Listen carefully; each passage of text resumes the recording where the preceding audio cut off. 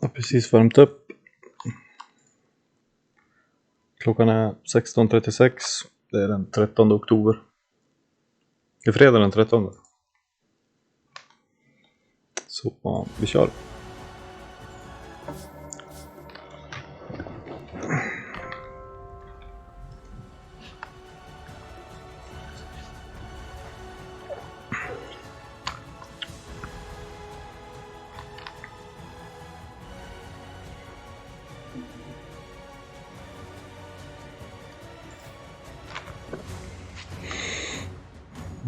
Ljudlös på telefonen. Så.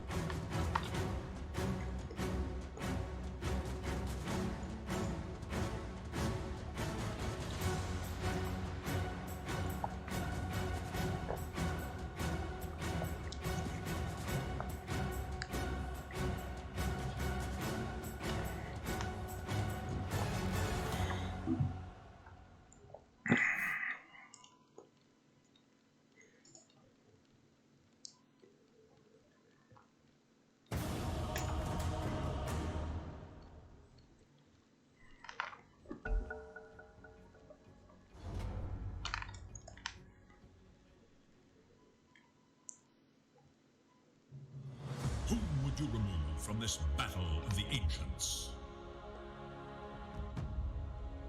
5 seconds remain.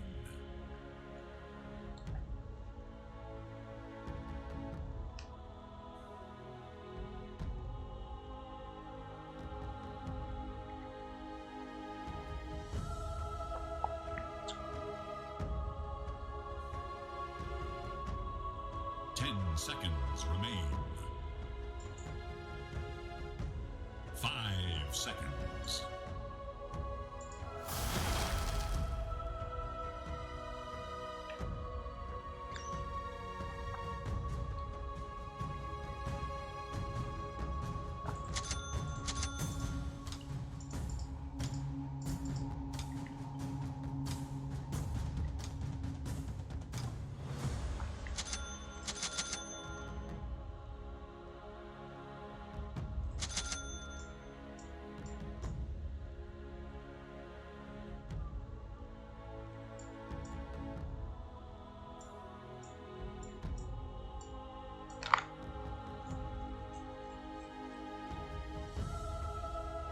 Synd att inte vi fick PL tillsammans med Grim. Det har varit big. Sven.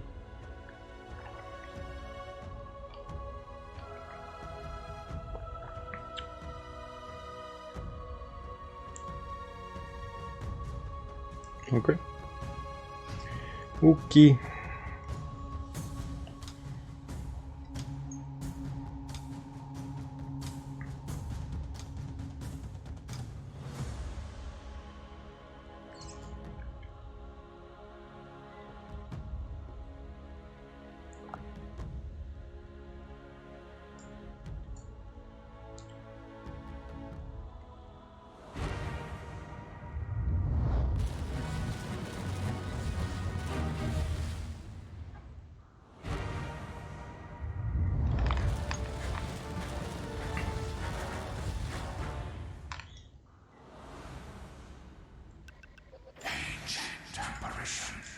The bag didn't even exist before I arrived.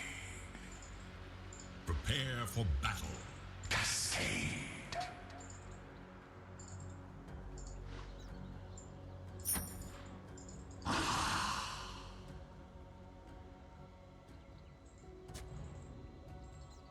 Bitterly.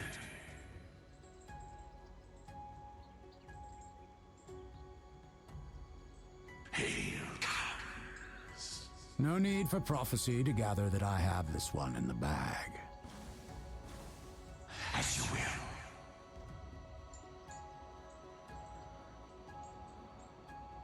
A dark sense.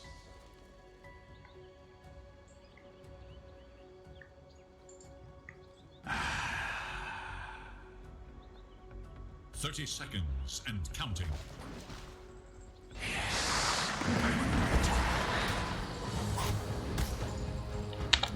This is the very definition There's blood from a deep cut notch. Red sap flows. Yes. Radiant versus Dire. Of course, sister. Time to break the ice.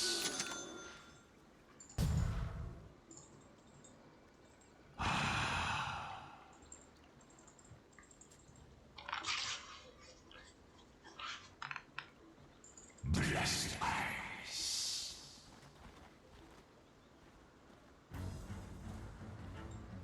As you require.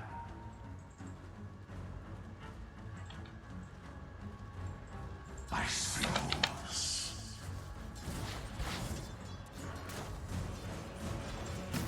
Of course.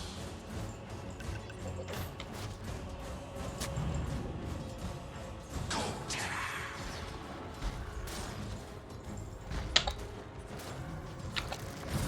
The spirit moves me.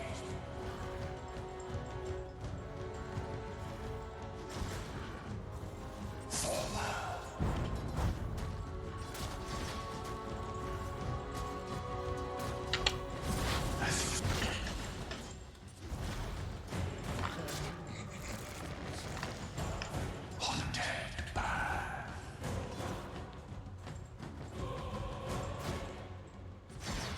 the spirit moves me.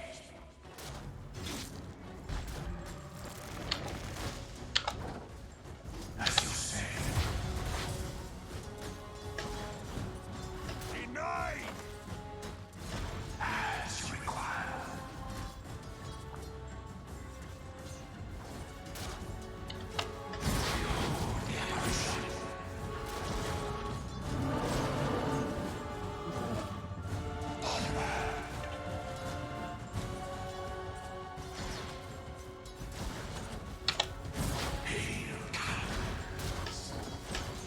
Han boots han död.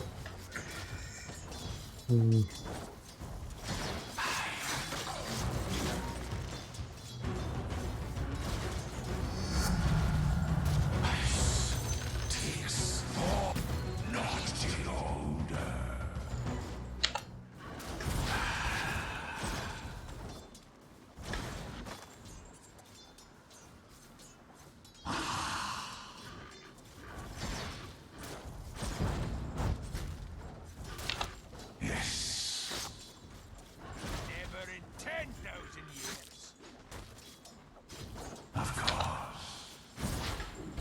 I'm under attack. Cascade.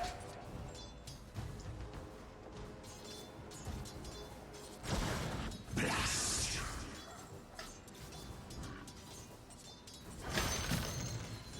Of course, sister.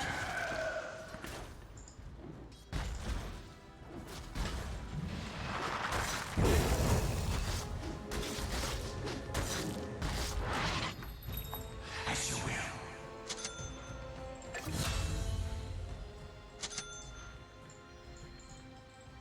Haunted by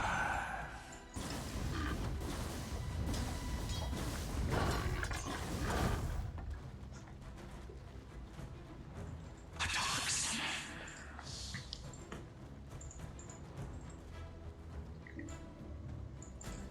Bitterly.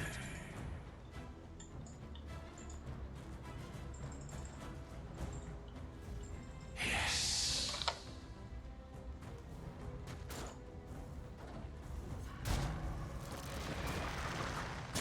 Blessed ice.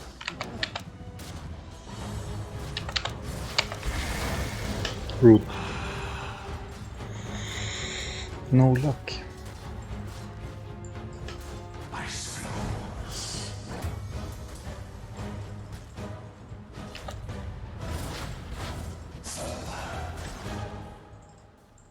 The dire glyph is now active.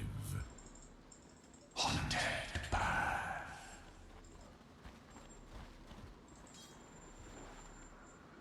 a cause disturbed. Dire's courier has been killed. Supply heat.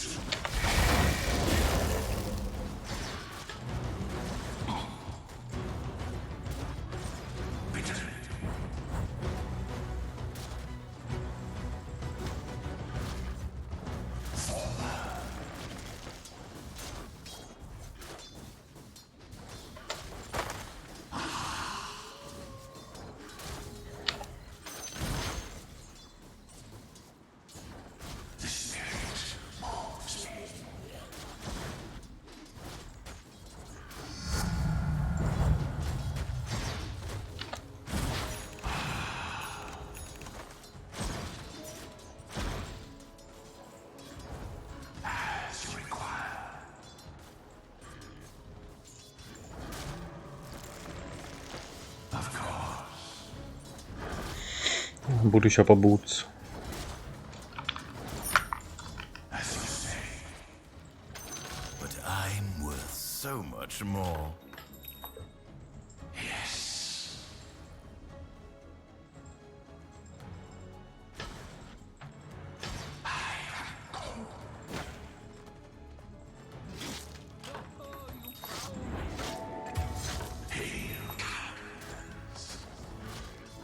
Your middle tower is defending itself.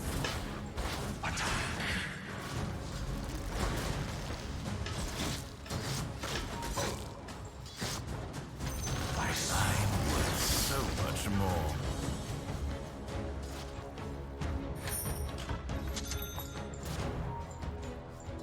Your middle tower is under attack. Killing spree! Don't combat this.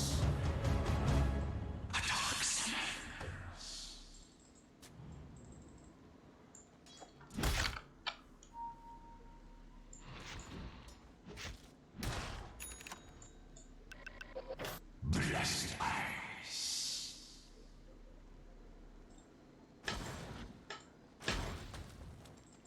As you will.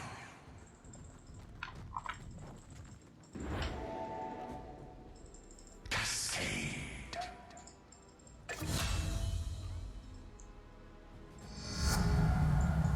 Onward.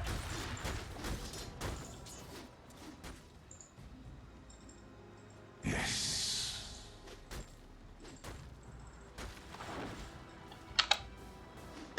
Hail comes.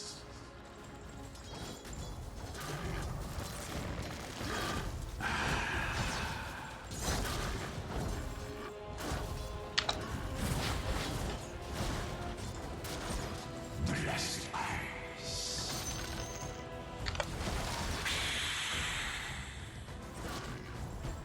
Eternity.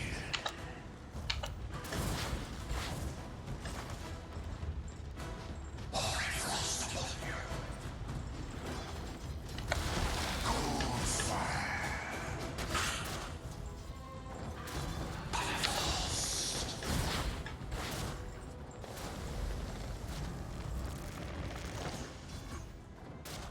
As you say.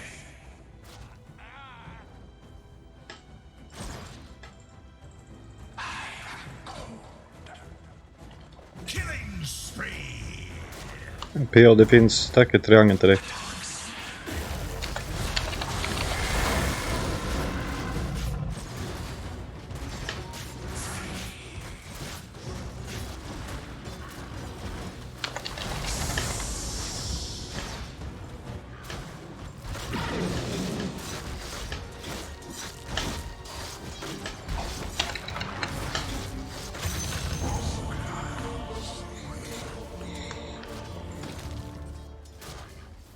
Dominating! Björnen kommer dö. It's a beautiful day to keep teaching you lessons.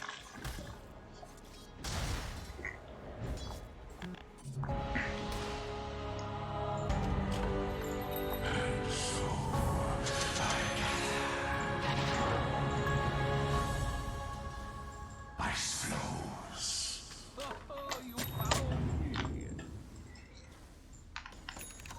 Ice fall.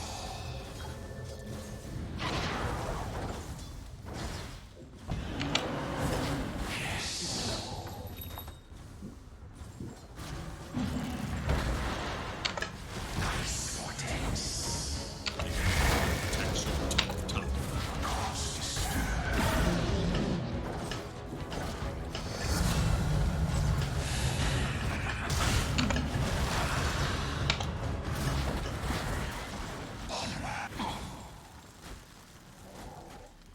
Your middle tower faces a terrible De har sett våran stack nu. now. Break you down. Let the light carry me away. Look to your top tower. As you require.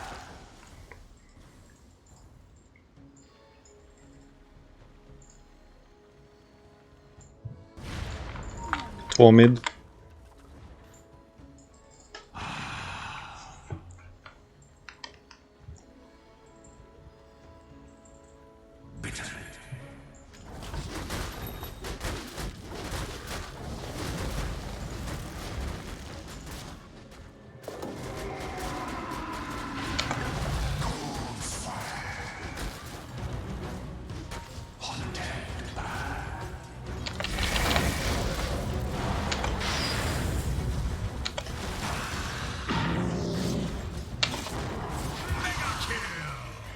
hot enough for you.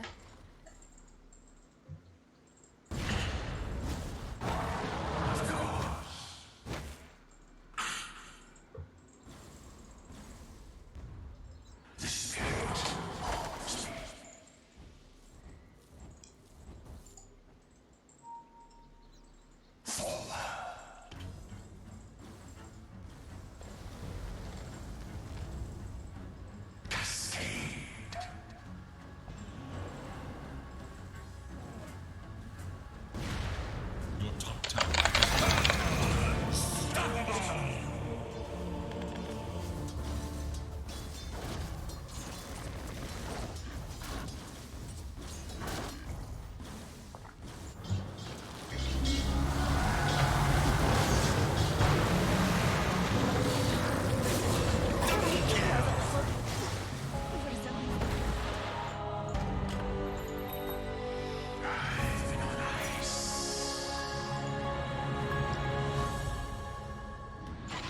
As you say.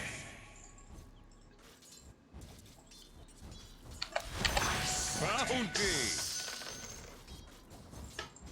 Bitterly. Back so soon.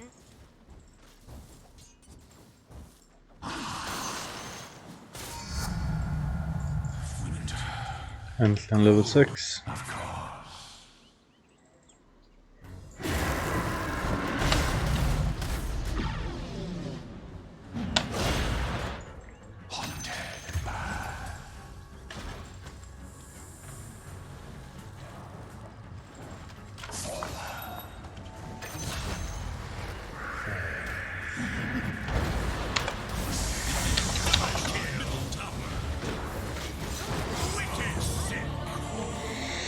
That wasn't too bright.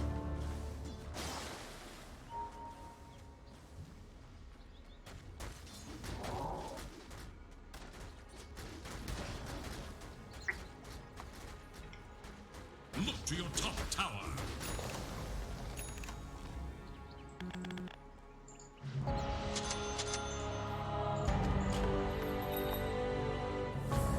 Your top tower is under attack.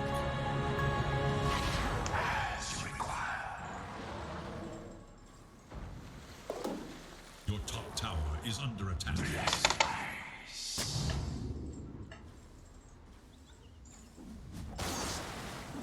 Hail comes.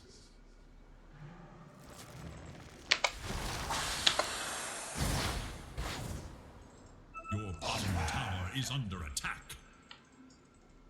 They seek an advantage. Lina invis. The spirit moves me.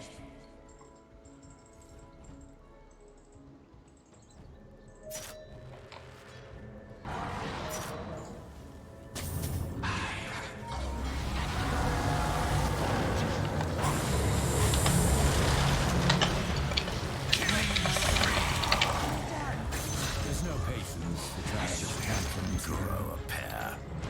Gå och cleara triangeln direkt när du får den där. Du går blöra och ta triangeln. Ja, B nu. Ja, bra. Jag fattar inte att du kom undan med det där. Det jag får ta triangeln nu kommer vara big.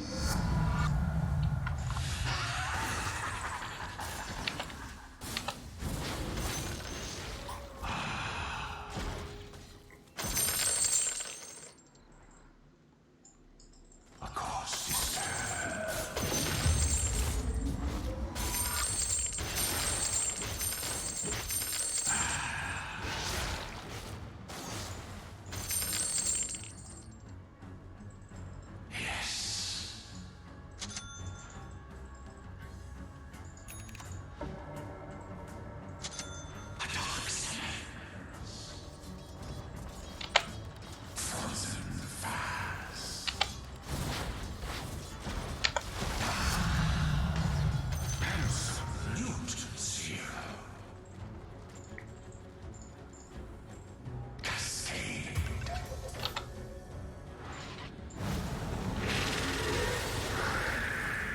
The enemy attacks your bottom tower.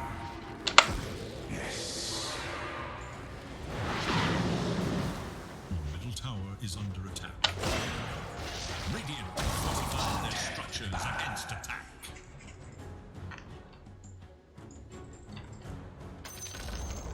Your bottom tower has been denied.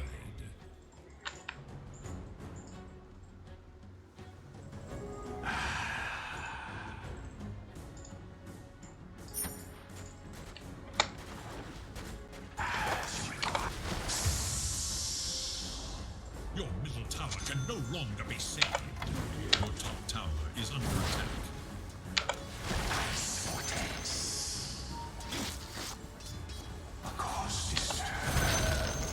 The enemy's bottom tower is double kill! Killing spree!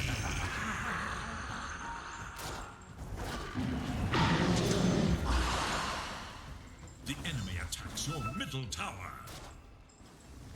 That which protects also requires protection.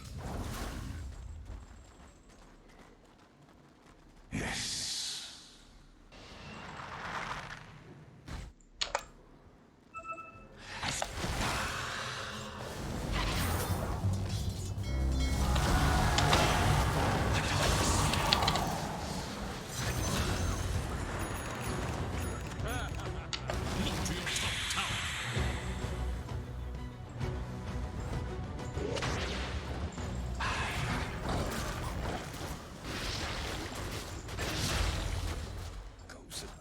Let's find your rigor mortis pose. Bra gjort.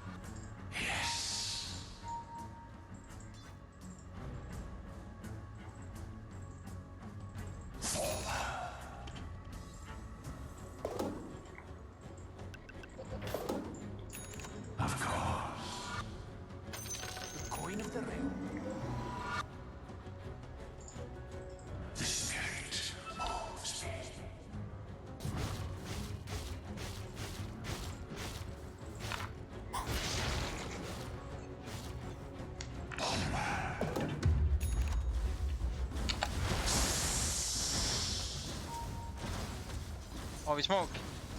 Smoke, kom. Plocka en.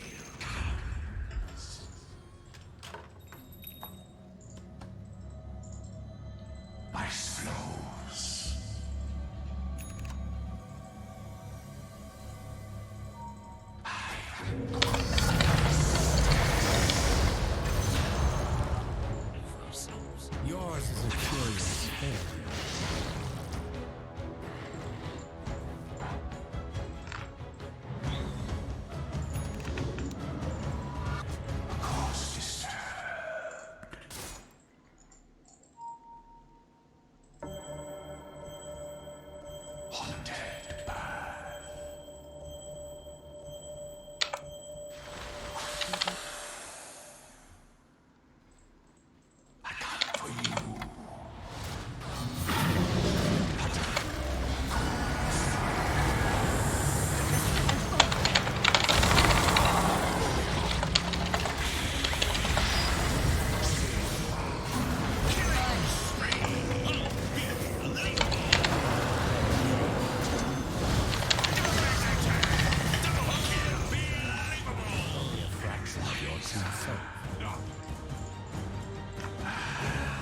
Så ja.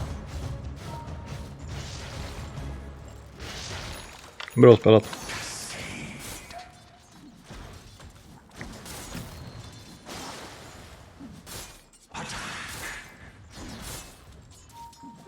Grace unseen. Mm.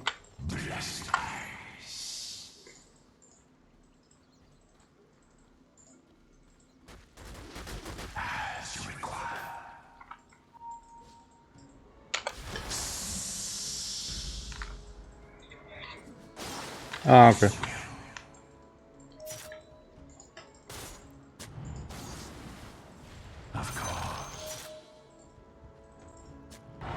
Oh. Bounty.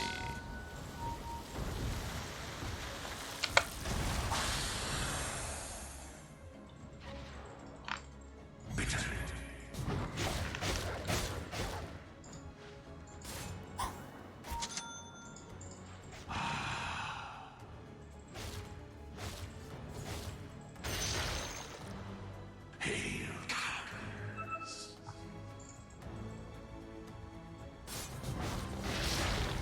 Yes. Your middle tower is under attack. As you say. Radiant's courier has been killed. All who step onto the battlefield risk this ultimate price.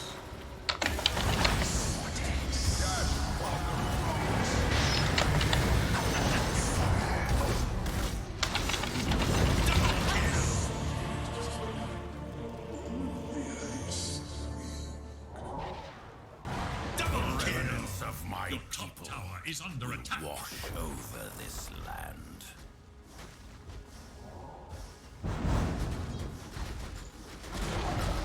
Your top tower has fallen. May it be the last. Your middle tower is under attack. Dire structures are fortified.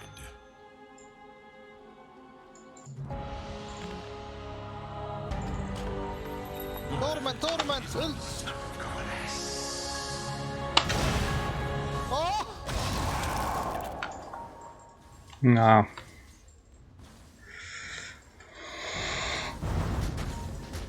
Det räcker inte. Your top tower is under attack. Killing spree! Long has that tower stood against the rising tide.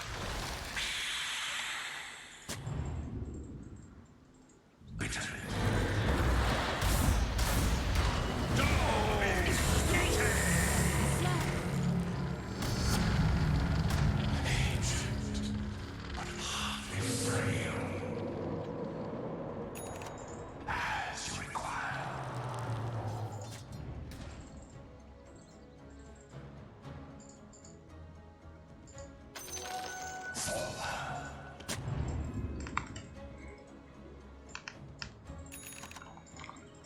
The spirit moves me.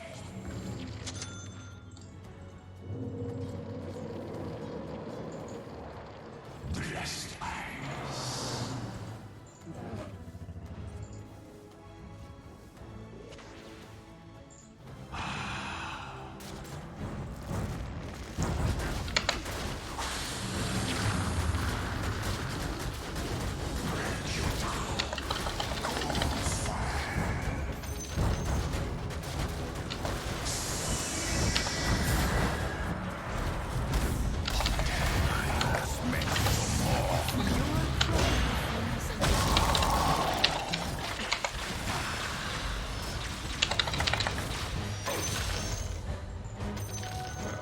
Bounty!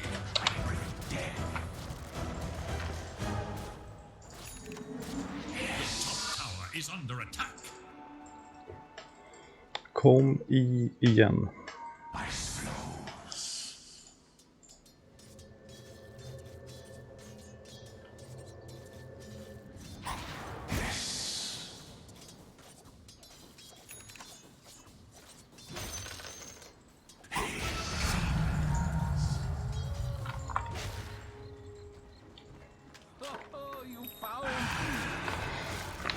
BKB snart på PA.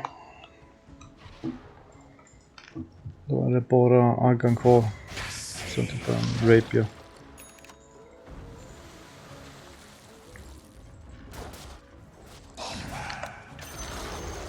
The enemy's top tower. Roche uppe. Skulle kunna köra. Ja, ta Roshan, go.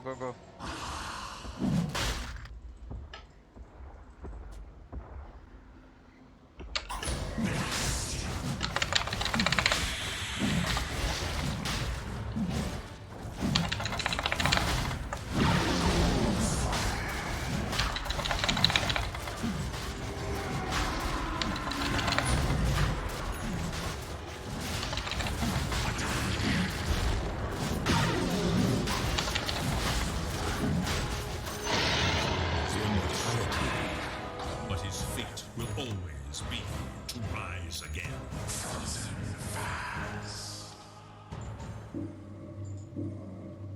A cause disturbed.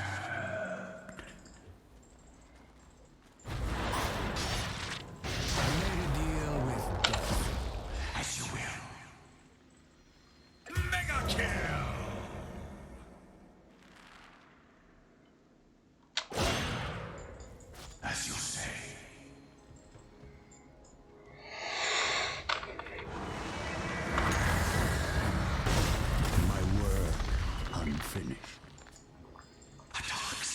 Ja, det var ingen bra ages. I alla fall. Your bottom tower is under attack. Where will the line be drawn? Your bottom tower is under attack.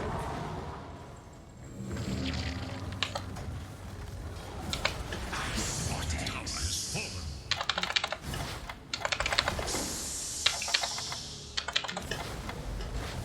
A cause disturbed.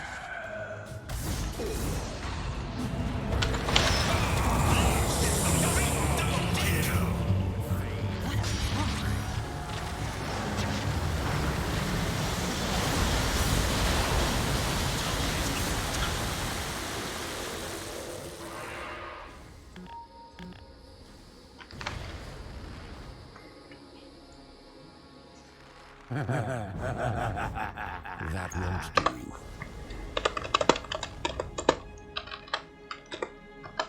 Your middle tower is under attack.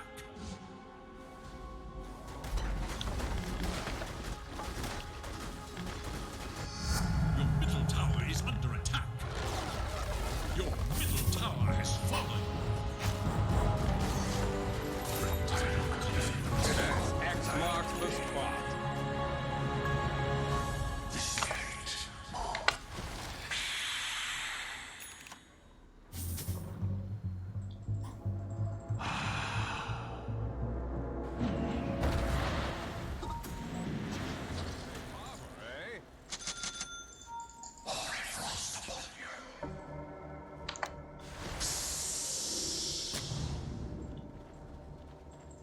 As you will.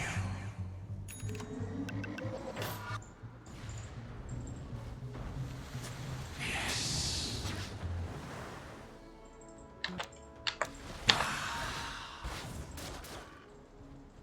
As you say.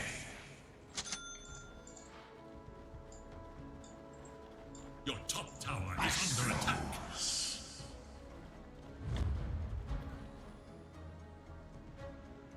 Bitter. Set loose the fog. Radiant's courier has been slain in cold blood. Your top tower is under attack.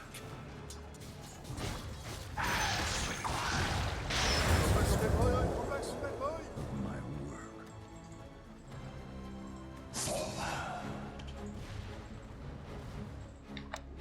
Ice vortex. Your top tower is under attack.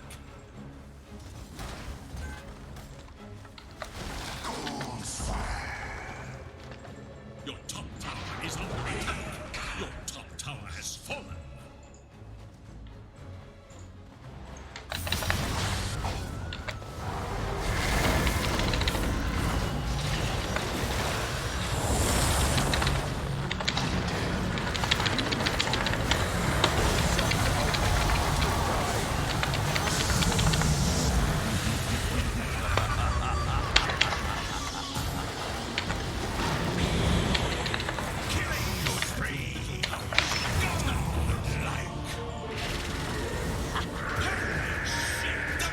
Hold your feet to the fire. Man never steps into the same city twice. Fortified.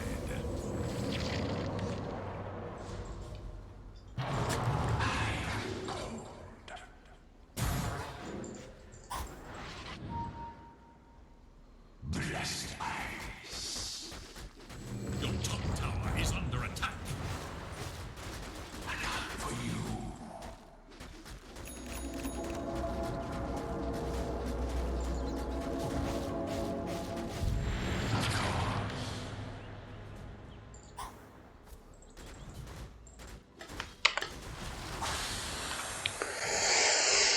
Tough game. Tufft game. Cascade.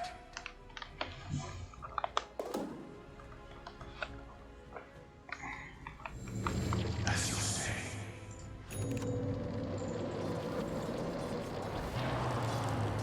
Hail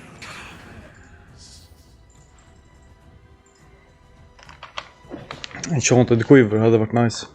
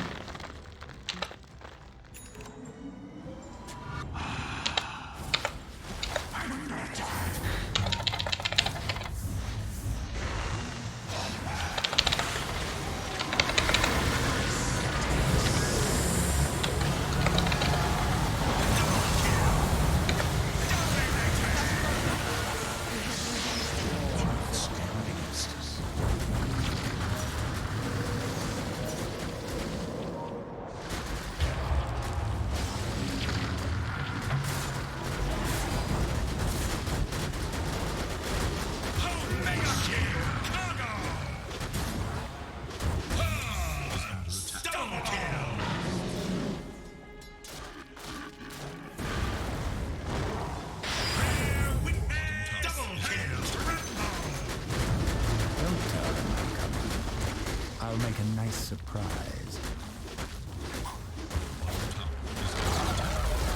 Bottom tower has fallen. Some sacrifices must be made. Bottom barracks are under attack.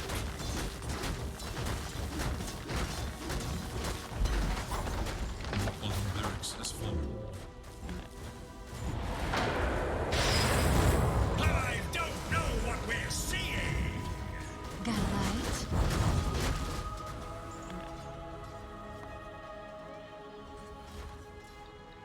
The masterful lock is now active.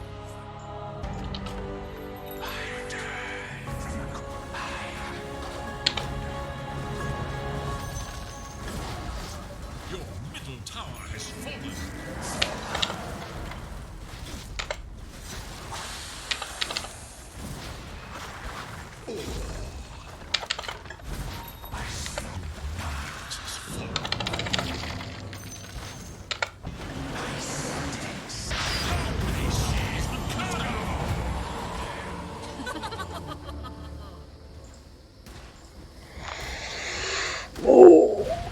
Your middle tower is Lina Saga är broken.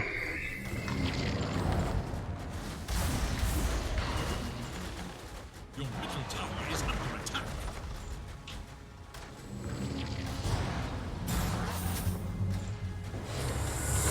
Your middle tower is under attack. Your middle tower has fallen. Middle tower has fallen. Ancient demands defense.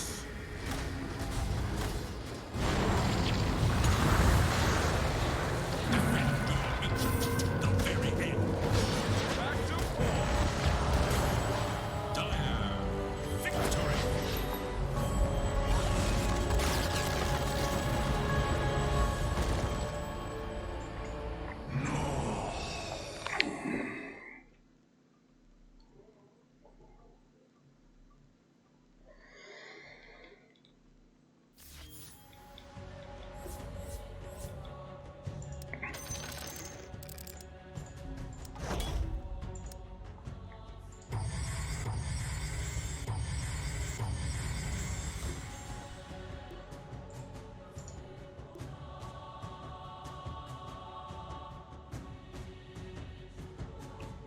Vi väntar tills de här är klara.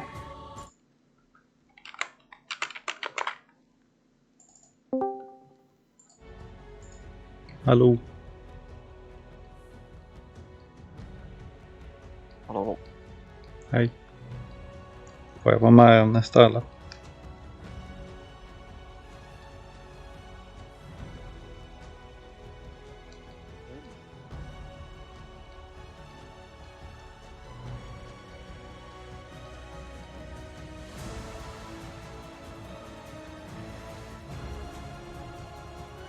Nu var dåliga de här.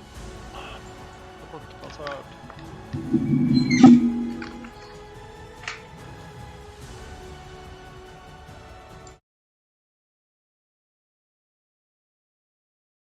Vad är det för ljud?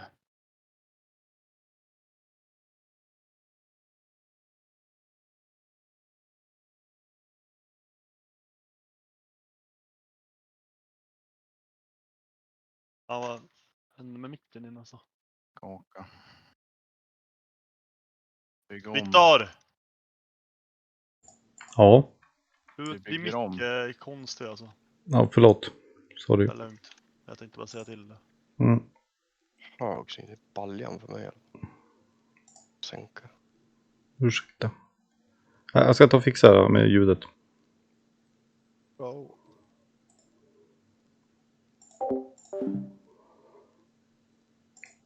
Nice, jag började fixa med micken så jag hade mutat på Twitch men inte i Discord.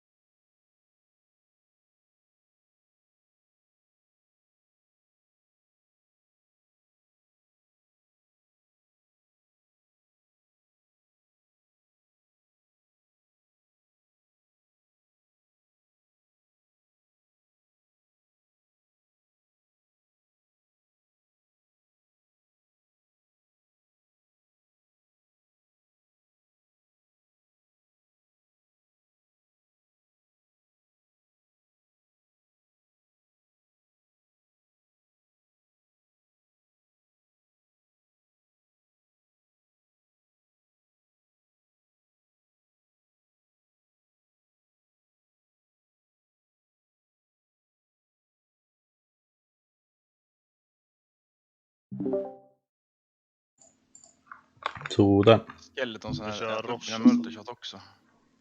Vi kör Roche alltså. Ja, ja. Försök att döda Puck Skyward om vi går alltså. Dö.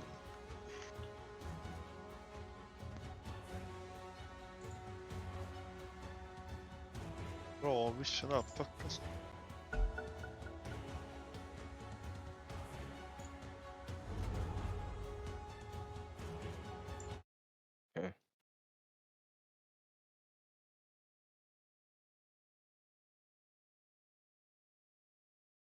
Nej.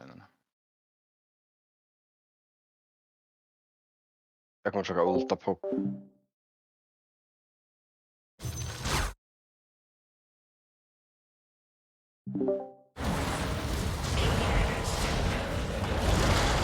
Tack.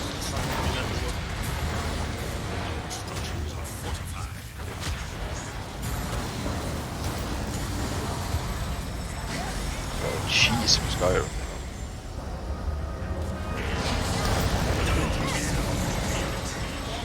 Kolla Prox jävla farm. Fortfarande ulti på linan, helt dum i huvudet. Kan de ha ulti kvar?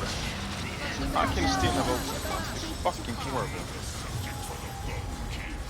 Är det portar de här jävla fittorna alltså.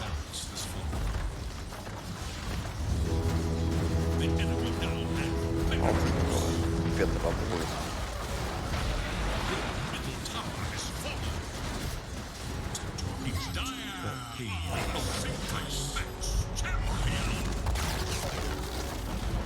Jävlar. Fittmove alltså.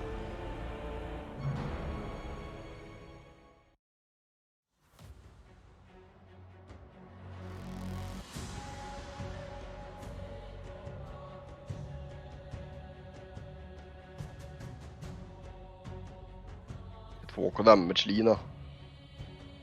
2K. Ja, nästan minst damage i laget. Ja, inte fan ska Treant vara så här nära tänkte jag.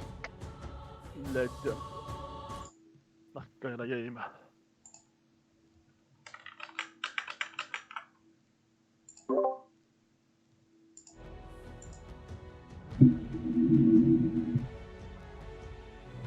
Jävligt skönt.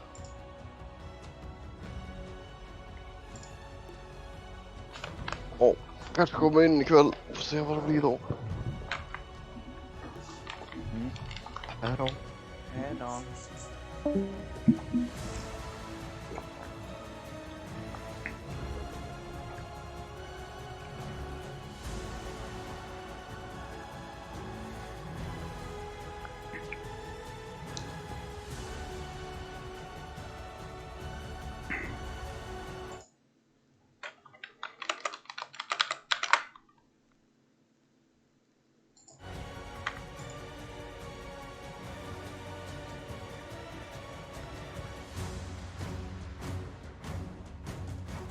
Och ska proffen börja spela om 30 min?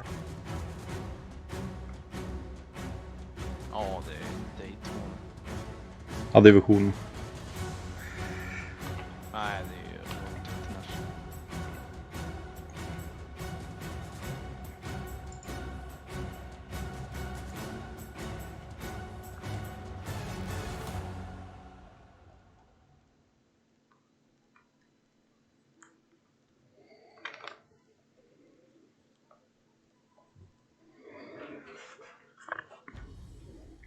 Vad ska ni spela?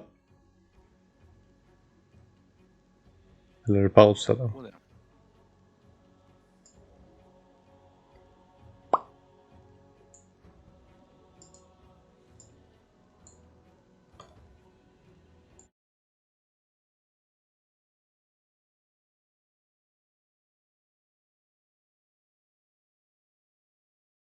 Harry är inne eller?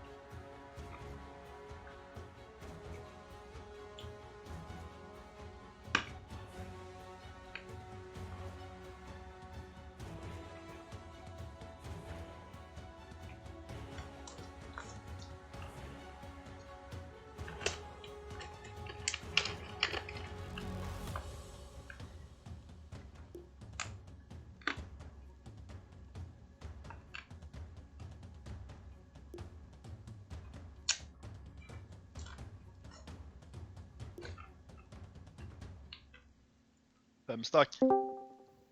Hallå? Tjenare. Vad var det du gör igen? Han skulle käka med morsan. Oj. Eller? Hallå.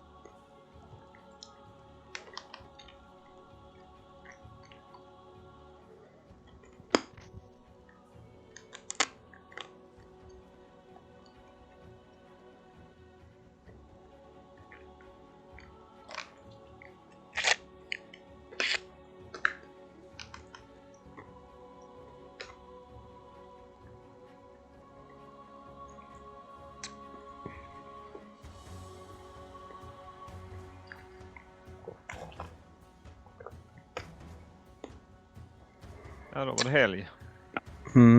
Härligt. Varför inte Ja, du ute och dricker öl med de andra pojkarna? Därför jag jobbar helger. Mm. Men jag Bra kan svar. dricka öl ändå. Nej, jag dricker inte öl heller på den delen. En stark sprit. Jag dricker alkohol typ 2 gånger om året. Och då jävlar dricker du ordentligt. Mm. Ja, det behöver jag inte. Jag blev full för ett glas vin. Så... Det är en av persen när jag har gjort den här operationen.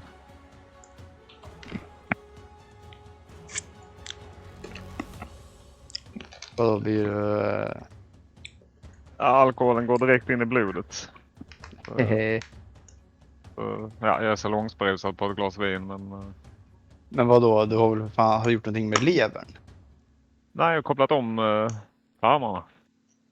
Jaha, Klippt av. ja, okej. Så det går från munnen direkt ut i blodomloppet. Ja, det är så jävla gött. Men det är minus när man äter något sött. För då mår jag illa direkt för sockret går direkt in i blodet. Mm. Då kan jag inte frossa i godis. Det är sedge. Ja.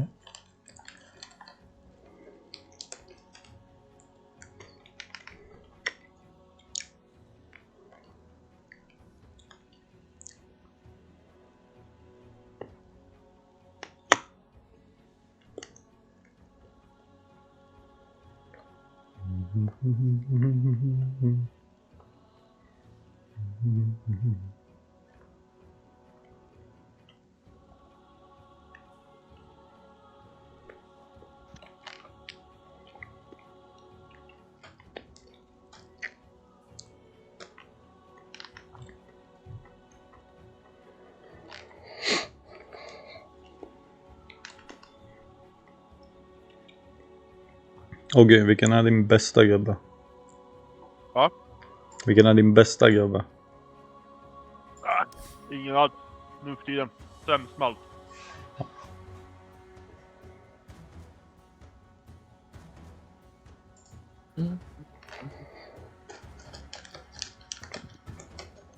Man är så kallad washed up. Mm. Uppspolad. Ja. En gång hade man lite grann att komma med, nu är man bara en jävla kuck där ute. Hur går det med Camilla? Camilla? Det är hon som frågar vad du gjorde. Jaha. Åh du. Jag svarade inte så.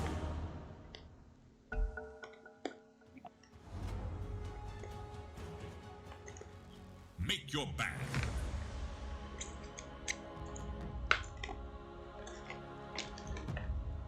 Five seconds remain.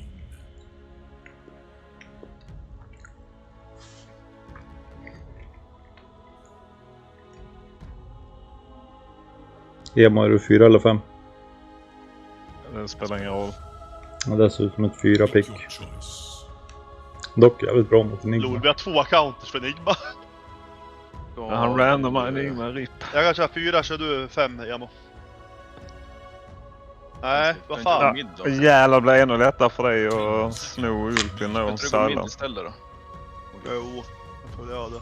Jag hade tänkt på 4 men jag såg inte att... Jag tänkte inte på att åka men han kör ju bara 5. Not all remain. Jag kan spela en Phoenix dåligt Jag har red. haft någon stund alltså. Skickar det Slapp på någon det. stund alltså. Skickar på det. Tänk att du är 3 nu.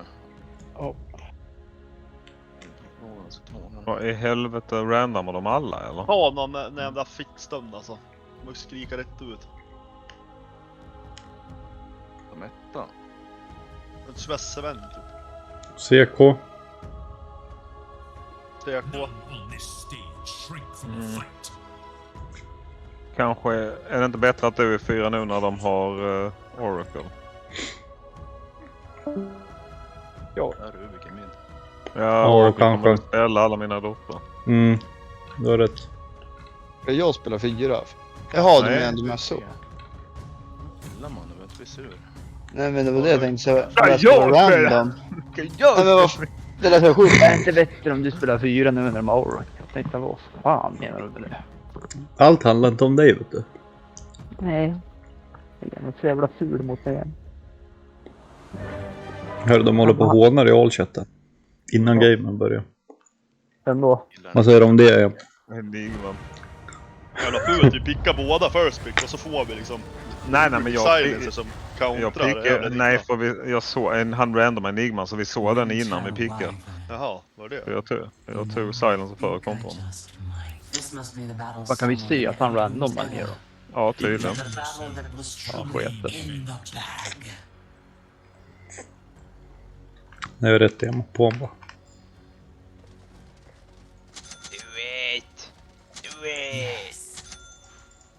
Oh, what must be done, Lord Vader? Nörd, det är ju han som randomar.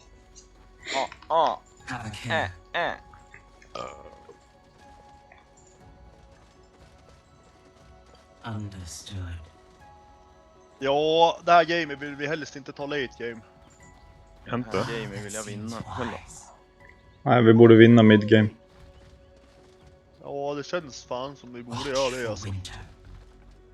Fan ta oss om vi inte gör det. Just 30 seconds now. Ja, då har vi det tufft framför oss. As pressure Då har ni inte gjort carpe diem i alla fall. remain true.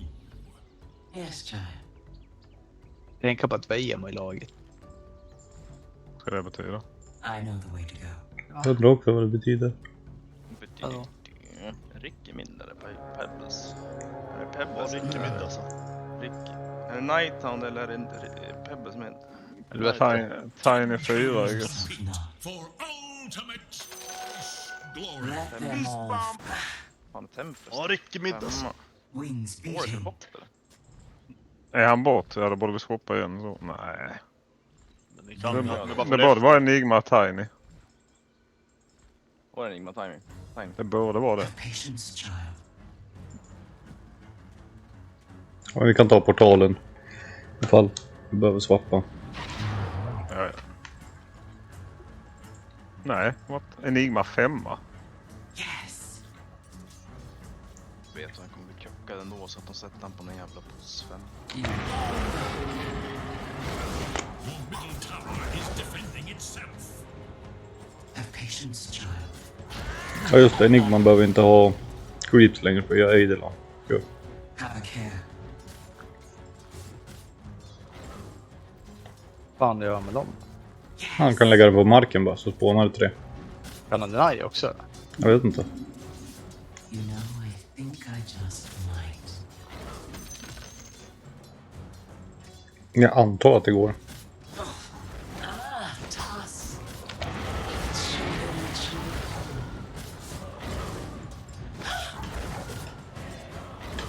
Yes, child.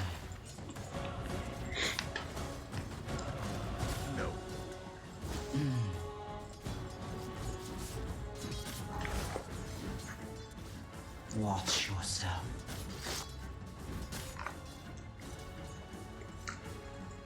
Ah, that seems wise.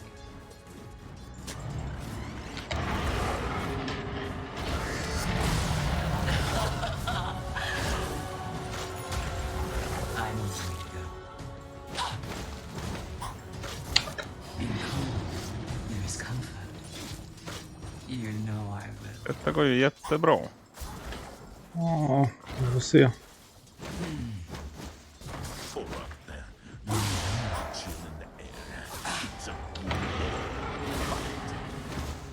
Watch for winter. Fan vad de här jävla gubbarna skjuter alltså. Ja. Åh nej. Fan. Ja, det bara kan få typ 2 kills. Kanske. Jävla vildvikt de är. Ja, de är ju ultraaggressiva. Jag doppar så. Jag har ingen mana.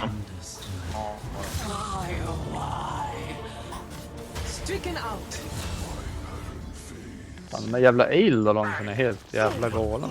Så jävla ont. Jag ser mig hinna stärka. Har de aldrig slut eller vad är det här? Skjut på en jävla skitorn.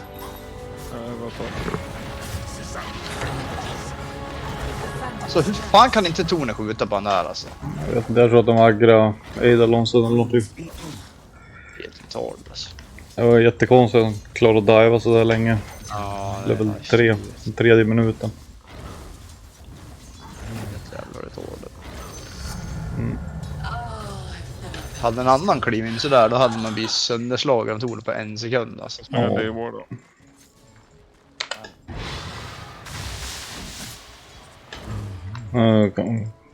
På min Ice Blast kan vi börja ta bort de här Eidalons. Ja. You know I will. Var det någon som spydde i munnen? Watch yourself. Ja. Nej. Okej, gilla. Have patience, child.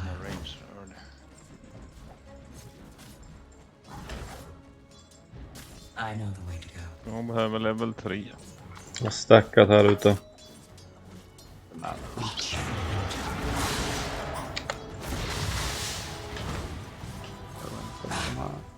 Your top tower is under Wings attack. beating. They seek an advantage. Understood.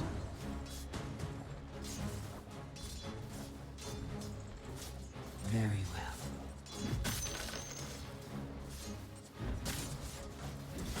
A wyvern's blood. Cold winds. Nej, jag ska göra det nu. Det var blockat. Have a care. Jag stackar nu. Not enough mana. Yes, child. Jag har ingen kul lane att spela på. You know, I think I just... Alltså is där. Jag har blivit ganska stark alltså. Okej. Yes. Men det är, man vet inte riktigt när man vågar köra på den där alltså. Jag pullar nu. Ah, that's...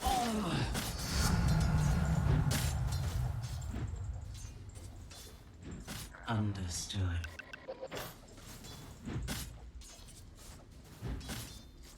Yes.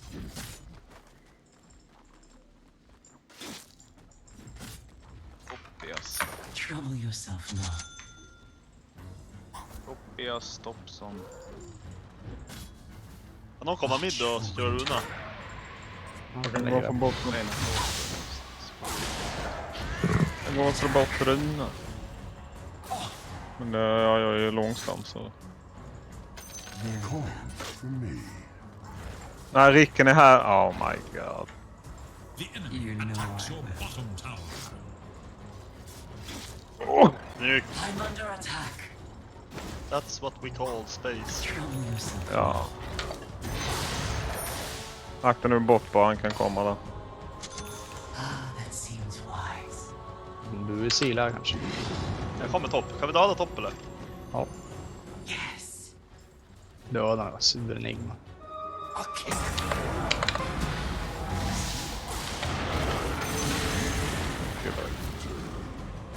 I'll not be trifled. Ta den här loot som du vill. Yes. Radiant's courier has been killed. Your middle tower faces a terrible test. That which protects also requires protection. Miss Ricky. Jag är X-bruna nu. Miss Ricky. Gå och ta X-beruna. Gör det.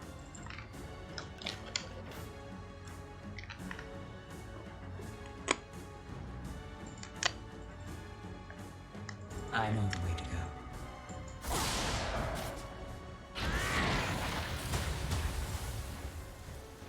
Have patience, child. Nej. Ja, tango till dem. Yes, child. Snowball. Det är det. Nej! Wings Fuck. beating. Jag ser det, jag la honom förut. Out of mana.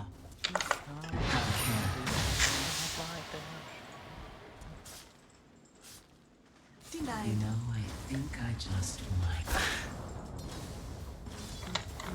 Dire have fortified their Det structure. de hinner pulla till dig. Kommer ut där. Watch yourself. Top tower. Nej.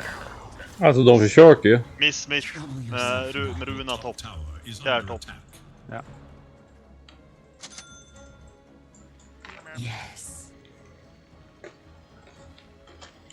Jag Där är ute topp nu. alltså. You Tillbaks mid, va? That's a stony silence.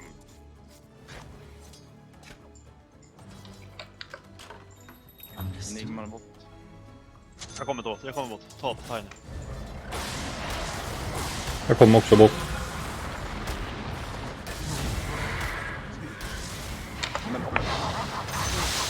I'm under attack. Haha. Haha, lol. Wings Jag är beating. Lucian, jävlar. Visst kommer det Bounties på 9, va? Ja. I know the way to go. Gud, att jag spelade Dota hela mitt liv. That should help. You know, I think I just The enemy might. Jag har ju attacks hört. your middle tower. Och shield runa i mid. Watch yourself.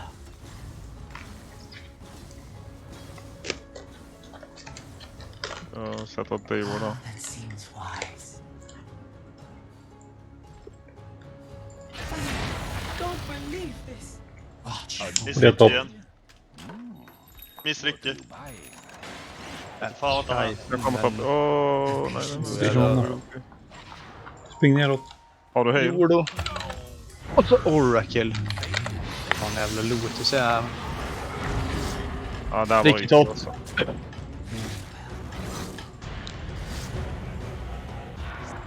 Kommer.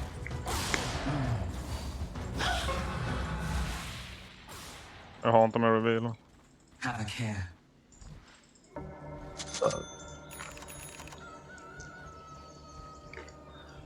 Tiondelade min.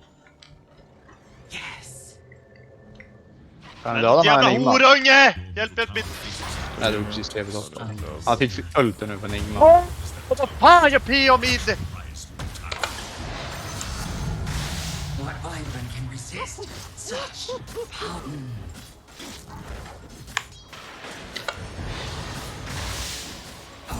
Det hade P.O. alltså. Jag har 26 på TP. Rikke springer mot topp också. Jag är utom 5. Heta topp då alltså. Jag försöker samla typ till palm topp då. Ricky, hur är den här? Jag har ingenting bara. Ta Ricky.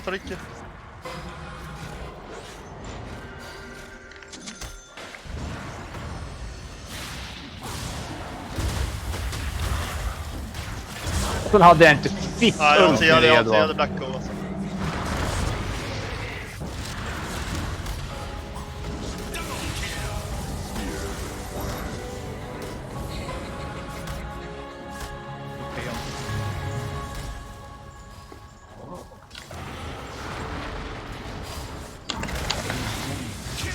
Nej, jag hinner inte ta ut mina ben. Ja! Jävla bra! Ja! The coldness great. Ja! Ja! Delicious. Grattis killar. Bra spelat. Mitt Nej, HP jag där lägger alltså. nu för bara stå och slå så då är jag jävla beast. Have Åh, patience. kör typ Silver Edge Heart och skit sen bara så kommer du ha DG-game. I know the way to go. Jag vill köpa Glimmers och 4 steps på sportsen, alltså det kommer Ja. så jävla value det här gamet, alltså vi måste ha Jag på sig. bygger force. Jag bygger glimmer då. force, eller jag kör E-blade.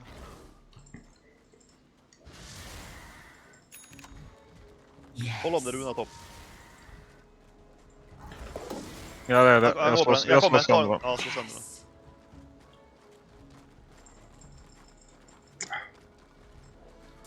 That seems wise. Jag dödar den jävla fiskbjörn igen eller? Jag är inte global. Här kan du röra dig hit. Han är hård. Han står dock i sin jävla skitgrej.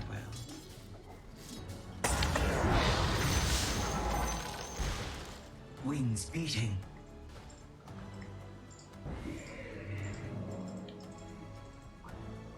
Understood.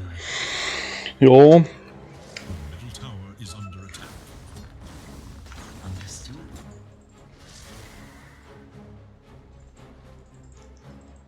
Watch for Tower faces a terrible. The Hest's bottom tower has been demolished.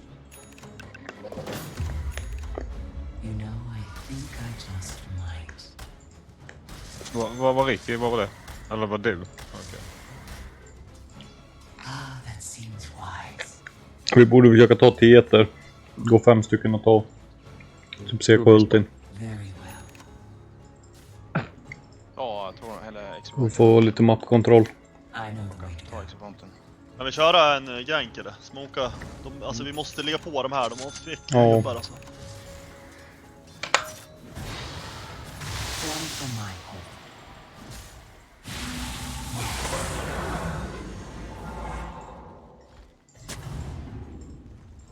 Yes.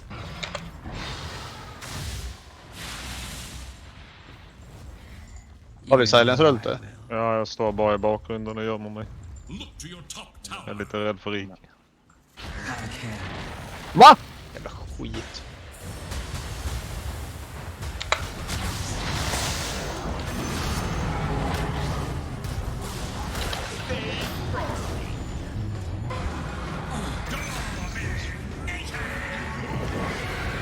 Är det på min tur? Beating.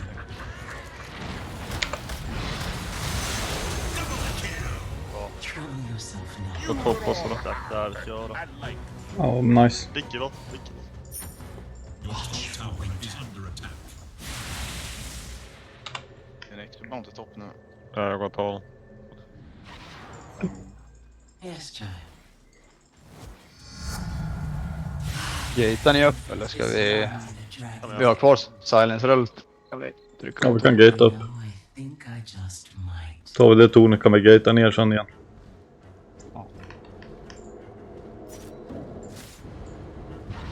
Freeze where you are.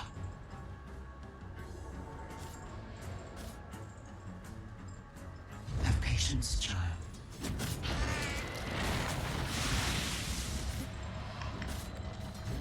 Understood.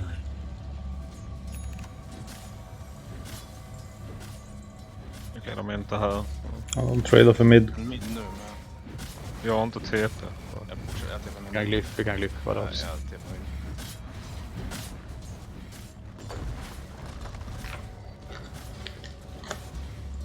Ja, diffusen på. Watch yourself. LOL. Fan, ja, vad är de? Fan.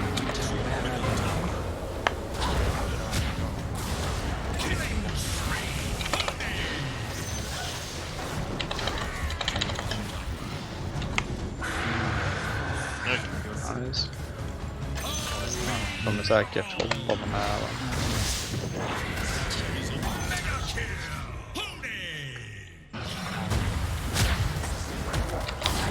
Ja, men visst är det. Visst. Vågar vi fortsätta pusha?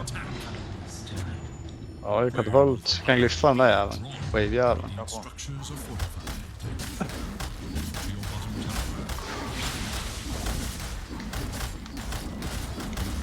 Jag får honom bra långt. Nice. Ja, vi måste göra det alltså. Vi får inte ge dem här för mycket. Alltså Ricky PO är piss weak early. Ja. Kan inte göra någonting med Ricky vill silence ju rult gå heller och med att ta... jobba. Skår man 5 mot Ricky, då har han ingenting alltså. Jag kommer gå en lite charge. The enemy attacks attacks your bottom tower. One side comes to regret this. Det finns inga centers att köpa typ. Is under attack. Nej, och en dust på mig. Dust och smoke. Nej, typ köra. Vi borde då ta Ja, det är mid. triangel alltså. Okej. Vi borde ta mid och sen bot så vi kan ta Tormenton i samband med botpush. Ja, det tror Det är jag. riktigt alltså. Ja, alltså jag har en jävla burst med Gimblade nu. Oracle, vänta, är du med? Ja, nu.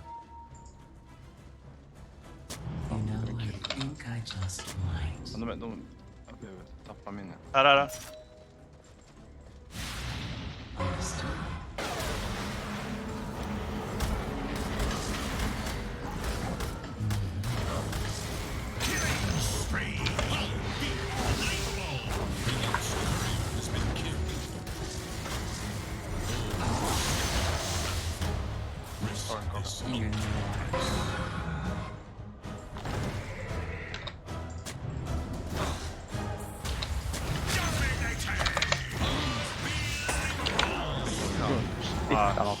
Jag bara pushar nu då, det ligger man i. To your bottom tower. Ta in nu. Han där. Måste stoppa tornen. Ja, bot nu då. Look to your top tower. Nej, Gimblade. The Eller jag enemy's säger middle Avalanche. tower can withstand no more. Are you okay? I know the way to go. Behöver du bot eller runor på botten så finns det en bounty här.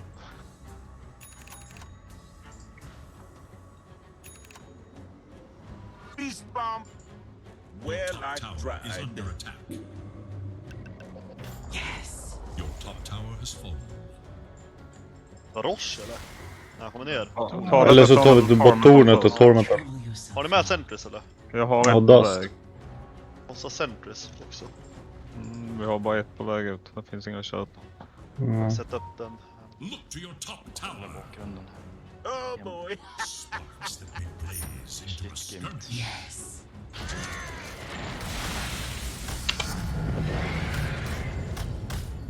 Understood.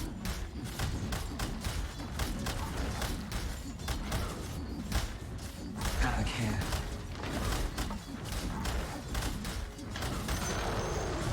Have patience. Vilken jävla timing grabbar.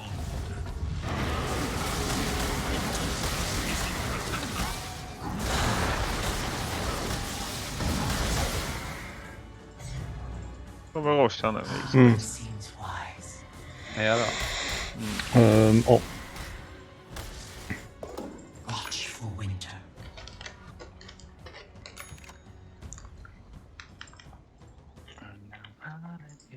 Understood.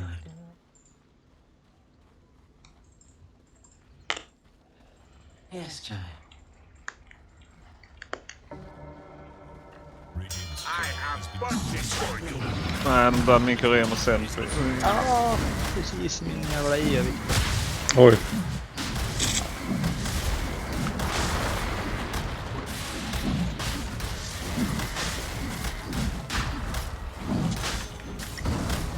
Öka till high ground. Ja, fan. Fan ska jag ha den? Jag tar den. Ja, nu. Du går på high ground. Och sen regga lite först. Eller? Jag kollar. Heala upp. Jag kan ta en healer vilket skit i backa. Vi vill inte att de ska skaffa BKB alltså. Så det är...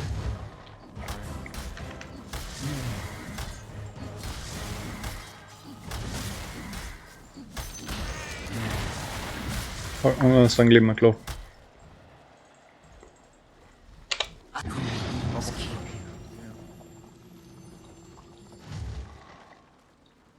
Kom igen nu, jag ska inte slå upp. Har vi en Sentry eller? Nej, min kurer dog. 2 dust har jag på mig. Ja, Persson, Dust, ja Dust. Så. Nu är jag glyft nu va? Your top tower is under attack. Lol. Ja, han är ju död. Koppligt där. Ja, men skojar inte.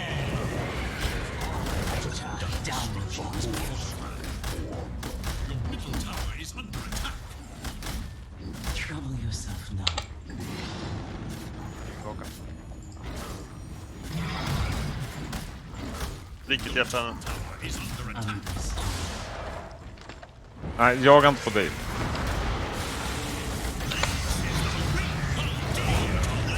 Buyback. Kan vi ta tornen där? Så man kan stå där.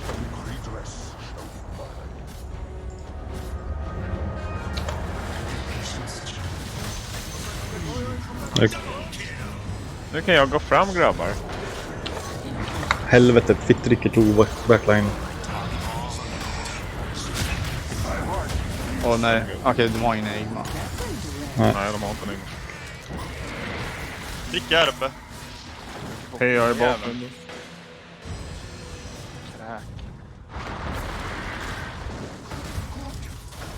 Och inget duster här på lane. Kan ni släcka den här? Jag är död. Men det är inga center så... Fan alltså! Vi möts! Fitta, vad irriterande. Vad ska du göra? Det finns inga att köpa mer. Min grev var död.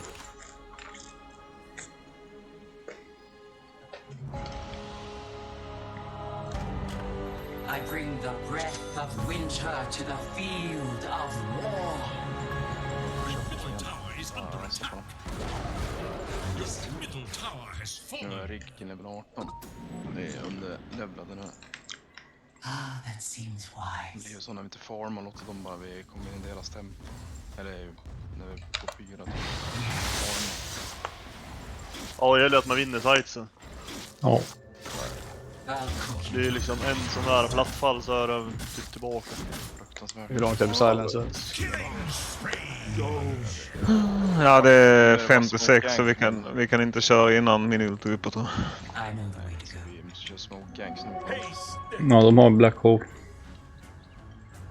Det är inte problemet nu, det är deras carry som är problemet.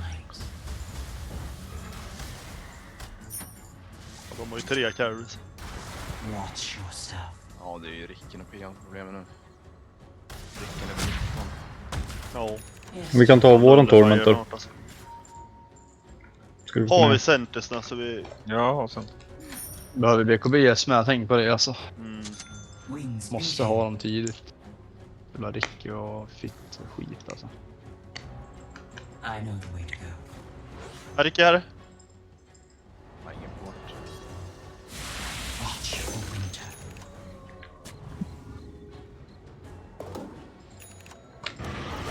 Kan vi ta dem Ja, här? nej, vi måste ha allihop.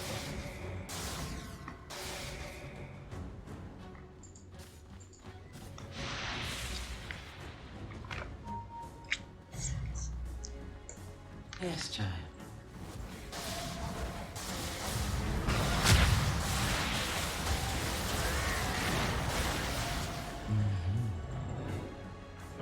Vi borde fortsätta med boll. Vi måste ha raxen då. Alltså, jag tror inte vi kan gå det nu. Nej, men vi kommer inte farma ikapp dem. Nej, men vi smokar upp här i mitten och så kör vi en till bot. Vänta på nästa rush. Yes.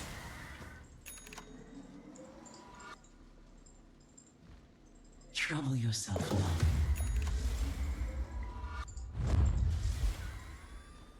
Har vi lite wards som kan skicka ut på väg. Jag kan gärna inte winter så jag måste hålla mig bak. Dör jag så...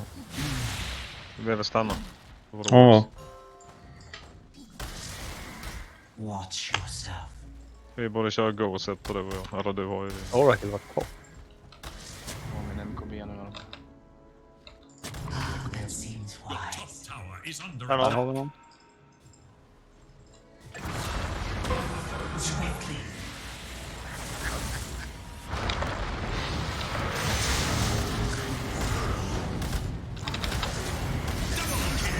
Bra, nu kör vi mitten. Nu har vi slut på Senders nu igen. Ja. Jag tror. Jag la en där nere och en här uppe. Jag gav 2 center. Your top tower is under attack. Structures are fortified. Se om det var fucking ryting. Har vi global eller? Ja.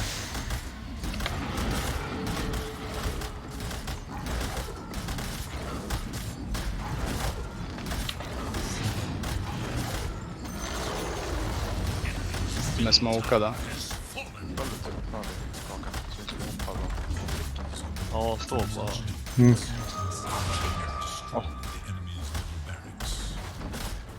Vilket upp. Nej. Nice. Vilken kommer nu?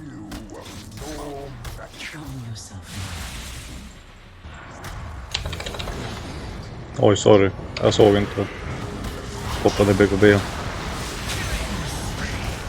9 minuter vill. Nej, här är det alltså. Snyggt. Lull. Giga Horse då. Giga Horse. Helvete. Ja, det är så jävla nice. Clean. Ta Snyggt en, spelat. jag vill inte köra Jim. Jag vill inte spela den En grejen. är lite, det är optimistiskt. På axeln. Ska verkligen gå igen. Då får fan 3 döda, carries. Vi kör nu. Enigma kommer gå ut och köra global nu, eller? Ja, jag vet. Första svarta hålet. Mm. Är det svarta Det är så bara hål? global direkt alltså. Du buffar inte mina loosen alltså. Jag är inte det. Alltså kan man spela.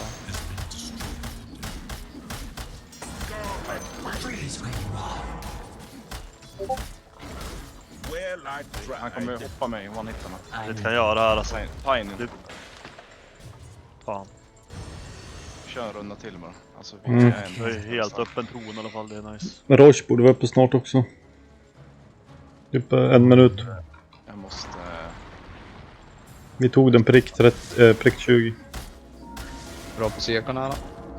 Dolage. Illusion runa. Bra på CK. Och deras tormentor kommer vi också kunna ta vid 20 Jag min. bottlar om du vill, Logge.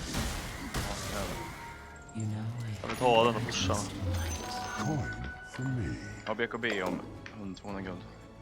Jag smyger hem och reggar lite. Ja, Rochen kommer ner om 30 sekunder nu. Så. Ja, den har inte spawnat än. Den kommer nu vid... Nej, jag har inte tagit 10-2 item alltså. Och deras tormentor kommer också spawna.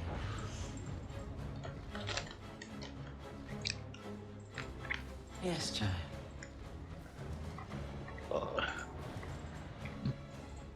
Yes.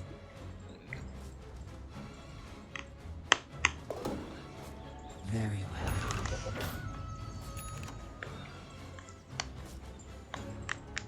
In a frozen blast.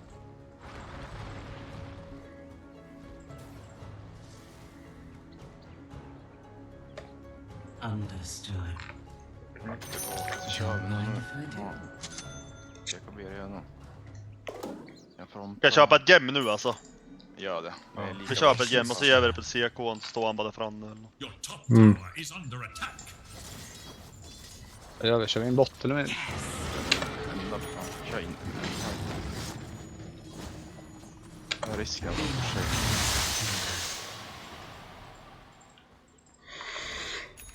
vill du köra bot? Vad vill du göra?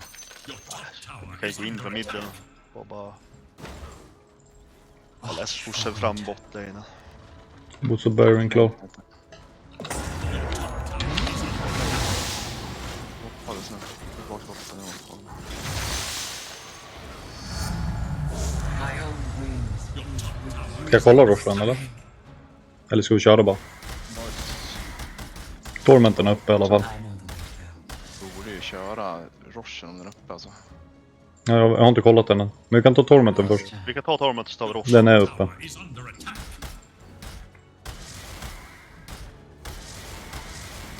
Och det är någon carry som kommer få den så det är bra. Där på silencer.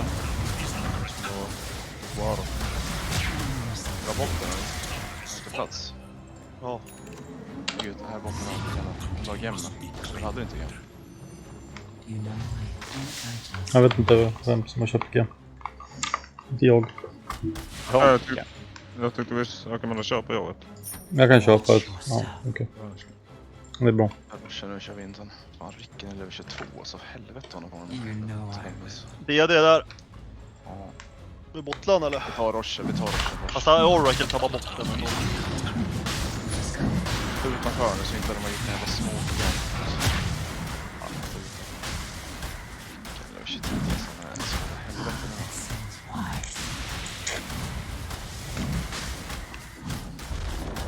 Kanske slår ut. Tar du kisen nu? Jag kan dra.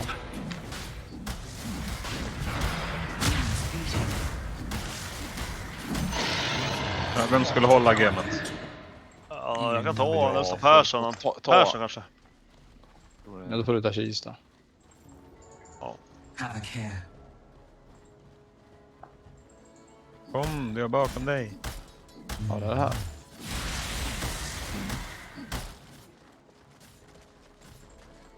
That seems wise. Har du smokes på oss? Ja. Nej. Han har Aggan en Daedalus på Ricky så han hoppar in. Jag skulle vilja dra en smoke nu på dem. Kan vi göra det? Tower is under attack. Understood. Hoppa in min. You know, I just might. Breakades. Ricken är här. Var är Ja, gön? det är Pia, men det är det. Ja, det är Pia. det. Ja, det var vaktat. Han bara tappar. Pusha in. Ja, alltså han smäller. Tower is under attack.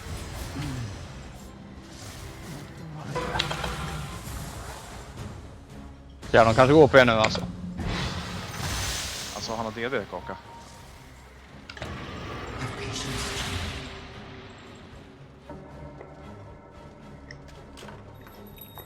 Yes, child. Rick pusha. Forsa dem att backa med push. Yes.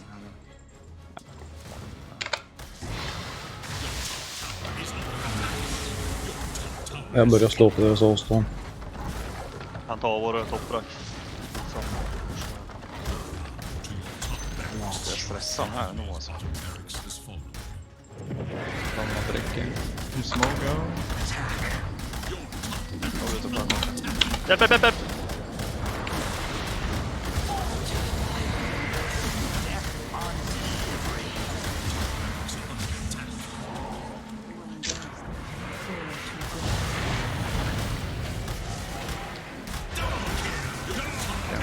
Nej, jag tror jag solka. Ja, nu dör jag. Enigma lämnar till mig. Pia hoppade mig. Fitta. Barracks are under attack.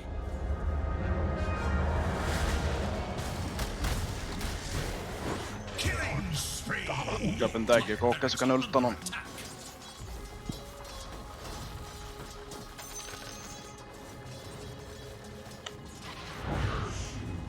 Mm. Nej. Radiant's courier Fitta has alltså. been killed. Abandon my friends to a world without winter. My gem.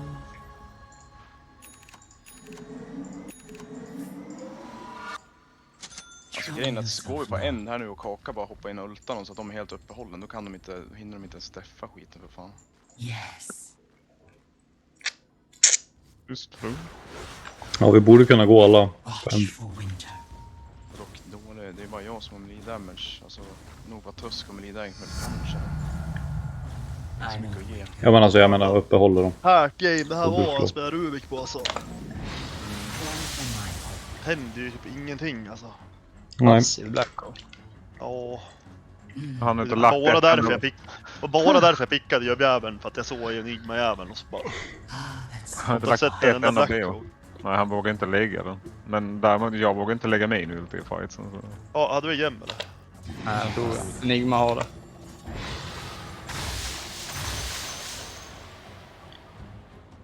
Understood. Jag har 100 spänn från Dagger. Look now to your Ja, barracks. Ricky eller som så. Det är bara Elus. You know I will. Problemet är att han kan gå in och röta sola oss nu. Jävla kräk. Ja, jag ska ha en Aeon Disc. You know, I think I just might. Ja, han har inte Nullifier, så skaffa Aeon Disc. Men ja, så borde någon skaffa det upp. Hej, jag håller på med Nullifier.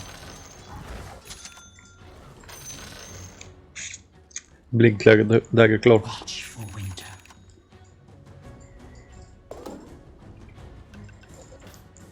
Yes. Ja, vad gör vi nu då? Ja, vi kan ta våran Tormentor. Här Ricky! Ja. Trouble yourself now. Jag har bara dust. Ja, där. Ja nu.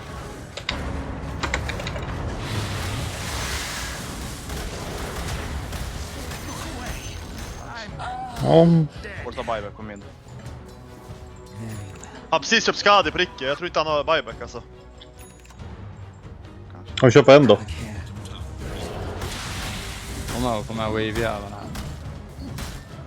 Lägger mig en smoke bakom. Han har precis köpt skade alltså. Har en center nu då? Ja. Your bottom tower is under attack. Ja, jag gillar inte. Du var långt bak på dig så här.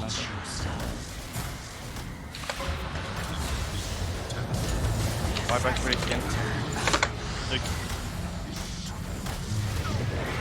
Fy fan man klappar alltså.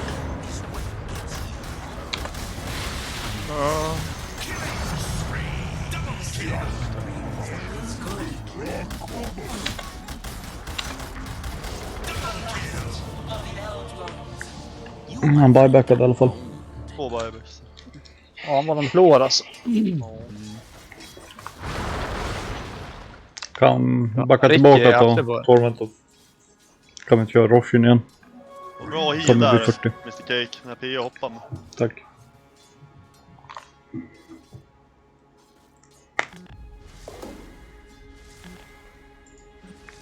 Ricken är på jakt.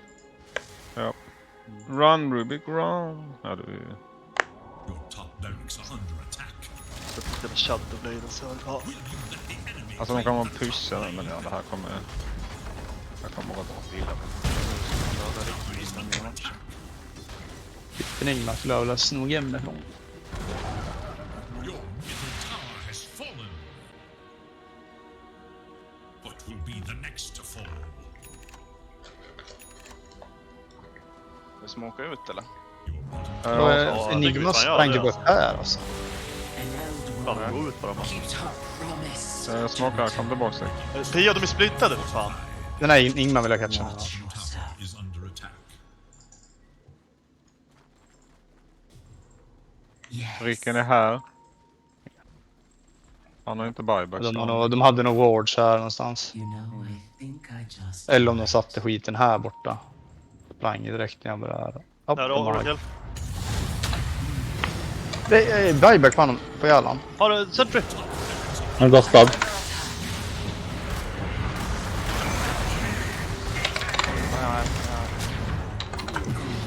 Kian här. Black hole. Black hole. Nej, han är inte stor. Jag håller PA. Genom BKB. Rick är på mig. Ja, en silent.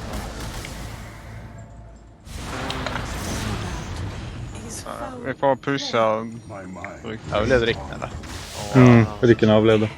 Ja, jag har gemme här. De 4 döda. Får sno den jävla fitta cool alltså. Vi borde kunna köra nu. Vi får fortfarande öppen tron. Minst 2 dieback. Hej stopp. Ja, jag får den. Innan vi fick Vi har jävla massa creeps ändå alltså. Ja. Har vi CK-ulti? Ja. Pian har ju buyback 100%. Det kommer bli shit tror jag.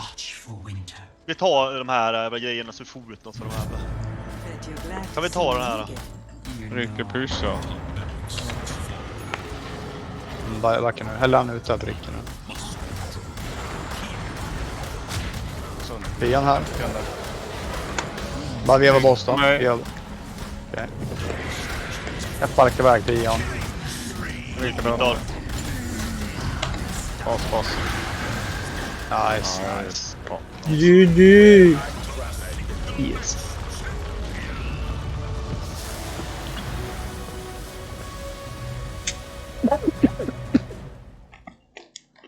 Råttstrategi man. Råttpizstraff. Jag har lovat att spela med en polare så ni får... Va?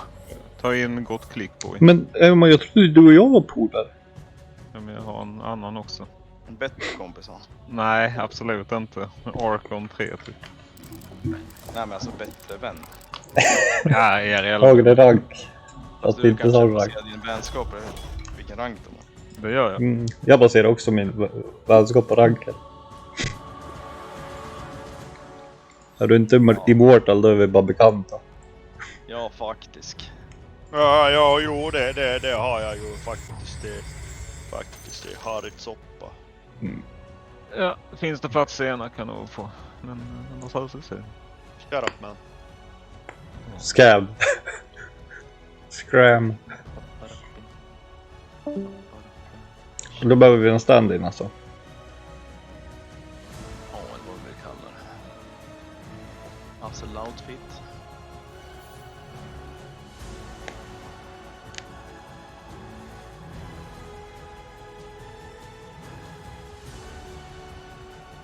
Hur mycket ska ni ha för att ta anabola? Vad menar du? Ja, men alltså börja använda anabola. Jag skulle nog nästan... Får jag betalt för det? Ja, men ja. Knullad av en man hellre än anabola. Jag undrar bara hur rädd ni är för det. Alltså om ni skulle göra det för prispengar eller bara, ja, fan, jag ska göra det. Nej, det är bara avstånd från. Samma här då. Det är så jävla alltså grejen är det är så jävla vanligt att folk tar det där. Jag har aldrig förstått det där. Vad fan man verkar vill ha det där för så. Ja, men fan. Jag känner flera stycken som har det. Tydligen. Nu har jag ingen aning men. Tydligen så ska det ha typ. Ja, jag vet inte. Antidepressiv effekt. Och ta det där. Vad sa du? Du ska få typ antidepressiv effekt av det. Jo, alltså att du mår bra. Ja, exakt. Jo, du känner dig pigg och fräsch och jo, men det är det. oändlig med styrka. Grejen är och... att en längre tids användande av det. Det tror jag inte är något bra alltså. Nej, det tror jag det finns studier om. Jag menar, du mår ju bra när du tar kokain. Du mår ju bra när du tar antidepressiva alltså. Men det finns ju en baksida på allt det där också. Ja, det är klart. Nej, jag tror inte det är värt det alltså. Jag tror inte. Det känns ju som att det är så jävla många filmstjärnor som tar skiten. Ja, men det förstår jag för att de vill väl bli de vill inte spendera 100 timmar i gymmet. Nej, så är det. Latmaskan. Alltid tar Det är också ett bra ord. Latgrisar. Ja, men att de vill bara ha genvägar. Snabb jävla success. Men sen är det väl också att man kommer väl till nivåer som man inte kanske hade tagit sig utan steroider. Ja, så är det. Fan. Men typ så här folk som börjar träna typ 1 år. Men jag menar, det är ju inte många som tar skulle typ anabola och sånt där. Någon som har tränat 10 år börjar ta det, då skulle man ju bara, ja, men han kanske brinner för det här. Han är så jävla livlig. Han vill göra det. Ja. Men jag tycker det är liksom så här. Jag brukar ta lite anabola över Dota-karriären. Jag ska protestera. Jo. Bara få riktig damp till slå sönder allt.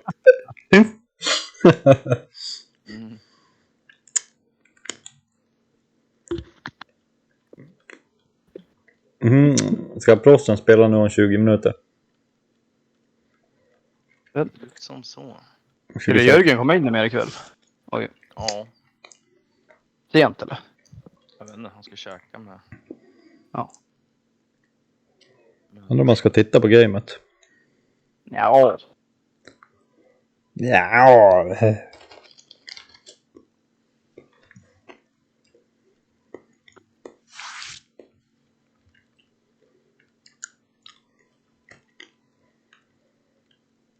Ska jag slå inget samtal?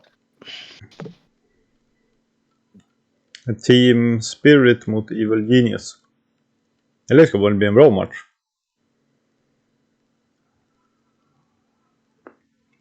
Ingen ska kommentera.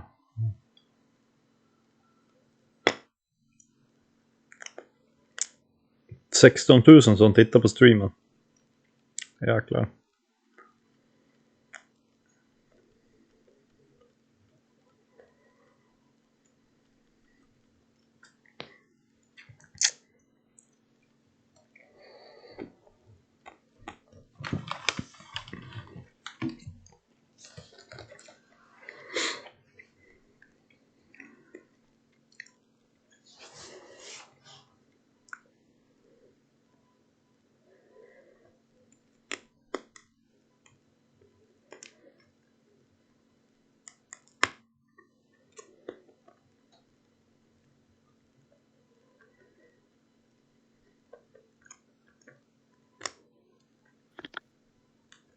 Tobbe kanske med.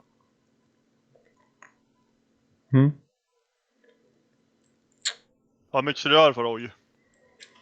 Oj, många miljoner. Många miljoner alltså. Det beror på hur länge också. Jag ska kunna testa Så att det ska på hålla på typ några år med det. Så det blir så här riktigt stor jävla gris. Fan, då är det mycket pengar. Om du bara skulle hålla på en kur då. Alltså. En så här typ, ja men typ 3 månader på relativt låg dos. I så fall skulle jag vilja träffa 200% dos. Nej, du måste ju ta det från en jävla rysslabb. Du har ingen aning vad fan du håller på med.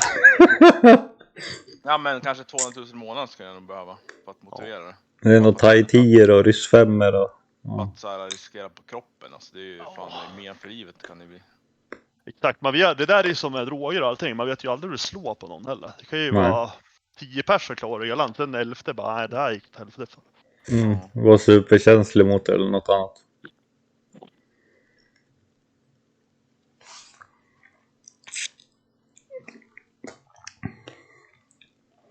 Någon Ivan nere i laboratoriet lyckades spilla i fel kemikalier typ. Polackdoktor typ. Ja, polackdoktorn hade fel. Han bara, men det blev lite gult istället för vitt, men det gör säkert inget. Bara purify upp det så skickar jag iväg det.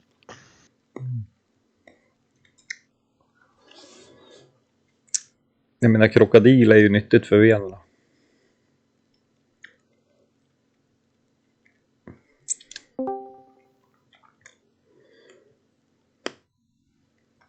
Är det nere koordinaten? Kom precis ner när vi loggade in. Jag menar, det är 10 i match om 20 minuter. Det är klart att servrarna måste strula.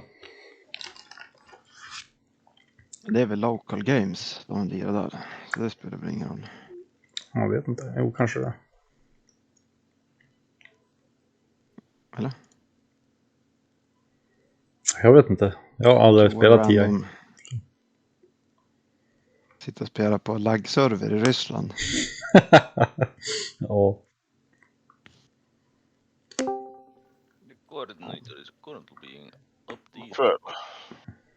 Tjener. Hur går det? Ja. Ja. Ja, det går bra. Det går bra. Tjuset. Jag tänkte, vi skulle spela en match nu, men kan vi köra en rackare sen om du vill. Låter bra det. Nu startar jag fel spel till mig. Jag ska ändå köra en CS-match med grabbarna. Jajamän. Jag kör Dota sen. Ja.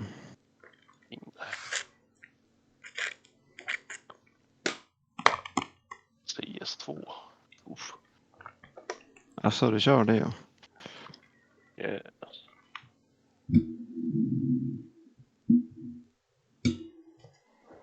Ja, men hörs på sen då. Jag hörs sen. Hej då, hej. Tjo.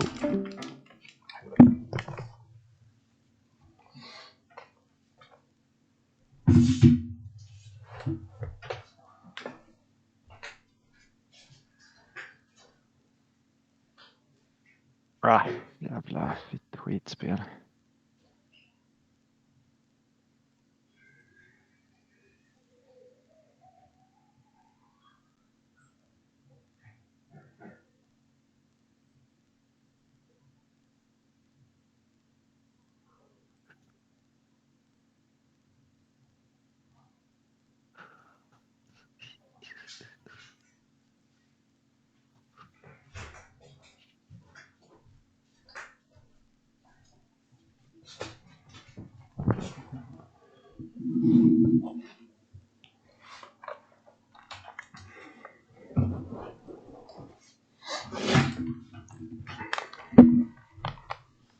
Koordinaten öppen.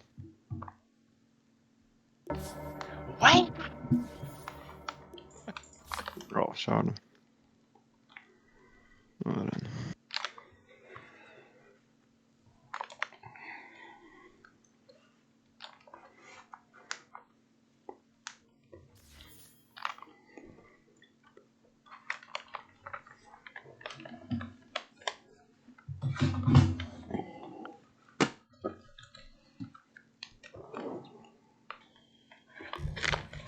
Ja, då söker vi den.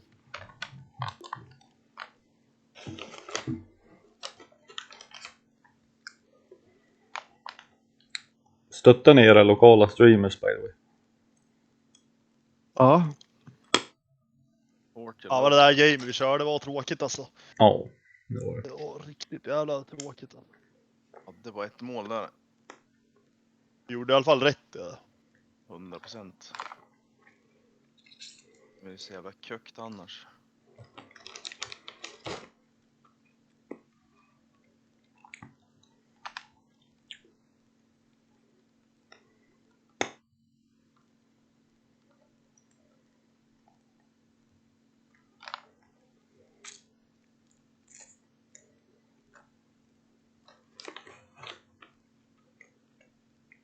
Cancella sökningen.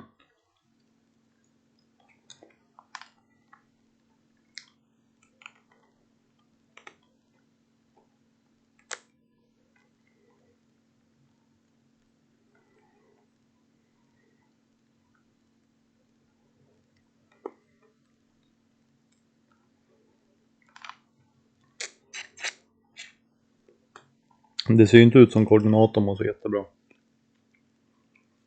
Ja, jag fick pop, ja. Ja, jag har inte fått någonting. Gör det. Alltså det har inte kommit upp, men det är som att det har poppat. Ja, det är inte för mig alltså. Jag ser ingenting, ja.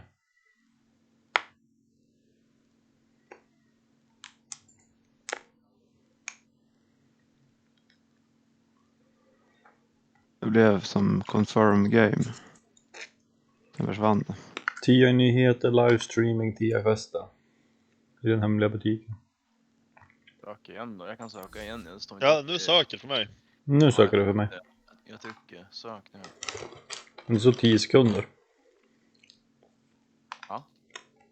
Det står att vi har sökt. Söker vi nu alltså i typ 15 sek. Ja, Men jag tryckte samma. igång 20. för 20 sekunder sedan.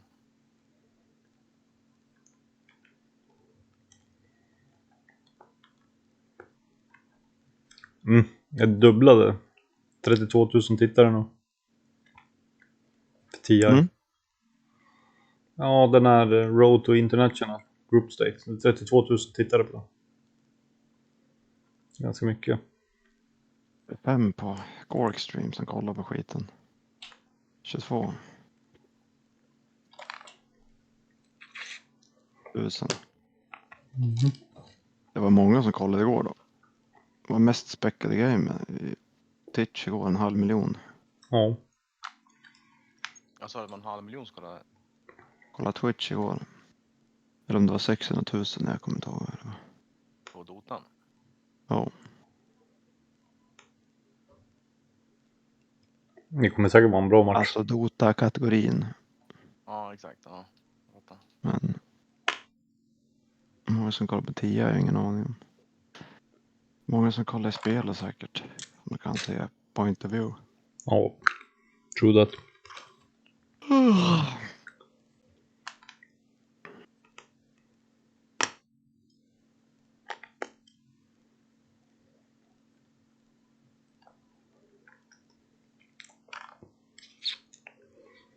Den internationella.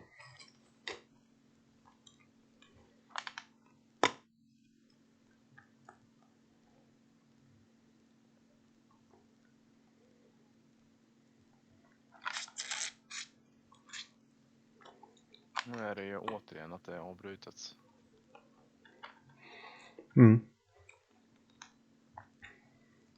Det är klokt. Ska ni spela Battle Cup imorgon? Nu dök, vad heter det, previous games upp i alla fall. Det gjorde de inte tidigare. Vadå? Jag menar, alltså, om du går in på min profil och kollar previous games så förut var det bara load screen. Här är det här eller?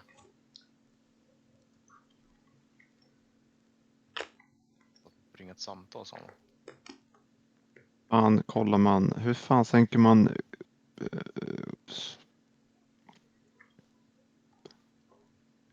styrk där? Vadå? Nej, brightnessen på skärmen är ju fan så ögonen går ju sönder att titta på skärmen.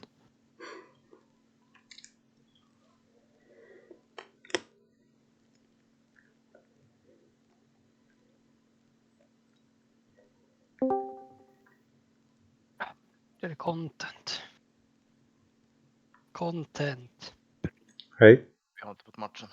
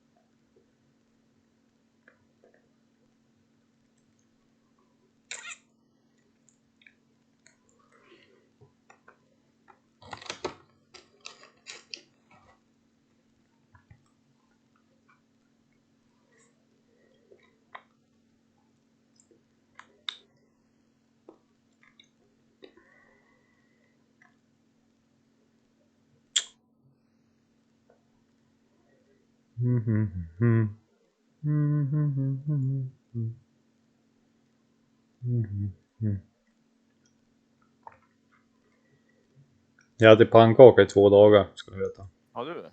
Mm. Med nyvispad grädde och grejer? Eller? Ja, och hemmagjord hjortronsylt. Herregud, hemmagjort till det va? Mm. Och sen pannkakssmeten som blev över gjorde jag crepes av. Med köttfärs och smältost på. Mycket gott.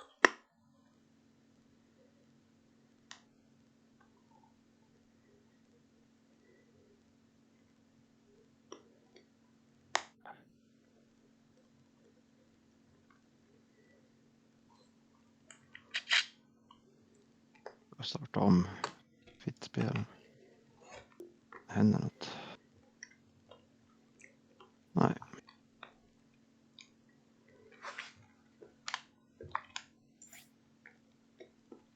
Så jag vill att ni berättar för mig vad som händer.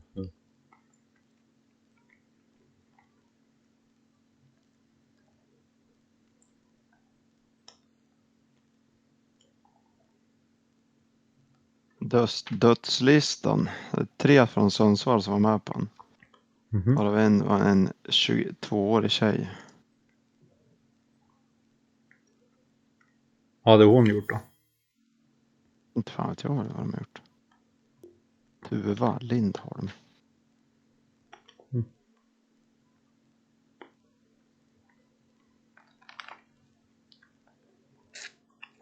Ja, herregud alltså.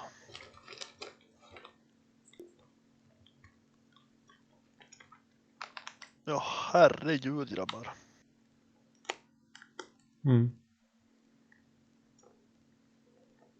Vad blir det nu jag hade då?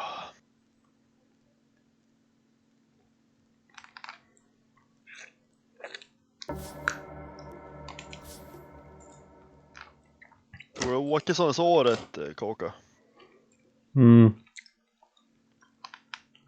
Ja, han kommer vinna valet. Tror jag. Nästa val. Ja, det tror jag. Fortsätter så här så kan han kommer få majoritet. Vad gör om Nors aset vinner då? Jag vet inte om det är. Vänsterns. Jag vet inte vem det är. Fin besök Gorken eller är han borta eller vart är han? Vem? Jag är med oss Snowtail. Okej, nere i Danmark. Lissabon var han. Var det Lissabon? Mm. Skojar han med mig? Fan gör han där?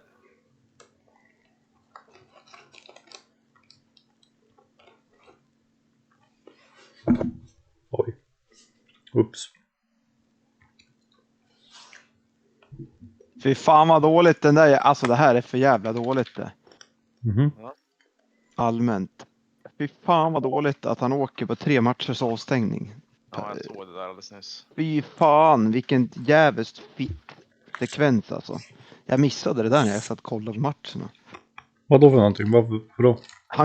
Jag skulle säga att det där är domarens fel. Ja. Fan åker han så där jävla konstigt för dem. Ja, det där var det som hände med domaren i matchen. Ja. Vilka 3 var... 10 000 man tittar, om du kollar exakt, man ser hela sekvensen från att han kliver ur båset, då tittar han ner mot pucken hela tiden. Och så glider den jävla domarjäveln in sådär. Fast se inte... Jo, men det är ju klippet som kom upp. 24 sekunder. Timrå-matchen ni pratar om. Ja. Om du trycker upp storbild och sen tittar du på vart han har blicken någonstans, så har han blicken riktad mot pucken hela tiden. Och att domaren glider ut sådär. För det känns som att han har sett han i ett första skede när han kliver ut och då ser han att domaren står borta vid sargkanterna. Men vad fan i helvete ska han köra på domaren med vilje för? Är de helt dum i huvudet eller? Så står det att han agerar hänsynslöst och likgiltigt inför för att han inte vände sig om och kollade vad som hände. Herregud alltså. Det är klart man tittar på pucken för helvete. Allt annat är ju oväsentligt. Ja, det är ju ett anfall ser det ut som. Ja, det är ju mitt i anfallet. Ja. Det är jävligt märkligt alltså.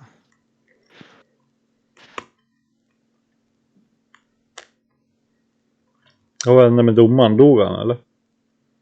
Nej. Blev han en skadad då? Nej. Jag ändå fick han 3 matcher. Schysst. Jävligt slöjligt alltså.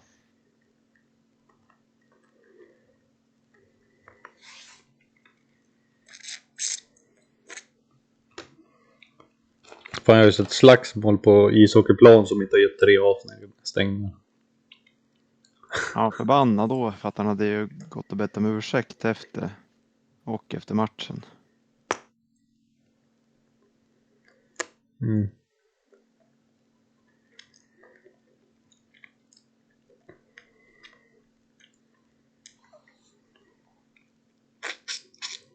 Ja, han fick en avstängning. Sen bad han om ursäkt och blev det 2. Och sen bad han om ursäkt efter gamet och blev det 3. Det är inte domarna som gjorde någonting i matchen. Det är efteråt. Dante då?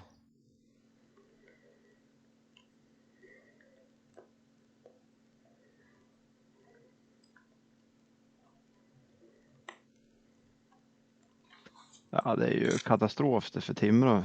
Deras redan... Våga eller jävla trupp som alltid har någon jävel borta. Krisen. För många skadade. 3 backar borta. 4 backar borta. 5 med en här. Sjukt.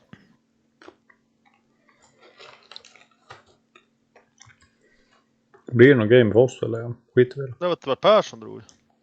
Mm.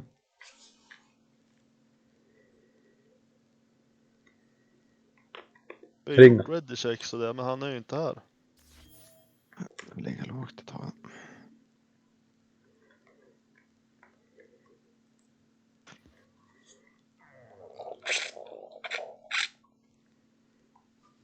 Ring hans telefon.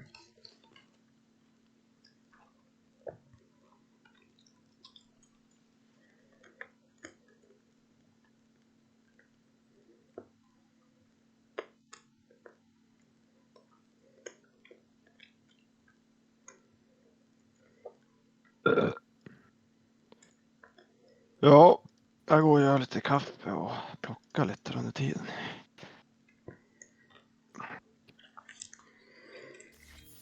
Jag funderar också på att göra en kaffe och... Ja, inte vet jag.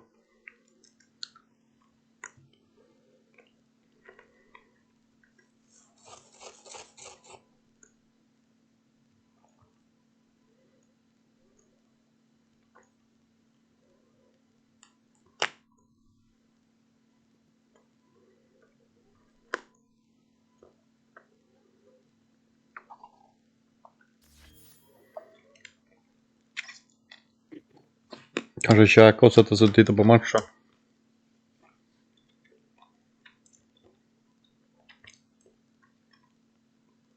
Är Per tillbaka eller? Nej. Vad fan är det för ett långt samtal Per? Ja.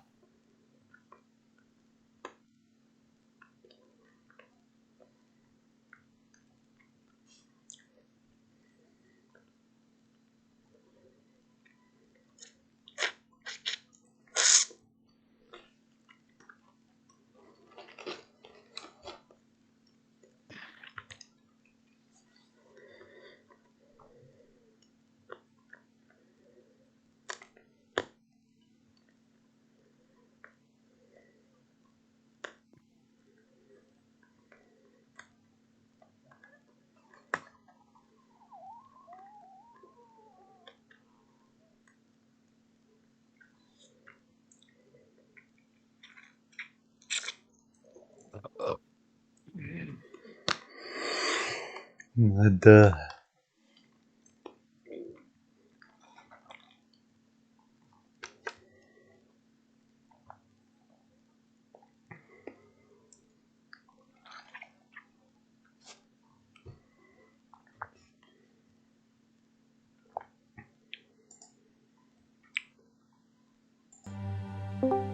Hallå? Tjenare Hillman. Hej. Man, chillman. Är ni fulla? Jag vet inte. Nej. Salongsberusad typ. Ja men fullt team. Jaha.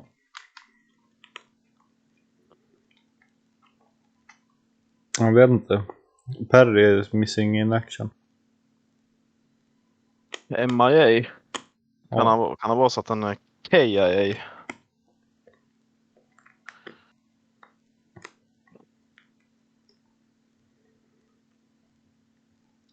Vadå kackig in action? Mm. Det är nog troligast.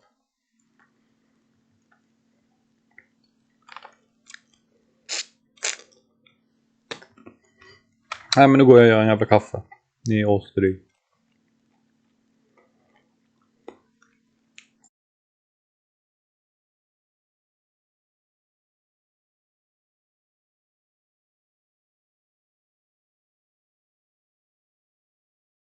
Åh, för fan.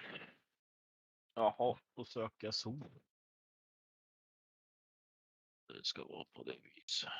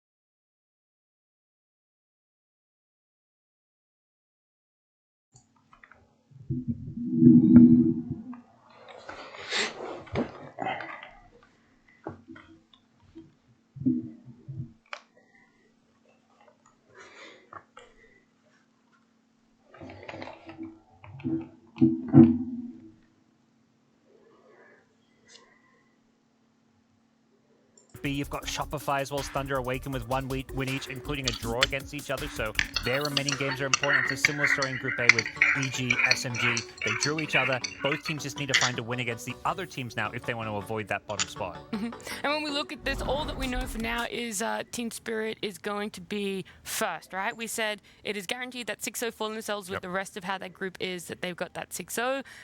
Team Liquid and Tundra, who are 5-1, are at least going to be making it through, but they don't have that in the way that their group is playing out yet. We still don't know who is going to be in first place. Maiden. And if you guys are wondering why we're talking about first place, why it's so important that you get first, then we have a little bit of a video to explain the format and the change up for TI this year. Nice.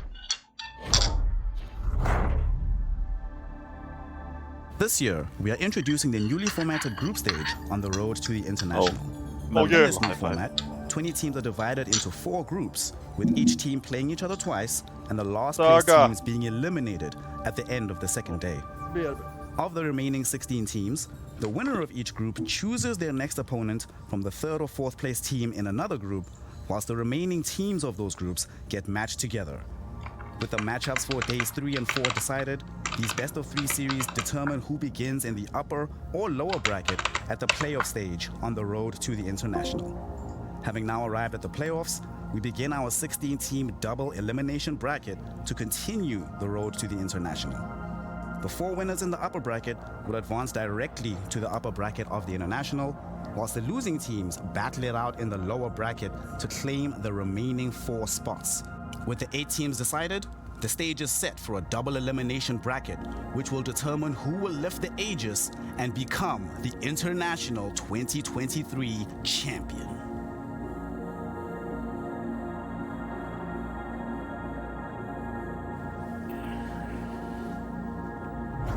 We had all of the format explained there for us, and I'm now thinking, right, the groups are paired A and B together, C and D together. So we've talked about how, oh, B might be this death group. You don't know who's really that bottom of the pack. Obviously, results showing that too. But A, we really know who's at the top of the pack, and Team Spirit are going to get to pick whoever survives out of B. So not only in a lot of our eyes is Group B having a tough group, they're then going to have a really tough seeding matchup in a BO3 as well. But it also is unfortunate for Spirit because they're going to win their group, and now it's like, oh, you got to play against maybe a team like Shopify Rebellion, who's, you know, in a best of 3 could just be a completely different team, and they've had a bad group. I mean, that's assuming they even survive, you know. So there, you know, it doesn't mean there's no easy matchups. It's, you know, when you're in Seattle, there's no easy teams. Exactly. We talked about this yesterday, right? That, like, every single one of these teams can take a game or a series off of each other. It's all about who wakes up better that day, stands up on the right leg, brings their A game in. Yeah, well, hopefully Talent have woken up a little bit better. I know I keep harping on it, but it's the only team that doesn't have a win. So let's have a look at our schedule. Let's see when they are going to be playing and when we're going to be seeing some of our other teams have their remaining matches. We're here on Stream A. We're going to be seeing Team Spirit EG is the first one. Liquid up against Thunder Awaken, and then EG9 Pandas. This is the final series for all of those teams there, so that is why we're going to be seeing EG twice. Any must-watches out of those 3 for you, Lizard? All 3 of these series for me look kind of stompy, to be honest. Teams have to really step it up. Like EG versus Team Spirit is looking really hard for them. Like when you look at the teams that they have played against yesterday, I wouldn't say that they're the same caliber as Team Spirit. Stream B is a little bit neater. It's going to be all of the remaining games for Group B there. So we see Rebellion, BetBoom, Rebellion, Azure Ray, and then BetBoom and Azure Ray. So they're just having their nice little 3-round robin for themselves. Nice and clean, and very important games we've touched a bit upon. Shopify Rebellion, they've got to get wins somewhere if they want to avoid maybe a potential tiebreaker or elimination with Thunder Awaken. And then on stream, see that third stream is Tundra Quest, Entity, SMG, Gaming Gladiators, Beast Coast. There's not too many make or break games in this. Obviously, that Gaming Gladiator Beast Coast one is an interesting point of notion, though, Gods. Yeah, I mean, Gaming Gladiators have had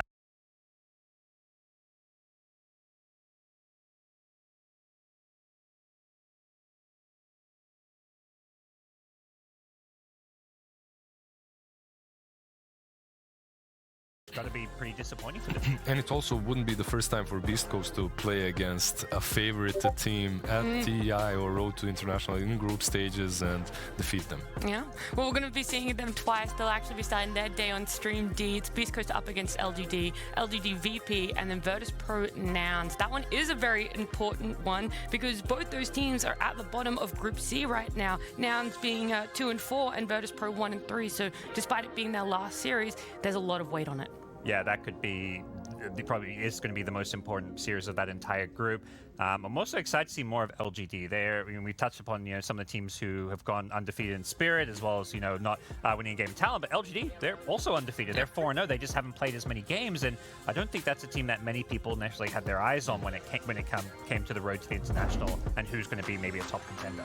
And there it is, the team that we're all going to be keeping our eyes on if they're going to be able to pick up a win for themselves is Talon. They're over on Stream E for their 2 remaining series. They're starting off against Keystars, who were the only team in that group to take a game off of Tundra yesterday, so they're in great form. TSM as well, they had a bit of a bounce back after their unfortunate first series against Tundra, and then it's Talon against Quest, which Quest has a bit of a question mark around themselves right now. Yeah, they didn't really look that great yesterday, but neither did Talon, right? And I'm expecting better things from Talon coming in today. Maybe it was a little bit of mentality, maybe a little bit of pressure got to them, because this is a team that can do better. Have proven that to us just a month ago in Riyadh.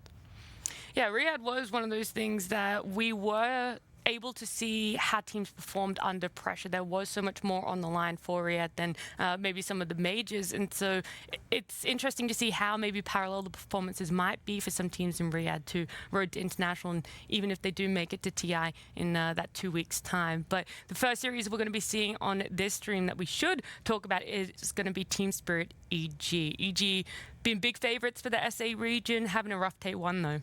Yeah, rough day 1, and also I think just a year where it maybe hasn't quite gone to expectations. They had some DPC seasons where they had great online results within their region, but then when it came to performing online, I feel like they just got overshadowed by Beast Coast, and I think Beast Coast overall have just kind of shown more promise, bringing the young blood Parker, whereas EG have kind of maybe fallen behind a bit, and just haven't been that impressed by them overall this entire year. Yeah, definitely. Even the games yesterday, if you watch them, they weren't pretty. Some of those games, there's a lot of things that need to be worked on, fixed for today to actually, for them to have better results today. I would focus perhaps on Entity series if I was them and see what went wrong, because it was you really should be like, it's Team Spirit, they're already undefeated, like, let's just try our best. No, I was talking about the yesterday series they had against them. Four issues to look at, I see. Was it more in the draft or in the execution that you would say predominantly? I would say it was more in execution. Okay. Like, when there's a 17-1 offlaner running down your safe laner, something's going wrong.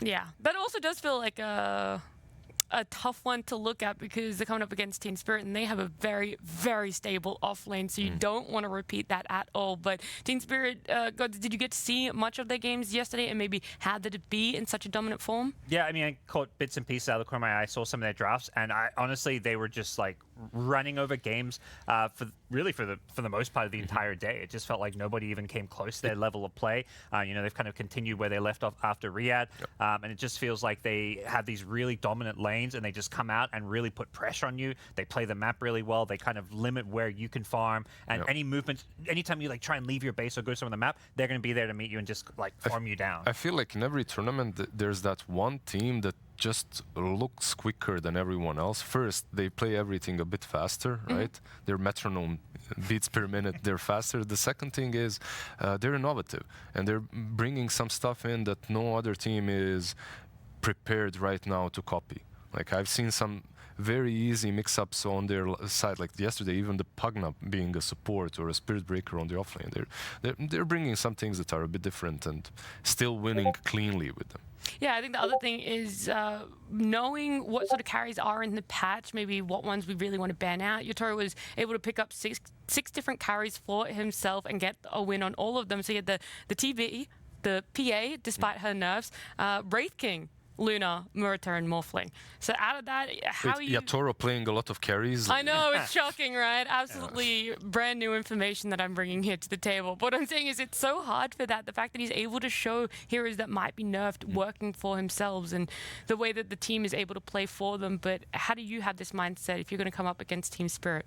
I think you've really just got to play your own style of Dota. Like you can only worry so much about what they're going to do. They're playing at like a top level. That's not going to change. Maybe they experiment a bit more because they're already guaranteed first in their group. But if you're EG, you have to, like you say, kind of look at those series yesterday, think, what do we do wrong? How do we play better? Because like you say, with Yutara playing 6 different heroes, with the flexibility, like they pick a Pugna, put in some weird role, they run a Riki mid. They do all these things that you just can't prepare for. So you have to just prepare yourselves, prepare your own game plan. And if you look even at their performances, like you're talking about Yutaro and how much he can do on his carries, like on the mid lane, the new guy, like he's having one of the highest KDAs of the tournament so far. Like also one person that you should probably pay some attention to. Yeah, Lal's growth this year has been insane. It was obviously that little bit of rough period. They didn't have the results that they wanted when it came to international performances of early majors for themselves. And then all of a sudden, winning Riyadh, winning Dream League Season 21, everyone's just like, holy heck, we just haven't paid attention to them this whole year. But talking to EG a little bit more, who is that stable person for them when we look at it? It's like, who needs to step up a little bit more to make the game easier to execute for them? I think, honestly, it isn't about one single person. You think it's everyone right now? You don't think? Okay. I really think they need to focus a little bit more to play as a team. Like I've seen some teams yesterday, not only EG, seen some teams that are a little bit separated too much on the map, doing their own thing. Especially, you know what's fun? Especially if a bristleback is involved. The hero is very popular, and it is one of those that makes you feel a little bit too strong post laning stage. You're like, all right, boys, step aside, I got this, and then suddenly you're all alone around the tier 2. Your teammates are in triangle still. And often it's like, oh, you got this bristleback that's having a great game, but at what cost? Like maybe your other cores are suffering, because teams usually just ignore the bristle. It's like the Timbersaw, where it's like, let's give this hero some farm. It's not going to carry the game, maybe. Yeah, they also picked up Troll for themselves. It's this hit or miss. How do you guys feel about the hero for the carry role at the moment? I think it's kind of unclear, like maybe what that was the 17-1 game, by the way. Oh, that's where he got run over. Okay, I didn't realize that. So maybe no Troll. After a game such as that one, perhaps it's not the best idea. Even though he's picked as a really strong laner, he owns most melees, right? He's picked for that particular reason, and it still doesn't work out. Yeah, they also ran with a little bit of a obscure offlane. They had Whisper on the Invoker. Did you guys see that one? I didn't see that, but I've seen through it. And I think when you mentioned the players, the play that for me that came to mind was Whisper, because I just feel like even if you go back to the old Beast Coast days, Whisper's always been like a make or break player for this team at times, and he's the guy that they kind of ride off of when he's having a bad game. You know, it feels like the EG team just look lost and don't know how to play. But his kind of crazy weird hero pool has often just been like a big part of what catches opposing teams by surprise. So I don't hate the idea of him playing stuff like Offline Invoker. Maybe, you know, it didn't necessarily work that game, but the idea of having him on unconventional heroes, I think, can be a good thing. Okay, so maybe put him on some unconventional. Maybe he's going to be the shining factor for EG to be able to take a game off Team Spirit. But we'll see if Team Spirit are able to keep the dominant run, if they're able to go undefeated in their road to the international. For now, let's get into this best of 2. It's Speak Up in Lacoste. No, it's not. Thank you very much, Nat. Yes, indeed. Many questions here, such as, will Team Spirit take this draft seriously, considering they're already secured top place? Will EG be able to actually stay in the group stages? And will Lizard ever buy a shirt that fits him? All this and more. T, are you excited? Yes. Sorry, you caught me off guard. You gave me a no question and then a yes question. So it looked like I was saying no to the excitement. But no, yes. No, yes. Yes, I am excited for today. No, I'm not excited for Lizard changing his shirt. Done. There you go. Got there in the end. My gosh. But come on, Nomad. It's TI. There's no way Spirit's going to start being too comedic, right? They've locked in their first place. They still have priority to pick their opponent, right? But you'd like to think there's an elegance, a little bit of class coming into this series from them. Yeah, I'm sure there will be. I mean, it's not like Team Spirit to really mess around, but maybe some experimentation, you know, maybe some new ideas, perhaps? Maybe. Again, they could... Of course, I think once you take off the pressure of playing for that slot, you could expect maybe a little bit of experimentation, but I don't want to see it too much. Then again, already, Tyra has just been playing so many different heroes, right? He's just been, what is it, I think... 6 different heroes? Let me double check that. He's played Terrorblade, Morphling, PA, Wraith King, Luna, Muerta, yeah. 6 games, 6 different heroes. So maybe he gets to his 7th and 8th in this series now. Okay, yeah, I'm here for it. I'm here for it. But I mean, we talked a little bit about the meta. I mean, so far in the bans, everything's looking down the straight and narrow. As the panel mentioning, Muerta, one of the hotly contested heroes, and such a high win rate on that hero. Dazzle as well. Both of which, well, one of them's going to be getting through the pool, right? There's still 2 bans, so maybe. Yeah. Maybe. We get to see it banned out here. I think the main thing here is, like, Spirit, they are the team right now picking a different carry every game, crushing every game. They also had to kind of, like, play a little bit disciplined in some of them to come back in. So it's not been, like, a stomp every time, but they have that, that TI class around them already in the group stage. And I think on the flip side, though, when you look at Evil Geniuses, they're the team that needed to make the biggest improvements, right? They've entered their tournament losing to Entity 2-0. They drew against SMG, who also SMG aren't looking too hot as well right now. Yeah. So hopefully during the off time of last night and this morning, they've kind of refound their footing. And unfortunately for them, they have to play against the top seed. But I guess it's kind of a good opponent to go up against first, right? If you take a game, maybe even the series against Spirit, that's like the start of a run to claw your way away from that potential tiebreaker for elimination. Yeah, maybe. I mean, that's definitely a glass half full attitude, but that's what they need right now. That is 100% what they need. And they're going to start things off with the Earth Spirit coming out from them.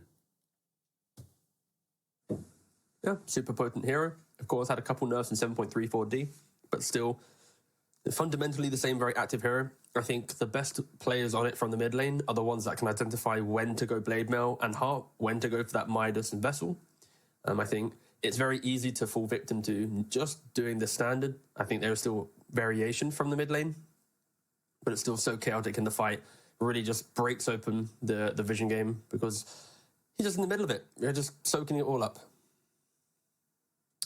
And now we see the hotly contested Pangolier coming out as well. So we're already most likely seeing our mid matchup here between these two teams.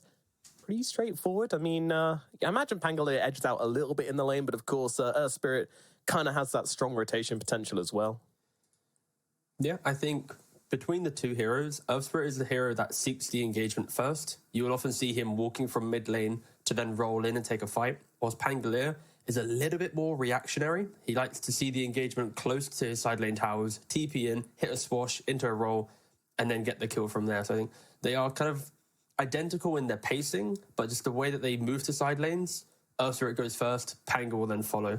And of course, active runes for both of these heroes is so important. So having the ability to kind of free your supports from the side lanes around minute 5.5 to get that 6-minute rune will always help between these two heroes.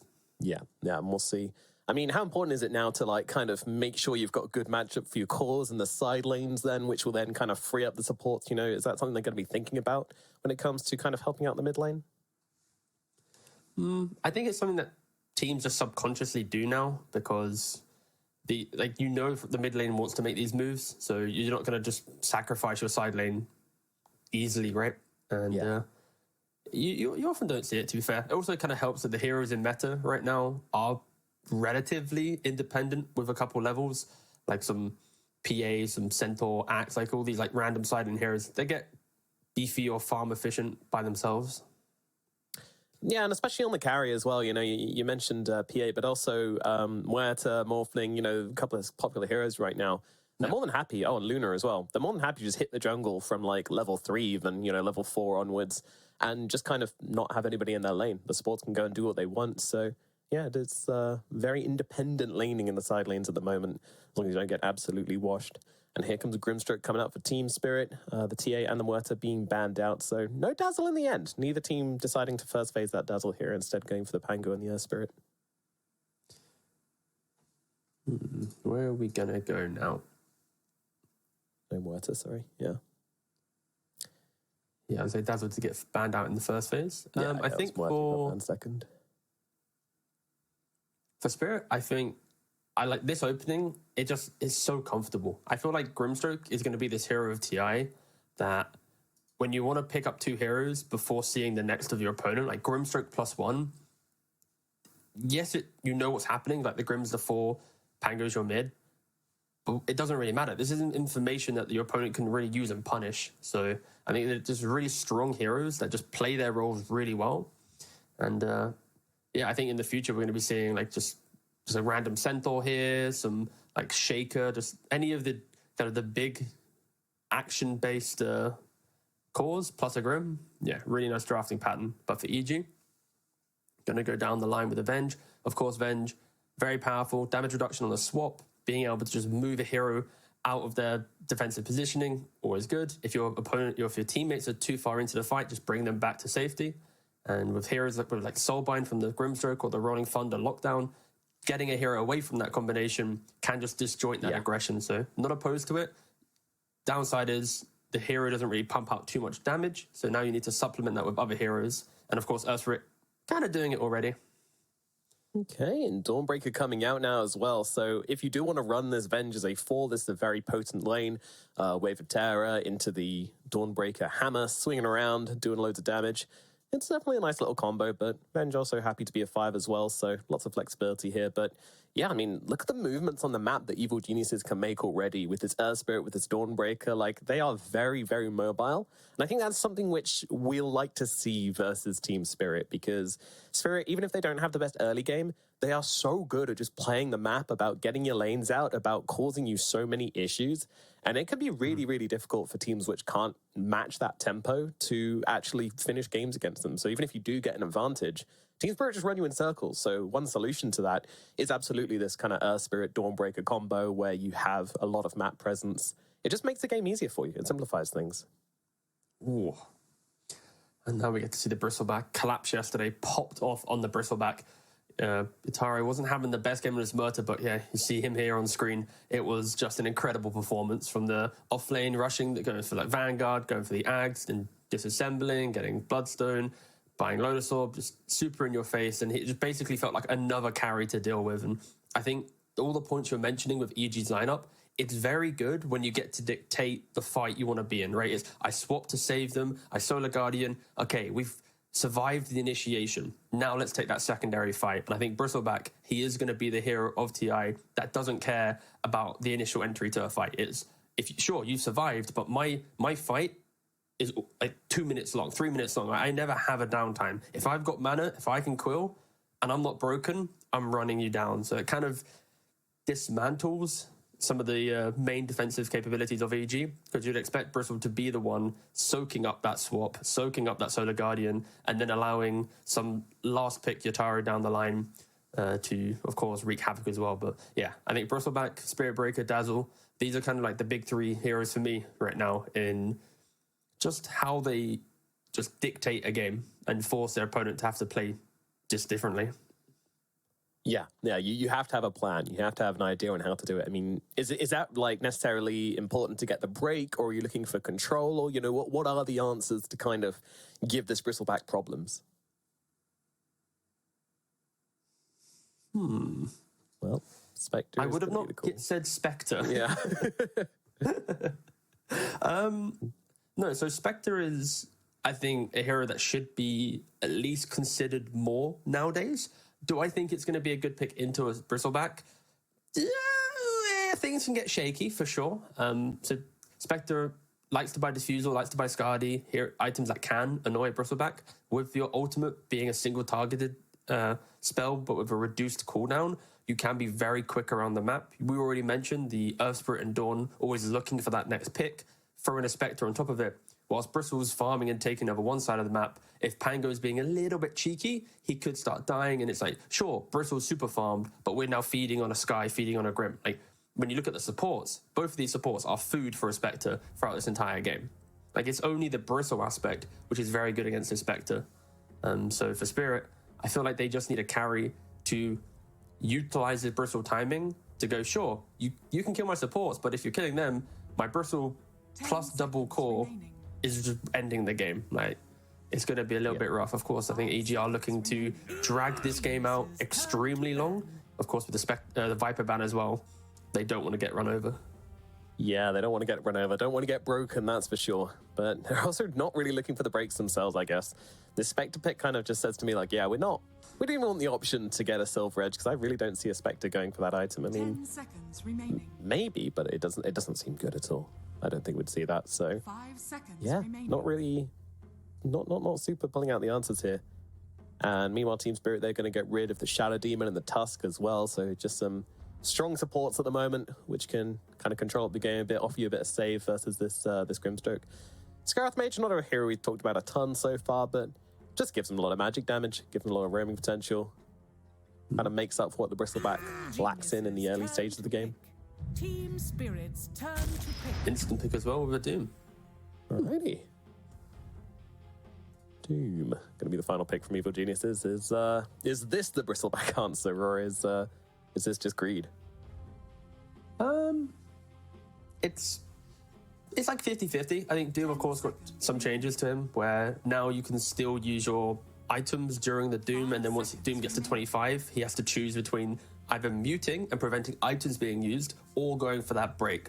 And in this game, against a Bristleback, you're probably going to want to go towards that break. So this is always going to be quite a interesting game in that regard, and we are going to see another brand new hero for Yotaro with that Chaos Knight. He really is just... this is just his previous TI form of every game, new hero, do whatever.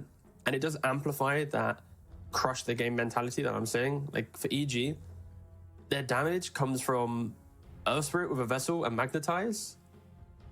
And other than that, like, there's not a lot of damage, right? Like Spectre really wants to go for maybe Blade Mail Diffusal, quite a slow farmer. Doom wants to go for some Midas, Octarine. It's a lot of wait, hold. Don't worry, guys. Play for the late game. Play for the late game. On the flip side, Spirit, you've got Bristle in your face. CK loves to buy like Armlet, Blink, and get amongst it. Grim Sky, wanna be fighting. Lull, Diffuser Blade on the Pangolier. It is kind of night and day difference right now. Spirit, they just want to control the entire early game and the entire map. And I feel like it's Spirit's game to lose their grasp on it and allow entry to the game from EG. We'll see if Spirit can just play a clean game, but it's going to be a bloodbath if Spirit are to get an early lead, I feel. It is indeed. Yeah, I'm very worried for Evil Geniuses here, honestly. Like, they've put themselves in this position where they're just trying to delay. They're just trying to slow things out, but that's going to be hard with this draft. Like, they have the Doom, sure, but the ability to actually run somebody down and kill them off 100-0 before Team Spirit can really mount a offensive response, it's not that quick. You know, they don't have big damage other than, as you said, the Spirit. So a lot on C-Smile here, honestly, a lot on his shoulders. He has to do work on this Earth Spirit. And, you know, it is a favorite, but my God, it's looking kind of tough. And yeah, they just got to survive, not let Team Spirit just take over their map.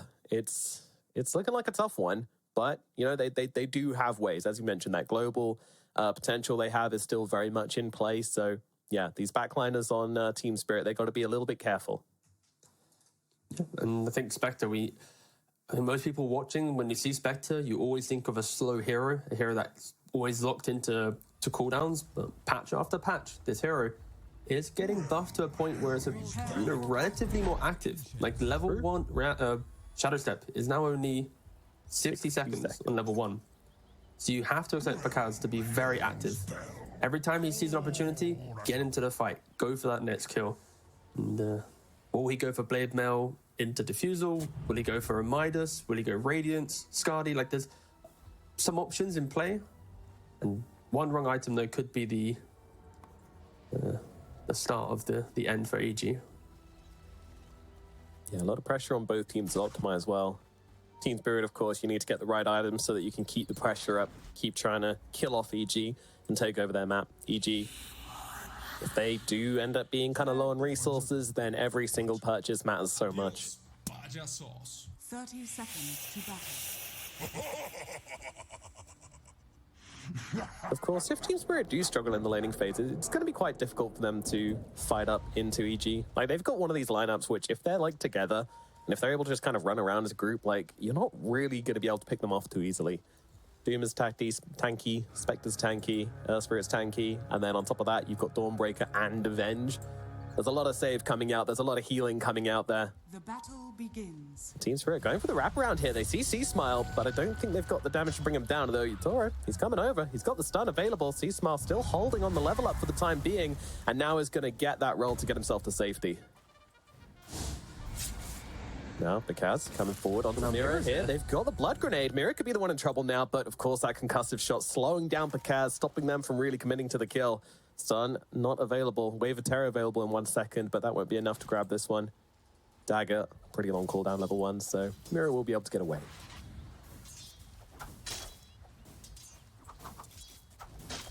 Already so much damage getting thrown around, and so of course I think C-Smile is going to be the kind of the loser of all of this. The fact that he's going to be less than half HP, already chugging some tangos, and low. Oh, nice! My enemy's just got no HP in this lane. Yep. I would be surprised if Lau gets a kill on this, but still, C-Smile needs to be. He's even just rolling in. Okay, he doesn't care. I don't know, has to, right? Like, it's his only spell. It's yeah. Unfortunately, had to level that to get away, and now has to level with low HP and the wrong spell in the middle lane. It's very awkward indeed. Earthroot mids often like to go for that border smash level 1. It helps them secure the range creep. And if their enemy mid does step up, can go for the kill, but Toro taking some heavy hits here. Whisper looking to try and run him down. Of course, Toro should be fine here. He's got a stick. They're kind of out of resources, but these guys, they are going at it in the first game of the day.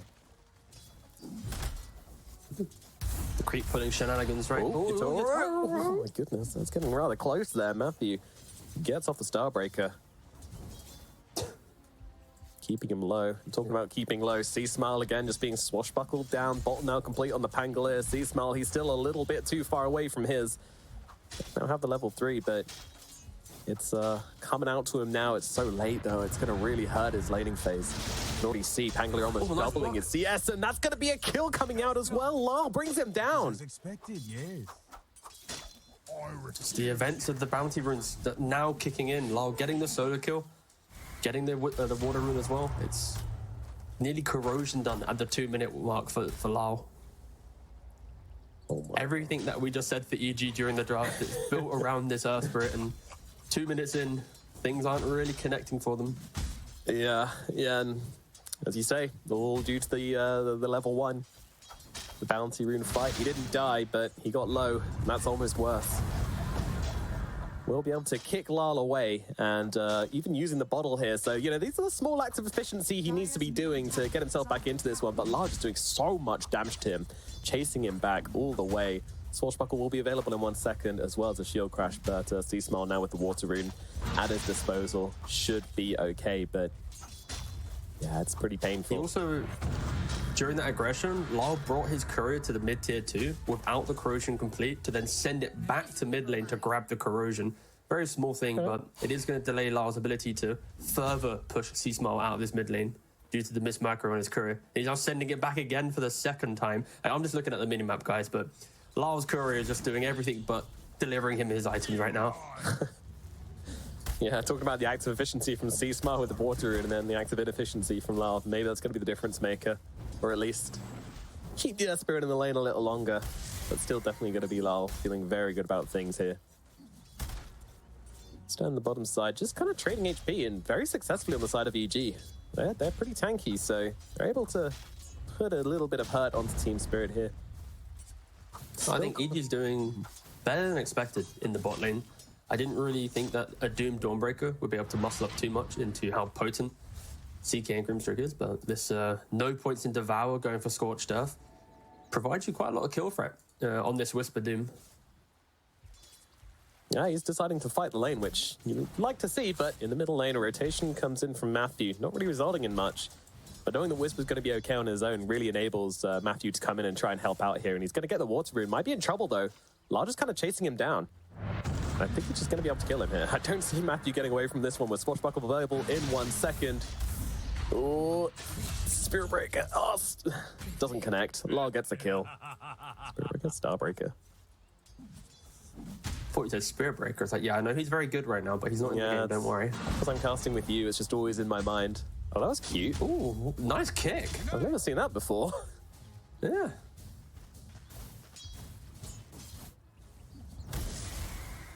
Oh, luckily, guys, don't worry. I mean, Centaur's not in the game, but that bug has been fixed from yesterday. Where the Earth Spirit just gets stuck inside roll permanently because of the cart. Kind of hoping to see it again. It's pretty entertaining, but I guess no Centaur in this game, so everyone in Seattle's like, no, man, we don't want to see it again. What are you talking about? Game breaking bugs, please. No, thank you.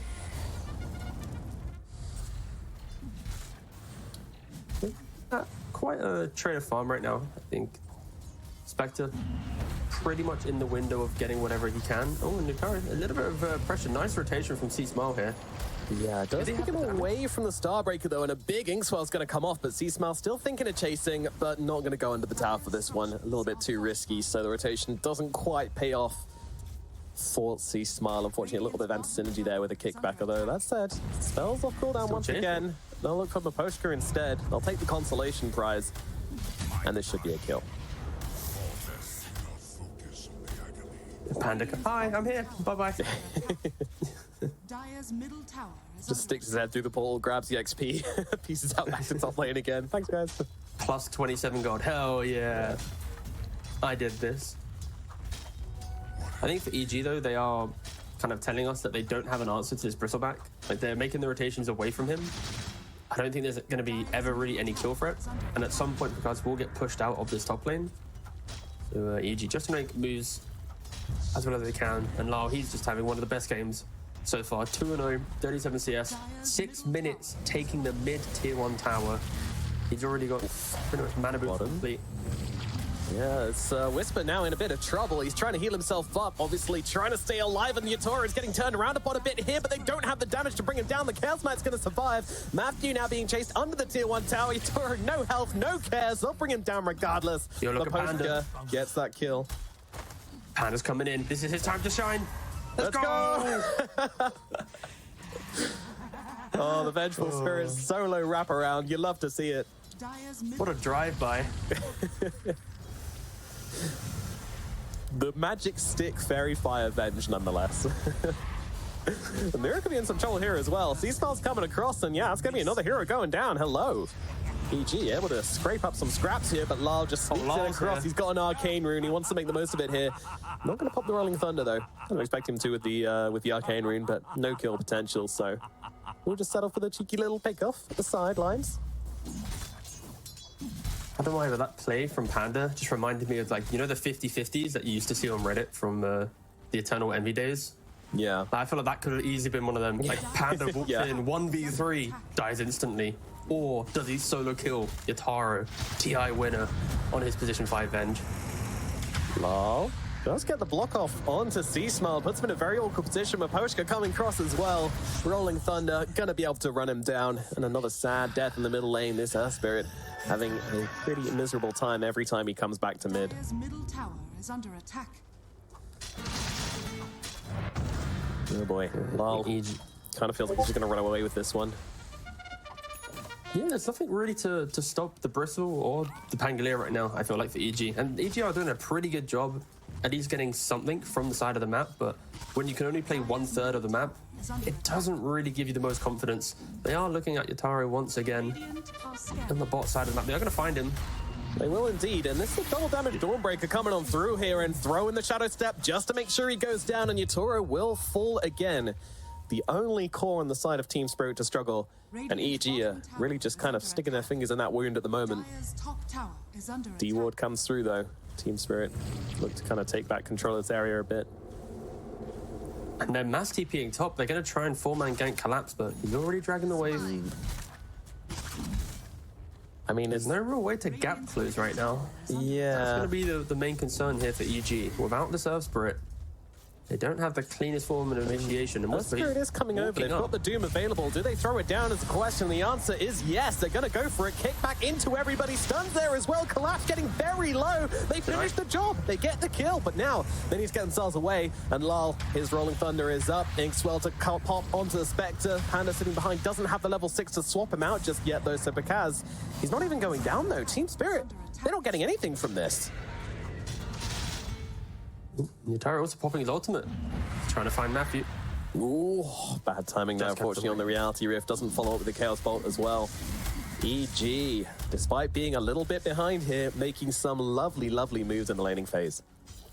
Yeah, just really nice stuff there. To play on the Doom bot lane, going for that kind of slightly different build with the Scorched Earth, to then utilize that Twin Gate and get a kill on Bristleback. Like, at this point in the game, at 10 minutes, you don't expect 5 heroes to be making a gank, but if EG aren't ganking with 5, they're probably not going to be getting the kill. So that is testament to EG understanding how difficult the transition from laning phase to the mid game will be. And they are just making sure they use absolutely everything to get some of these key kills. Unfortunately, he isn't really stopping the farm of Collapse as he moves towards nearly was it a triple or a quad stack here in the Ancients? And 2 components deep into his Aghanims.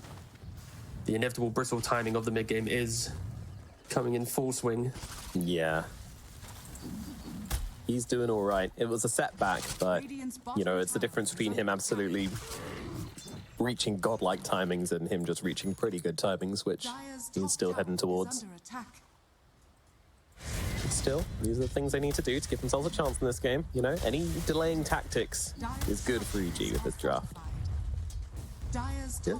And if we look at Spectre, of course, when we say delaying, it's all going to be about what does Spectre do with the god that he gets, and it looks like he's going to be going for a Blade Mail.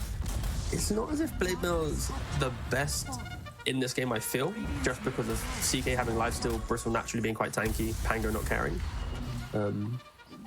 But it is a very good farming tool because you get to reflect some of the damage back onto the neutral creeps. So it's kind of more of a farming tool, I feel, rather than the I can crush a team fight with it that other drafts might be able to utilize. Yeah, I mean, from the games I've seen, I think it's built almost every time, unless you're having like a really good game where you can just run around and kill people. It's, yeah, as you say, good farming tool in combination with dispersion and a bit of safety. Just a ridiculous item at the moment, to be fair. Blade Mail's just kind of silly. We see a lot of heroes building it, which makes me wonder, what is our spirit heading towards? Yeah. A Blade Mail for himself, most likely. Looks like it, but he's not giving anything away. He's got that magic wand in his quick buy. Well, the thing is, Nomad, he doesn't have much gold to really give anything away, does he? He's not had a very good game so far. Radiant are scanning. Yeah, he hasn't. Still holding on. There we go. Blade Mail queued up now. Alrighty, that will be what the chainmail's for. So 2 Blade Mails coming out. You know, it's an alright combination. Reflect a bit of that AoE damage. You know, we talked a little bit before about this kind of group up potential which EG has when they are as 5 men. It is very difficult to bring them down, but Panda, meanwhile, just getting clonked on the head by Yatoro. It's going to be an easy pick up for Team Spirit up on the top side. So they start to take over the dire jungle. Yeah, for the double Blade Mail, at least it potentially could prevent Lyle from being as free in his spell usage due to the Swashbuckle not wanting to hit 2 Blade Mail targets and put himself in maybe kind of half HP territory. But still, it's just sit back, hit the creeps, and I think for Spirit though, yes, it looks like they're being relatively passive, but their biggest timing will be at around about 60 minutes. When the shards come in, you throw one onto the Grimstroke, you pick up the shard plus Ags from the Bristleback. I think you can expect Spirit to be looking to make some game-breaking plays in the next probably 5 to 6 minutes. But before that window comes in, I think EG, as soon as they have Haunt available plus Doom, go look for a kill, get a pick, reset. Yep. And then be ready for that inevitable timing. And yeah, they're smoked up right now, but Spirit, they've already played this top side of the map already. They're not going to be lingering here. You say that. Yatoro actually now re-enters the jungle. So here's a greedy man on a horse hit, looking to get some creeps. A swap is going to come in time. There's a Doom coming out. There's a Shadow Step. The whole kitchen sink being thrown at Yatoro, and nobody is here to help him out, so he will be falling. Team Spirit, do they want to come and invade and get a bit of revenge for their fallen comrade? Dire's middle tower. That was very aggressive positioning from the Yatoro there. It really was. Oh, silence comes out onto Matthew, meaning he cannot use that Celestial Hammer to get himself away, so... Yeah, Team Spirit, they make a trade. Not a good trade, but they still make a trade. The thing is, what do they do when Yatoro's back? Because Doom's going to be on cooldown. Maybe you've got a little bit of a window here to play and start to pressure some towers. I don't think Spirit needs to overreact too much at this point in the game. Like, I already mentioned how important this 15 to 20 minute window will be for Team Spirit. We're talking about going for Roshans, getting their shards, completing the Aghanims. Like once all these things come in, then yes, if a Doom's on cooldown, they'll cross the river and keep making those plays. But until then, it's just okay. They killed us, whatever. Keep farming up. Wait for everyone to be ready to take that fight, and then go for it. And it's why EG feels relatively comfortable so far, because Spirit aren't making just forced errors, right? They're just playing for when can we break EG rather than when we maybe break them. Well, the first puzzle piece in breaking EG is on its way out as Collapse's Aghanim Scepter now does arrive. And in the middle lane, they're looking for Whisper. Once again, that combination coming down. Mystic Flare doing a lot of work. They'll throw the ultimate down from the Dawnbreaker to try and keep him alive. And Mira's going to be the one to die in response. The jump in from C-Smile and from Pakaz gets them that kill, but Collapse now arrives. He's got this Aghanim Scepter, immediately blows up C-Smile with it, stun out onto two. A beautiful Link Swell coming on down. Swap back onto Collapse, brings him under tower. Does he care? It's just going to set him up for another Bristleback. Whisper narrowly surviving that one, and the Bristle will die. What do you make of that one, T? I'm going to say worth. EG worth. Yeah. I think Collapse, he got a bit excited. He picked up his Aghanims. He saw the grouping, the potential 3-man Bristleback quill spam with the Aghanims, and instead he kind of just threw it onto a Blade Mail. Pakaz, he gets another kill, and yeah, I think that's kind of a win. Spectre, early game 3 kills, get yourself to a Radiance. Little bit over-aggressive from Spirit there. Yeah, you know, Bristleback, he had his shiny new Aghanims. He wanted to show it off to everybody, and he certainly did. 2 phenomenal uses of it, but goes down in the process, unfortunately. And now Whisper, he's going to get caught out as well. He's going to be taken out for 30 seconds. Yeah, do you see how Spirit positions now? Like this window that I was mentioning? So aggressive. Now they don't care. They're just inside the dire jungle, between the tier 2 towers, and it's like, Collapse, you go be the carry in bot lane. We're just going to run around and click spells and just prevent them from being efficient on their farm. Bold maneuver, just trying to blade mail the Bristleback. Bristleback doesn't care at all. And in the middle lane, they manage to catch out. Oh, poor old C-Smile again. This is just the cursed lane for him. Every time he turns up here, he just gets donked on. But it's the mid lane. It's where he belongs. Yes. This is my home. 17 minutes in, 5k gold advantage for Team Spirit with his very aggressive draft, and they are executing at the moment. Doing well, putting the pressure, taking over the map, and forcing EG to kind of play their hardest to come back into this. They have been making good moves on EG, definitely showing us that there are teams to be reckoned with, and they can put a fight to Team Spirit, but he's pinging out the Bristleback. He's dragging his team over for a fight. He wants to try and go for him. Yeah, that's a tricky target. Maybe if he's by himself, sure, but with the 2 supports behind him, that's not really looking very possible, and they'll recognize that and back themselves off on EG. But still, they get them out of that area of the map, so small win in that regard. If they can get the ward, that would be even better. Yeah, and the important thing here, you see it on the screen, EG, they are the team right now who, if they are to lose this entire series, would be in a kind of elimination spot tied up with SMG. Yeah. Today is the day we'll find out who does get eliminated from each of the groups. So EG have everything to play for, and of course Spirit already locked in as first place of the group. So they're kind of playing with a little bit more of a creative freedom, so to speak, in this final series for Team Spirit. Yeah, definitely. And they only need 1 win, right, on EG, not the full series. Oh my god, C-Smile just gets absolutely bonked. He can't show. He cannot show. And when he's dead, it's really hard for EG to make fights happen as well, so pretty costly, but, you know, Doom and Spectre still doing their best to farm up. I mean, Radiant's on the way for Pakaz, but I don't know how much it's going to help things at the moment. Things just kind of getting out of control for Team Spirit at the moment. It's like anywhere you look, just someone can die, right? Because it's going to be a Shadowblade CK walking at you, either a Pango with a Blink Diffusal, and then just the existence of Collapse. And 19 minutes for Spectre to get Blade Mail Radiance, it isn't that bad. The real issue is, where's the next source of damage going to be coming in? Because yes, they can doom someone, but unfortunately for C-Smile, he's only got 6,000 net worth to his name. He's only like, what, 1,500 higher than the Grimstroke. It's from the position 4 of Spirit. They are kind of lacking that extra piece of the puzzle to give themselves a fight, but I think luckily for EG, C-Smile has the levels. He is level 12, 2 points in Magnetize. if they are to overextend behind the tower, utilizing the swap, the Solar Guardian, and all the stuff we mentioned during the draft, then there could always be that comeback potential with these types of heroes. The thing is, though, you're always playing for Spirit to make the overextension rather than your draft naturally finding the moves. So Spirit, of course, are going to be a little bit disciplined right now. Most likely, I'd expect them to look towards Roshan at some point, just to give themselves a little bit more confidence as they sweep across the map of the Dire side. Yeah, Roche been kind of ignored up until this point, but, you know, only 20 minutes into the game. Doesn't feel like it the way Team Spirit are playing as they pick up yet another kill on some Matthew up on the top side. That's a crazy thing about Yatoro as well. Like, do you remember how much he was shut down in the early game? He had no game. I mean, he's just been able to play his way back into it. I think there's like kind of psychological warfare with surely CK can't be farming this aggressive the entire time, right? Because he needs help. There is no Dawnbreaker, though, to come and help him. Yeah, I think he's just going to get brought down here. Nothing else he can do. Yatoro and Lal bring him down.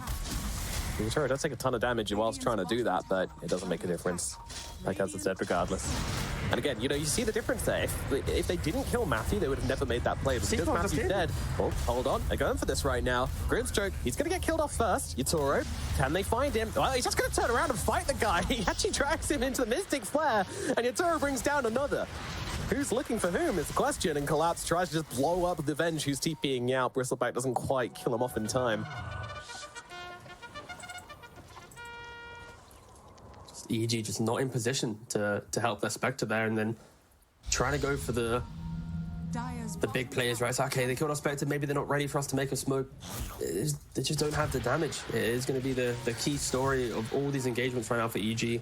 Where is the damage for their pickoffs? They need more time, they need more items, more levels, and Yatoro, he goes from bot to top. He's okay, there was a sentry, a random sentry in top lane, and Yataro's dead. Very nicely done, EG, finding the ways, just holding on. I mean, oh, it's so tough. I mean, the fact they're still killing off like the position 1 at a 13k gold deficit is definitely commendable, but what can they really turn it into? I don't think it's going to be a lot, and then the moment Yatoro is back, there's going to be no Doom in play, so I feel like they just flick the switch again. In fact, the Team Spirit even turning off right now. They're looking towards the middle lane. Matthew, he's going to show, and he is going to be in some trouble. Silence out onto him, forced off instead. Not going to make a difference. That's a double damage Pangolier. Taking down Matthew again. The question is, would you take a trade for Collapse, soloing a Tormentor to then lose your carry? Tormentor or your carry? Tormentor or your carry? I'm not saying Collapse could have saved your turret. That's not the scenario. It's more, which one's better value? Do you think EG's sad they lost a shard? Or are they really happy they killed a CK? I think just the psychological, you know, killing heroes always feels good. It's fundamental lore in Dota. Even if someone's diving your fountain, if you manage to like buy back, stun them, even if you've already lost, you're still like, I gotcha. Yeah. And I think because it's showcasing what Spectre can do. Of course, in this type of game, it'll always be a little bit difficult, but I think in future drafts, future play, like the speed in which you can just appear in a fight, contribute the damage, and then dip back out. 60-second cooldown, scaling down to, what, 40 seconds at level 18? That's incredibly potent, and I think Yatoro will need to play a little bit more cautious, not to give away some cheap kills. Mira sees Panda. He's the first one to fly here. Silence comes out, and Panda is just gone. Now Lal, me looking for the second target here. He's onto Dawnbreaker, but turns around to deal with Sea-Smile instead. Sea-Smile's just gone. Oh no, Solar Guardian gonna save the day there. Oh, my poor little Earth Spirit. He's so close to his BKB as well, but just cannot find a way into this game. Like, Whisper and Packhouse, you know, they've been playing some game. They've been actually using their heroes in this one, but Spirit, it's just not come together. Nice. And Collapse is incredibly Roshan now. What the hell?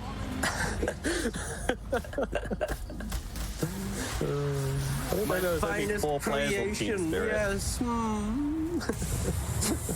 Yatoro dies again for it. Who is the carry of this team? I don't remember, but Lal jumping in onto 2 here. Big stun coming out. Packhouse held still, but Blade Mail kind of warning them off at the moment. And Whisper with the BKB as well, also a big threat. Bristleback coming up into their faces right now, but he has got the Aegis, so he doesn't really care about dropping. Matthew trying to TP out, but he gets away on a sliver of HP. Lal still chasing, no Doom, no longer has a BKB, and for that he shall die. another death as Team Spirit really start to run them down. And Collapse, I'm not sure he's stopping. He's got an Aegis, he's got a Sange, he's got a Bloodstone. Coming up the high ground, EG, they do force him back for the time being, but goodness gracious, oh, Picard's in a spot at the moment, but finds a little hidey hole in the trees to keep himself alive in. This is like it's just like the perfect game. Collapse playing his little PvE Dota, right? Soloing Tormentors, soloing Roshan. Meanwhile, the rest of his team's like scrapping through, like, we'll find the pickoffs, we'll find the kills. Like, Collapse is just like chilling, and C-Small is just dying. So many constants in this game. He was like 30 gold off his BKB. He just wanted to take one wave for it. I've heard you say that so many times now. He's so close to a big... Ah, but he's dead. Oh, no. Oh, no. In the middle lane again. Matthew. Nonetheless, the Collapse going to run down Matthew. Matthew swinging his hammer around. You can swing that hammer all you like, my friend. They've put up a good fight, EG, but it is feeling like Team Spirit are running away with that one, and there's not much to be done. It's rare that I say this, but I feel like EG might actually just be playing for level 25 Doom. And it makes me really uncomfortable. At 26 minutes, I'm bringing this up, but how do you kill Bristleback right now? Yeah, they don't have this burst damage. They don't really have Diffusal or Scardies. Pakaz is also dying top lane. He is indeed. This is the big pickoff. It's taken them a while to find it, but Pakaz finally falls up on the top side. But yeah, I agree. I feel like maybe that wasn't the plan coming into the game, but at the point they're at now, they're like, we don't really have another way back in, boys. Panda does actually pop the dust and find the Skywrath, but it's not going to make much of a difference here. Oh, maybe. 4-star, yeah. So let's get away. He's too quick. Jesus. I was worried for a minute. The Bristleback is in, though. In comes Collapse, just running down Panda, hero after hero. They're kicking him away. They're kicking him out of the tier 4s. What is going on right now? They're going to doom him. They're going to doom the Aegis Bristleback. He's just running around doing whatever he wants, and he doesn't care. Dive the fountain. Kick him in. Kick him in. He's asking for it. He's going, go on, buddy. Do it. Do it. Oh, my God. Oh, no. He gets doomed, he gets kicked into the fountain, and he doesn't even lose his Aegis. I mean, oh, it's a roughie, it's a toughie.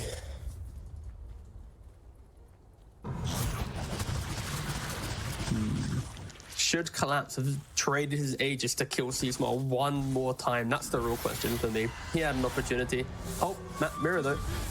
Yeah, Pakaz is going to try and pick up the freebie, but is it really free if he dies for it? That is the question. Roll in. C-Smart, he's got a BKB, everybody. He could maybe try and take this fight. The swap is there, but it's not enough. Lal finds him regardless. Blinks on top of him with the Rolling Thunder, as I'll take down Panda as well. The Bristleback, the Toro CK, the Lul Pangolier, just taking heroes left, right, and center. EG, they got to be close to tapping out soon. I have no idea how they're planning on coming back into this.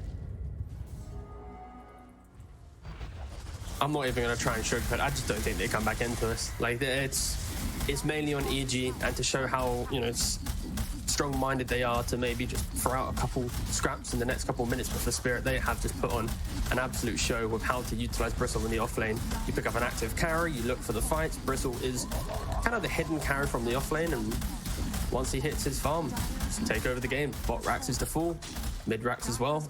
They can't get mega creeps because of the top tier 2. EG, it's always been wait, farm, hope to get the levels, and just, of course, good teams just aren't going to give you that time. Collapse coming in once again under the tier 4s. Still has that Aegis. Only 17 seconds left upon it, but it's not like there's anything which EG can really do about it.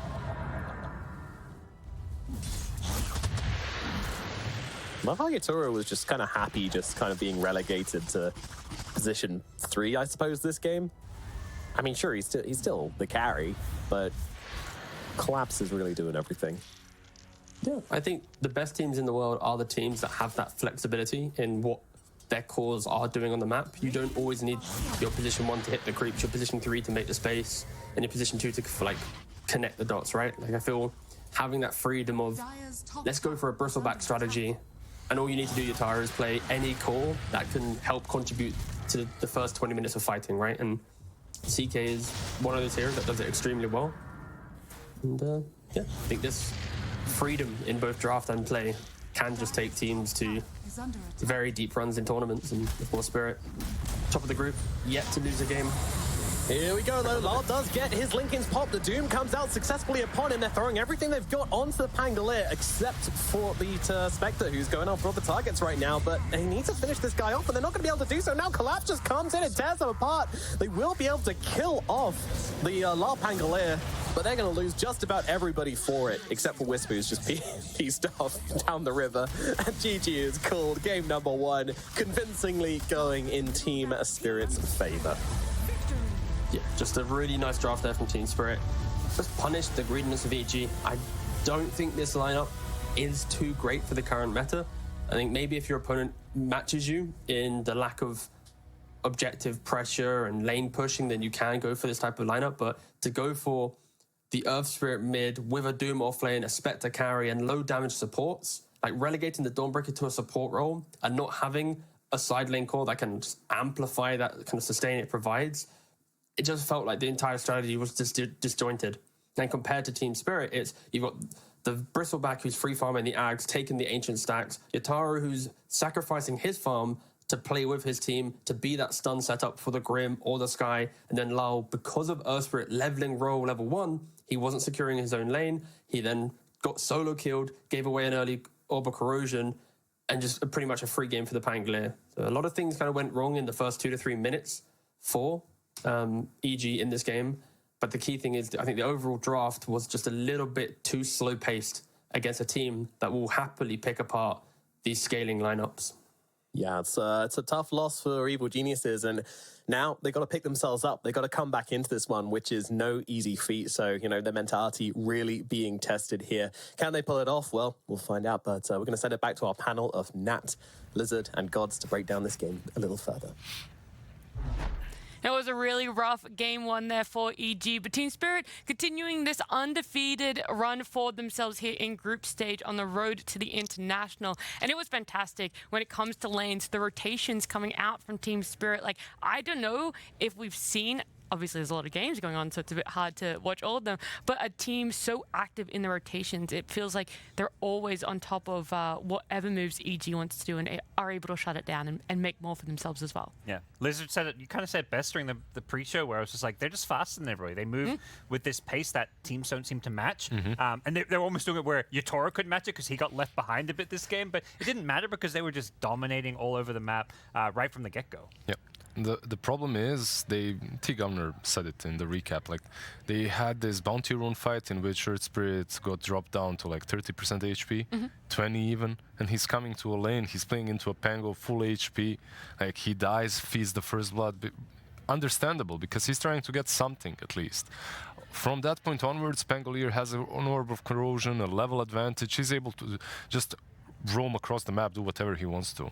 Meanwhile, on the other side, you have this Doom, you Dawnbreaker, like, Venge, and the Spectre is just so damn passive. It's basically the best game for a Pango to get the first blood and just dominate the lanes. What do you think the idea behind EG's draft was? Because we were kind of talking about what Dawnbreaker support fills in. Obviously, Spec, people believe that she has a better early game now with the cooldown of her ult being changed in the most recent patch. But is this still a lineup when you look at it where it's EG need to stall this game and go as late as possible? Or you're not even really sure when you see what the 5 heroes they pick up are? I think there was a game plan which was very much reliant on this mid lane going well.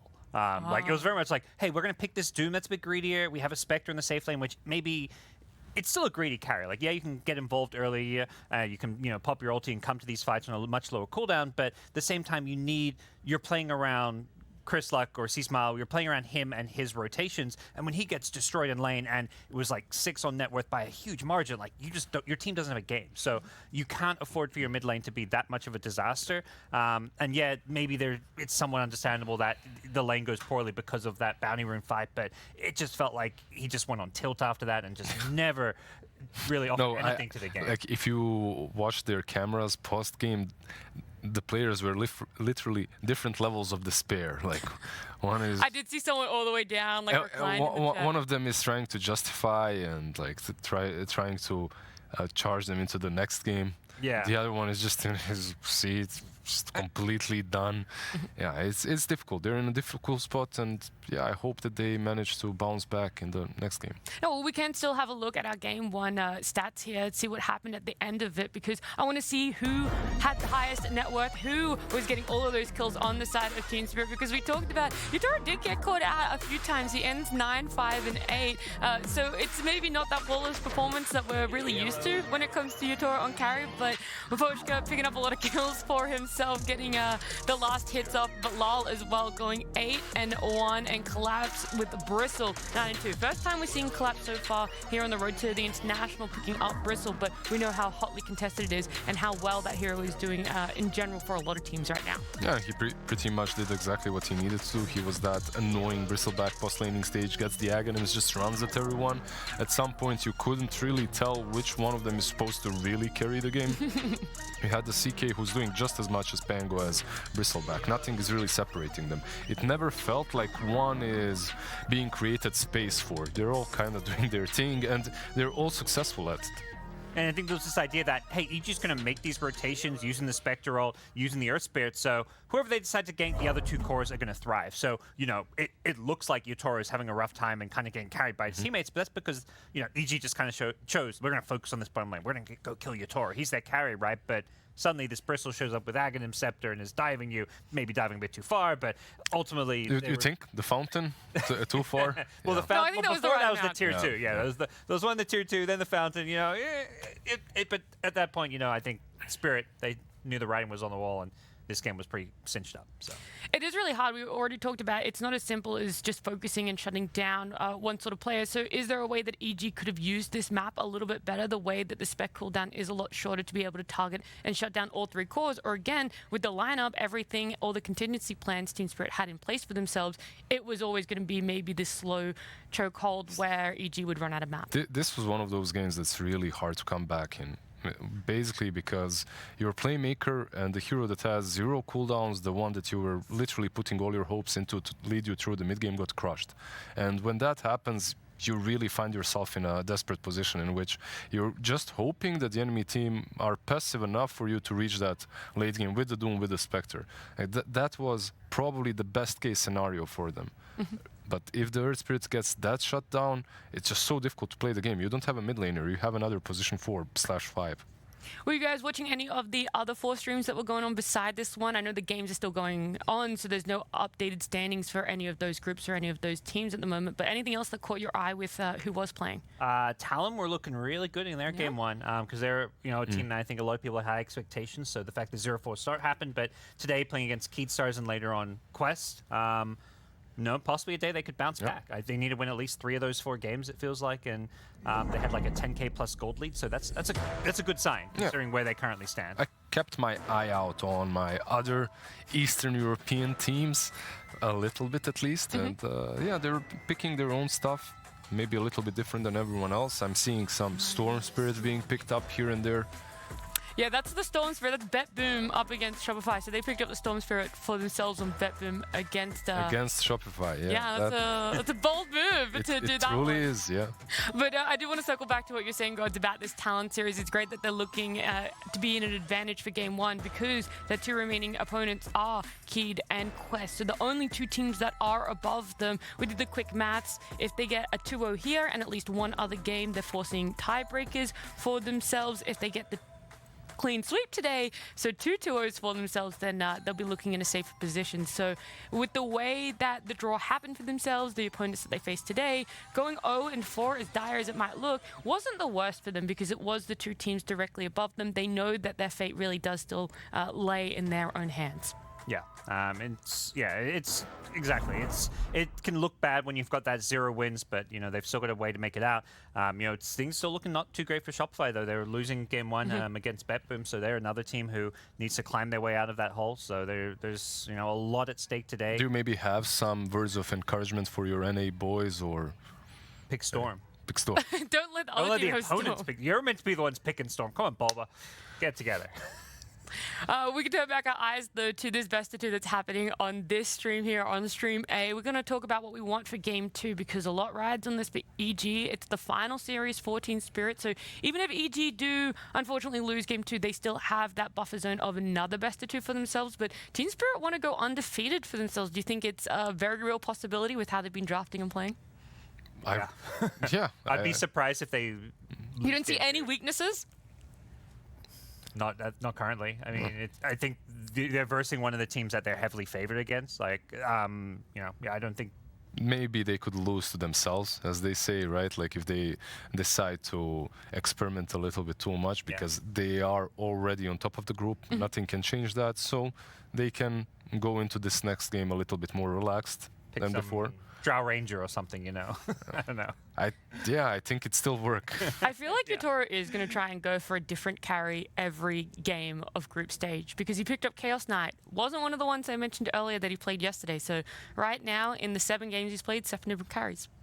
Yeah, but it looked really strong. And there was some idea behind the CK. It wasn't just the CK pick. No, of course. Yeah, there was the Grimstroke as well with him. Like, it all made sense. And I think it's I think that's what I'm curious seeing going forward is because like Bristleback is this hero that takes a lot of farm and can kind of pseudo carry games, but you still need some more damage. But if you pick too greedy of a carry, like I don't think the Bristle works with like the Naga Siren drafts or in some of the like the more hard carry type drafts. So I'm curious to see what kind of heroes teams decide to pair with Bristle moving forward. And CK to me seems like a good one.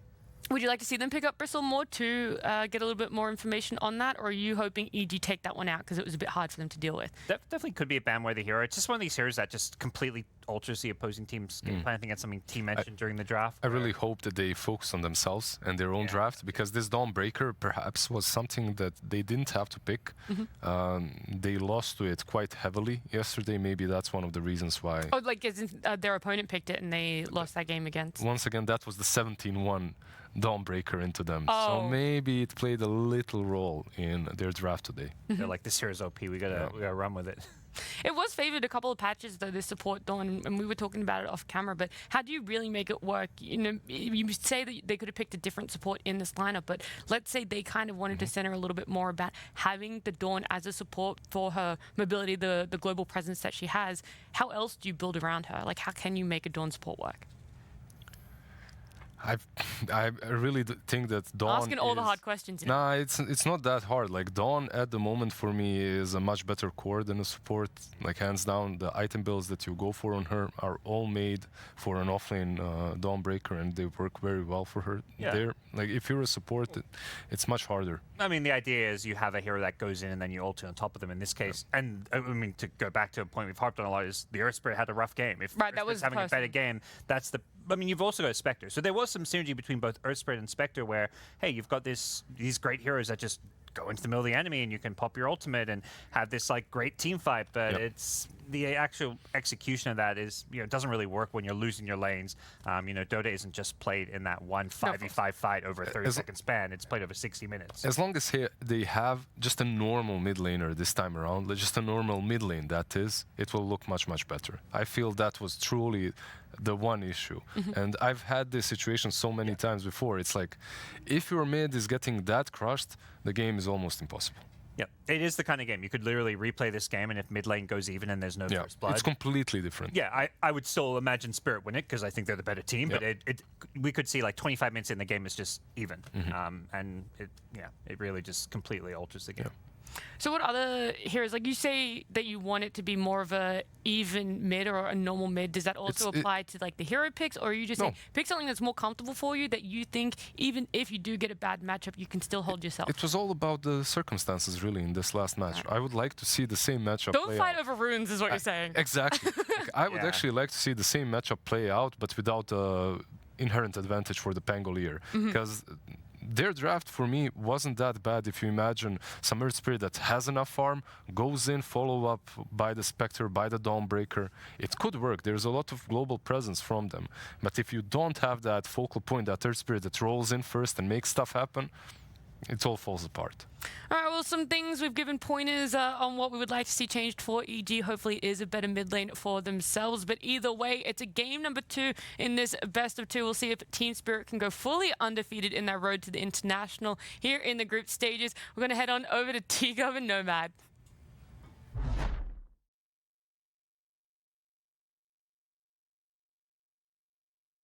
with another draft for Team Spirit versus Evil Geniuses. Evil Geniuses, it is do or die time for them. If they don't win this game, then they're going to play a very uncomfortable tiebreaker game for elimination from TI Gov. But yeah, potentially, you know, it's just awkward. Like losing this series, just everything later. It's like they play up against 9 Pandas, then they have to hope SMG then also potentially doesn't do so well. And yeah, not the position you want to be in. I guess the caveat is to all of this, because of the format that we're in, as long as you're not last place, there will be that single best of 3 to play up against a better seeded team if you are in this kind of 3rd, 4th position, to then maybe get yourself to an upper bracket in an unconventional way. And the key thing here is, though, if you are an EG fan, they need to start getting some game wins now. Yeah. And if they can close out a second map win against Team Spirit, it's going to be a good place to start. Yeah, you do not want to be in those bottom 2 positions. You don't want to be tied for bottom at any point during this time. So the pressure really is on. But of course, Team Spirit showing absolutely no mercy so far. They are just taking out everybody and not going light either. They're not experimenting. They're not trying anything. They're just doing what they know is really, really strong this patch. And yeah, I'm worried. Let's see what EG ban this time around. They are the team with 4 bans this time. And they're going to take out the Dazzle, they're going to take out the Treant, they're going to take out the Invoker, and they are going to get rid of Beastmaster as well. Nothing too crazy, I'd say. Just got to think a little bit here. The Spirit this time around are going to be first pick, so that will be a difference from the last time. Of course, for game 1, EG did first pick the Earth Spirit, and it didn't really go too well for them.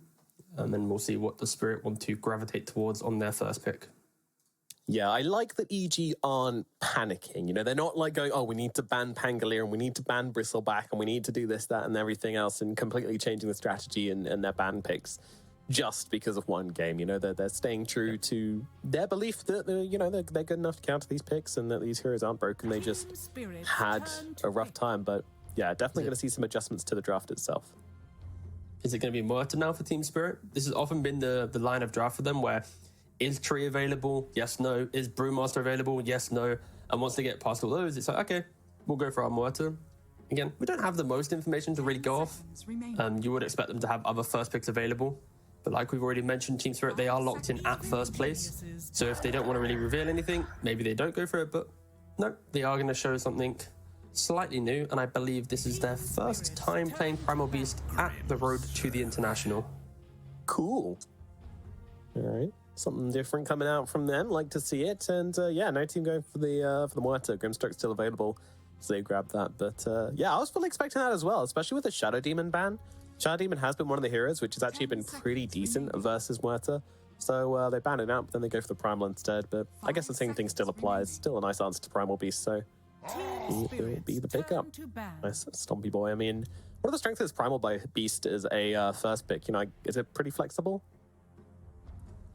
It's soft flex between 3 and mid, but I think the hero just does so well. But because of the Blade Mail meta being so good in 7.34D, you got 2 less damage on the item, and that was this big nerf. And I was like, was it really a big enough nerf?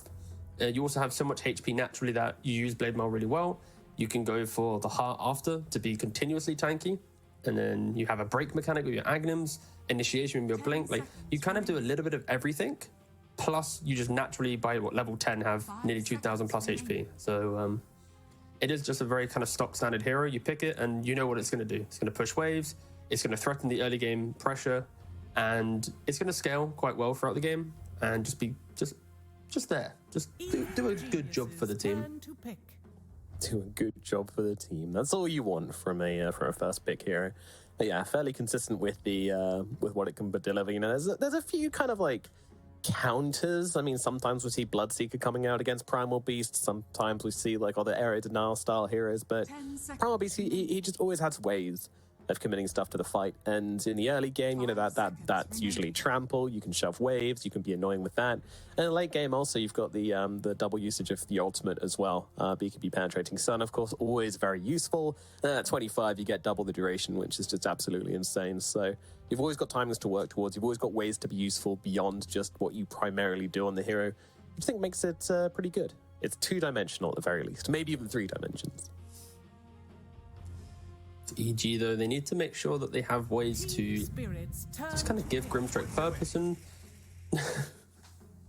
Alrighty. We just lost to this really cool strategy. So I got this great idea. Let's just pick their heroes. Okay, thoughts? Team? We love it. Smile.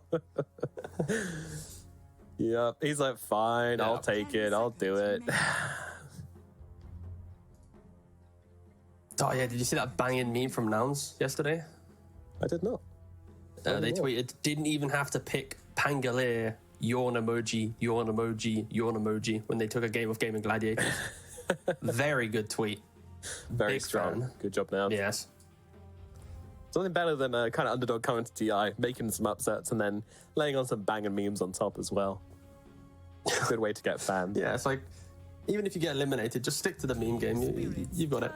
But right now, Spirit don't want EG copying all of their homework, and they take away the Scarif Mage. Based on the things we already mentioned about Primal Beast, naturally, even from mid to offlane, whatever role he's in, he always sets up opportunities for aggression. And then you pair that with Scarif Mage, who loves to throw down his Mystic Flare on a hero that's stunned. Primal Beast can do that for quite some time. And, yeah, overall nice combination. Pangolin needs to be careful as well. Some 3-4 minute gank from mid lane by the Scarif Mage. That can also get a couple cheap kills onto him and just prevent the efficiencies of Pangolier and what he can do to the game. Yeah. So overall, very nice Sky pick. Yep, agreed. Same as last game, but kind of similar to how it worked versus C-Smile. Also going to be effective in the same way versus Pangolier. A little bit worse, I'd say, but still very good. And giving you that kill potential, which Team Spirit love to have. Now the Enchantress coming out for them. But Poshka's Ench, always something to be feared. I really like how Team Spirit does pick Enchantress, though, because it feels like they use it in a way where it's like, okay, we need to progress the draft and we want to utilize our reactionary core pick, but how do we get there without making our draft look weaker? And they always opt to go for the strong laner approach. So I think some teams here, they might go for like Avenge or some, like not a Dawnbreaker support, but that kind of concept of hero. And it's punishable. We saw it in the previous game. But for Spirit, they just go, let's go for the Ench. And EG, guys. I don't want to be that guy, but you're literally just stealing their entire draft, boys. Where's your own prep, huh? No, T. They have a Crystal Maiden, okay? It's entirely different. True. Yeah. After the game one, the coach was like, guys, I have a really cool strategy. It's a Crystal Maiden lineup. Yeah. And they're like, tell me more. I mean, they only didn't pick this guy because they couldn't, because it was taken by Team Spirit, so. Oh my god. All right. Team Spirit, they're like, what breaks our lineup from last game? What did we not want them to pick? And apparently the answer to that is PA. Oh, no, it's ruined. It's over. Yataro's played a hero twice. Oh, okay. Come all right. on, man. Team Spirit, it's been a good run. It's been a great run, yeah. That's it. 5 seconds remaining. Disappointing. Would have been pretty exciting though if they got to like grand finals, played like every carry, every like pseudo carries, having to pull out like carry Crystal Maiden in the grand finals. Yeah. I mean, True Sight would be banging. You just hear the team come, just like, it's a PA, and I played it, sorry, mate. Okay, I don't want to play Viper. Yeah, Morph played it already, mate, sorry, can't. Yeah. But no, I think in regards to draft, of course, EG, yes, they are just copying Spirit's Game 1 lineup. We saw how potent it was and the timings it can hit. The CM pick, a classic counter to Enchantress in the fact that the creep comes in, you Frostbite, it lasts a little bit longer, you stop the creeps just being as annoying. On top of that, you now amp up everyone else. Bristle, he wants mana for Quills. Pango wants mana for Swashes. Grim is a very mana-intensive hero, so that Arcane Aura will be pretty helpful. But EG just need to basically just copy Spirit's draft and playstyle, right? Like, they need to be as aggressive, as efficient, and yeah, just run it back. And for Spirit, though. Remember the play like Seb meme? This is the play like Spirit meme. Yes, exactly. They need to. Said. Just do what they do. I think a Chaos Knight would be really good for Evil Geniuses next. I don't know, I'm just feeling it. Oh, banned out first phase. Oh, it's ruined. Turn to ban. It's ruined. But yeah, we haven't mentioned the PA pick yet in too much, other than the fact that Tara has played it already and ruined the stat. With the break built into your shard and a cheap form of break, it isn't a Aghanims or a later level on your talent tree. It is a very simple 15-minute timing. 10 seconds remaining.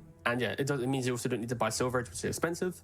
So for PA, very good counter to Bristleback, and you always can get on top of him because of that Blink Strike. Very simple. Turn to pick.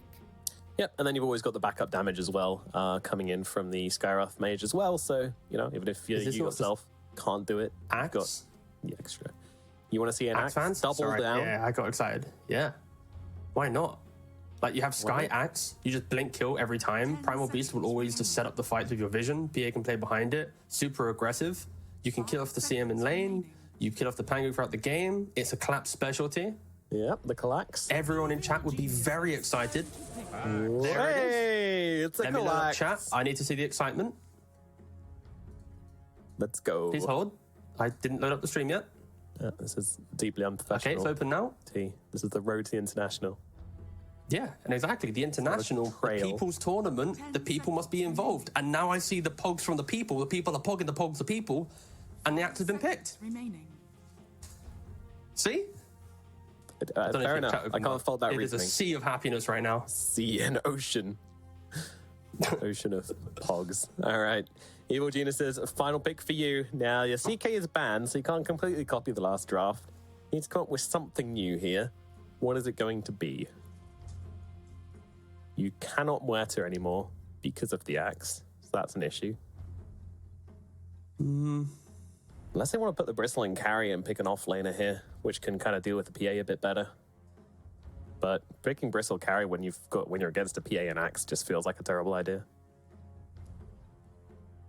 I'm trying to think what the approach would be. There could be...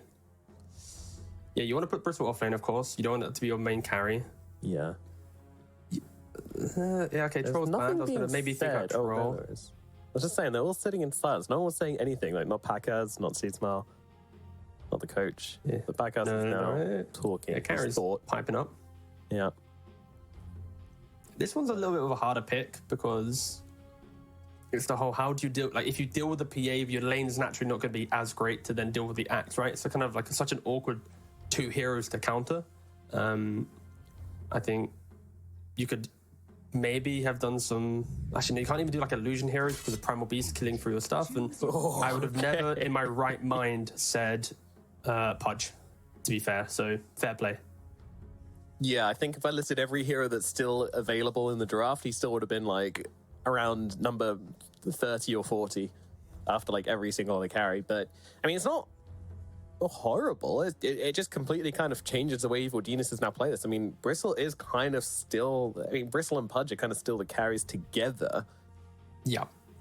I think the main thing here though is for EG is get through the lane with kills. I think if you are an EG fan, you're looking at this Pudge to most I feel like even though Panda's playing the Grimstroke, I want to see Matthew on the CM laning with the Pudge. Like, I want Axe to walk up to lane, get Frostbite, hooked under tower, he's dead. Respawns, coming again, pressured to half HP, and then the entire time Collapse is now thinking, where can I farm safely? Because in the lane, I'm always going to get hooked. If they put Grimstroke with the Pudge, I think it's going to be slightly less optimal, and then, of course, we're going to be seeing Spirit most likely hit their stride. And Pudge is the type of hero that you need to get early kills, early momentum, play on the Bristleback, because this is the PA game where PA will eventually just slaughter absolutely everything. Your Bristle won't be your frontline anymore at like minute 35, and your Pudge, yes, you can itemize to be tanky, but you can't protect everyone in your lineup with your Shard and your just Ag's raw annoyance. So yeah, I think for EG, lanes setup are super critical with these heroes.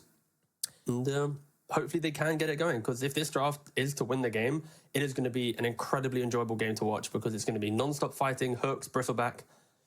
And yeah, we'll see if EG has that level of play in them against a team as disciplined as Team Spirit. So is this going to be one of those Spirit games we've seen in the past where they kind of ignore the enemy team for like 20, 25 minutes? You know, they just rely on their timings, they split the map, they be annoying, and they kind of play or try to play EG around the map. Is that what we're expecting, or are they going to hit some earlier timings than that and actually take the fight to EG sometimes? I think for Team Spirit, it's going to be as annoying as possible in laning phase. Then you sit back for a couple minutes. Once Axe has his blink, just utilize 2 or 3 smokes in a row where it's, we got a big kill with Mystic Flare, Axe cool, reset again, Primal Beast looks for a kill, get a kill, reset again. And then once your Toro leaves the jungle with a couple of those big items, Battlefield Deso Shard, then he'll make the call, let's break the game. But there will be more levels of downtime, and Matthew already feeding away a first blood to the PA as well. Oh no. Yeah, PA's one of those heroes which isn't fantastic. And he's decent in lane, you know, dagger spam's annoying, but if you give him a little bit of a head start, then he can actually do work. He can win lanes, so little worrying, but we'll see how we do respond to this.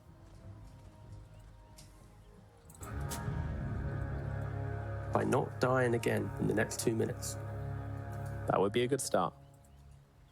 The battle begins. Nothing else fruity going to be happening at minute 0 here, but, you know, another day and another minute 0 victory for the side of Team Spirit. They're feeling good about this last game. Obviously, taking down Seeny Smile, or bringing him low at least, completely just changed the game for them. Made it very easy to play. And this time around, Yatori is going to be having a bit of a head start, and we'll see how that affects things. So in the offlane, we got to see Collapse do a really cool body block where he sent one creep further down the lane. So the lane is naturally going to be pushing into this axe. Just, yeah, look how incredible that block was. Even pushing his own creep underneath the tower. Well, actually, Miposhka came in and blocked the enemy creeps as well and made sure that the ranged creep went first, but it doesn't seem to have quite worked out that way. But anyway, still working, still cool. The key setup here, as you see, the 3-lane split is going to be Matthew actually laning with the Bristleback. Of course, I was kind of advocating for CM to be with the Pudge for that Frostbite into hook combination, but instead EG are looking to put the CM into the Enchantress and prevent the creeps from being as punishing. It looks like maybe focusing more on Bristleback than the Pudge. And maybe this is something that we can debate in 5 and 6 minutes time, seeing how the lanes go. I do feel like the Pudge won't have as fun of a time based on this setup for sure. Yeah, I mean, if he can land the hooks, then maybe we'll see some magic happening up in the top lane, but it's definitely way easier to do that with the CM, as you said, so maybe he's just confident. Maybe he's like, I don't need setup. I got this. Yeah, he just needs slow. So hit the stroke and he's dead. Matthew, though, gotta be careful. There's already a creep in play, and this is, of course, the power of CM. One Frostbite does last longer, last 10 seconds on creeps.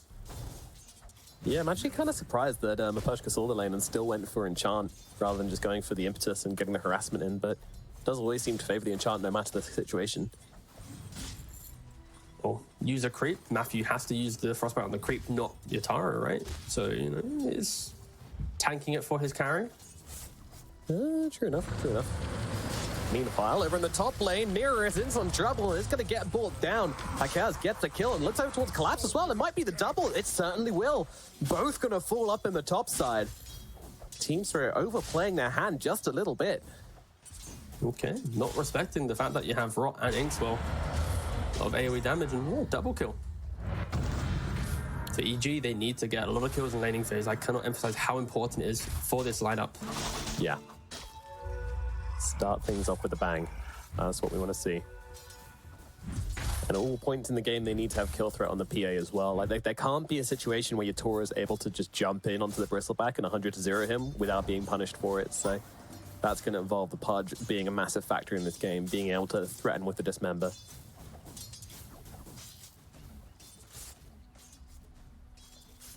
That involves him getting big, but good start in that regard. 2 big kills up in the top lane, definitely going to give Pakaz the start he wants. But there's a bit of rotation, maybe? Nah, Lal's just looking for the bounty rune. Yeah, Primal is also one of those heroes that, because you have such high range of your onslaught, it is very easy to go for a rune and then, now I'm accidentally in the side lane as well. Whoops, let me just quickly gank you. Yeah, kind of the same logic between an Earth Spirit. These heroes just magically appear so quickly onto the side lane for that early game, like pre-5 minute rotation. Of course, Lal isn't doing it yet. Something to always look out for with these heroes. Huh. It seems like Swashbuckle does just give you max stacks of Uproar, so... Or at least 4 stacks of Uproar, so that's a pretty nice nice matchup then for the Primal Beast. Parker's chasing down Matthew, firing those toothpicks into him. Very unpleasant. What creep's he gonna get? A Hellbear Smasher. I feel like Miposhka. Top lane, Mira's dead gone. top. Yep. That time, it was just the hook. Doing the work. Yeah, I think it's a good point. I was mentioning that you need a setup for your hook, but you know, so far he's just hitting the hooks for free. As a bit of a punch specialist, kind of putting it to work here, it seems. Yeah, I mean, Team Spirit, I don't know what they can do about this. I mean, Collapse kind of needs to have a lane. We've seen a lot of Axes struggle so far. Miss on that hook, unfortunately, but Collapse will get away. In the build-up to DPC, because he only actually played 2 Pudge games throughout the DPC season. Really? So it wasn't as if he's really been spamming this hero. I know he has played it a lot before, but yeah, this year, not the Pudge year for him. Yeah. I mean, have we seen much Pudge carry in general throughout this year? From Watson, yes. From Entity. Yeah. He is one of the few players that does still dabble with the art form of the carry Pudge, but it doesn't matter right now. Top lane, everybody's turning up here to bring down Pakazda. They want to take down this Pudge, and they're going to do so successfully. C-Smile jumping in, though, looking for the punishment here on the Pangolier, and they're going to be able to bring down Lal. They get one. How much more can they find? Miposhka is the target here, but a nice concussive shot from Mira, slowing down all 3 of them, making it very hard for them to chase. Swashbuckle off the mark, Collapse getting away with this right now. C-Smile, though, still keeping up the chase. Meanwhile, being kind of accosted by both Miposhka and Mira. He's probably going down here. They've got the damage. The Wild Wing Ripper going to help out as well. And a little peck will finish the job. Miposhka, now the one in trouble though. Panda, he's got one of his spells available. Should he want to use it as a Wild Wing Ripper, throws him back. Panda trying to get away from this pesky pigeon. And he will escape. Meanwhile, Pakaz trying to bring down Mira as well, but can't quite seem to do so. So aggressive from Team Spirit, right? Just like some supports, an axe dive, and now you brought all the heroes to top. Good thing for EG though, they don't overreact too much, right? Like Whisper's still hitting the crit's bottom. Oh my god, Panda trying to go for the twin get as well. The Madman, he's going for this right here. Onto the Skywrath Mage. I'm not sure it's going to work out though. He has a one. Mira, he's just got too much damage, and Panda will be forced to back away. The 7-minute wisdoms are going to be so key though. Like the fact that EG level 3, level 4 in their supports. Mira looks like he's trying to get there. Top lane, Pakaz being run down. All the frostbite, it's not going to save them. Katora gets the dagger off. Collapse, he's now in trouble as well as Lal going to throw down the pulverize to try and buy Collapse the space he needs to get away from his bristleback. Does escape, but now Lal's the one in trouble, and they'll just take him down instead. EG fighting well in this early game. Is C-Small going to get the wisdom? Maybe even an axe kill? Oh, he didn't use the call in time. And C-Small grabs the enemy wisdom rune. EG Absolutely turning up right now. Oh, Mira did steal the other one though, so they did, yeah. It's like that could have been an absolute disaster for them, though, right? Because it's like Mira was stealing one wisdom, plus Axe was going for theirs. Whilst sure they lose Primal, but if EG mass TP top didn't get any wisdom rune, only get 1 kill, the supports would have been incredibly starved. So yeah, really good read from C-Smile to look for that kill, look for the wisdom, and I mean he was looking for the wisdom and then the kill kind of occurred, but still it's very good for the Pango to be thinking about the wisdoms there. Yep, in that location, always on the mind. Meanwhile, Collapse, whilst he has kind of been beaten down a little bit in this laning phase, he's got plenty of stacks to go back to. That will help him keep up a little bit in net worth. He's walking in the river again? My goodness, yeah, that's Large is brawling right now. Mira, Matthew, casting spells? Okay. Collapse is gone. On the sidelines. Matthew and Panda take him down. Now they move across towards Lal as well. The Primal Beast being beaten down. He's got the Pulverize. He's going to use it to try and buy himself a little bit of time here. Mira from the side as well, trying to blast in some damage, but it's just not enough. Lal will fall. Panda as well. Mira to go next as a Swashbuckle comes through onto him. And it is EG who are coming out on top once again. There's just so much chaos in this early game. Like, everyone's all over the place. And then Whisper's stealing some stacks as well. That's huge. I mean, he's got no stacks to his own side. His team's just been fighting top, so it's like, all right, I'll take theirs. But no, we are seeing the effect of course, Pangolier. With such kill-hungry heroes, the CM, the Grim, they like to move around the map, they like to go for kills, and the good thing for this support duo, like you move to a Pudge lane, you might get a kill. You move to a Pango, you're probably going to get a kill. You go to Bristle, you're amping up his quills as well, so wherever these supports goes, as long as the cores have the resources, you should be able to pack a little bit of a punch into Team Spirit. They have been throwing their bodies into some engagements, and their supports are now incredibly underleveled. Mira Oh, only this level could be 4. big though. See Smile, they need to drop him, and they won't be able to do so. They don't have the damage. They just don't get it off in time. And now Miposhka, he's going to get dropped. In comes the Pulverize. It's not going to be enough. Surely they get Matthew. Yes, they will. Scarab Mage gets it off, but does die in the process. And C-Smile actually died on the sidelines as well. Enchantress was able to get off the click, so they do kill the Pangolier. A very critical kill. And Yatori even coming in for this one, but Whisper's immediately upon him. And Pakaz, he just comes up from the river. Where did he come from? What is this game? Everyone's just fighting. Yep. Into the river we go once again. Lar gonna stick around for this bottle.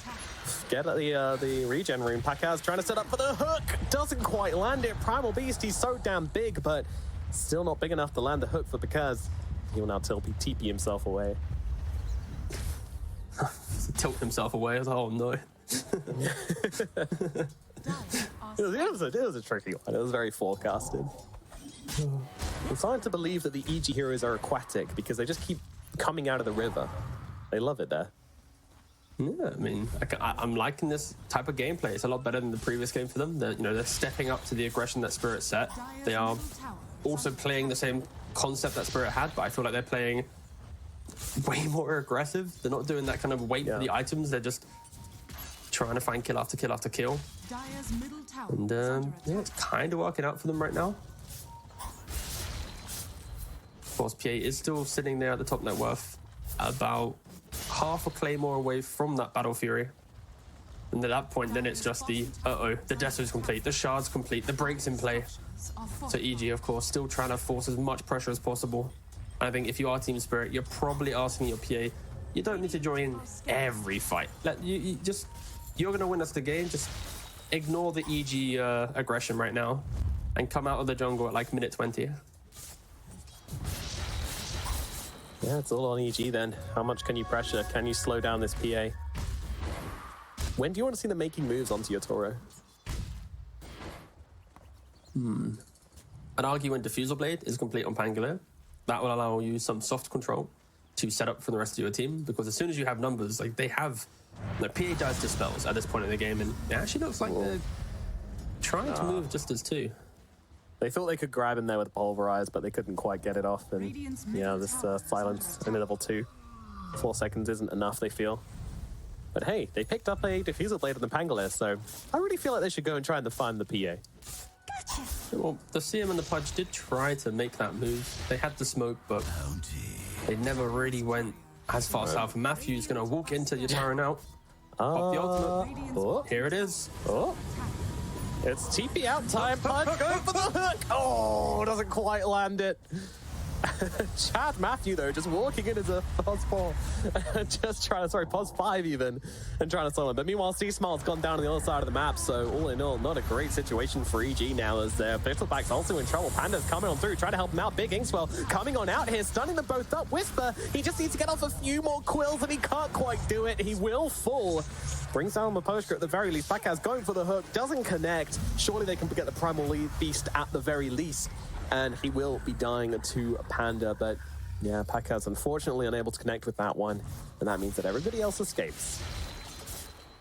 Yeah, for the EG, it feels like there's a little bit late to every engagement, right? They go for the PA kill, the Pudge is milliseconds away from hitting the hook, and then top engagement as well. The Centaur Stomp from the Ench kills off the Pangolier to then go for a Bristle kill, and EG, they're spreading themselves quite thin on the map, and Spirit just kind of jumping in, getting a quick kill, jumping back, and of course, it was kind of the undoing for Spirit early on, but as the game progresses, it's of course going to favor them. Every pick just prolongs the game, delays EG's group up timing, and even though the net worth looks incredibly good for EG, the fact that PA is so sweetly in contention, she's going to just erupt in the next 10 minutes or so if EG aren't able to find her at least once. Yeah. And there we go. Battle Fury finished. 13 minutes and 48 seconds. That is a pretty damn good timing with the power treads as well. Definitely Atura going to be feeling pretty okay about this one. And now she's going to start to rise the ranks in net worth unless EG can do something about it. Aghanim's coming on the Pudge relatively soon. He's only 400 gold away, so I imagine that's the next big timing we're looking for. Bristleback as well, also looking for his. A little bit further away, but still not too bad, especially because he can take Ancients as well, so that's going to mean he farms the jungle a little bit quicker. I mean, one more good fight would be really nice for EG, just to accelerate these items, but I feel like you might as well just wait for the Aghanims first on Pudge, at the very least. Yeah, I feel that is going to be such an incredible timing, especially because Grimstroke with the Inkswell, you're about to hit minute 15 with a Shard. You're now throwing the additional healing on top, plus there's a strong Dispel to boot. Like, you really are. It's going to be so much damage. Yeah, and you put it on the Bristleback or the Pudge. Yeah, they got amazing timing. I'd be surprised if EG weren't smoking to get some big kills right now. Okay, and of course here we go. 15 minutes hit. The Aghanims is coming out for one. The Shard coming out for the other. The timing is absolutely impeccable for EG. Surely they make some moves with this. Dire's top tower is under attack. Do they even have smokes left? Okay, they do have one. Yeah, they do. They've used it. But they're smoking when the mag is coming out, and interesting. Sure. 3-man, I'm not too much of a fan of this. I feel like right now the smoke usage is so critical for this point in the game for a team that's hitting such big timings, and they use the smoke, get a ward out. Spirit actually scanned the rotation of the Pudge as well. But Yatara seems to always just be in the right place at the right time to dodge these aggressive moves. Dodged the CM and the Pudge earlier in the game. Now he's moving through the bottom side of the map away from the Ancients, and EG not getting the kill. Real question is, do they actually have any smokes? They have, I think, one left? Yeah, they have one left. One left, yeah.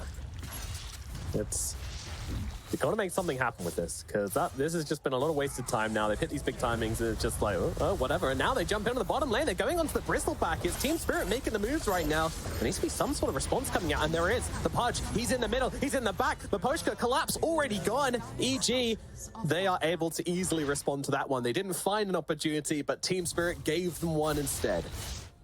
Yeah, and now EG, they get the kind of counterplay in bot lane. They have the vision set up from their prior smoke. Can they find Yatari? Because they have the vision. They know exactly where she's farming. It looks like they're trying to walk over there. Blink Dagger now complete on the Pangolier. Blink Pango. Ag's on Bristle now as well. He's joining the Aghanims club. Pudge going for the Blink next. That's exactly what I wanted to see. Give you like a real... Oh, Yatoro, he jumps in. That's bad. He's going to be in trouble now. No way out of this one. Silenced up. Taken down. Panda, he's going to scoop up that kill. And that is a dead Phantom Assassin, keeping her down in net worth. Exactly what you want to see if you're an EG supporter. Yeah, key thing is just the vision game right there. The wards placed earlier, taking the fight bottom, utilizing your vision, sweeping across the map, not sitting back to hit the creeps. It's that speed of play that will eventually get you a kill against one of the more elusive carries in the game. And go from top, utilize the Twin Gate. If anyone's bottom, they're going to go for a kill again. Will Yataro TP top or bot, do you think? He just died in top. Bot was kind of free. If he comes back bottom, EG, they are very much ready for him. You think he's going Ancients? Yeah, what are you saying? What if he just TPs tier 2 into walks south and dies? All right. Oh, he's going Ancients. Phew. I mean, that's obviously the better play, but it would have been hilarious.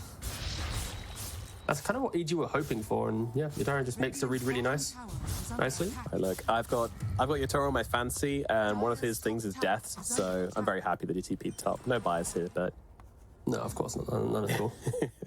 What's his CS looking like? Come on, I got him for mine fantasy as well. Oh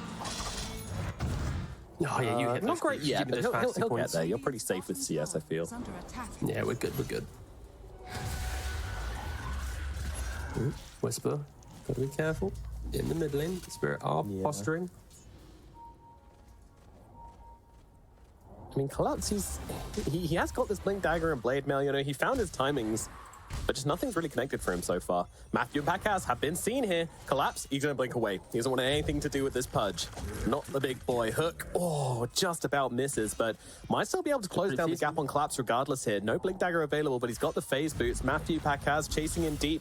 Collapse, move to the sidelines here, and now will be seen. Goes for the core, goes for the Blade Mail. Doesn't catch the Kaz inside of it though, so he can just get off the Dismember and finish the kill. Yeah, I think EG should be just looking at Roshan now. Of course, Bristleback with the Ags, that core spam can just solo it and throw in a swashbuckle on top of that. Easily going down. Yes, sir. Any response from Team Spirit? I don't think so. Not without your axe. Well, they really want Roshan. Yeah. I think Matthew believes that Freezing Field is a single target ability, considering the few times I've seen it used was on a solo PA and now on a Roshan as well, so.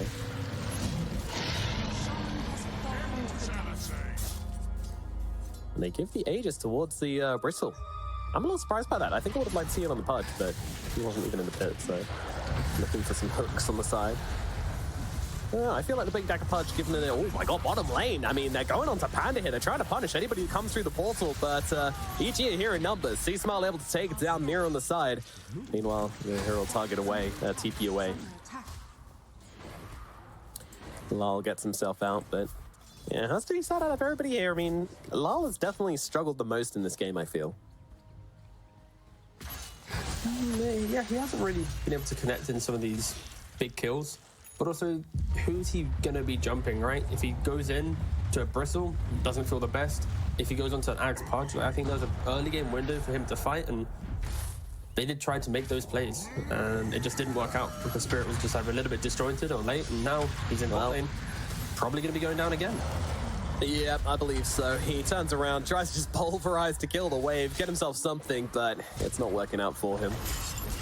Mid lane now as well. They're just comboing, keeping it going right here. Pudge just getting on top of the Axe. Axe almost turning it around with the Cool and the Blade Mail, but simply not enough damage to come through onto Pikaz to threaten his life. And he will be claiming that kill. He's just kind of just like walking at Spirit and just getting kill after kill after kill. I guess the saving grace though for Team Spirit is the fact that he has got the Desert coming in. Yeah, C-Smile doing a very good job of this game for sure. Like mirroring in regards to net worth, but you can just feel the impact of the Pangolier. Just it spades more than the Primal Beast right now. And Yataro on the PA. Completed the BKB, has the Battle Fury, so went for the BKB first to go, you know what, if there's a fight, I can join. Because Deso, he's still a little bit fragile, but after the BKB, you would expect him to complete the Desolator or the Shard. And this is now the kind of the window where Spirit should be able to fight at full strength. Yeah, and of course they have the Shard on the PA to break. They also have the Primal Beast Daggonyms as well, so two sources makes the game a little bit easier to play up versus this Bristleback. It will not be the same Bristleback as the last game, where they had no breaks to deal with him. They're even smoking up before the Shard comes in play. Goes for the Mythical Hammer. Will Spirit be able to find anything right now? The Age is expiring in 2 minutes and 20.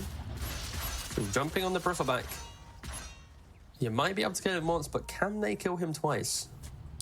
It's a very good question to you, Governor. I think it's got a very certain answer.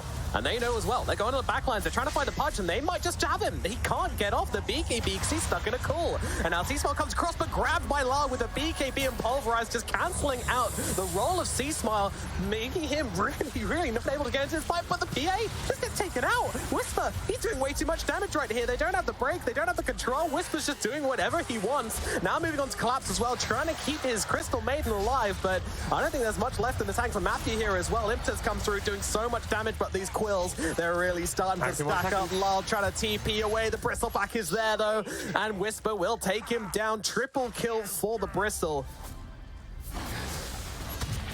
Well, they're still sticking around here as well. Crushed that fight on the position 5 Grimstroke. Like, he has the Ghost Scepter, PA jumps in, sure, good job, man, you got a BKB. Well, I'm now ethereal, you can't kill me. On top of that, his Soulbind connects the PA up so she can't get back out, plus the bug.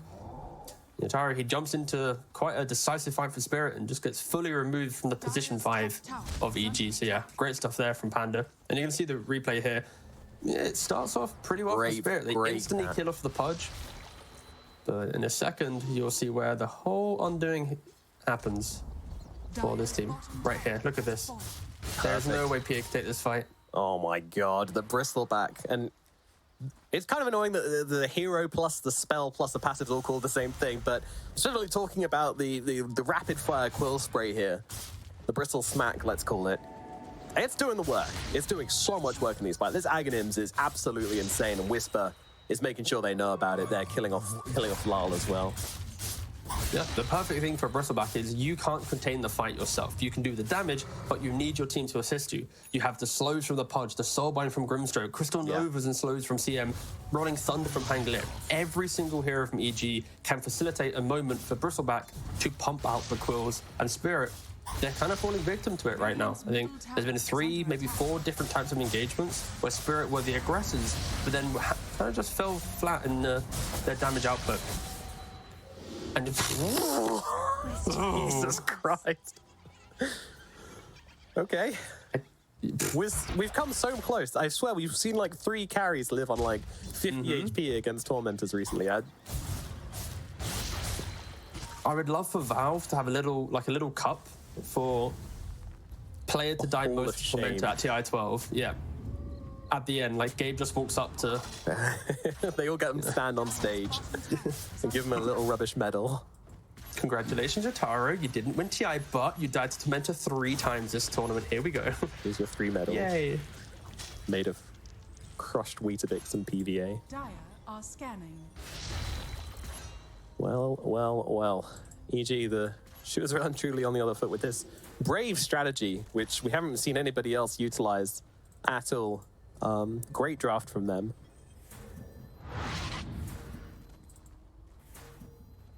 Yeah, Yatoro, he's still hitting his timings. Yeah, that's the thing about Yatoro. He's always hitting his timings. So he's got a Desolator now as well. Just going to keep on trying to farm up, look for an opportunity. I think we're really looking at the Shard. We're looking at the Aghanims on the Primal Beast, and they're both nearly up. So they get another shot at this Team Spirit. They get another timing to look at. Are you surprised they tried to make that last fight happen? I think Spirit have showcased that they always look to go for these fights that don't look perfect for their timing sometimes. I think Spirit is that team where they'll happily wait for a team timing, but also if they feel like they can burst a hero, they're going to go make that play. And when you kill off a Pudge at the start of the fight, I think every team in the world would then continue for the 4v5 fight after, right? So I think it was a fair attempt. It just maybe the Ghost Scepter reveal, from the Grimstroke was something that Yatari didn't factor in. Talk about Yatoro. He's being clicked right now. It's needs to get away. Luckily his team here to help him out, but Whisper always coming through the Bristle Smack, chasing them back. Gotta be so careful of that. If you just like falter, you take one wrong step and you end up in range of that Quill Spray, you are going down. But they're going. The team one seems to without all the hook because he saves him. He gets him from the low ground. Are they still running away on the Bristle? Miposhka desperately trying to chase, but I don't think there's anything left. The rest of the team kind of backing away. Miposhka will just go for the directional move up the cliff, get himself to safety. What a save from Pakaz. Yeah. Really nice stuff there. And also Pudge going for the E-Blade build as well, which is one of the classic, I'm a carry Pudge, but I need to kill off some really annoying enemy, a carry that's a real carry. So you go for the E-Blade, you dismember, you rock. It's a lot of damage that you can pump out, especially once you start picking up some Flesh Heap stacks. And on top of it, down the line, if he gets a Shard, he can now hook save the Bristleback during that break. And that could be the game-deciding plays, right? Bristle just tanks the initiation, Pudge quickly jumps in, eats the Bristle during that break, lets him back out, and now how does Spirit kill off the Bristleback on top of the Pudge being on top of you? There's some cool combos for EG to utilize, but of course positioning is key. Spirit will always be looking for that next pick-off, that next ability to just surprise them with that burst potential.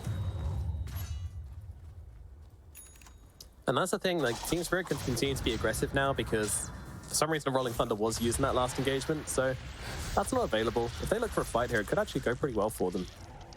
But EG seem to be aware of this as well, being very cognizant with their positioning and not giving anything away too easily the way of Team Spirit. These guys are psychopaths. They know that if they show at any point in the game, then there's like even if they're behind, there's a 50% chance which Team Spirit will just jump you anyway. Yeah, Spirit's jump is also very insane. Just at Skyroth PA, these like heroes in tandem are some of the most explosive heroes in the meta right now. So EG, yes, they're tanky. Yes, they're in the lead kind of momentum based. Of course, they're not in lead net worth. They just have to respect that. And of course, getting that next Roshan will be a key component for EG to continue flooding the map and looking to take the fight. Into the pit we go on the top side. See Smile, Whisper, taking down Roshan. Viscous Nasal Goo. 21 armor taken away from Roshan. Absolutely disgusting. And that will make an easy Roshan for the side of Evil Geniuses. Team Spirit just a little late to the party, unfortunately. They scanned it out, they smoked it up, but all a little bit too late. I think within vision of Evil Geniuses Chad, as well. by the way. Yeah. Look at him. There we go. You might not like it, but this is what the ideal Enchantress build looks like. Take note, people. Yeah. I mean, some of the greatest of all time have built this very item build. So here we go. He's going to be an absolute cannon in the engagements. And the Sproink as well. I love Sproink. Miss it being Yags, but at least you get to use it now as a support. Middle lane, Yatoro. Oh, Yatoro's showing, and they're ready for him. Rolling Thunder coming on. Oh, kind of. Oh, he's getting over. Oh, no. Okay, it's fine. Poor Sea-Smile. He just got caught on like every single little piece of scenery possible there, so couldn't quite close the gap.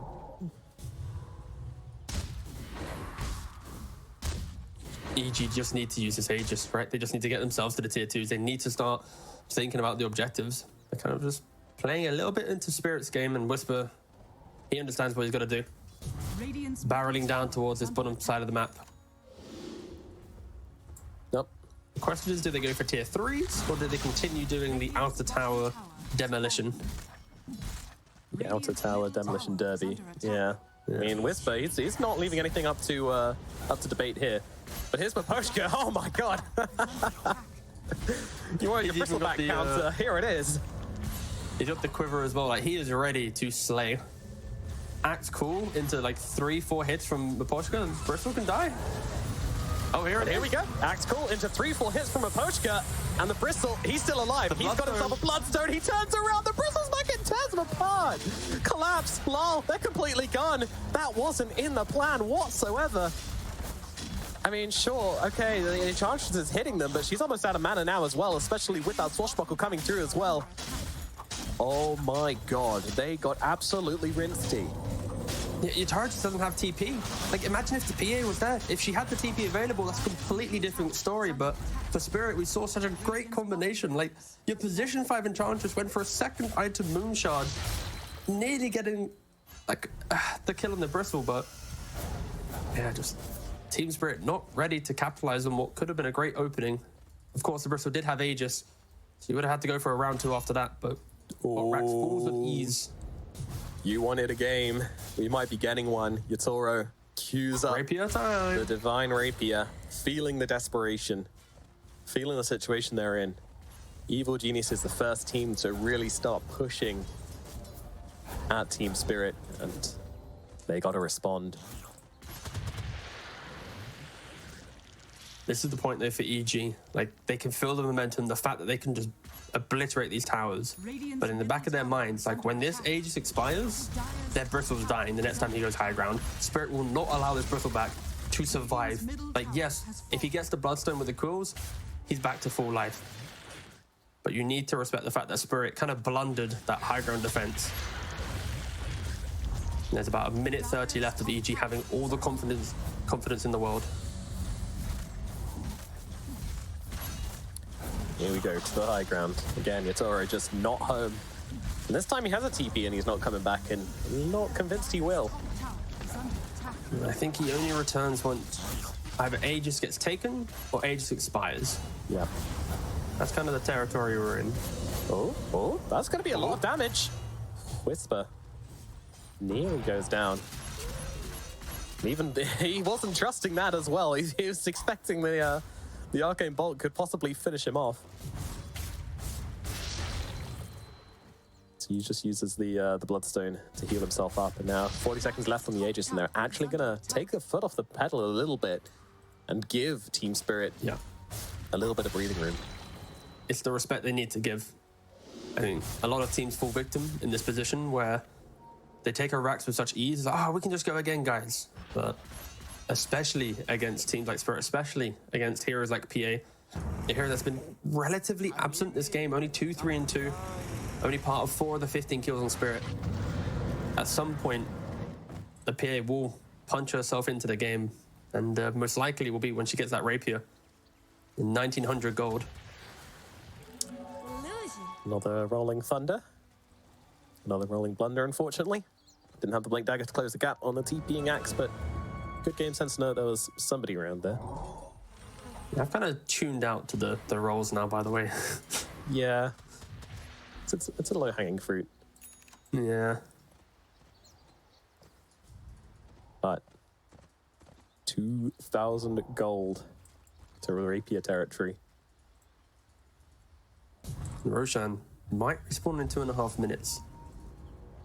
So you'd expect that this next rush fight, Spirit won't be giving it away for free. Should be able to contest it with a Rapier in play. To get the Aegis themselves, then this game could get very difficult for EG. Part of me is wondering though, like if there's 2 or more heroes inside the Bristleback Shard, sorry, Aghanims, even a Rapier with Bloodstone going off, I don't know, surely that's enough. Surely a Rapier and a break is enough to bring him down, but part of me is wondering, this hero, I've seen so many crazy moments from him.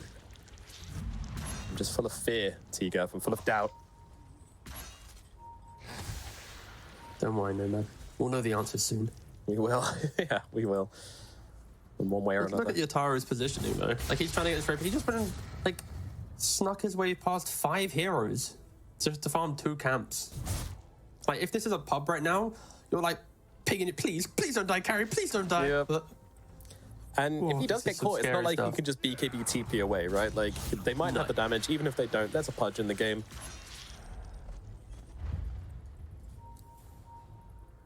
Packard's looking. I care about the true carry in the game. What's Maposhka going? Oh, okay, BKB. My Ench is my carry for this game. Yeah. Oh, true. There it is. Rapier is. It's ready. It's there. It's on the courier. The courier. Courier.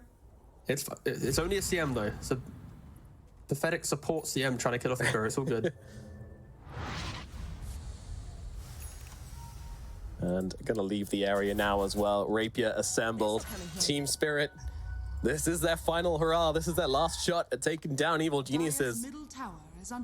Now, Evil Geniuses, this isn't a surprise Rapier anymore. They're gonna know about it because they saw that courier. That is a very important thing to mention. I mean, there's a chance it could have been MKB or something, but they'll know.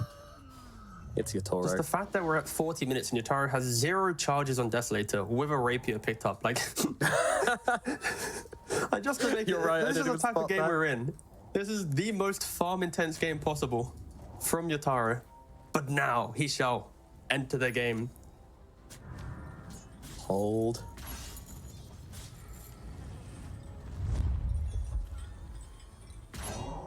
I mean, it's all about Roshan now. Neither of the teams going to make a move until Roshan hits that minimum respawn. Now it does, and both teams smoking up and charging at each other.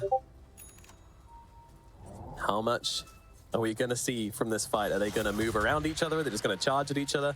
They'll see this creep wave being obliterated by Snot, and they will know that someone's around. Collapse, teasing forwards. It's all on Collapse. If he can find the jump, it'll be absolutely golden. But they're asking a lot from him. See Smile, Rolling Thunder. Bounces off. He's going again. He gets another round 2. Does get the jump onto Maposhka. I mean, it's not the best target. And now BKB with the ultimate on C-Smile holding it back, but he's got an Aeon Disc who's going to be able to survive through this for the time being. And where is PA? Yotaro biding his time on the top line. Gets on top of the Bristle. He's gone. They take down the big Hedgehog, and now they move across. Lal's already out, but Yotaro tearing Pakaz apart. Yotaro, he is doing everything in this engagement with Maposhka as well. Finds Matthew, slows him down, takes off that Ghost Scepter, and PA gets another one. Oh, it is giving them everything they wanted and more. And now Roshan will be respawning just now. Maposhka sees it. That is what they wanted. A high-risk situation for Team Spirit. The pressure is high. And they just shrug it off. And now they've got an Aegis and they've got a Rapier. No, man, we just saw a 300% increase on the Desolator charges for Yotaro. What a fight from them. They positioned it beautifully. They waited for EG to initiate, and unfortunately for EG, it just wasn't that clean. The Pango jumps in, the Pudge is then after, but I think Yotaro's positioning was key there. The fact that he moved so far north of the fight, hugged the high ground at the Twin Gate, and then opted to enter the fight once he saw the entire fight develop. And at that point, EG, all they got to do is get their tail between their legs and run away. And the question now is, how can EG fight into Spirit? But the fact that this PA can just obliterate any hero for free. It's turned on its head this game. So I'm not sure 6 is a 300% increase from 0, but I'm saying 300%. Don't worry. I'm saying it. I'm making it say 300%. It's all right. You came. Yeah, bro, it's fine, man. It's just whatever, man. Why did you bring that up? After I said it, I was like, yeah, it 3 times more from 0, but 0 times 0 is 0 kappa. I was thinking of letting it go. But it's like what do you want to say? I like hearing you squirm. 6 defo charges? Come on. It sounded like good. It was a good number. 300%. Well, maybe if you had a better game and had 1 charge, it'd look good, all right? But now, how do EG answer now? Because they're now in the position where they're playing. I mean, obviously, I think do they just wait out its Aegis, I imagine?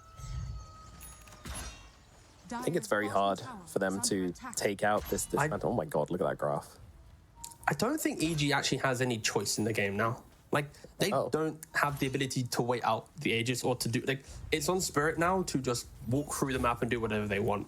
Like, with this type of draft, it's not as simple as initiate and kill a hero. Like, all their damage is over time, right? It's the quill spam that builds up, the Ags rot that builds up, the swashbuckling, taking down the mana, chipping you down. CM ultimate, that's a lot of damage over time, right? Inkswell, like, all of EG is, let's hope the fight lasts 20, 30 seconds. And that's where Spirit, they are super explosive now they got their items. So for EG, it's just hope that Spirit doesn't look to kill you. Push out some waves and off you go. That's a bold thing to hope for, to be fair, but yeah. And take down the Tormentor. Lal gets himself a nice rock.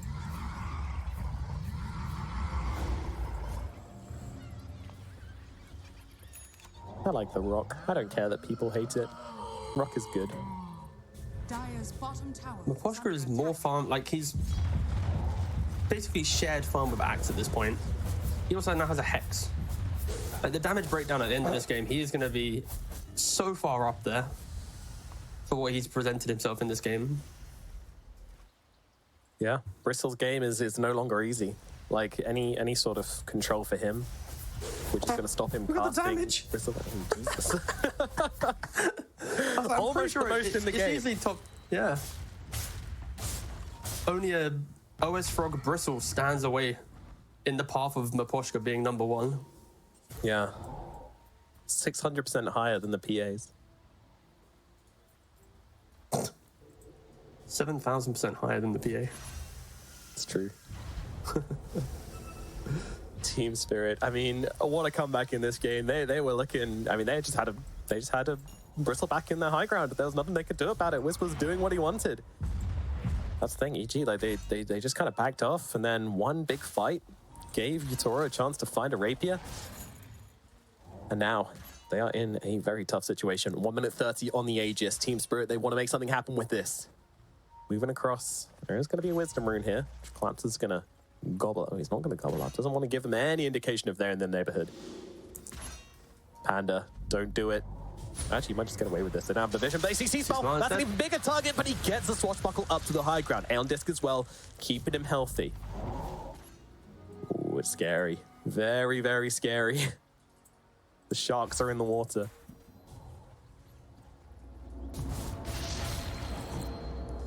Yeah, EG. Trying to dodge as much as possible. And I think for Spirit as well, like the high ground. PA's got to hit the high ground by herself, right? And I think Pudge, there's always going to be that opportunity, that one hook. I think a lot of drafts we see nowadays always has that kind of movement-based ability, right? Like we're not seeing Magnus, but there's Earth Spirits, there's Tusk, Ags, there's Pudge. All very much in meta and forcing the high ground sieges to feel slightly uncomfortable as the game does draw later. I mean, I think Miposhka can hit buildings relatively well as well. He's got the attack speed, he's got over 200 damage. But again, same thing does apply though. If you catch the Enchantress, she dies much, much easier than the Phantom Assassin. But then you give the Phantom Assassin an opening, a window, and it all gets a little awkward. But now with the Aegis, timing out, Evil Geniuses, they want to make a mark on this game. They want to fight back. Let's see what they can do. But the perfect time to catch out Yatoro, but Yatoro, he's no easy fish to fry. He's got himself a BKB, he's got himself an Aghanim Scepter now as well, and a Refresher Shard, which he just moved into his inventory, so double BKB is going to be available. Not that easy to bring down. Mid lane is getting pushed in right now by the Ench creep. So Spirit well aware of EG's smoke move due to the fact that creeps aren't getting shoved back out by EG. And that's why Spirit are able to dodge that smoke gank once again. It's also why they were able to have that beautiful entry to the comeback fight, because Miposhka, he had that creep in mid lane, then soaked up the initiation, disengaging to give PA that entry. Miposhka doing a lot of work on this Enchantress to make sure he provides as much information as possible. But like you said, the Aegis has expired. Look at this Ench. The whole team's just coming up mid, and Ench is just leading the charge. Yeah. The Ninja Gear. Ninja Gear did get nerfed in 7.34D. So you can backpack it now, and surprise! Oh, they have found a Grimstroke. Grimstroke, he's got the Andisk as well as the Ghost Scepter to buy himself a bit of time, but in comes Enchantress. That's the Sproing. Bye-bye, Panda. Yikes. Yikes indeed, Nomad. Yikes indeed. Yeah, PA's not the only killer. She's not the only shark in these waters. Enchantress maybe more of a not Nico, crocodile. baby man. He's not here. Ooh, collapse. Fishing for Pikaz. It's interesting that Pikaz isn't really trying to go for these hooks here, not trying to fish anybody up. Is it fear or is it just caution? They want to take the fights in a safe way when the Grimstroke is alive.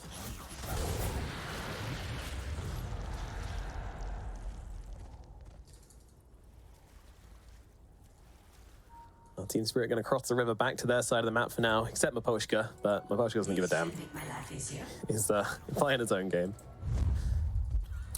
It feels like we're just going to be waiting for another Roshan, it seems. Yeah, I believe so. That is when the big fights will take place. I mean, what's the effectiveness of this Bristleback looking like now? Because he's kind of nullified a bit by all the breaks coming out, the hexes and whatnot, but then he hits his 25, he picks up the plus 12% spell lifesteal talent. How big of a difference is this going to make? He basically always has turnaround potential, and I think it's maybe less about the Bristleback and more how does the Pudge enable the Bristleback now. I think Pudge needs to think about, okay, if they jump the Bristle, I save him. Matthew. That's when we get to play out the game.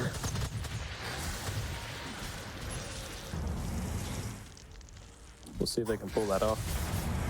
A triple stifling dagger coming out as well, throwing out bashes, throwing out damage, collapse, two-man call, that is perfect. Double Mystic Flare coming up as well. Skyroth Ag doing work. Matthew's dead, immediate buyback. Look at the punch, he's getting destroyed. Yatoro takes him out, moves across towards Seasmell, he's gone as well. You fail to find the Phantom Assassin, and you are going to have a bad time. Lyle jumping in now as well, trying to get on top of the pesky Bristleback. Call comes through, he stuns him up for the time being, but the moment, oh my goodness, the Bloodstone, it almost keeps him alive, but not quite in the end.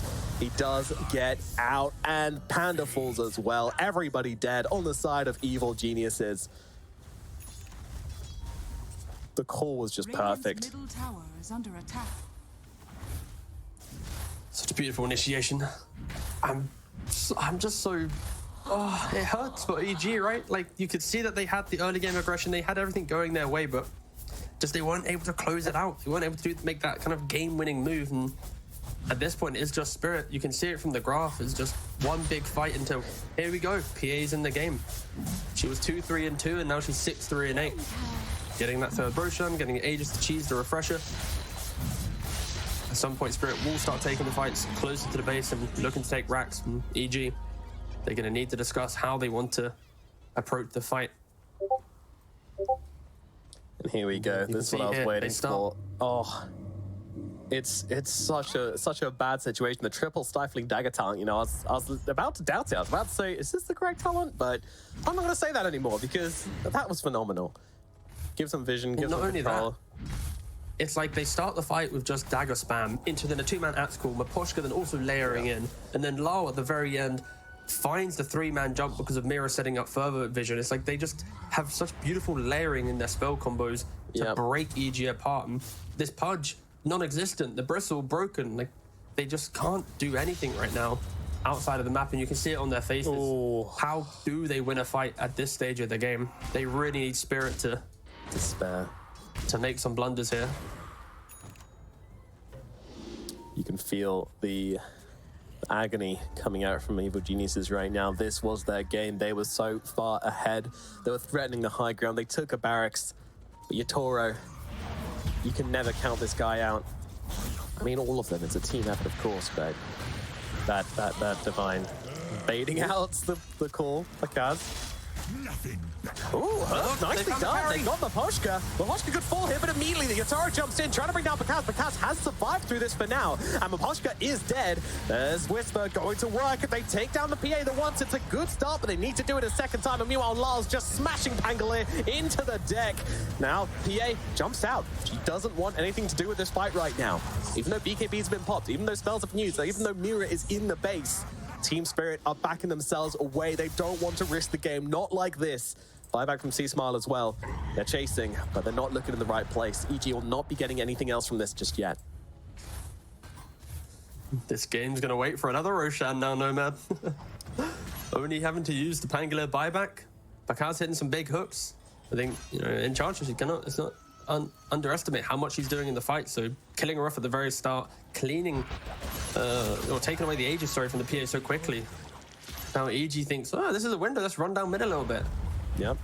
They've just hit like 25 talents galore on both sides, to be honest with you, and it changes the game a lot. One of the big things in the last fight was the Primal not being able to be slow during trample. That allowed him to stay on top of Whisper. And Whisper now going for the barracks. No waiting for Roshan. They want some buybacks here. They're not going to get it. The fact that EG are the ones potentially getting the second racks, no, man. I didn't see that coming. Fight. Pakaz is just sitting behind as well, ready to save him. Wow. Okay, EG, just do it one more time and you get Mega Creeps, all right? Simple as that. You just need one high ground hook. AFK in your base if you have to. Spirit needs to get to your base to win the game. So if you just sit back, hold tight, hit a hook. Of course, you can't abandon inside a lobby game. So you don't need any XP. Okay. That's a really important note just in case. Yep. If anyone was wondering. Oh, fresh roll on the bristle as well, so double Bloodstone, double BKB, double cap. Oh wait, no, you get Blood Pack Drain, right? So you can't double Bloodstone. No. But yeah, playing the BKB and the cap here. And the Crystal Clone for Matthew. This spell is criminally underrated, by the way, because the creep waves when like in they aggro it and they don't kill it, so they just stand stationary on it. I think this shard should actually get picked up a little bit more, but it's just one of those things that is kind of new to the game. No one's really tried it out, but it's very good at skipping waves. Either way, EG smoked up 52 minutes. Yes, this is critical. They're trying to win the game right here. CM Shard's probably not going to make a difference. This is the fight collapse. There comes the Dismember coming out, and there's nobody here to help him. He has no buyback. Oh, how does he not have buyback? Collapse, that is criminal. Felt like he needed one of these items. I'm not sure what his recent purchase was, but either way. Did they click him though? If they click him, they'll know he doesn't have buyback. I'm not sure if they've been keeping track of who's picking up items when, but they're definitely going to try for it here. Evil Geniuses, I mean, one thing about this game is that every time they've had a little bit of an advantage, they have been pushing it. They have been making Team Spirit sweat, and if they're doing it with just two supports dead, then they'll definitely do it with a core dead. But now Lal immediately jumping in. They just want to take down the Bristleback straight away, but the Pudge is just trying to just mess things up. Whisper, he's so low, he's going to have to use the Bloodstone, and he's just not being able to heal off it as well, so the reset is looking very iffy from EG right now. And now Yatoro senses a weakness, jumps in, takes down Pakaz, immediately looking for more. Bye-bye, Crystal Maiden. Panda's going to be the next target. Supports are just getting turned into butter right now, as they're all going down on the side of EG. 3 dead. The misinitiation punished hard by Team Spirit. Oh, EG had such an opportunity to maybe get the Mega Creeps, but the Bristleback not being able to lifestone the Bloodstone, the Pudge blinking in but not grabbing the Bristleback, and then it got a little bit janky. Bristol still had Refresher. He had another BKB. Like 4v5, that could have been it. That could have been a way for EG to come back into a game that felt all the way Team Spirits. Was he trying to eat the Pangolier, or was he trying to dismember the Primal? Either option would have worked out, but he jumped in instantly, just cancelled it, and from that point, you're just kind of in a bad position, right? And of course, Bristleback didn't have anything to quill on. This game is just so damn close, and we have 2 buybacks. Grimstroke and Pudge both have the buybacks in play. Collapse still doesn't have the economy for a buyback. 1,300 gold away. Yeah, 1 barracks doesn't really mean much in this game at this point. 2 barracks, a little bit. 6 seconds for the supports to both be back, 20 for the Pudge. That will be another lane of barracks, I believe.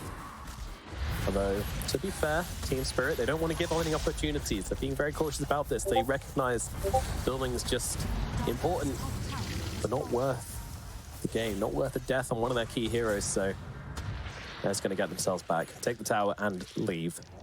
Roshan is also going to be up soon as well, so any missed played fights is going to send repercussions throughout the game.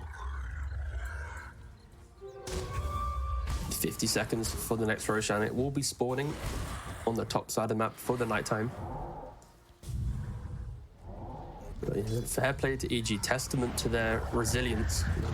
This game, a lot of teams after the PA getting the Rapier, a 1 fight, 2nd fight, Aegis, they'd have felt the pressure and just backed down, but EG, they just kept finding like opportunity after opportunity. Of course, having bot racks did help, kind of forced Spirit to always think about that bot lane, but now they got the 2nd lane in the mid. Spirit has a 25k lead. It's only just 1 hook to make the difference. Spirit going high ground is really incredibly awkward. 1 hook, 1 call, that's all it takes. It's very tricky to go high ground against a Pudge, especially one this large. You know, just reflect on what this game means. You know, for Team Spirit, they're already secured top place. It matters, but I mean, only in terms of pride, and you know, they're just, as that lactose guy would say, they're just e-athletes. Any game, they're going to try their hardest. They're going to play their hearts out, because that's just who they are. And EG, they're just like, please, just let us win. Just let us get out of the bottom 2, please. We don't want to play tiebreakers and risk being eliminated in the group. Yep, exactly. Whisper and Lal, the 2 big boys, happy to just kind of throw some spells at each other and see if the other team respond. Pakaz collapse, jumps in, finds the Crystal Maiden, and immediately takes her down. That'll be the first casualty of this fight, but buyback immediately doubles this member coming up from Pakaz. That's a great way to do things, but Lal, he's got the cheese, he can heal himself up. Refresher, BKB turns around, uses that smash to just hold up the Bristle, but it's not going to bring him down. But Yatoro's in, kills off the Pudge. Now Whisper, he's pretty defenseless as PA takes down another. Maposhka from the sidelines doing so much damage. Yatoro just not taking prisoners, but knows Whisper is so damn strong, and with the buybacks coming through as well. The hook, he lands it. The Dismember to follow up as well. They get him. Yatoro is out for the count, and now the move towards collapse as well. Another Rapier purchase from the PA as she tries to get back into the fight. Bakaz just being beaten down by Maposhka. Who's the real carry now? They need to get away on the Bristleback. Toothpicks to follow. They keep on chasing here. Team Spirit, they get 2 kills. They don't have buybacks on the Pudge. They don't have buybacks on anybody now. This might be it. The game might be over. Sure, they kill off Yatoro, but Yatoro just buys back, buys another Rapier, gets straight back in. And they don't have the resources on EG to make this defense work anymore. At this stage of the game, they just didn't have the amount of resources for how long the fight lasted. Like, if there's a refresher on the Pudge, his buyback will TP back in onto the outpost, have that next round of BKB. But they just didn't have enough, unfortunately, and Spirit able to get back into the fight so quickly. And Maposhka, the true carry, pumping out just enough damage to help get some of the kills on the tanky heroes whilst PA wasn't in play. Yeah, it's still a threat. That's the thing. Maposhka's just there with these impetuses. You can't fight into it, and now we're going to have to see a buyback coming out from the Pangolier, the 3-man defense. It's feeling pretty desperate, to be honest, T.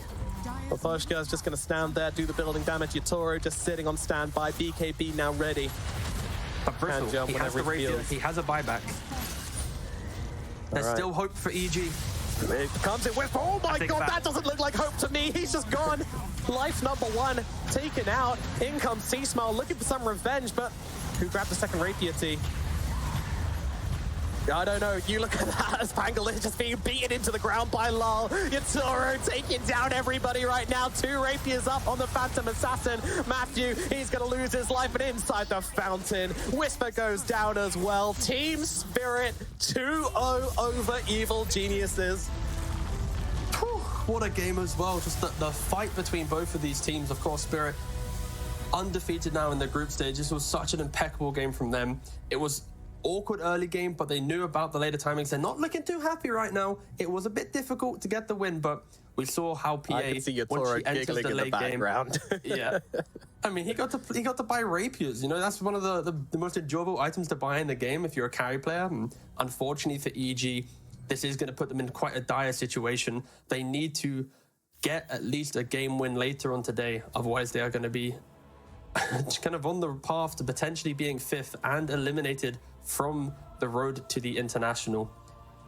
Yeah, and it's also scary because, you know, SMG, if they do well in their series as well, then even if they do pull out a couple of wins, they might still be tied regardless. So, yeah, their fate is tricky, unsure, but we've got people better than us to break that down, T. Let's throw it back to our lovely, lovely panel. We've got Nat and the gang ready, so they can take it from here. Look, we'll put their knowledge to the test. We'll see if they are better than you guys. But Team Spirit, they were put to the test in that game number 2, their very last game in the group stage. But they do end up going 8-0 undefeated for themselves. And I have to ask, how do you come back? How do you see Team Spirit being able to make the space and make the time for themselves in a game where it felt like Whisper and Bristle was just going to run over and end it about 20 minutes ago? Yeah, it felt like a game where you just had to really weather the storm. Like, you have this Pudge, Bristle, these heroes with early timings that want to run at you and really dominate that mid game. And for Spirit, it was all about just like, okay, let's not basically get overrun. You just can't lose the game at 25 minutes, basically, because late game PA really unmatched as a carry. You even had this secondary carry in the post-game Enchantress. And ultimately, they had the Bristle counters. They had these breaks. They had, you know, with the Underlord as well as the PA Aghanims, like, they had ways to basically address the Bristleback and make him killable. Yeah, using that call as well, right? Later on in the game to turn him. But overall, yeah, they just had to weather the storm. They didn't really weather it. It was looking really rough. You keep saying, like, you know, make sure you don't lose at 25-minute mark, but what exactly is it? Because they almost took 2 lanes of Rax against them. It looked like they were going to lose, like, very convincingly, but the way they defended the high ground was pretty much on point. Bristleback perhaps needed another save or 2 for him to be able to just walk uphill and hit. I don't know, I was, like, we were watching and I was commenting one thing, just get the shard on Pudge, get him out of problems every time that they go on him so that you can reset the fights.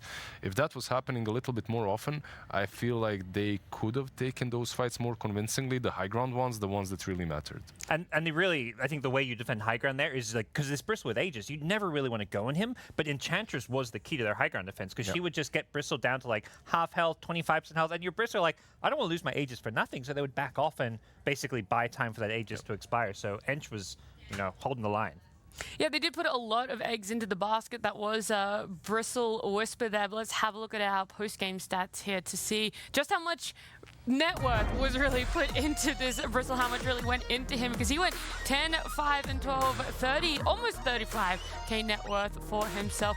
You guys talk about maybe investing in another save for the Bristle, but I also look at this and I think, is there a way in which he could have just had more support in another carry so he's not the only one pushing high ground? Or is that again something that Team Spirit did really well in defending, but also drafting and the way that they played it to avoid? I think the way that their lineup works is you want to be taking these early game engagements and you want to be finishing the game really fast.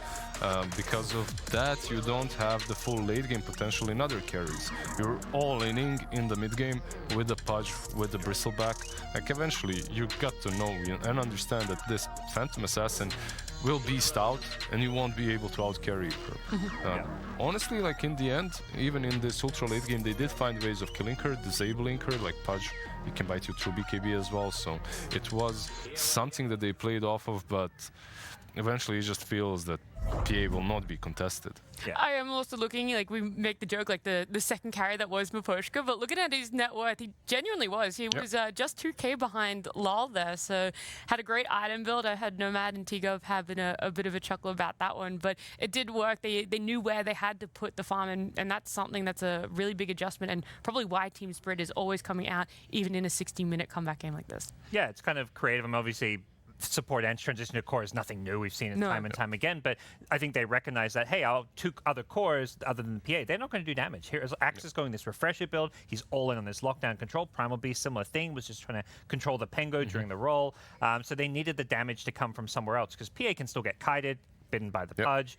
So the entry is just going ignored like every single fight. And if you're going late game, if you understand that you're going late game and you're playing Genj, what's the point of building all these small utility items that might be helpful early on but will fall off for sure later on? No.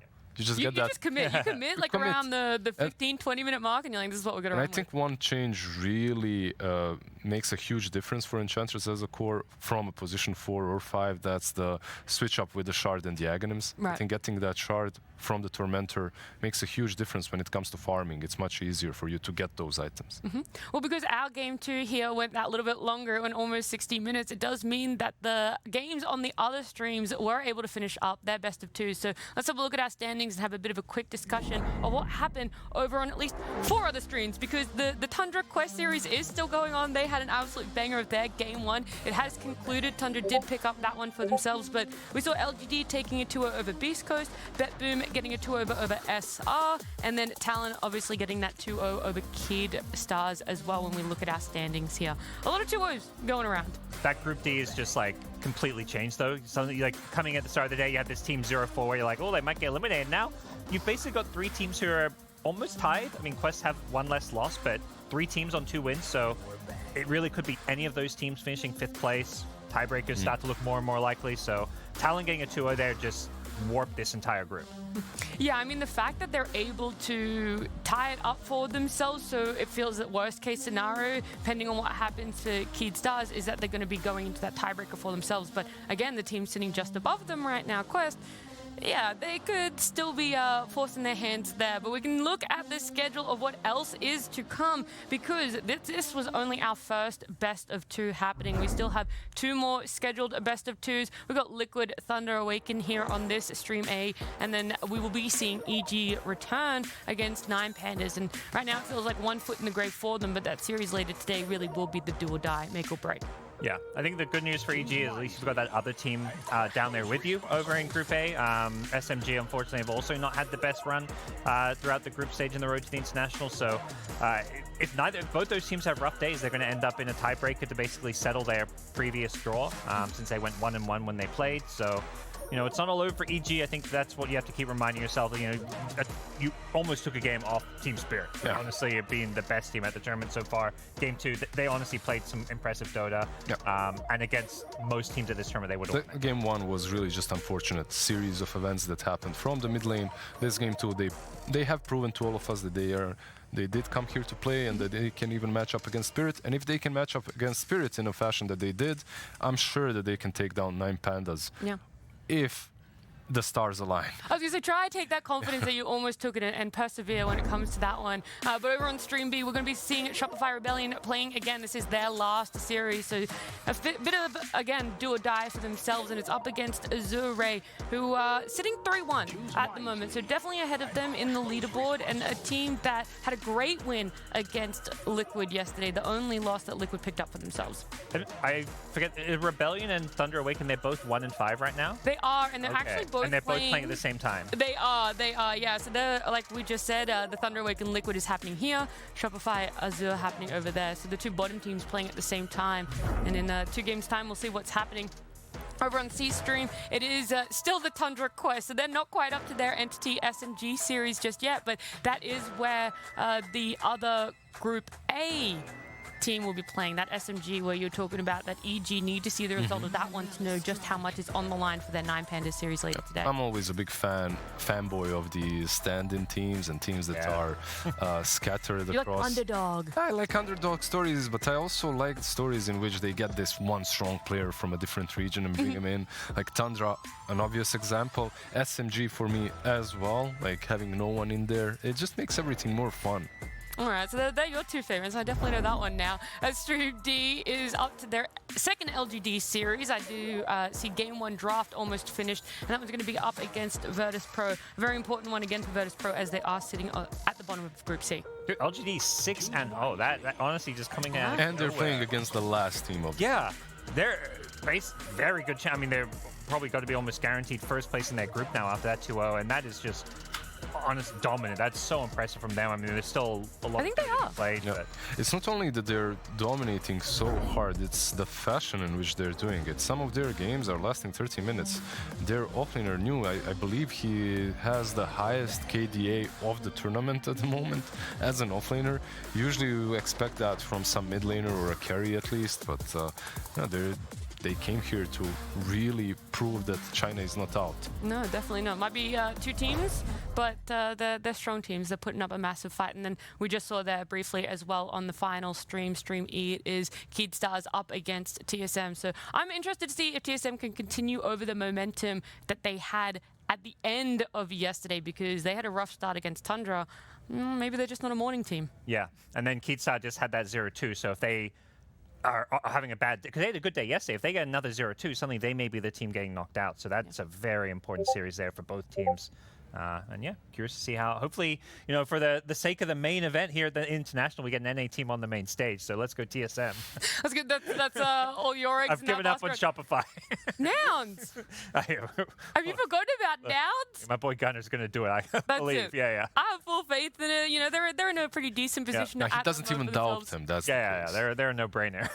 Well, look, we're on the precipice of finding out potentially what team will be eliminated or if there are going to be tiebreakers between these groups. But right now, the team that's sitting at the bottom of that Group B is Thunder Awaken. They're coming up against Liquid. This is the series that we're going to be seeing very soon on...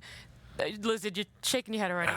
No, I'm not shaking my head. You don't think it's going to be a close one? I feel bad for all of these teams that had really rough start in day 1. And now, as their final series, they get to face Team Spirit, they get to face Liquid. Yeah. You know, it's just a really difficult position to be in, and it's a difficult position for your morale. Like, how do you get out of the bed in the morning? Yeah, today we're gonna take that Nisha and we're gonna just wipe that mid lane with his face. Yeah, we got it, easy.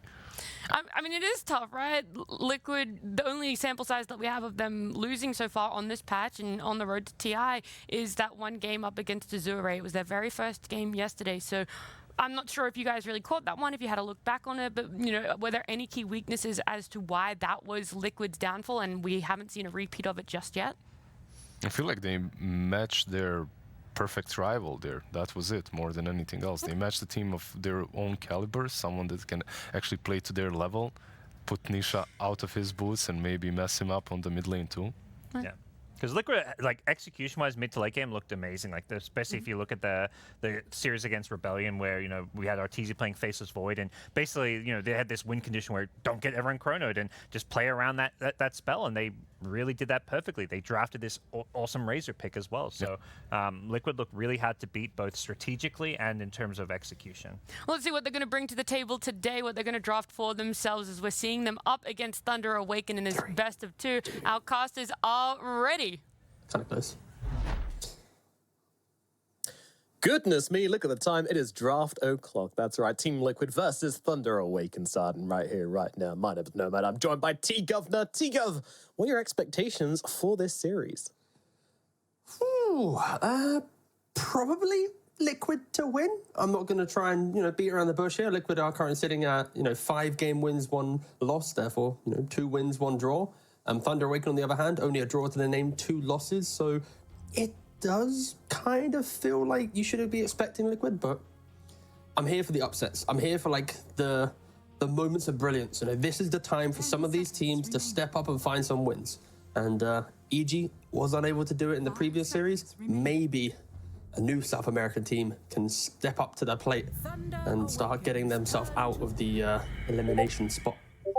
Maybe. And of course, Thunder, you know, they had that kind of rough starting series versus BetBoom, where at least the first game was rough. Second game was actually really close. They had a few moments where Lilo were going to be able to take it. And then versus Shopify, they actually were able to take a game versus them, which was quite surprising. So don't count out Thunder Awaken. These guys, they have some plans. We won't talk about their latest series against Azure Ray. That's better left unspoken about, but yeah, didn't really go too well. But nevertheless, they're here, a new day, a new them, and they're ready to take on Team Liquid. And they're going to try and do it with a first pick Treant Protector. Pretty common hero at the moment, pretty strong. Why is he strong, T? Well, the laning phase is very powerful with Leech Seed. You can just prolong games with Living Armor, which is like the classic old school perception of the hero. But with 15-minute shards and how easy it is to get there, because they are very cheap, you then have this invisibility aspect on the hero where you're running around or setting up other heroes to make plays. Already, Liquid respond to the Treant Protector with quite a nice counter pick with the Phoenix. The reason why it is a counter is when Treant Protector overgrowths to provide the initiation of the team fight, all Phoenix needs to do is Icarus dive in and place his egg. And now the argument is, do I kill during overgrowth but then get hit by an egg? Or do I have to disengage from what could be a very good setup because this egg's about to pop and then stun everyone in its vicinity? So it's a pretty cool counter to that Treant Protector in regards to the team fight. Indeed. So yeah, we'll see how these two heroes kind of match up against each other. Of course, always like seeing a Liquid Phoenix. This is a very comfortable hero for them. And Treant just generally really strong at the moment. As for the bans, nothing super exciting coming out for either team. I mean, Spirit Breaker is a hero which some teams are banning out, some heroes are letting through, and some heroes are ignoring at the moment. Some players at least. And overall, yeah, Dazzle and Muerta, the big offenders, gone. Pangolier going to get gone in the second phase as well. So yeah, the usual ones taken out of the equation. Yeah, I guess the main thing here is the fact that Bristlebacks may be in play. Of course, I don't think we're at the stage of TI where people will be first phase banning it. It's just more, do teams kind of give it a sign of respect in the second phase, or are we just going to see it picked up? I think both teams, you could argue Liquid have kind of soft covered themselves a little bit because they have the Sunray to deal with the tankiness of the Bristleback to some degree. But yeah, and I think that's a hero that in most draft panels now, I think you're going to hear a lot of people just mention it at least once or twice. Same thing for the teams. They'll just need to just consider it the entire time. Yeah. Keep one eye on it. Always recognize that it could be a possibility. So, interesting Luna ban coming out from Team Liquid. What do you make of that? So I think, Knight did play Luna yesterday in a game that was incredibly close against Shopify. It was the 62-minute game where Shopify relied on Arteezy's rampage at the late game to get themselves across the line in that victory. And especially when they already have a Treant Protector, the lane plays itself. I think Luna, Muerta, they kind of need the same type of position 5, the big body melee hero that can just sustain the lane for you. And yeah, it's just a bit of respect there. And we said Bristleback was something to keep note of, and there it is, already picked up for Thunder Awaken with the Grimstroke. This pairing is so potent. I feel like I just need to have a soundboard of me talking about Grimstroke plus Bristle or Grimstroke plus anything, but of course, Inkswell with the shard, throwing it in, and nice. We haven't actually seen any AA recently, but this hero is very good, in my opinion. Yeah, it's been played across the groups. I think we saw one yesterday from Liquid, in fact, versus Shopify, I believe it was the series I was watching, after we were all done and dusted with our games, and yeah, worked out for them. They won the game. I think it was the same combination, in fact, with the AA and the CK, so yeah, clearly something they're thinking of running in this second phase of picks. Yeah. Because it was both Shopify games, they did it. And one game they had it with the Earth Spirit, the other game they had it with the CK, so kind of merging it together for today. They weren't really picking it into a... don't know why the police are coming to arrest the AA pickers, but it's fine. But like yesterday when they drafted it, it wasn't as if they were needing to go against like the big healing style hero, right? But today, like this is like the AA game where it's like they need to hit the Bristleback with this. And I think they have simplified that game plan because they have the roll from Earth Spirit with the slows plus the CK stun as well. So it's going to be pretty easy for them, I'd say, to connect on that Bristleback with that with the ultimate. But the cool thing as well with AA, which I think makes the hero more playable, is the fact that his Vortex applies the slow, the magic amp, but also the damage. They moved it away from his shard, and I would have never said Omni Knight would have been picked in my entire life. Well, AA is already here, though. I mean, I guess Omni Knight's all about the heals. Physical damage resist is a thing, but remaining. I mean the Purge, I suppose. I don't know. This is pretty wild to me. If you're Insania right now, you're like, wow, what a great AA game. But if I miss my ultimates, everyone's gonna see that I've missed my ultimate. Yeah, every single one of these hero heals in some way. So, yeah, pretty value AA game. I mean, if you ever want to have a reliable AA player, though, like Insania's definitely him. Then, like he's always been playing this hero. One of those guys which is just stuck with the hero through thick and thin. Actually, let me see if there's been so many games in the group stage. I'm going to quickly Control F Omni. All right, you do. It's had 2 games played. Okay. And none into AA, but no, Quest played it in a victory against Kid Stars, and then LGD played it in a victory against Beast Coast. So it has had some road to the international gameplay. But let's first of all touch on the point of picking it into the Ancient Apparition. Of course, picking additional heal into an AA was always going to be a little bit underwhelming. But I guess the philosophy here is it's less about that and more Omni Knight, if it is in the core role, of course, going for like the harpoon, the phase boots, that chase down. Not only do you have a bristle running at you, you then have the Omni. So it's like if you ice blast the bristle, the Omni can punch you. If the Omni gets ice blasted, then the bristle's going to be healing, right? So AA is going to have to be very careful with who he initiates on. And additionally, this vessel pickup from Earth Spirit, the Dispel from Omni coming into play as well, where's Liquid's damage in the early game until Silver Edge and these bigger items come into play? So I think it could look a little bit weird picking it into an AA, but this does scream a lot of tempo and a lot of in-your-face play. Yeah, that's true. That's true. They're definitely not friends, Bristleback and Omni Knight. They'll be playing at completely different parts of the fight. Bristleback's on the front lines. Omni Knight's trying to either be behind him or jumping past him to get to the back lines. Very different styles coming out from the two of them, which is going to mean it's harder for the AA to land a nice ice blast. And he's kind of on a timer as well. If you don't get the ice blast out, you might just get popped. Omni, in case you don't know, does just 100-0 supports these days for some reason. It's brutal. His hammer, it hurts. And now Wind Ranger comes out for Thunder Awaken. All right, they've woken up and they've decided things are going to get a bit spicy today. They're really hard to kill, to be fair. Like, I think Liquid, their final pick needs to tie a lot of things together here. Can they even go Kunkka? Like, what did they even... Oh, Kunkka's banned second. Okay, take that back. They can't do that. Because you're expected to be like a mid-Earth Spirit. You're looking for some Zai offlane hero, but the offlane hero needs to be able to deal with the aggression, but also do a lot of early game damage. Yeah. To kind of build enough time for your CK to buy, let's say, like the Silver Edge, Moonshard, Blink kind of category where he's just like ripping through heroes. Yeah, part of me is like maybe Dark Seal, but it feels kind of like you got these 2 great Iron Shell targets, but it's just not damagey enough. Oh, actually, no, yeah, Enigma would just get run over as well. Yeah. No, yeah, it's like, what do you pick? The lane is so difficult.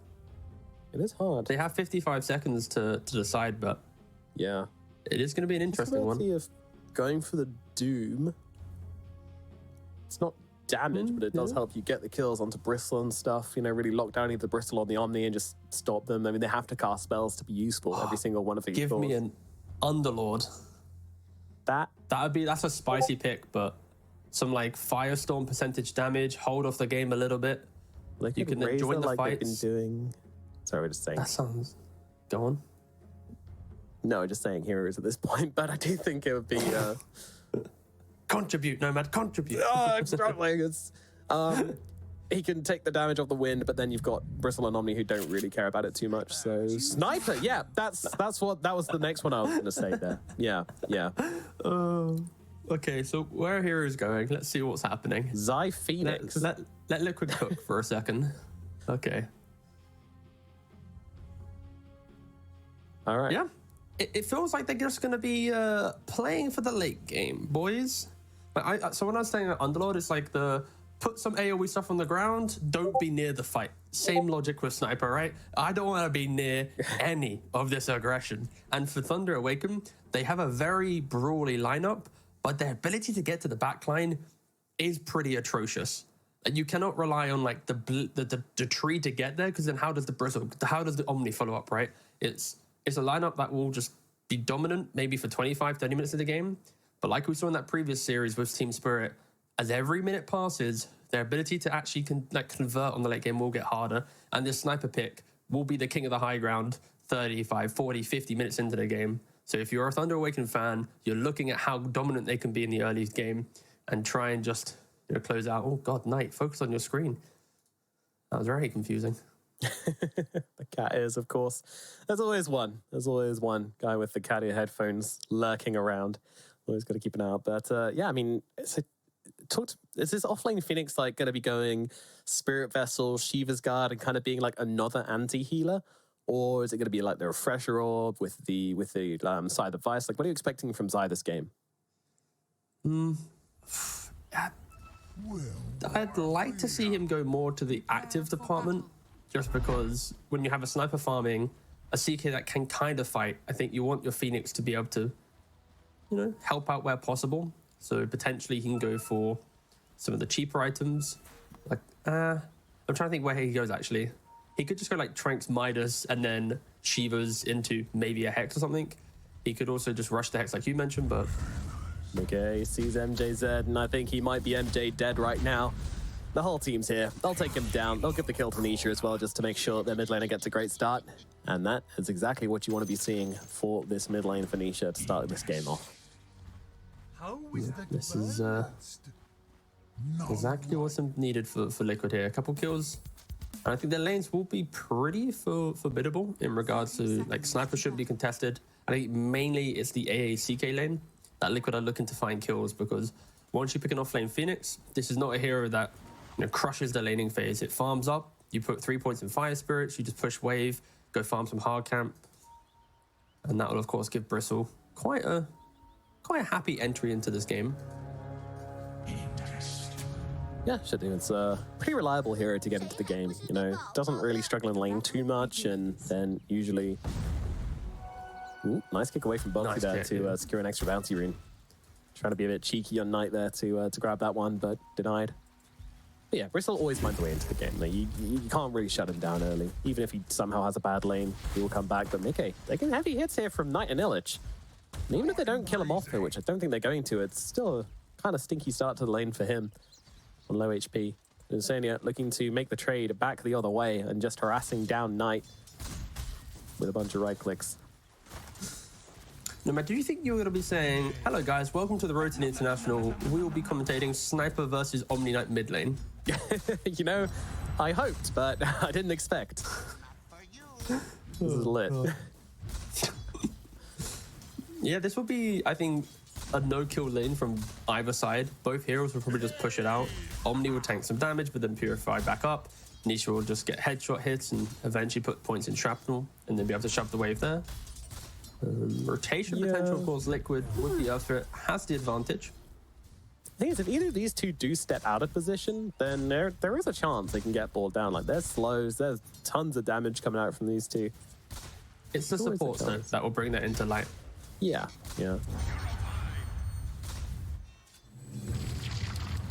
Top lane, Knight really doing some damage to Zai here. Zai gonna be forced to pop the Fire Spirits to push him back a bit.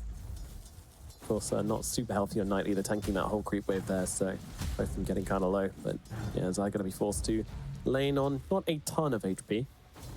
It looks like Zai's going to be going for the urn, and then most likely a Midas. He's got a casual glove here and his quick buy, but I think this is a game for Liquid where they can be a little bit greedier. Like, there's no way that they can itemize for a 15-minute timing of winning fights, so just itemize to farm through that window and then look for like that kind of half an hour engagement to then really kind of get themselves into the game. This is going to be a slightly longer game, I feel, for Liquid, unless they just find massive kills in laning phase and just sweep through the game. Of course, that could always happen in any Dota game, but...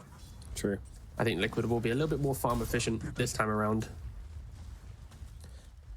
Yeah, and one thing which is always going to be nice, especially now that Zai hits level 2, he's going to have the Icarus dive. He's going to have a full stick pretty much at every point due to playing it against Bristleback, so he might get low on HP, but he's never really going to get brought down here, I don't think, unless MJZ lands a sneaky silence on him or something. It's going to be very tricky to actually finish off the Phoenix. Same with Boxy as well. He's got roll, so the two of them are pretty escapable. But yeah, not going to be able to put tons of pressure on the Bristle, I don't believe. Is in the middle lane. Ooh, ooh. Nisha, he's like, I don't care about the water. I just don't want you to get it. Nice heal, though, onto the creep to... he has to take him available. Go! Deny! Oh, he's going for the kill. He doesn't care about the rune. He's trying to bring down the Omni Knight. Slat him. He's pretty miserable at the moment. He doesn't have a lane to play. Nisha just styling on him there. Go for the 2 points headshot and take aim. Having that bonus range to be able to deny off the water runes, but also just non-stop tickle this Omni Knight, and he finally gets a bounty rune to have a little bit more regen from his bottle. But yeah, nice moves there from Nisha to focus on that 2-minute rune. Yeah, just killing them both. He's shooting everything. I mean, I would have loved to see Boxy maybe roll across and get the bounty rune, but of course it's a pretty huge risk. Leaving your Phoenix alone kind of affects the lane pretty heavily, and you might just end up walking into an Omni Knight and giving him a kill or something. So maybe the smart play just to stay in lane.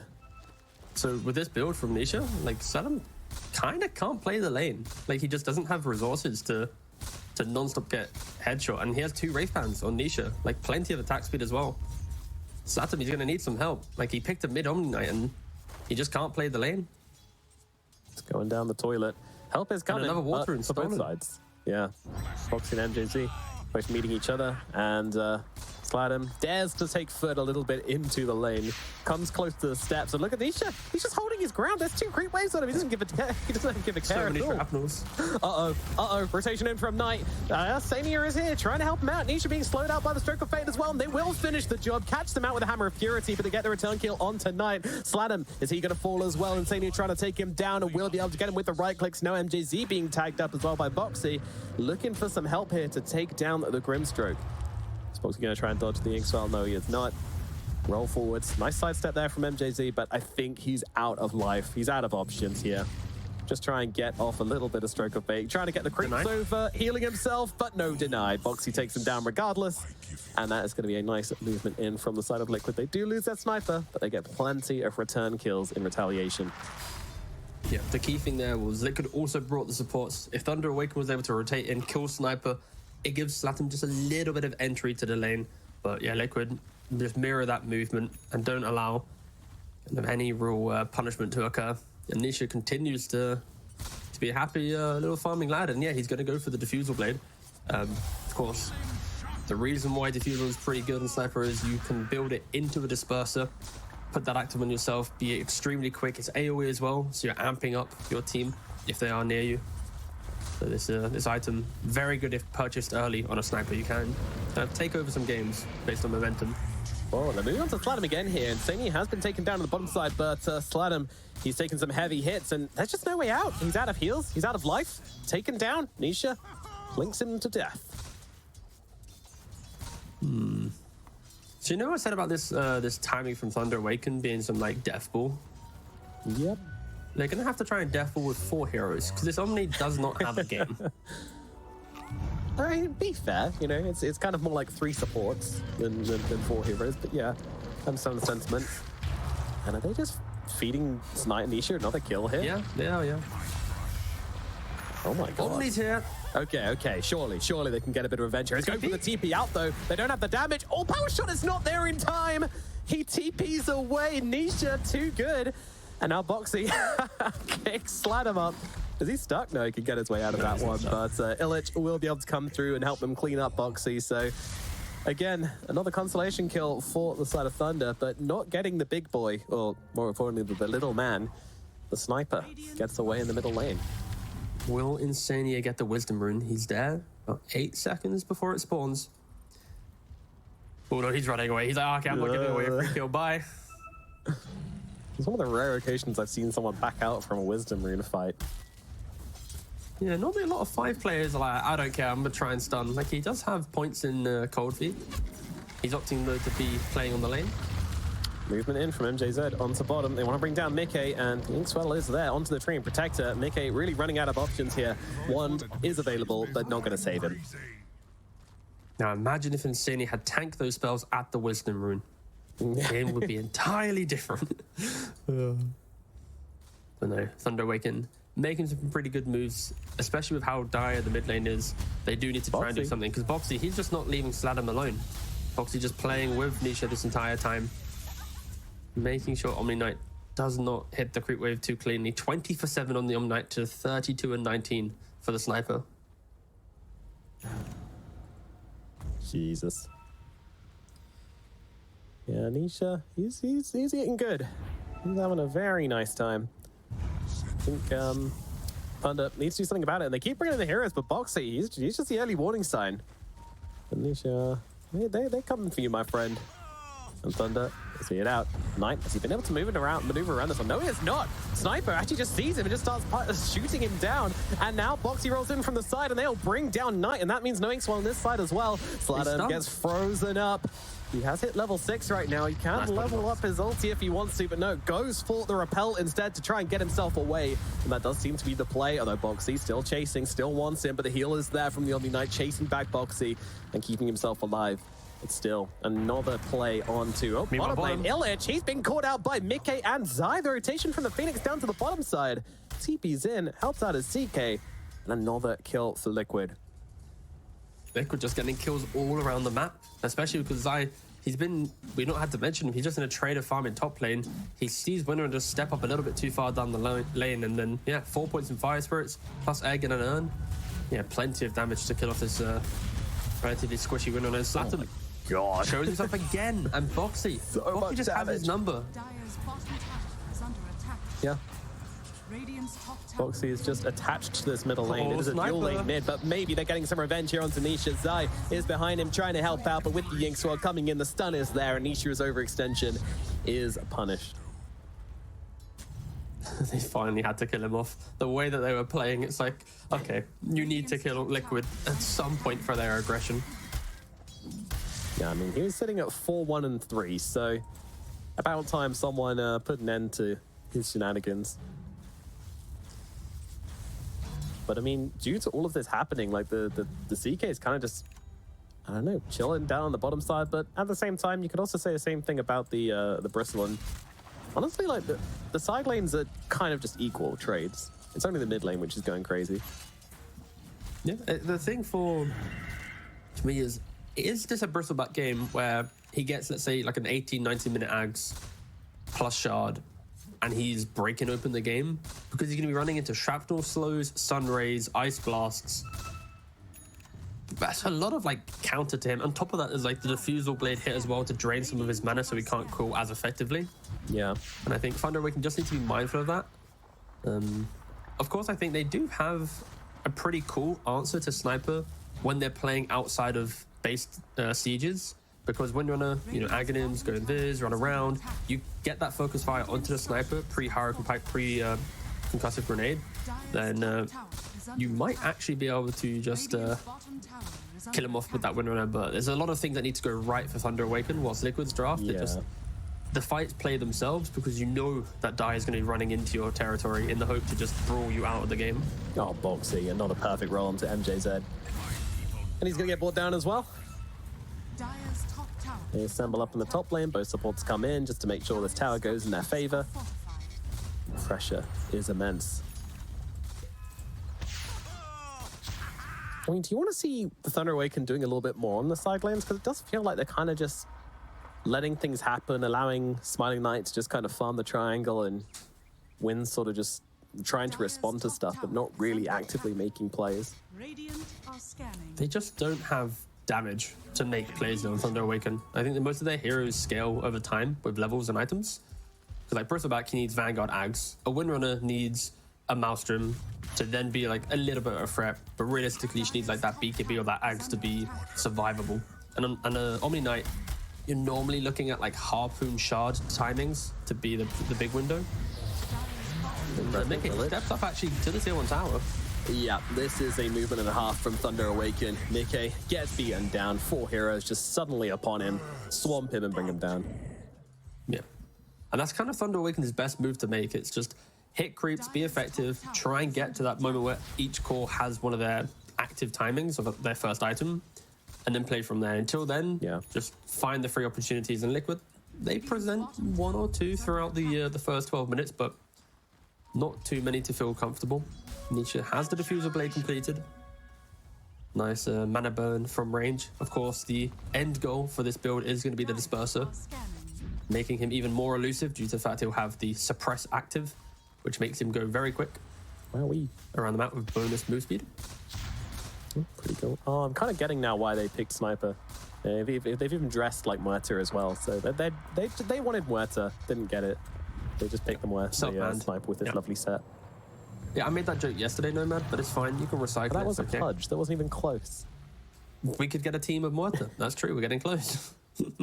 Some more sets, please. But yeah, it feels like the CK is always going to be the target for Thunder Awaken, because Sniper's just positioning is always going to be really safe.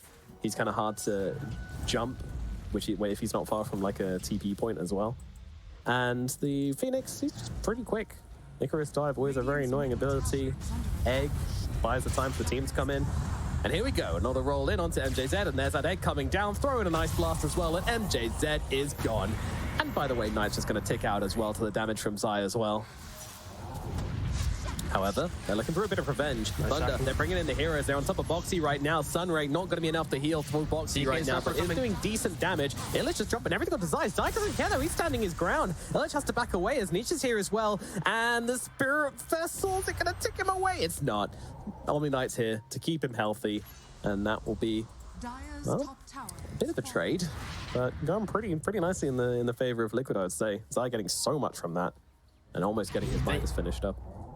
They have one of the most like old school potent combos, right? AA plus Earth Spirit. Earth Spirit always likes to set up the fight. He likes to do lots of magic damage. You throw that with the 4 points of Ice Vortex from Insania. This build is exceptional. This is the build for Ancient Apparition, in my opinion. You want to reduce that cooldown to 4 seconds. Just have plenty of vortexes around the fight to amp up that damage. And then, sure, some Sniper of Shrapnel or some Phoenix in the area. Plenty of damage to kill off these heroes. And Thunder Awaken, if they get caught by any of this, they are to go down. But yeah, Boxy having quite an exceptional game so far. The pressure on mid lane, the setting up the fights. He's kind of doing a lot of work for Liquid so that the cores don't have to waste too much time moving around the map. He's doing it all by himself, it feels. 1, 2, and 10 on the Earth Spirit. He's only missed out on a single kill. Omni, nice blast. Ooh, slightly off the mark. Dire's middle tower is under attack. Tricky one to land. Sladum saw it coming as well, so moved out of the way. But yeah, this middle tower, not going to last too much longer, but going to last longer than MJZ as he gets brought down again. Boxy on top of him. If a hero exists, Boxy will roll upon them. And how do you walk at these guys as well? Like, how do you approach Liquid? You've got to walk through shrapnels, you've got to walk through vortexes. And they just keep on chasing. Saddam's going to be the next target. Boxy just forcing him almost back onto his high ground. Not letting him into this topside jungle whatsoever. MVG circles it and just says, this isn't the place for us. They're just going to have to wait for their Bristleback to get its Aghanim Scepter. That is when they can maybe play some Dota, but for the moment, it's chill time. It's like the way that you say maybe. I'm just like, yeah, maybe they can play some Dota? Like, maybe they can somehow dodge an Ice Blast and then utilize Quills and the tankiness, but not get hit by a Sunray or slowed up by some Shrapnel. This is going to be, I think, one of the first games that I've got to cast where the brittle timing of Ags isn't going to be his true timing of playing the game. Sladum does sidestep the A-Blast again, which keeps him alive in the middle lane once more. Luckily, he is fast, especially with Repel, to get a couple of the slows off him. He can get his way out of this one. And actually, I'd love to see some Boots of Bearing coming out from somebody on the side of Thunder Awaken. That'd be true. A very brief good. window of no cares to move speed. Just get yourself around. Charge. To invest in that is like, who's buying it? Like, Tree can't buy it, Grim can't buy it, Bristle, you're griefing if he's doing it, Omni, same thing, Windrunner. It's kind of like an impossible item to buy in this game. Thank you for the sound effect. Yeah, accurate. No worries. Yeah. It's there's no Boots of Baron carries on this team. Maybe Treant, but he's already got the arcanes. Probably not going to happen. No one's really considering it, so not going to be a factor. Knight, he's got this Aghanim. He's going to come and defend it, but Boxy immediately wrap around the backlines. Air blast coming on through the top. Knight, he takes down Boxy, trying to run away, but the Assassinate catches him. The long range poke damage from the side of Liquid is just too much to handle. Bristleback, I mean, he needed some help there. He needed some teammates, and they just weren't in the neighborhood. But Edge comes around the side. They want to try and take down Nisha. Nisha getting pretty low here, but the Sunray, it's not doing enough. They will get the kill. But on the side of Thunder, they're all getting pretty low as well, but they're managing to get out the damage in time. They take down Zai, and they will win this fight. Shame they couldn't do that whilst their Bristleback was alive, but that was something. I mean, it's important to get the kills, and I think Thunder Awaken. So, all right, guys. We're doing it. And I think if you can kind of just ignore the amount of pickoff Liquid has, they are slowly getting to some key Windrunner and Omni Knight timings. I think, of course, you've got the sharp pickup from Omni Knight. You've got Windrunner, only a component away from BKB. Knight even killing off Insania had a little bit of a streak on him, so that's a lot of gold going the way of the Treant Protector. Not bad, Thunder. Not bad. Yeah, not bad, yeah. To be fair, I don't think I've seen a game from these guys where they've been stomped yet. Like, I didn't watch the 0-8 series, has to be said, but during even Bet Boom Game 1, there were moments when they were still managing to impress me in a game where they never really stood a chance. So they're always capable of making these comeback plays. Yeah, I think the question for me is how do Liquid utilize their spells in the fights? We saw how easy it is for them to kill off a Bristleback, but then it's like, you've used everything for that one hero. Do you now have enough control for the Windrunner? Do you have the burst for the Omni Knight? And because of how bad the start of the game was for Thunder Awaken, like the Omni's game is kind of a bit of a bait right now, where it doesn't look too great, but once he picks up Blink Dagger Harpoon, suddenly everything's going to kind of flip on its head, because he's going to be able to instantly kill Insania at the start of every fight. That's big timings for Sladden, but he's got to get there first. And he's not a hero which farms particularly quickly, so it comes down to trying to make some action happen, trying to get involved without those. And the reason why Omni Knight is so potent is his shard allows his right click to use Hammer of Purity every 6 seconds, which obviously is a pure-based damage spell. And heroes like AA that have less than or like 1,000 HP, you're already pretty much ripping through them quite quickly. Indeed. Boxy rolling on in. Some juking. Side. Knight. He's caught by the dust, but he's in the tree line just about and does get the TP away. Pretty close though. Like just looking at the kind of the stats for the other streams, it's like it's kind of hard to give context, but the kills are very close in like all of these games. Even our game, 14-11. I think a lot of games that we've cast so far in the Road to the International has been relatively, back and forth in regards to kills. You can feel like the momentum shift based on what type of heroes are getting those kills, but it has been quite scrappy in a good way. Yeah. And the win probability right now, yeah, very much even. And of course, Thunder Awaken, whilst they obviously can't watch the game, they'll be hoping and praying that Zero-Ray are able to get the victory over Shopify Rebellion, because it takes a little bit of the pressure off them. Shopify Rebellion, of course, currently the same score as Thunder Awaken in this group stage, which is not what a lot of people would have expected. Yeah, that is a crazy thing to think about, actually. If Shopify are to lose 2-0, but Thunder get a single game win, Shopify are out. It's getting spicy. It's getting very spicy. Meanwhile, Thunder is certainly looking to make moves of their own here as they are inside the pit. AA Blast, though, gonna come in. It's a biggie, and it's gonna catch him out, but it doesn't matter. It's too late. The quills are up, Bristleback comes down, and Aegis now in the hands of the Bristle. We know what Bristle's like when he gets this Aegis as well. Very, very obnoxious. Really nice moves there from Thunder Awaken. Like, Liquid don't really have rush potential with their heroes. They're not buying like Solar Crest. They don't have good ways to go through minus armor. So it take a lot of just time for them to get it off. And yeah, Thunder Awaken, just walk up, use this Ags from the Bristleback, and now the AA doesn't look too great. He's like, okay guys, I've used my Ice Blast. It's on cooldown for a minute, but he has the Aegis, right? 2 lives. On top of that, you have the Omni. I feel like for Thunder Awaken, once you get this Blink Dagger on Omni Knight, go for a smoke. Try and make a play as a team. Because if Liquid ever misuse an egg, misuse an Ice Blast, that's when suddenly the positioning of Sniper opens up and you can get onto him without the fear and threat of death. Dire's top tower is under attack. That's what it's all about. It's what this game is going to come down to is, can you get Nisha? Can anybody get on top of Nisha? And the good thing is they have 2 heroes to be able to do it. It's not just solely up to the Omni Knight, as Knight's just going to get brought down to the bottom side.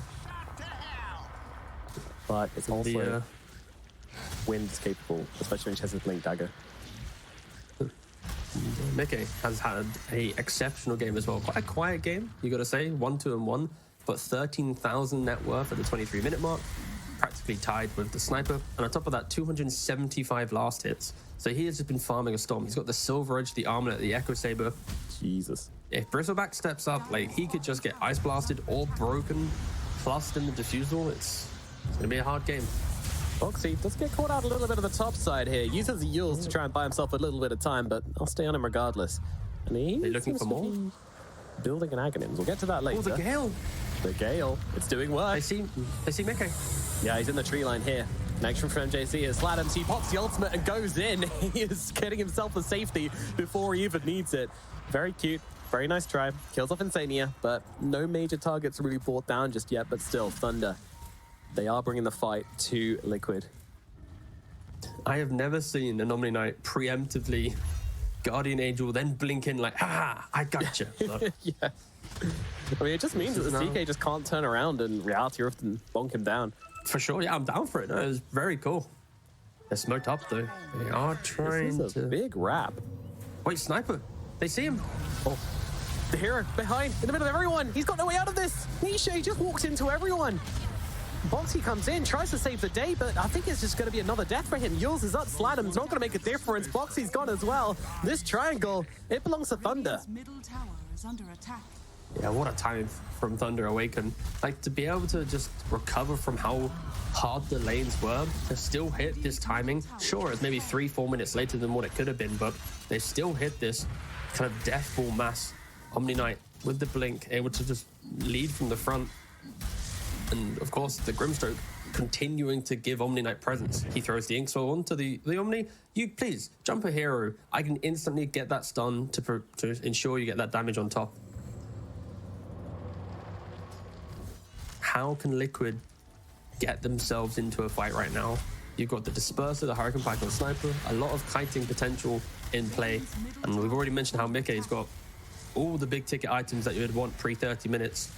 But they're yet to make that decisive move to find that kill. Of course, the Aegis is going to be a deterrent for Liquid. It is expiring in about 1 minute and 10 seconds time. I would expect them to wait until that is sorted out before we see any moves being made, but Liquid, they do tend to see the game through their own lens. He's dead. Uh-oh, Boxy, brought down again. Always Nice just out BKB deep from on these Illich, lanes.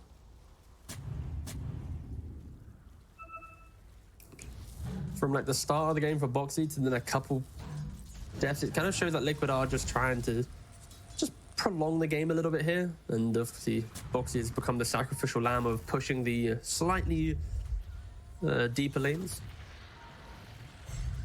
Talking about unconventional timing, still 30 seconds left on the Aegis.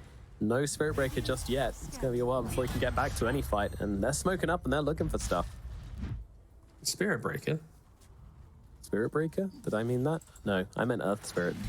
There we go. I was looking for a chance. Like, what's happening?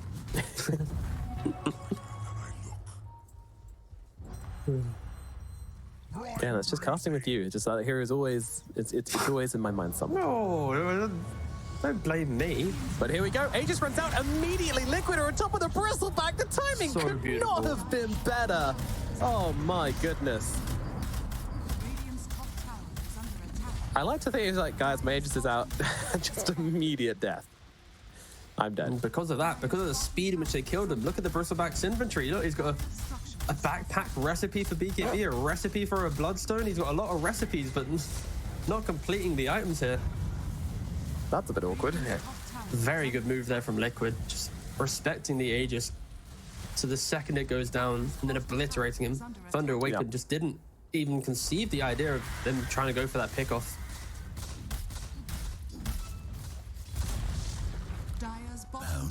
Nisha takes the tower down on the bottom side with the help of his team. They'll take a tier 2, and the moment the Aegis is over, as is the dominance of Thunder in this game, Liquid, they put their foot down and remind them who's boss.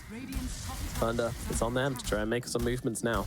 Without his Aegis, though, I'm a little worried. The Bristleback did just get turned to absolute dust in that fight. But I'm still interested to see what fights look like if Thunder are all together as 5. Like, how do 5-on-5s actually look this game?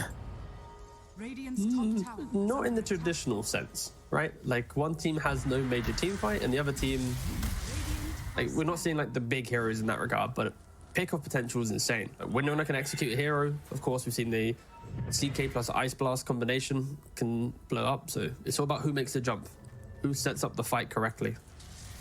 I think Illich, he's going to be a key component for Thunder Awaken. Yeah. Like, expect your Bristle to go down at some point. But it's on Illich to wrap around and find that sniper, to put that focus fire onto him, and to prevent Liquid from just walking through the fights themselves. It's very brave just standing on the front lines, but he's gone for this build of BKB plus Lincoln Sphere, so he doesn't really feel too bothered. Throw in a shield rune as well, and this Wind Ranger ain't going down too fast. Also not a hero who's reliant on all the heals coming out onto him, so the Air Blast's not too much of a threat. And Boxy's already... He's preemptively itemizing to deal with this focus fire from Windrunner. He's going for the Aghanim, so if someone does get out of position, he can roll over, turn that ally to stone form. And Grimstroke should be going down quite quickly here. Yeah, Air Blast was committed for that one, though. I'm wondering if Thunder are going to see this as perhaps an opportunity. Yeah. So only on cooldown for 40 seconds, though. So for 50 seconds, but it's been 10 seconds. Thunder Awaken, they have a BKB on Omni Knight. They are looking. Nikkei, can't start him. Oh my god, Slatter, he's not surviving through this. Way too much damage. Nice Shackle comes through onto the CK, but it's not enough to keep him alive. Knight, he's hesitating with the overgrowth here. Doesn't want to throw it down, even though he's got Knight behind him. Would have really liked to see that tree try and go for that right there, but they're being a little bit cautious with 2 of their heroes dead, which is fair enough. Yeah, and the CK does have Manta, so instantly would have been able to dispel it and just disengage if needed. Yeah, just pumping it in case Mickey did use the Manta at any point there. He was ready to follow up. Look at top side. Nisha just takes Nisha go. Is under attack. Dire's top Boxy just very obnoxiously just popping the dust in the tree line, says, I'm here. I'm waiting. If you come in, I will roll on you. Not trying to be subtle about it, just letting them know that Nisha's bodyguard is ready. It's bottom lane. Ice Blast comes through, doesn't connect onto the Bristle, who now has popped his BKB. I think that's a thing we don't see too often, though. Like, the idea that because Dust has the lingering AoE, where if you run into it, you still get hit by it. Like, teams don't often preemptively Dust. They still kind of have that old school logic of press it when I want to look for the hero, then it's there. So I like the fact that Boxy is kind of showcasing what to do with a Dust. Of course, kind of Roshan, you do it as well, but at random tier 1, tier 2 tower sieges, just throw down the Dust, why not? Just don't allow for that invisible jump. No, definitely. Competence engine. Roshan number 2, please. Yep. Now, will Thunder Awaken be awkward? Careful though. Will they wait bot lane? I think I'd like them to. I don't see any reason for them to try and like portal up top or anything, but maybe Liquid are looking to give them a reason to come back to top. The way they're just faking it, I'm like, all right, no. Like, if they've timed it, they know it could be respawning in the next minute or so. Them just parking themselves down here, throw down the wards, Treant Protector with that shard. The reason why it is so powerful in the meta right now is your ability just to stand in the trees, break that smoke, blink, disengage back to your team, and then have that vision advantage. But Tree's positioning right now is nowhere near the team. He is all the way back. Yeah, he's the one been sent back to defend. Doesn't have any way back into the fight though. Doesn't have the TP spot. So not a fan of this, that's for sure. No, they're going to be playing without their Treant. And now they're going for Roshan. Nice Latin, going for it. Side, coming over the top. Got to give him a vision. They'll see Illich on the sidelines, even using the Assassinate just to pop that Lincoln Spear. Make him feel a little bit of fear. Oh, they see Knight in the back. They spotted him. Boxy immediately on him. Now, things get a little bit awkward. Liquid, they know there's one hero behind them and 4 in front. But somehow, Knight is able to just rejoin his team with the Blink Dagger over on the side. So two here, too tricky to go and chase as a roll comes in. They're going into the tree and they're going to be able to bring him down. He will be the first target killed off in this fight. And look at that CK, he's just stuck at the moment. He needs to get off his ultimate. We'll finally be able to do so, but not before Boxy's already torn apart. And now Mickey trying to fight against everyone. AA Blast comes through, clocks onto everyone. That'll take down Sladham. Very nicely done. Knight, they're able to deal with the CK illusions with ease, but Mickey himself has been able to get himself away. So he's going to survive through this. But now, Zai jumping in on top of MJZ, wants to cook down this Grimstroke, should be able to do so. Knight is back, jumps in, big ulti, but Nisha, he's the king of the castle right now, on his hill, just blasting away. Knight comes in, takes down Insane Zilla to the sidelines, likely going to drop, and then Nisha and Mickey joining up with the Silver Edge to finish off the Bristleback. Everybody on the side of Thunder, lying dead on the ground. The fight belongs to Liquid. Yeah, just the patience from Liquid there, that they wait for the courier to arrive, get that gem. Boxy initiates beautifully onto the Tree Protector, and that was the key theme, I think, for Thunder Awakening, why they were struggling in that fight. They sent the tree back to the base, then they brought him back down to the fight. He kind of spent a lot of time just absent, and then in doing so, they just weren't ready to fight. And yeah, Boxy, he initiates beautifully, instantly killing him off. And sure, CK does get soulbound up, but the fight is quite disjointed here. Illich going in, the rest of them having to disengage. Zai with that egg, forcing the fight to the southern side. And yeah, you're going to see Bristleback. The reason why it's not too good right now, because of that Ice Blast, even with the Omni Knight spells, he's not healing up from the Bloodstone, from the Quills, and he has to retreat the entire time. So yeah, A doing work, Phoenix doing work, the Boxy doing work to set up the fight. And I think for Thunder Awaken, they just wish that they set up this fight differently. I feel like they had the ability to potentially run Liquid over there, but they just weren't kind of just in the right place at the right time at the Roshan area to prevent Liquid from just free casting all their spells. Yeah, and it all starts from Liquid in the top lane as well, just utilizing the Phantasm to send illusions down the top lane, forcing Thunder, or at least making them feel like they had to come back and send the Treant back to do a bit of defending. And I mean, honestly, Knight nearly pulled it off. He nearly made the base defense, TP'd back to help his team, and then made the fight happen. But unfortunately, just gets caught off as he's about to rejoin his team on the front lines, and Boxy takes the initiative, gets the kill. And now, by the way, Boxy's got that Aghanims finished up as well, so we might see some 6 saves coming out from Boxy if he's able to find the angle. Yeah, it was already pretty hard to find the sniper, and now it's going to be even harder, especially because Nisha's going for a Silver Edge. He sees the fact that the gem from his opponent just got picked up. You now have 2 gems inside a Liquid. Go for it. Treat yourself to a Silver Edge. Have additional forms of just kite. Treat yourself. You've earned it, Nisha. Good lad. Nisha's just playing the most, like, chill little sniper game. You know, he walks over, hits the tower. I like how, as you were saying that, he's like walking up high ground. The rest is like, whoa, whoa, whoa. There's no Spirit here to help him out, but he wants to try and finish off the tower whilst the... in they go. Sladham's just immediately trying to take down Nisha. Does do a decent amount of damage to him, but not really threatening his life. And don't forget, Age is still available on this sniper, so...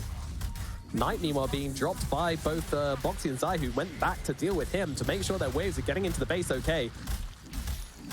Wave, it is coming, it is delayed, but it is coming. So the siege is still very much alive for the side of Team Liquid, and now no Treant to be able to join in the base defense, at least for the next 30 seconds. Nisha feeling a little bit threatened, doesn't want to just accidentally get caught out by the Bristle Smack to the face, and once again, Omni just trying to finish the job. Oh, in it goes though with the Aghanims from Boxy, saves him, keeps him alive, keeps the Aegis in play. Enchant Remnant, Enchant Sniper more like, doing the work.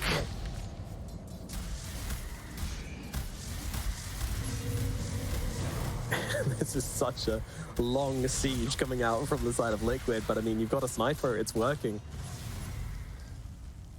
CK Illusions, of course, shoving in the other lanes as well. And now, using the Shrapnel for the vision.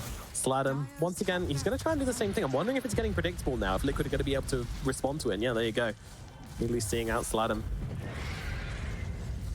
Nisha getting low. They just want to take this Aegis so badly. If there's no Aegis, he can't do this anymore. You can't just be the annoying little dunk guy. We've used like 2 Sunrays during this. Is Sunray number 1, go hit, come back. Sunray again, go hit, come back. And here we go. Mickey, he's committing. They want the range barracks. It's getting a bit windy, but that's okay. Illich comes in from the side, and there goes the sniper. They will get him down this time. Boxy not there to save the day with the Enchant Remnant, or at least doesn't want to use it for his first life.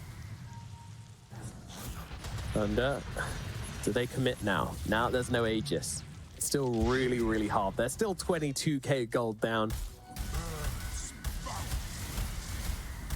Oh no, the Omni Knight's queued up on Midas. Oh my god. Uh-oh. Really? It's in his quick buy. I don't know if he's going to commit for it, but... How would you feel about that? Yes. Yeah, you love Maybe. Adore it. Inspirational. Brave. Provocative. Yeah. I think Thunder Awaken will for sure be in a little bit of a spot of bother for sure. Like their primary way of getting back into this game is hoping that Boxy just isn't in position to save a sniper who tries to go for high ground. We saw how awkward it was for Liquid to siege the high ground. They were respecting it quite heavily. CK was looking to skip waves while Sniper was pew-pewing away. But for Thunder Awaken, they need to try and create a scenario that they can do that. I guess the issue is they don't have very good wave clear. So the CK ultimate is doing so much work. Like one hero alone seems to be like out-pushing the entirety of Thunder Awaken. As I said, I'm literally watching two illusions of barreling on both tier 3 towers. This is crazy. Yeah. Like Mickey by himself is keeping Thunder Awaken in their base right now. Trian's just working overtime at the moment. He's like, please, can I get like an Octarine or a Spell Prism or something? I don't have enough living armors for this shit. That'll be the rest of the game. So Nisha, he has been past the cheese as well. So lost the Aegis, but got the cheese. Will be able to predict. Oh, Thunder Awaken, they are smoked up. But Bot Crate Wave is about to hit the Thunder Awaken base. So this smoke should be pretty obvious for Liquid. And already they aren't really in the area. Other than Zai. Zai's nearby. And here we go. Yeah, you see him. He swoops away. Zai is going to get to safety. They don't want to chase this far. And Boxy's here as well. Just kind of rolling around nearby, as usual. That's for me.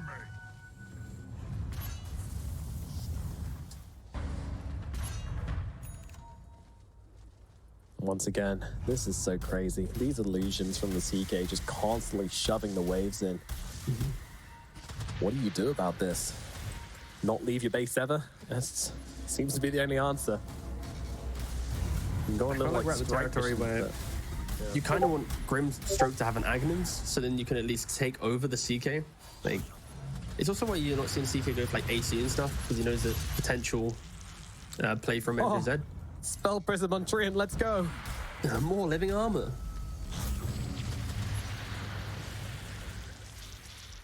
Thunder Awaken, they've just not left their base for nearly 8 or so minutes. Of course, they aren't aware what's happening elsewhere right now in the group stage with the other teams. But spoiler alert, if you do want to mute and not get spoilers, 5, 4, 3, 2, 1. Shopify did win their first game against Azure Ray. So Thunder Awaken, they need to mirror Shopify to draw out a tiebreaker to not be eliminated. So winning this game, winning the next game, they need to win at least one. But Shopify already now have escaped the 5th slot in the group due to taking one game win over Azure Ray so far. And now you can unmute, but you won't hear that because you're muted.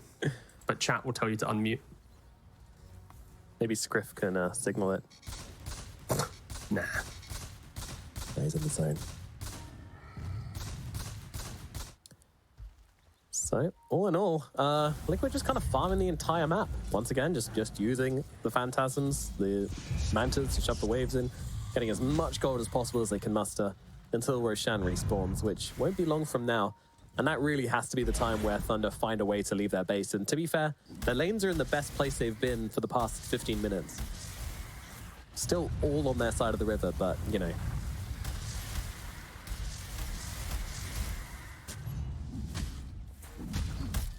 Here we go. Liquid start to take control off the bottom side of the map and getting ready for Roshan to respawn. Now, we'll be 1 minute 30, so either team, of course, knows that.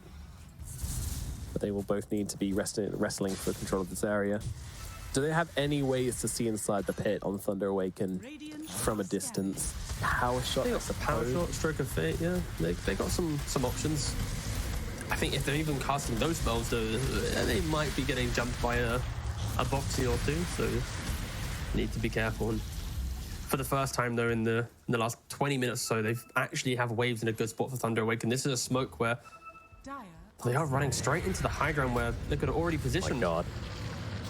To be fair, if you can kill off these Phantasms, it's a decent start to the fight for them, but you are putting Knight in a vulnerable position if the Silver Edge comes through onto him, which is exactly going to happen. Now the Ice Blast comes through as well. Knight gets completely torn apart. And you've got to ask the question, what on earth were you expecting? Illich, he tries to come in around the sidelines to just blow up Zai, but Zai, he doesn't really care. He's still got an ultimate available should he want to use it, and absolutely will. Illich going to get dropped now as well. Nisha takes him out over on the sidelines. MJZ just getting absolutely mobbed with Chaos Knight illusions. And that will spell an end to Thunder Awaken's hopes of keeping hold of this bottom side of the map. And Roshan is kind of an afterthought right now. They don't know when it's going to respawn, but buildings, they're there forever. And Liquid barreling down the bottom lane, looking to break this high ground right now. I just didn't expect the Bristleback to be so, crazy with his initiation there. Like, he still had the BKB up, he didn't use it. He gets stunned. The A is in play, the Sun. Like, you're running into like a choke point where your team can't join you. It's Sniper's hitting tier 4. A little bit surprising, but again, they were down by 25k gold. It wasn't an easy fight for them. This was Liquid's game to win, and yeah, they're already in the tier 4s. There's no buyback on the winner or the Bristleback. They push very, very fast. AA Blast even being thrown into the fountain, trying to keep them in there. Insania trying to delay them as much as possible. Ancient exposed, no Fortify available. Sladham's trying to get on Nisha in the backlines here, but Boxy comes across and just turns the Omni to stone and just kicks him away. He's not allowed to play the game. He's kicked out of the base. Oh my God, Ancient exposed. Mickey and Nisha just blasting away at it. They'll quickly turn around to blow up, MJ said. Knight trying to do something, but there is nothing to be done. The throne is going to pop, and maybe they bring down Nisha. The nice little therapy kill. Mickey, you got to finish the job here. They got to finish the job, and they will. There we go. Job's finished. GG's called. Game number 1. It goes to Liquid in a pretty convincing fashion, honestly. Great call to just end the game there. Yeah, no, just a really nice game there from Liquid. I think the draft had really nice elements of just layers to it, their pick-off potential, how they can farm. I think Boxy had such a stellar game on this Earth Spirit. How he's just sat on mid lane, prevented Omni Knight from playing the lane. On top of it, Nisha had already kind of dismantled Omni Knight to just further hurt this mid lane Omni Knight. And then, yeah, just the way that they moved around the map. The AA giving Earth Spirit just pick-off potential, some flexibility to put the Phoenix to off lane. Yeah, overall, really cool game. Make a free farm the entire time. And yeah, just nice map moves, nice everything. Just, they are top seed of the group for a reason. And Thunder Awaken, they're going to have to make some adjustments because this is a must-win game, the next game that they play. Otherwise, they will be eliminated from the road to the international. Not how they want it to happen. Scary, scary times here. Can they pull it off? Well, let's throw it over to the panel to break down this game a little bit more. It was a fantastic showing from Team Liquid there, and Thunder Awaken as well. It feels like most of their games, there is at least glimmer of hope. Unfortunately, they're just not able to turn it into results. It is only game number 1, but let's talk about it a little bit more, Lizard, because Thunder Awaken were making moves everywhere, just nothing really following up or taking advantage of what kills they could get on Mickey or Nisha. Yeah, I was waiting for this Omni Knight for quite some time now. It looked like mid a hero. too. Yeah, and mid as well, especially because of the Harpoon addition to the game, right? Like Omni Knight felt like the hero to go to, maybe on offlane, maybe on mid. They picked it out. The problem was they had some heroes unanswered. First and foremost, it was really difficult for them to start fights even, but I think the biggest issue was the sniper. Like, how do you ever get on top of that hero unless he wants to be in the middle of the fight with an Aegis or something like that? That's a big problem that Thunder Awaken just weren't equipped to deal with. Yeah, let's actually go back and talk about those lanes because we talked about mid Omni Knight there, but we also had the off-lane Wind Ranger and now carry Bristle. We're seeing Bristle having a lot more popularity growing in being picked early on in the phase too. This one getting picked up 3rd. But do you like that it was moved to that safe lane there? And do you think that that really was something that was key for them? I think it was okay. They kind of got to the end of the draft and they had to pick a hero that could start fights or initiate. win range is not the best here, but I also just think there was like, what do we even get here? And it felt like a lot of Thunder Awaken's draft was like, let's pick comfort heroes for ourselves. The Omni mid, something, you know, he's played in pubs and is probably scrimmed with, so it must have been a comfort pick for them or something. They thought they could maybe, you know, surprise a win over Liquid, but you know, I think Bristle carry made sense. They want to play fast paced. They didn't want this game to drag out. But ultimately, like, the sniper just went so unaddressed that, like, even if this game went even better, like, how do you ever push high ground against AA sniper? Like, I just don't see how you win this game based on the draft. It's one of those games that you need to crush, and then you need some Blink Dagger on Wind Ranger, follow her up to get on top of Sniper, stuff like that. But some Blink on Bristle even. Yeah, or pretty even much. on Tree, right? But Tree was getting picked off a lot of these initiations. He was the one, as we're watching the replays, getting picked off first, and then he's having a buyback, and he's still not even able to get onto the backlines because there's this massive issue.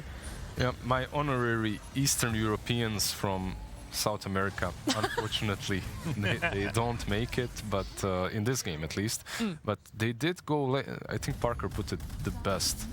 They went full into comfort zone, and this is their comfort zone. This is the only hero that they've been winning with Bristleback, so why not go back for him, try it out? Like, the hero is in a really good spot. I think, unfortunately for them, Liquid find all the right answers. You have the sniper with long range, you can't reach him, and on top of that you have Ancient Apparition that will prevent you from using the Bloodstone.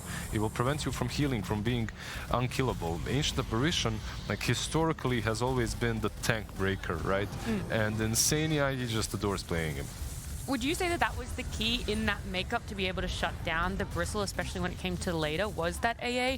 And could you pretty much substitute in, like, let's say the Chaos Knight or the Sniper with some other carries, looking specifically at the Bristle, right? And finding ways to deal with him. Yeah, I think it's a little bit of the AA, like the other cores can be replaced, but also what's very interesting is Zai on the Phoenix, right? Like, you get that Sunray, percentage-based damage versus all these tanky boys always helps.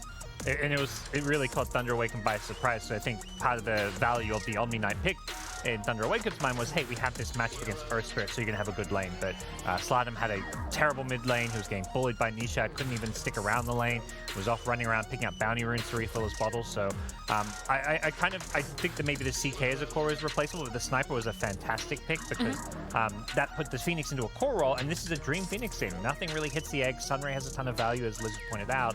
And then you can avoid this maybe matchup for the Omni Knight that he really wants by putting something that counters him in the mid lane.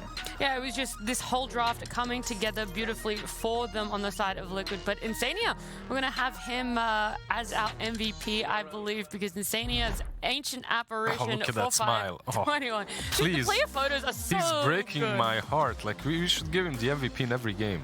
Even when Liquid isn't playing. Over again. Look at that smirk. Yeah, Giga Chad's Insania right there. How proficient would you say Insania is on Ancient Apparition? I think there aren't many players that are as proficient as him. Okay, so you'd put him at least top 3. I would put him, yeah. I mean, Ancient Apparition, it's not really a hero that requires immense amount of skill. Let's put it that way. The hero has a skill shot. It has a skill shot, which is always interesting, right? Like, you can toss it into the fountain and whatnot. It's fun, but it's not one of those 5s that are, like, really difficult to play. Yeah. He always makes it work, though. And again, with the item build as well, the Solar Crest, the Greaves there, 4 stuff, and the Glimmer 2, where you like, this is stock standard for AA, and would you have seen him or want to see him build anything else? I would say it's a bit more than you expect from an AA. The amount he was very farmed. Maybe two extra items. He had like over 100 CS. He's probably got some teammates saying like, "Oh, bro, where's my farm? That's meant to be my item there." So yeah, that's the Insania way sometimes. Yeah, sometimes it is. A lot of us were looking at this series for Game 1 because Thunder Awaken are sitting on that bottom along with Shopify, but Shopify was playing their own best of 2, their final one over on stream B, I believe it was, or maybe C, but we can have a look at our standings to see how they fared on their best of 2, at least the start for it, and they got themselves a win. So Thunder Awaken, whilst they came into this best of 2 tied with Shopify right now, they are falling behind. It is a massive weight for them as to if they are going to be able to force tiebreakers, give themselves another lifeline, but they have to win in game number 2 against Liquid. LGD now also having a little bit of a blemish on their record.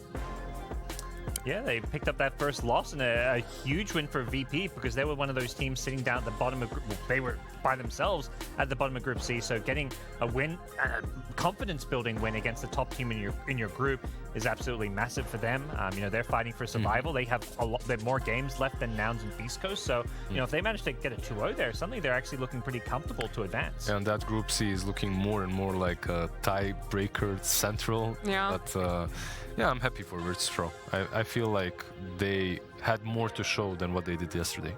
Yeah, definitely. And Group D as well, I want to quickly touch on because we saw Keatstars taking off a game TSM there, so they've put themselves in a little bit better of a position. We thought there was a potential for a 3-way tiebreaker, anything like that to go down for who was getting eliminated, but they're separating themselves from those other two Talon and Quest sitting down there, placing more weight on when Talon and Quest do eventually face off in the next best of 2. Yeah, and even pulling kind of TSM down a bit, you know, so I think there's a lot of tiebreaker potential there too. So very kind of exciting finish to the group stage with all these games, meaning so much, and that's honestly just really fun. Well, let's talk about this one a little bit more because we've put the weight on Thunder Awaken having to take this game 1. Obviously, again, it does sort of matter what happens for Shopify, but either way, they need a win for Thunder Awaken up against Liquid. We had some issues with their draft. Do you feel much of it carried over into execution, or with what they had, they did really well, and now it's back to the drawing board more for what they're going to pick up? I actually thought they played amazing. I thought that game was so over from the draft and expected a stomp, so I actually think they played really well. Overperformed, right? Yeah, I think they overperformed. And I think you saw also that, you know, Liquid actually had quite a few squishy heroes, so there was a lot of opportunities to maybe make some plays, even though Wind Ranger was like their only catch.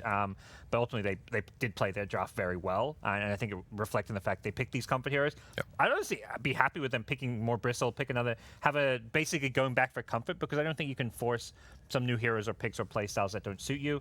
Just maybe ban the AA, maybe pick some better initiations and better catch, find better heroes to maybe build a draft around the Bristleback with. Yeah, for me, the problem with them perhaps is the fact that they have so far only won with the Bristle, I believe, and teams have noticed that. Like, once they won with the Bristle, instantly you could see the AR series, they found the right way of dealing with it and they let it go through.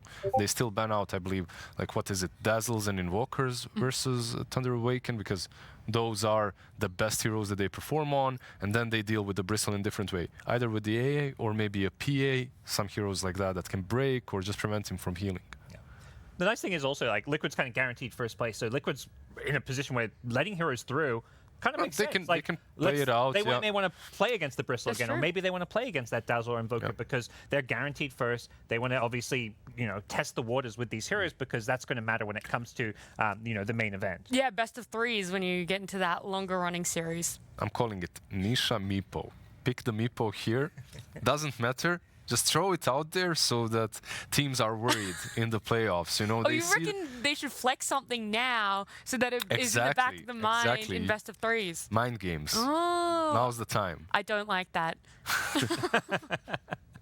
I do want to know.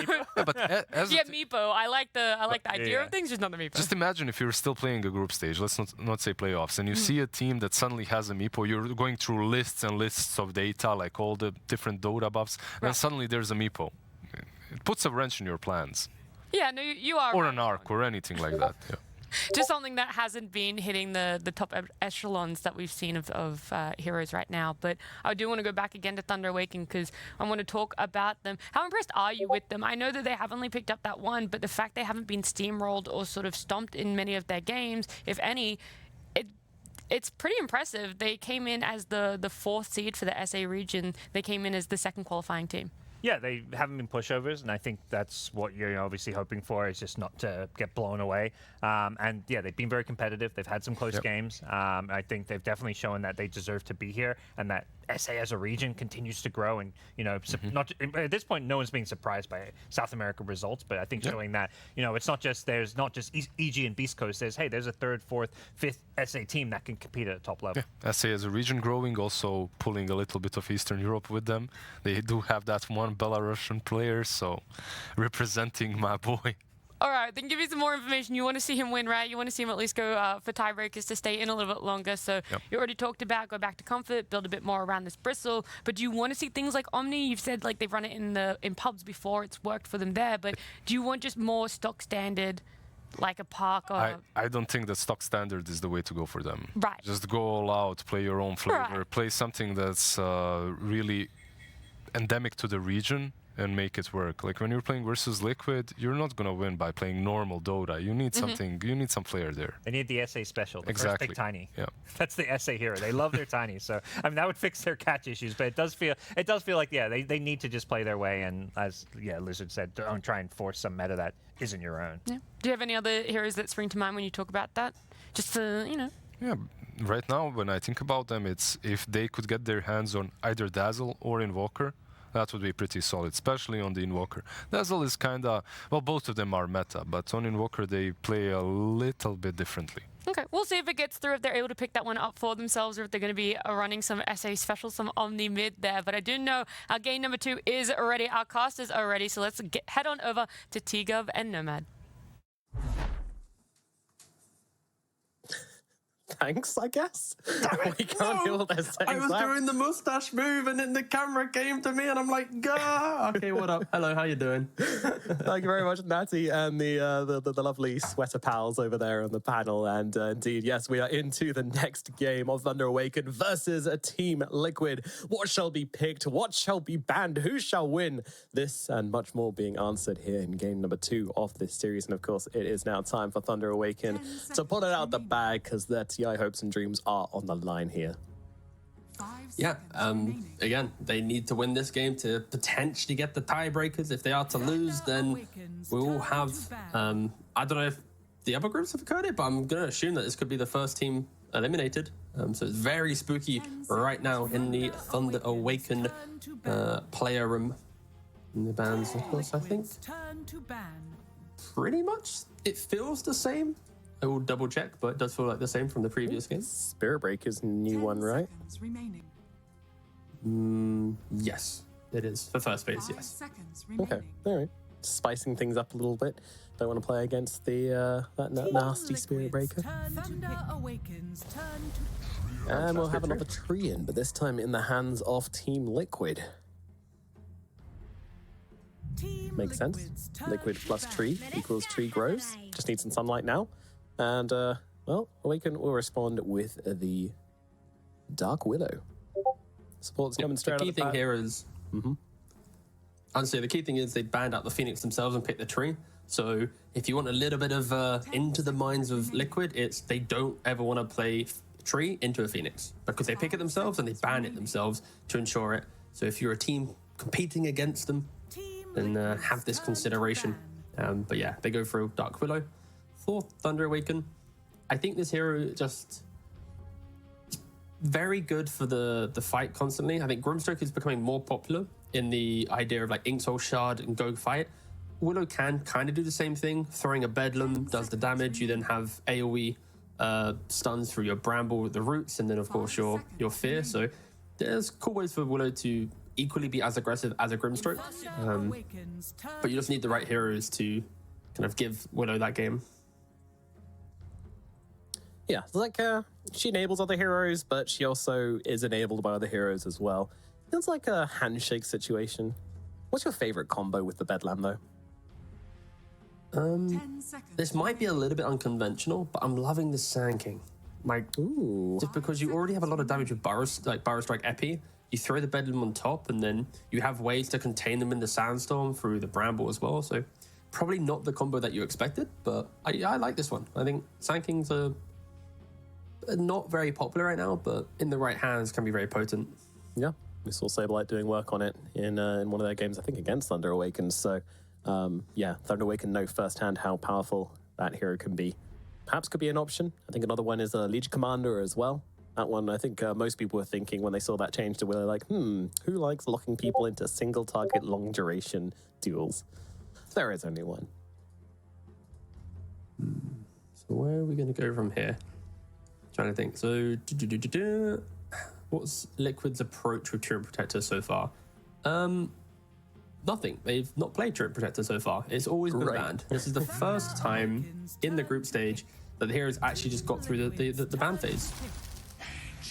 For them, yeah. What's it with South American teams just copying their opponent's drafts? Like, So like, hey, that looked really cool. We want to do that, but I mean, is it the big Treant answer? I don't know, but either way, Thunder Awaken, they like it. But you've already got Kunkka now. I love Kunkka into AA because Kunkka kind of gives you something else. It's kind of like a heal, like buff type thing, but it's not a heal or a buff type thing. It's like delayed damage. It's just cool. It works pretty well, and AA can't do anything about it, so I do like that interaction. And you have a lot of chaotic fight as well, because with Kunkka, these Willows and AAs who want to be on the fringe of the fight, just one tidal wave to drag them back in. With a Torrent Storm, they're going to go down pretty quickly. And yeah, Liquid, they're very defensive in nature, but also can be really in your face, right? Like, you got Disruptions, you got Kunkka, all his spells can be both aggressive and extremely defensive. Nintrian Protector can be positioned so aggressively, but also has that living armor. We mentioned the fact that Willow always needs that just enabling hero. Centaur is going to be the choice. You have a Blink, you have a Stomp, and that'll give you time to layer the Bedlam, the Bramble Maze on top, and the Hoof Stomp's long enough to just also combo nicely with the Ice Blast. The only issue is, it does feel like they are trying to kill one hero, and when Liquid has a Shadow Demon in play, if his positioning is good, that single target, we've got that kill, will always be slightly harder because you have that save. Yeah, true. Spirit coming out for Thunder Awaken now as well, so that'll be their mid laner picked up. And Liquid, they're going to go for the Medusa. So they pick the Treant Protector, which is going to slow down the game a bit, and now they pick up the Medusa to slow things down a little bit more. Yeah, Medusa doesn't really care about Ancient Apparition, right? Like, you have Mana Shield, you don't really care about your HP, right? So it's kind of like a redundant now concept. You then already tanky in that regard. Then you have the SD to make clones of you to send them down lanes and keep splitting. Thunder Awaken, they kind of need some... is Anti-Mage even playable now? Like, Medusa can just go Manta Butterfly and play. Like, we've seen this matchup for so long where like Medusa goes Manta Butterfly, doesn't care about Anti-Mage, just wins the game in like 25 minutes. But on the flip side, it's like maybe the Anti-Mage in an aggressive style can pressure the Medusa. I feel like they do need some really aggressive mindset carry to be good. Of course, Slark with Diffusal Blade was a pretty good option. But are you ready for it? I'm ready. It. Go on. What are you cooking? Give me a Weaver.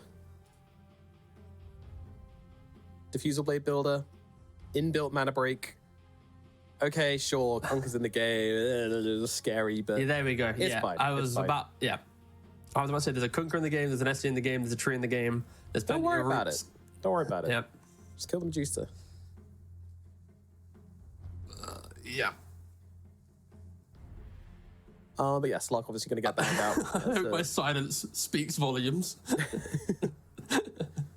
Just what the listeners want. Thunder Awakens. You just cooked me a soup, not a full dinner. Oh, you're a fellow soup hater. It's just a bit. It requires like croutons or bread to really be amplified. If you've got really good bread, then I can accept it. But there's no really good bread on the side of Thunder Awaken. They're not making much bread this TI so far. And they're barely staying in this TI at the moment. In fact, the fate's not even in their hands. If Shopify is able to pull out the win in the other game, then none of this matters. So they're just fighting a fight. They don't even know if this is going to make a difference. Sad times. Legion Commander and Lycan banned out from the side of Thunder Awaken. So getting rid of those kind of aggressive solo pickoff style offlaners, suggesting that they are going to go for something, I would say, ranged and backblinding. Is that right now the bans from Thunder Awaken scream anti-mage for me? Like Legion, Link Duel the entire time, Lycan, the pressure, like it's such a rare game for it. But like, okay, they ban Void. Okay, Thunder Awaken, they do have ultimate last pick. So what is going to be the offlane for Zai? He does kind of get freedom on whatever he wants to do here. I would like to see them preemptively have a counter to anti-mage. Like they could just go. Can't they just go for like an axe here themselves? Then you have like axe SD. You counter, like you already preemptively protected from the anti-mage. Super aggressive. It's a lot of protection. Feels like a comfortable pick. Yeah. What else fits into that category of just strong laner / off lane? Some kind of with anti-mage hero. Yeah, pretty much. That's a good way of describing it. Just trying to think of like I mean, Tidehunter could also work as well, but I think there's a lot of Night counters. Stalker also works. Yeah. I think Night Stalker was also pretty good. Not the lane dominator, but just the game is going to be so easy for them. Like, just play near Medusa, pop ultimate, see everything, and then take the fight how you want it. Just depends if they want to have a lane pressure or a game pressure style hero. Like, part of me is like, oh yeah, Night Stalker can go kill Ancient Apparition and stop him getting his ulti off. But honestly, I'm not sure I even care about his ulti this game. Like, obviously you don't want to just tank an ulti to the face for no reason. But at the same time, there's nothing really like causing them to like. It's not a win condition for their fights. I guess is what I'm trying to say. Yeah. The thing for Liquid is like with this type of draft, you're not expecting the final pick to fix all of the problems. And by problems, I mean like they don't leave lanes with one item and kill everything, right? It's just a lot of let's just farm 10,000 plus net worth on all of our cores, be so tanky that we can't lose a fight, right? And that's why Zai's pick like equally can be a little bit greedy because they already have tower defense with Tree, tower defense with Kunkka, Medusa. They just triple down with another like defensive style hero. Could just make the game very stable, no crazy moves, keep being efficient, make stacks with SD. Look at Blitz as a posture here as well. That's quite something. He's sliding himself into the playoffs right now, that is for sure. Yeah. He doesn't skip leg day, I'll tell you that much. Long time thinking about this one. A lot of conversations being had. A lot of smiles, which is unsurprising when you've got Nisha and Insania in the team, and they go for Invoker. Off-lane Kunkka. Yeah. I like it. Yeah. I kind of forgot the hero was here. I kind of just assumed it was banned, I won't lie, and put the Kunkka into off-lane. And now Invoker. It's like very chill, kind of stable looking game from Liquid. Don't do anything crazy, and Thunder can go for a Lone Druid now. Wow. Lone Druid are actually kind of a cool pick because we saw BetBoom earlier in the Road to the International pick up the Lone Druid offlane for Pure, and he went for Diffusal Blade, Harpoon, MKB. And the Medusa that goes traditionally for Man to Butterfly was not able to muscle up into it. So if we can see that type of itemization coming out from Knight, then it could be pretty cool. But then you're also playing into the AoE control of a Kunkka, an Invoker with the Overgrowth, and an SD. It's not as simple for Lone Druid to just A-click on Medusa for like 10-12 seconds, right? But yeah, the itemization is possible for Lone Druid to do pretty well into Medusa. Yeah, it was always kind of going to be a factor in this game. Like, whatever carry you do go for in Thunder Awaken, you got to play into all of this team fight control. You got to find a way to kind of break it. So rather than go for one carry, you go for two carries in a Bear and the Lone Druid himself. But of course, not actually really how that hero works. It's more just the Bear and the Druid in the back lines kind of being his cheerleader. But nevertheless, we've seen it work before. No reason it can't work this time around. Needs strong initiation, needs strong fighting coming out from Illich and Sladam. Like, we need a very SA game coming out from Thunder Awaken. These four heroes need to go and break the map, put pressure onto Liquid and enable their Lone Druid. And then Druid needs to find his timing, come into the game, and then just bring the fight to Liquid. They absolutely can do it with this draft, though, I'd say. Yeah, it's just going to be able to execute on it and have confidence on your timings. If you ever second guess yourself, that's when a lineup like Liquid's is able to exploit it and buy enough time. And already, as we get into the game, Thunder Awaken are drawing on the minimap, looking for a very deep wraparound. But this is Smiling Knight. He is smiling right now. He's playing his Lone Druid. Yes, indeed.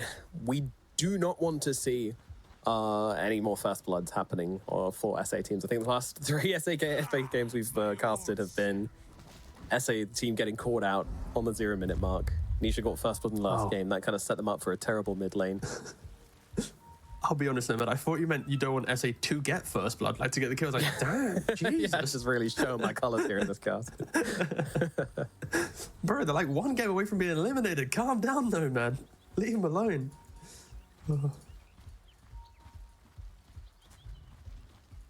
Well, it looks like both teams going to opposite side of the map, so no clashing going on right now. So we can take a look at these lanes and see exactly how we think each one's going to go.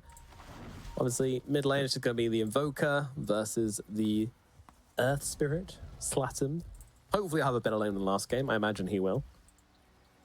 Yeah, of course, Thunder Awaken, they move to the top side of the map to utilize their Quelling Blades just to kill off a couple of these trees. Even though Tree Protector can use Grasp to get that move speed, it just hurts in the level 1, level 2 because he can't go Leech Seed and use the tree line. So yeah, nice little heads up play there from Thunder Awaken. 2 for 2 split on the Bounty Runes. No one going to be falling too early. Oh, I take it back. Someone is falling early. Oh no. I looked at the mini-map and I couldn't see anyone because the entirety of Liquid was surrounding his icon. He was disrupted, so you get a freebie on that one. You disappear off the mini-map when you are disrupted. So yeah, don't see him. And that is unfortunate. They're hiding here? They've got a ward and they're hiding. They want to catch somebody else and they very well might. MJZ, he's been spotted. Round 2, baby. Same again. Disruption comes out. Zaya's there with the torrent. What a cool Oh, he missed it this time. All right. Doesn't matter. It's an AA. You can sneeze on that hero and it's probably going to die. But yes, it is a cool combo if they are to hit it, but they don't even need to hit it because, getting the kills. And Invoker going for Exalt level 1, throwing out Sunstrikes. You don't see the Exalt too often, but with the setup that Liquid had, going for these plays, able to contribute to the ganks from the mid lane Invoker. Is it our fault? Did we cast as Cursed Thunder into getting not only first-blooded, but double-blooded in minute 0? I don't want to be on the ship that you're currently sailing. You did all the words here, but yes, you currently are casting Thunder Awaken. Yeah, we did say we didn't want to see them get first-blooded. Oh. Sorry, guys. Insania, meanwhile, just kind of trading with Knight up here up in the top side. Dark Willow's attack time is very silly.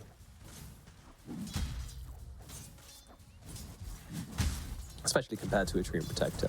Oh, nice grasp on Zai. Just going to allow him to keep on harassing him down. So, pretty tricky lane for the Conquer by the looks of it. I know, we see I think lane position will be... So lane position is key here for Liquid, because you don't ever want Lone Druid to have the chase down potential of a lane and... Oh, he's dead. Yep.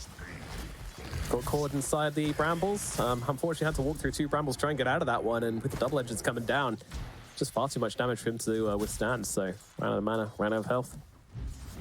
Did have the 7-1, but didn't get a chance to get it off. I always feel like these Centaur lanes just have that ability to just get the kill. I think people just underestimate how much damage Double Edge does, paired with like the Bramble and having to run around them, so yeah. Good stuff from Thunder Awaken, but Knight dies again for the 2nd time in 2 minutes. This Lone Druid not having a very good start. Died at the Bounty Rune. Yikes. Died to the combo. And of course, the Sunstrike's really paying off here. Yeah, massively. This combo in the bottom lane of just Disruption into Torrent into Sunstrike, like it's pretty, I won't say high skill, but it requires like a degree of coordination, which, you know, is kind of impressive, but Liquid don't really care. They're just throwing him down regardless. I mean, he has 700 HP on the main bear, or let's say the main bear. Like, they don't even need to be that close to him, right? It's a pretty fail-safe combination, and Knight just needs to be careful. He's already just like losing like half of his HP to his the clone of himself. Yeah. Managed to get a pretty sneaky disruption in where he's stuck in the trees there, unfortunately. And here we have the replay. Let's watch the highlight. Sunstrike, Torrent, and dead. Beautiful. Yes, Symphony of Spells. Just pulling that one off time and time again. 3rd time now. Anisha also not trying to steal the kill, just trying to help with the damage. He's not like that Invoker. But yeah, seeing an Exalt Invoker. Wow, what a timeline we live in. Absolutely. Yeah, I wonder how he's going to develop through the game and what he's going to commit, especially when you don't really have like the large AoE lockdown abilities like we usually see. I mean, you got Overgrowth, sure, but... Nomad, we do. We do? Torrent Storm on Kunkka, Cataclysm on Nisha.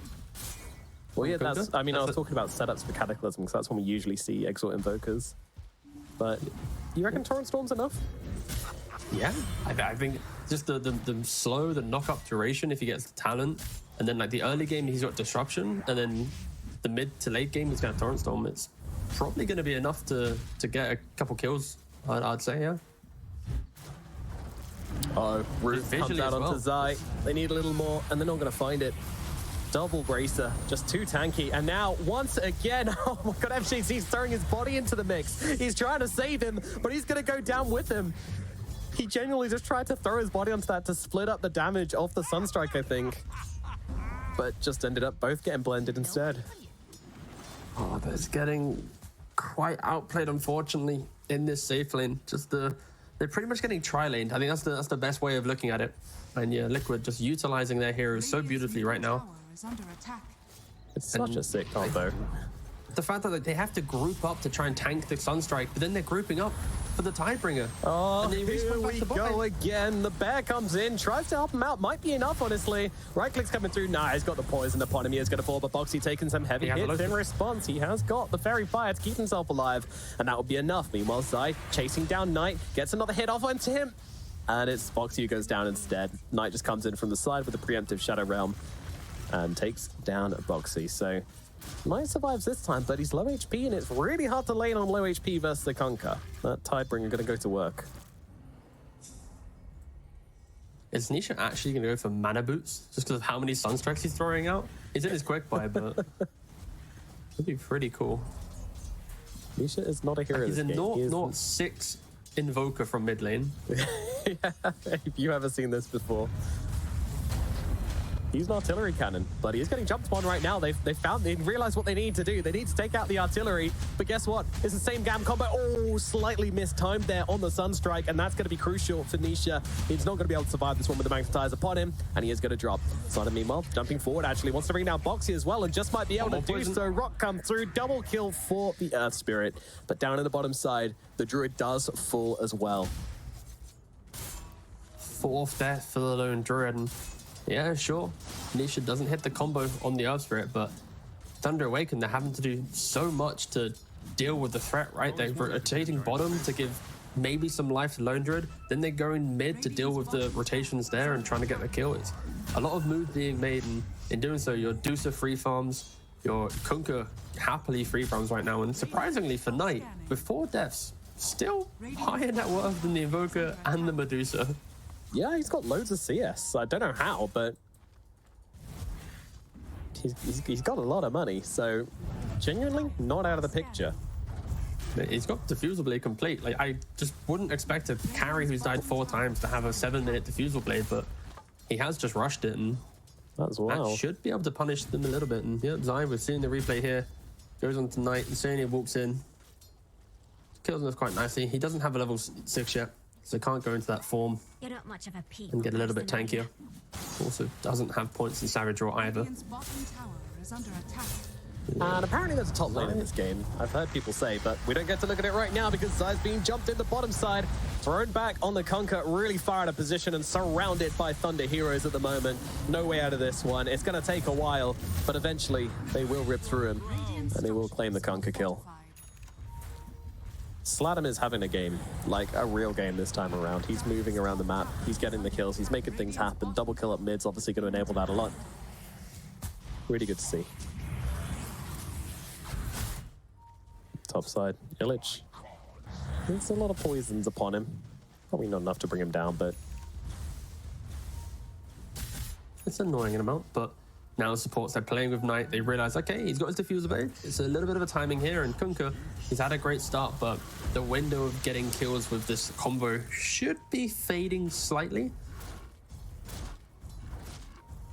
And Liquid, they're using their supports onto mid lane. Jumping the Earth as we speak. Yep, there comes the Sunstrike down onto Sladam. Sladam trying to get himself away. Does have the Rolling Boulder, but obviously cannot use it whilst he's got that Cold Snap upon him. But luckily, the Haste Rune is there, so he can just run himself away from danger. Very convenient. Yeah, the tactical Haste Rune. Get to make the retreat. Oh, and Illich is going for a different build. So we've seen some Centaurs go straight for a Heart. Some Centaurs go for Vanguard Blink, but hold that thought for a second. Knight's actually trying to make a gank onto Medusa. He does have the Diffusal Blade. This is huge. It's only level 5. This is huge. They're going to bring down Mickey. Nobody's here to defend him. They find the Medusa, the key target, the key to Liquid's draft, and they leave it undefended. Knight with a great rotation. I mean, the man got killed 4 times in the laning phase. Just comes in and kills off the enemy carry. That was the second death of the Medusa as well. This is why you never give up, guys. Look at this performance from Knight. 4 deaths into some pretty big kills, right? You know, killing off a Kunkka, killing off a Medusa. I don't think many people would have expected the Lone Druid to have kind of this much impact, but of course, Twin Gates, a beautiful mechanic in Dota, kind of making every hero relatively global. And Mickey is falling for that one. Interesting as well that Sladam, with his really good start, has just decided to go straight for a Midas. Hasn't bothered with the Vessel. Very surprising to me. I feel like Sladam his read on the game is he's going to be a little bit more active than normal. This isn't as if a good Blade Mail game. I think Vessel as well, not very good. It's not nice for them to do so. So out of all the 3 items that you normally go, it's like Blade Mail, Vessel, or Midas. And then sometimes you go Midas after the first 2 potentially.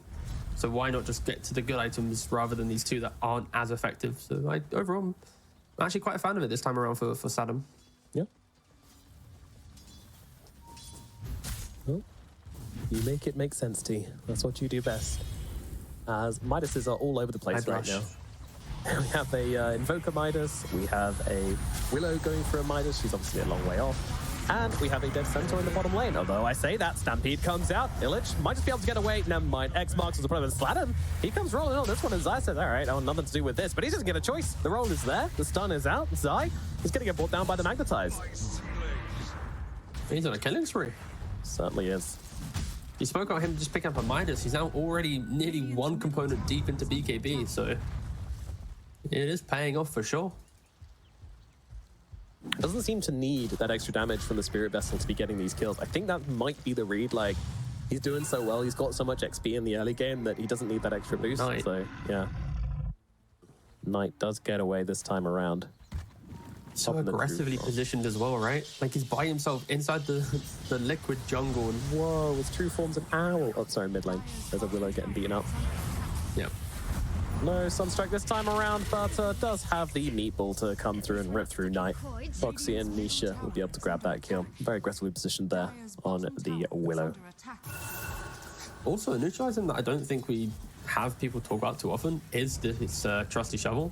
I think this is one of the best neutral items for just efficiency and resources. Like the amount of times that I see carry players pick it up, because as you're farming, you get a Cobalt for a GPM, a bounty for gold.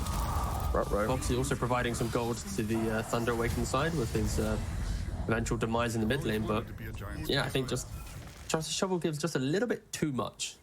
Just a bit of everything. Yeah.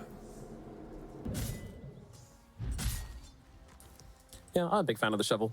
We saw it, I believe, from Charlie, I think it was. He just went for it like every game of the qualifiers without hesitation. If he could have got it, he also did it. Yeah. Yeah. It was insane. Like I'm just seeing some like PA dig like three salves and a mango or something. And yeah, just run into a Cobalt Ancients. who can also scout. Yeah, it's insane. Probably will get a little bit of a nerf post TI. Now imagine that just after the group stage, Val's like, okay, we're gonna go for an E patch. You got a week. Good luck. Playoffs next. Playoffs are finished. Okay, good. We're on F patch now. Good luck. Finals are next week. Of course, that's and not there's a new hearing, guys. But imagine. Oh, we did the show match before the grand finals. We thought we'd just add it to the game. Good luck. Bye. Seemed really cool. So yeah, just throw that one in there.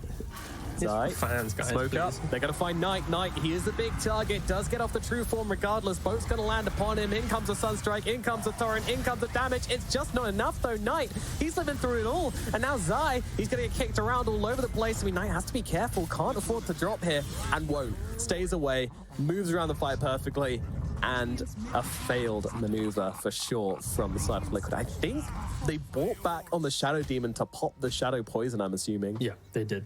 Yeah, there was 3 stacks onto the Lone Druid, so he brought back to be able to pop them. It just wasn't enough, and I think for Liquid, their combination, it did work in the laning phase, but once this Lone Druid has the levels, has that true form, the bonus HP, the bonus armor, it is enough to just tank through that initiation, and it helps the Thunder Awaken. We're very quick to bring everyone to his assistance, and they're finding Insania as well. Yep. Everyone continues. They move across. Air Blast. Gonna take up to Nisha. Illich, he sees the opportunity, immediately jumps upon him. The Fear is out onto the Invoker. Meanwhile, they'll just deal with Sladam on the backlines at Liquid, who are winning this fight at the moment. Illich cannot close the gap onto Nisha. And now he's just gonna move around him, pop that ultimate from the Shadow Demon onto him.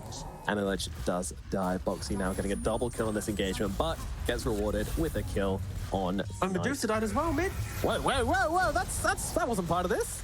This is another thing going on entirely. MJZ's getting run down for it, but absolutely a trade they'll be willing to make. If they can find the bear, it feels a little better, but it's a consolation. Yeah, it's not the best, but it's something I'll just have to settle for here. Jesus Christ, this is a tanky panda. Surprised they're going extinct when they're this tanky.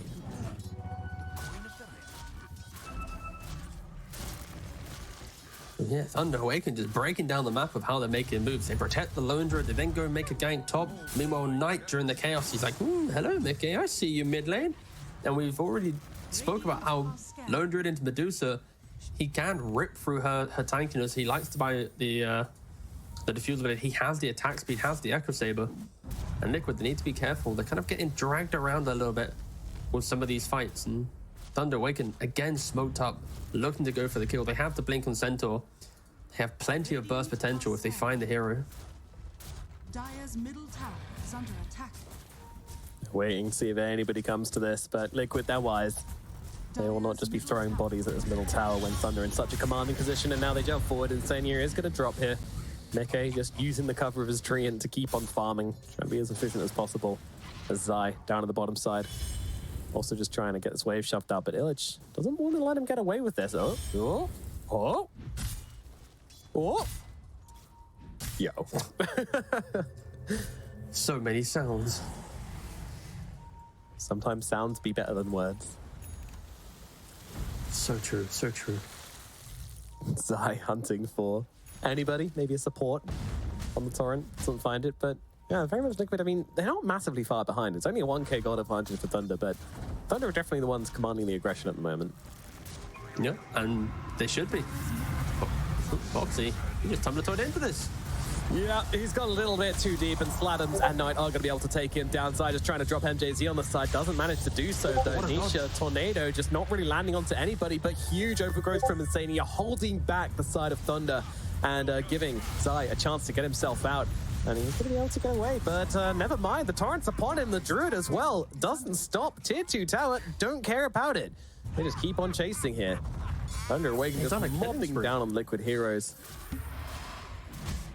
And the cool thing here for Knight as well, he's going to be going for the shard. I assume he's going to give it to his main bear. He doesn't want fetch from his spirit bear, but if he gets the Savage Roar Dispel, he's going to be able to, get through that overgrowth, not care so much, just kind of keep throwing himself forward in the fights. And yeah, Thunder Awaken, they've hit a timing and they're not letting it stop. Slapped him just rolling after roll. He's found Nisha now in the mid lane again. He's got the BKB.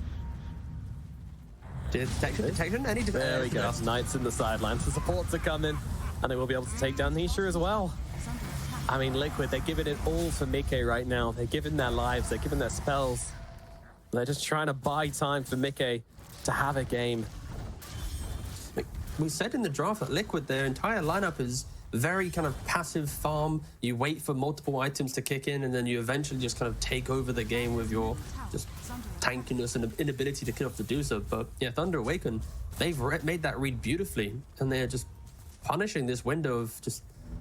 They can't do anything. Can Liquid make a smoke gank? Not really. Can they kill a hero? Maybe with the Sunstrike combo they can, but they just need to survive right now. This is not their portion of the game to be the aggressors. They need to dodge this Thunder Awakened Death Ball that is just sweeping across the map. Especially when Illich has a pipe as well. Like, some of this just cheap magic damage from Liquid is just fully mitigated as well.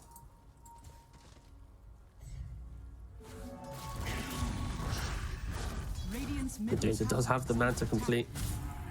Looking towards the butterfly. I feel like it was only 2 minutes ago as Foxy does fall that I was talking about how Thunder Awaken only had a 1k gold advantage, but they just rip through the map, kill a bunch of Liquid heroes, force themselves down the lanes, and all of a sudden that net worth is starting to dissipate. But they're looking for Knight. This could be a huge target if they can get it, but look at the Medusa. Mickey, she needs some help right now. Does get off the Stone Gaze. That should be enough to keep her alive, but Illich comes in from the side. Mickey has no mana, but the team are behind her. They kill off the Lone Druid. This is huge. Sladams, though, he wants to find the Medusa so badly, and he might just do it. Mickey so low, just trying to find up into this. The lifesteal, it's doing enough. Oh, the disruption from Foxy. No way does she live. Okay. She will not. The rock catches Mickey to fall, but look at the Thunder heroes. They have sacrificed everything for this kill. 4 dead on the side of Thunder. Liquid, they do enough. Dude, what was keeping the coming in Medusa clutch alive there as well from the Shadow Demon? There was the shard from the Shadow Demon. the demonic cleanse helping out, giving her a little bit of a HP buff up on top of that. She just had I think someone threw a Lotus on top of her as well. Like, they threw all the smallest possible items that they had to keep this douche alive, and you got to take that as a win if you're Liquid. And as you just killed off 4, and for Thunder Awaken, you're in such a commanding position, but they just played a little bit too disjointed, right? The Lone Druid's by himself, the rest of the team's about 8 seconds away, 7 seconds away. If they were just a little bit closer, there's no way Liquid should be winning that fight, killing off the Lone Druid. But yeah, Liquid, they find a brief moment of poor positioning from Thunder Awaken. And these are the moves that they got to make to stabilize this game, to give themselves the farm. And yeah, Mickey completing the Eagle Song now. Only 2 components away from Butterfly. So he's giving the information at the moment, stalking the Centaur. Probably knows that he's gone for a little trip, teleportation trip. Slide him. He's in the neighborhood. I'm not sure they can do this with just Insania and Nisha though. Nisha doesn't really have aggressive items at the moment, just Midas, Octarine Core. Very much looking for the late game. I was really scared for a second because I was like, wait a second, why is Dusa getting this shard? And then I realized, of course, that Kunkka, Tree, and Shadow all bought their shards. Like, okay, there you go. I'm pretty sure she's top net worth in the game. It's not that bad of a game, right? Because it's not just a freebie.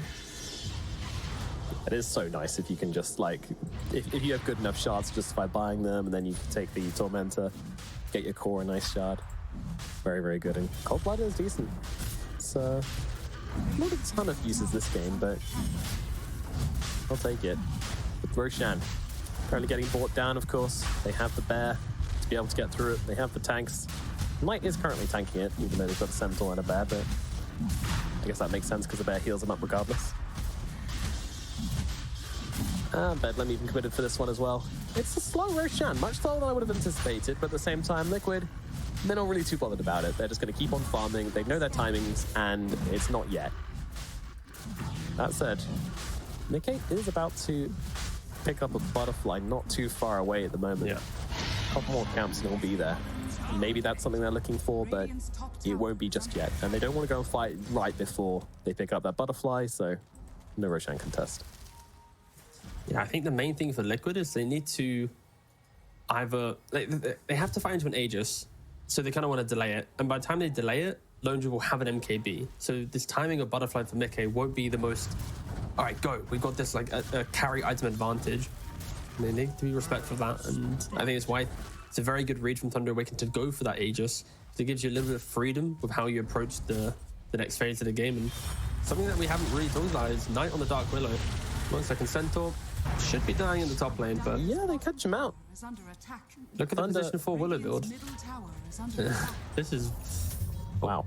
Minus into Axe. Yep. Yeah, that is surprising. I'm not expecting them to be go, whoa, bottom lane. They're trying to get this, the Lone Druid. I mean, he's got the Aegis, but when he comes back, he won't have the true form. And they're going to get him. Fladums also very low here, actually almost finished off by the Medusa. They're looking for round 2. Knight, he is bearless at the moment, doesn't want to pull out his Spirit Bear. Still has a true form going through the Aegis, but Nikkei needs to finish the job here, and Zai comes in, finds the tidal wave. That should be enough to finish the job. Knight will fall. Aegis down, Druid down, and now they're looking for more. They're looking for MJZ, Ancient Apparition, not going to survive through this one either, T. I don't really know what Thunder Awaken were trying to achieve there. They lose their Centaur top, and their Lone Druid's now hitting the bot tier 1 tower. They're making a lot of moves happen on the map, and they're not respecting the fact that Liquid walked the top to then TP into bot lane to get that kill.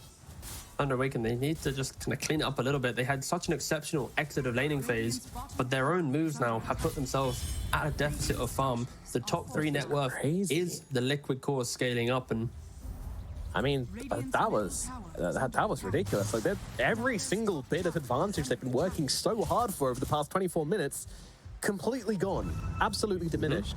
All by one misplay. You know, they just spread themselves across the map way too thin after taking the Aegis. I don't know if this was like some kind of team read from Liquid, something which, you know, the coach identified, the mistake that they're likely to make, or there was just a good read in the game, but either way, they read them like a book, and across the lanes just finding these Thunder heroes and bringing them down. Completely underestimating the Thunder. Knight is naturally quite an aggressive carry player.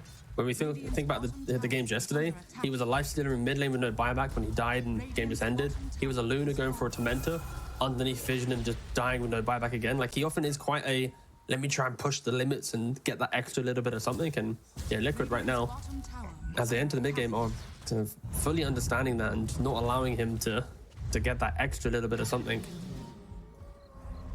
Yeah, and when it works, it looks beautiful. And you know, when Smiling Knight's been playing at like his best, you know, you look at him thinking like, why have we not seen this guy at previous TIs? He's been around for a while. He plays really, really good aggressive Dota sometimes, but then sometimes it just happens. But they found them. They're going on the backlines here. MJZ is already dead though. They're trying to find Nisha, but Nisha is just completely outmaneuvering them right here. So I'll have to settle for Insania instead. Not a huge target, especially when he gets off the overgrowth to slow them down.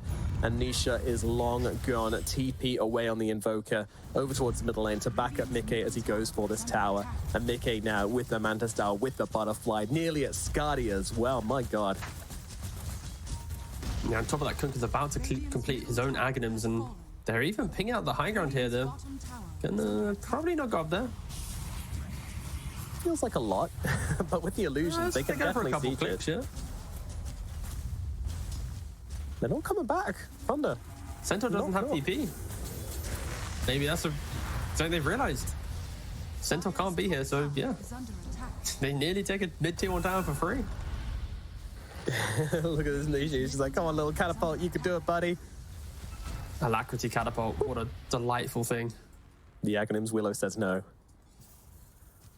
Yeah, I do think we need to go back and talk about this Aghanims Willow, because I don't think it's something that either of us were expecting from this game. I thought Thunder were looking to play the tempo to keep themselves ahead. It's pretty hard to do that when the Willow's going Midas Ags and not getting you any save items or anything.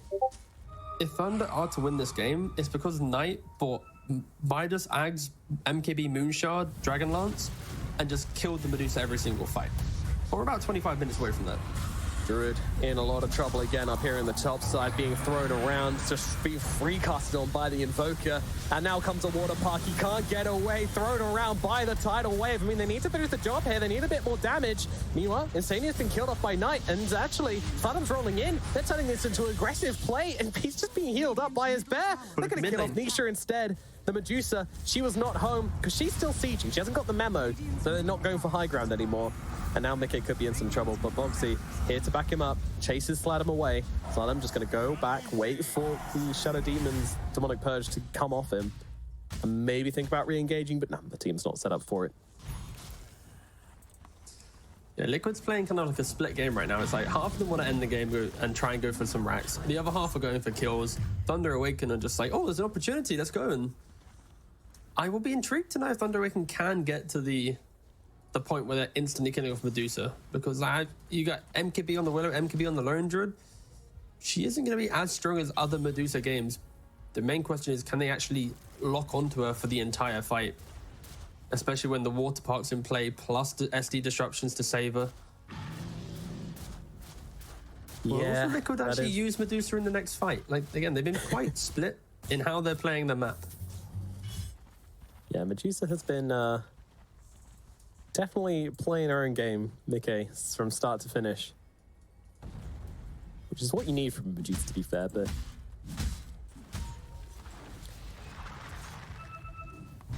it's all about this next Roshan, though. 1 minute 30 until it's up.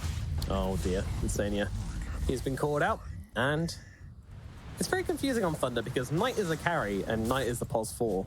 But this game, they're both carries, so there's no way to distinguish them anymore. Yeah, we can give MVP to Knight. Who do you want to give MVP to? Ask production. Knight. Give it to Knight, guys, please. Tonight. Thanks. Yeah, Thunder Awaken. It honestly feels like they might just be content with a little bit more of a farm game. Right? This Willow kind of is becoming a potential powerhouse down the line. Of course, not right now. We're still in, like, you know, Keck W territory of itemization, but it's gonna grow on you. You could call it that. Let's see. I mean, MKB is going to be the next target, so that's kind of showing you the thought process, you know? Like, I just wants to be the Medusa bully. Wants to be the anti-carry. It's not about just killing off supports. It's about going for the big targets, and giving his team the damage he needs. Which I can understand, you know, going late game with this draft. The Earth Spirit, he still does a lot of magic damage, but you want a little bit more. But now, I've actually caught out Sladam. Sladam's going to roll up to the high ground, gets on top of Nisha. This is his target. BKB pop from Nisha. They just have to turn around and try and block the Earth Spirit. That's not really happening as Medusa's feared up. She's having some trouble here, down to only 700 mana. A little bit scary for Mickey as he now gets held solid, so actually just pops the Stone Gaze just before he freezes to make sure he's going to be AP. Meanwhile, Zai, beautiful tidal wave coming up onto two of them, caught onto Nisha with the tornado. They're throwing it all into Medusa. Medusa needs some help. She needs it now. They need to come in and save Mickey. Mickey trying to stand his ground and fight the disruptors there from Boxy. No way does Mickey survive this. Knight's Bear, he's on the case and will finally finish the job. The snake is dead. The bear is supreme. And now they look over towards Boxy as well. Boxy cannot move. They're going to turn around and just blow up the main hero instead. They don't need to bother with the bear. They'll go for the druid and they kill him off as well. Liquid 3 survive versus only 1 on the side of Thunder Awaken. Yeah, it's Boxy doing such a good job there, prolonging the fight just long enough with that Medusa, but also Mickey just standing his ground. And Thunder Awaken, they're like kind of close to killing her, but not close enough. But then the fact it just takes so long, Liquid are able to just regroup, reassess the fight, and then finally kill off that Thunder Awaken aggression there. And yeah, this is where are we at? I keep just clicking on Willow, I won't lie. I'm a simple man. I'm just like, okay, where is Willow at her point yet? But no. And yeah, we just saw in the Invoker, he is going to be going towards the Aghanim's. So in future fights, Overgrowth or Torrent Storm into Cataclysm, these supports could potentially just go down through just getting hit by these insane spells of the late game. I mean, we've seen 2 fights go almost the exact same way now, where they're just trying to throw everything at the Medusa. They almost get her down. They get down to the HP pool, and then she's just narrowly kept alive. It helps because like she's got Alacrity, she's got Living Armor, there's Medallion, Drum. Like, there's a lot of ways for her just to be buffed up, and in her final moments of life, she can pump out so much damage to then help her team convert on actually winning the game or win not the game but the engagement. Yeah, about 12k damage dealt in the last fight. So Mickey definitely, the longer he stays alive, the more he's going to get off. I don't know. I think Sladam needs to think about targeting this this Shadow Demon. He's doing way too much in these engagements, but he's got Aether Lens Blink Dagger. He's not in the fights. He's like another map away, just waiting to jump in. But here we go. Roshan has respawned. He's sitting, waiting in the pit. And both teams know it as we set up for the Roche fight. Hello, looking at Bear. Sladam, he sees his target. He sees Boxy, but Boxy, he's even got an Ogre Steel Totem to try and get himself away. Jump in, 2-man, stun from Illich, not bad. And they're going to try and turn onto Zai. Zai is gone. The damage is there, but look at this. They turning him around. Stone Gaze out with the split shots, blasting them down. Knight's the only one to drop so far, but they're pretty low on resources. They need to get themselves away. Druid, he is gone, can't fight without his Bear. Illich, unfortunately, going to get left behind, but TP's out regardless, apparently. Okay. Tries to find him with a Sunstrike. That's not going to connect, but even though they survive mostly on the side of Thunder Awakens, they leave the Roshan area, and this is going to allow Medusa to get into the pit. How quickly can they recover and get back on the map inside of the Thunder Awaken? I think not quickly enough.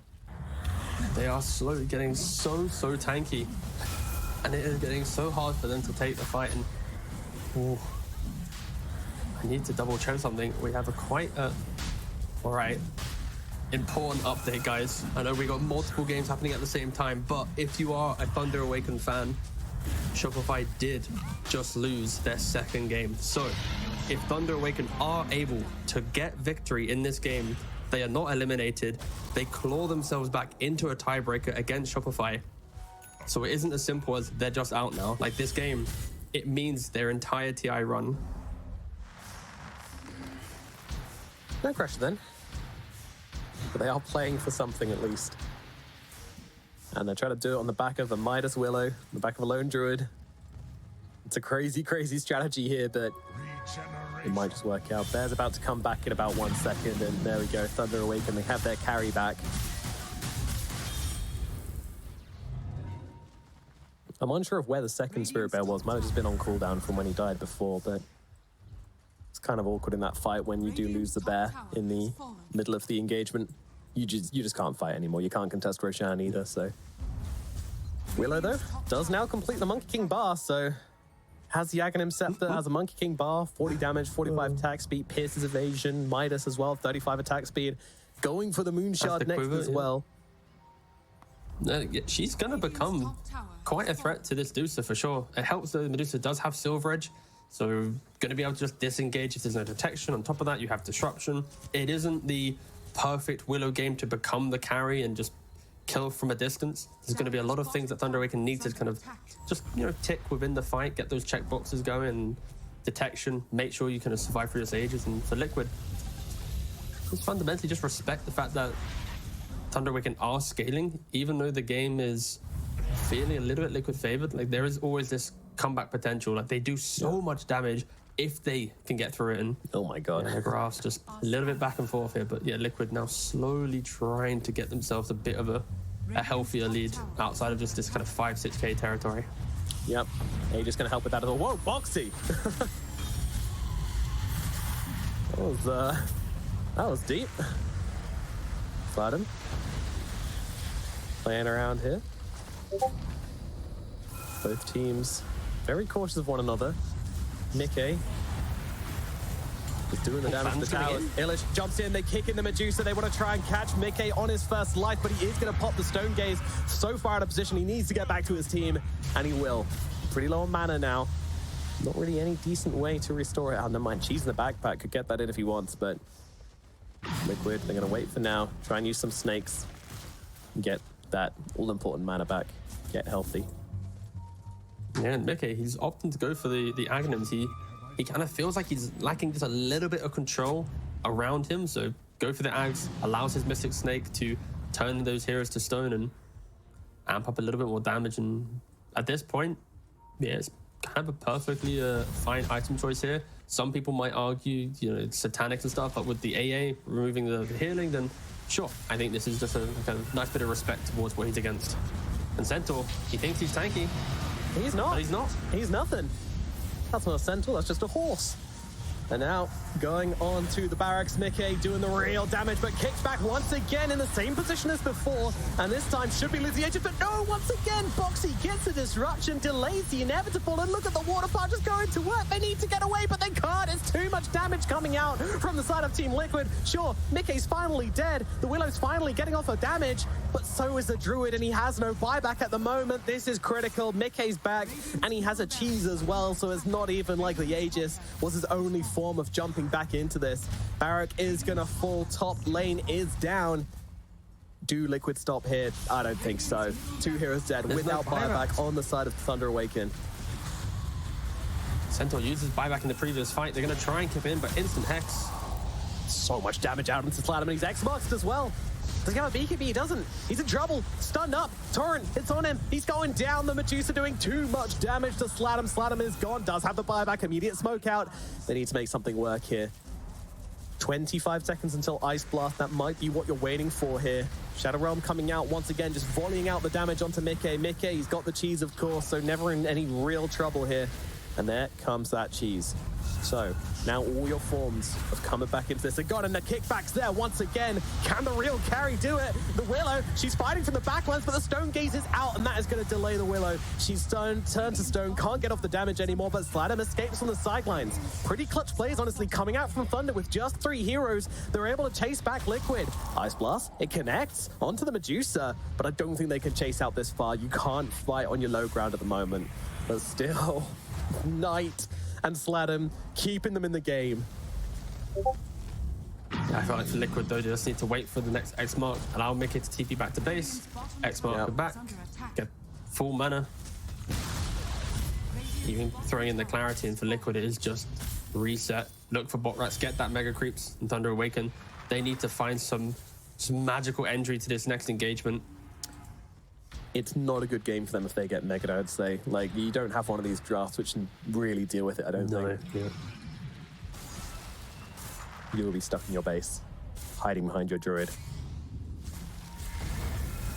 Illusion's coming up to the high ground, Slam just kicking them away, Zai looking for any way he can get off an X. Fun, I'm not seeing here, but doesn't really seem to care. Where is Medusa? I mean, Mickey's just farming a camp nearby. Mickey's not committed to this at all. Like, is it safe yet, guys? Nope. All right, fair enough. Jungle's my friend. They could also just do it like death by 1,000 cuts, right? Like you got SD and Medusa, just send in the illusions, do it for free. Take the range track first, wait for a second, and that's exactly what they're going to be doing. But they jump in, they find Zai, kick back. He needs some more damage than this, though. He's going to get off the BKB, and now Sladam comes rolling on across, but the water park, the boat, everything's coming down before Zai dies. And that's going to make it a very awkward engagement, but it is enough to force back Liquid for now. Although Mickey does see Sladam here and just wants to force him out. That's the thing, like every time they step out of the base, it does seem like Liquid are willing to go and engage them. The good catch from Thunder finds the Kunkka. Again, these goddamn illusions. Willow doing her best to deal with them. First Hyperstone has been completed from the Willow, by the way, so the secondary carry is close to being an absolute monster. Yes. Liquid, though, they just need to wait. Get the Kunkka to respawn, bring him back down to the bottom side of the map, and then... You think an Aegis is maybe expect necessary? Liquid to... I feel like they've got one siege without Aegis, and they're hexing up Sladam right now. He's got a BKB. Not really how he wants to use it, but I guess if it gets him a kill onto Insania, then that's all right. Although, the Centaur, he's been chunked. Once again, as Medusa just annihilating him, but, okay, they jump by Knight now. The Bear's on top, and they're going to be able to force out the Stone Gaze. That's his first defensive tool gone. Still has the BKB, though.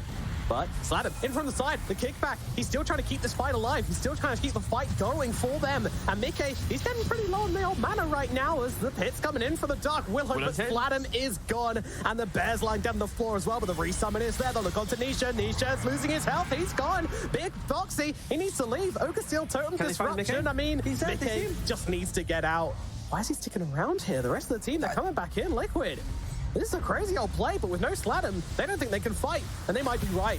Bear going to be the target right now. The Druid taking some heavy hits. Willow just trying to get herself back. Still no Druid buyback available. Does not have the cash. And Liquid, they get started on the bottom lane. Barrack for jump in. Stun. Mickey in trouble. Mickey's going to drop. They don't have buyback on the Medusa. The game might not be over yet somehow, but Knight, he's getting beaten down. Does he have buyback? Yes, he does. Immediately use it without hesitation. Will he get here in time to save the Centaur? I don't think so. Centaur is gone. And now it is one Knight versus the world. I don't think it's happening for Thunder. They fight very, very hard, but their final lane of Barrack is going to fall. This is the last time that you might be seeing Thunder Awakens Ancient in their road to the International. If this is to go down, then they are eliminated, and there's no buyback, so it kind of gonna happen. Yep, 40 seconds for the Druid, 60 for the Medusa, but they can push without her. Nisha is here. He's got the damage they need. Tier 4 tower, first one's gonna drop. Thunder, all they can do is watch. It's such an awkward position to be in, and now the boat's coming down. They yields, they catch out the Willow. Knight is gone, and good night. GG is called. Thunder Awaken. Their dream ends here. It was always going to be a long shot for them to make a deep run at this TI, and Liquid will stomp out their hopes. Yeah, for Liquid, it was quite impressive stuff in there. Unfortunately for Thunder Awaken, they are going to be the first team eliminated. And I think they put on some commendable games. They nearly even put Shopify in a position of having to play tiebreakers. But yeah, that is going to be them out. And unfortunately, we do have to see them go. It's tough. It's a very tough situation to be in. You can feel the emotion here from this team. But great win from Team Liquid, of course. You know, there's a really good performance, and we expect nothing less from them. You know, these guys, they're one of our deep contenders. And we do expect the best from them, and that's exactly what they bought. Great contender, great game, honestly, coming out, like, fantastic series coming out from both these teams. It was very, very fun to watch. And yeah, that's gonna just about do it for this one. I mean, it's tough because, you know, you tried to make this Druid and Willow thing work, and it just didn't really come together for them. Yeah, again, they had some kind of creative approaches to it, and that's what you love to see from a team coming into the Road to International. You want to have that kind of X factor. But yeah, it just didn't click. They only had, what, it was like 48 hours to be able to either get through groups or not. And of course, it's one of the toughest tournaments in the year just because of how the schedule goes and how ruthless it can be. So yeah. Tough times, tough times. Let's throw it back to the panel to break down this series. Thank you very much, gentlemen. Of course, Thunder Awaken find themselves the first team eliminated from the road to the International, and that means one less South American representative who could even make it to the International. We thank them for their games, especially Game 2. It was incredibly entertaining, but nonetheless, an L was copped, and they are gone. But Dota still has to continue. The show must go on, gentlemen. I'm joined on panel by Lizard and Winter. Winter, you've been in this position before, sadly. After a first tournament, right, as a squad like this, your first big LAN, it's TI, it's kind of a difficult situation. What's the communication supposed to be like in order to calm the temperature down, make sure everyone's not too sad? Well, we try not to think about it too much, just go home. Go home, take a break, and talk about it after. I mean, obviously, it's going to be very saddening, you know, having to exit the tournament this early. But at the end of the day, you have to try to get the positive out of it, you know. What did we learn? How did we improve as a team? And why are we losing to the other stronger teams, you know? What do we have to do to improve? And what about you, Lizard? Did you see any positives from Thunder Awaken now that they are gone? What do you think they should be building upon before their next tournament? I actually did see a lot of positives. Like, there were a couple of games in which they were clearly outdrafted, or maybe they lacked some things in their game plan. But when you look at this last game versus Liquid, that's our definitely one of the favorites in the whole tournament. Like, they put up a fierce fight. As long as they have the heroes to play with, like as long as they have this super active early game to mid game, like some Earth Spirits, Ancient Apparitions, heroes that open the SA aggressiveness up, right? Like if they have those, they shine. And I wonder what would have happened, what could have happened if they had those yesterday and in the previous series, instead of some Omni Knights and 3 Ents and all these passive ones.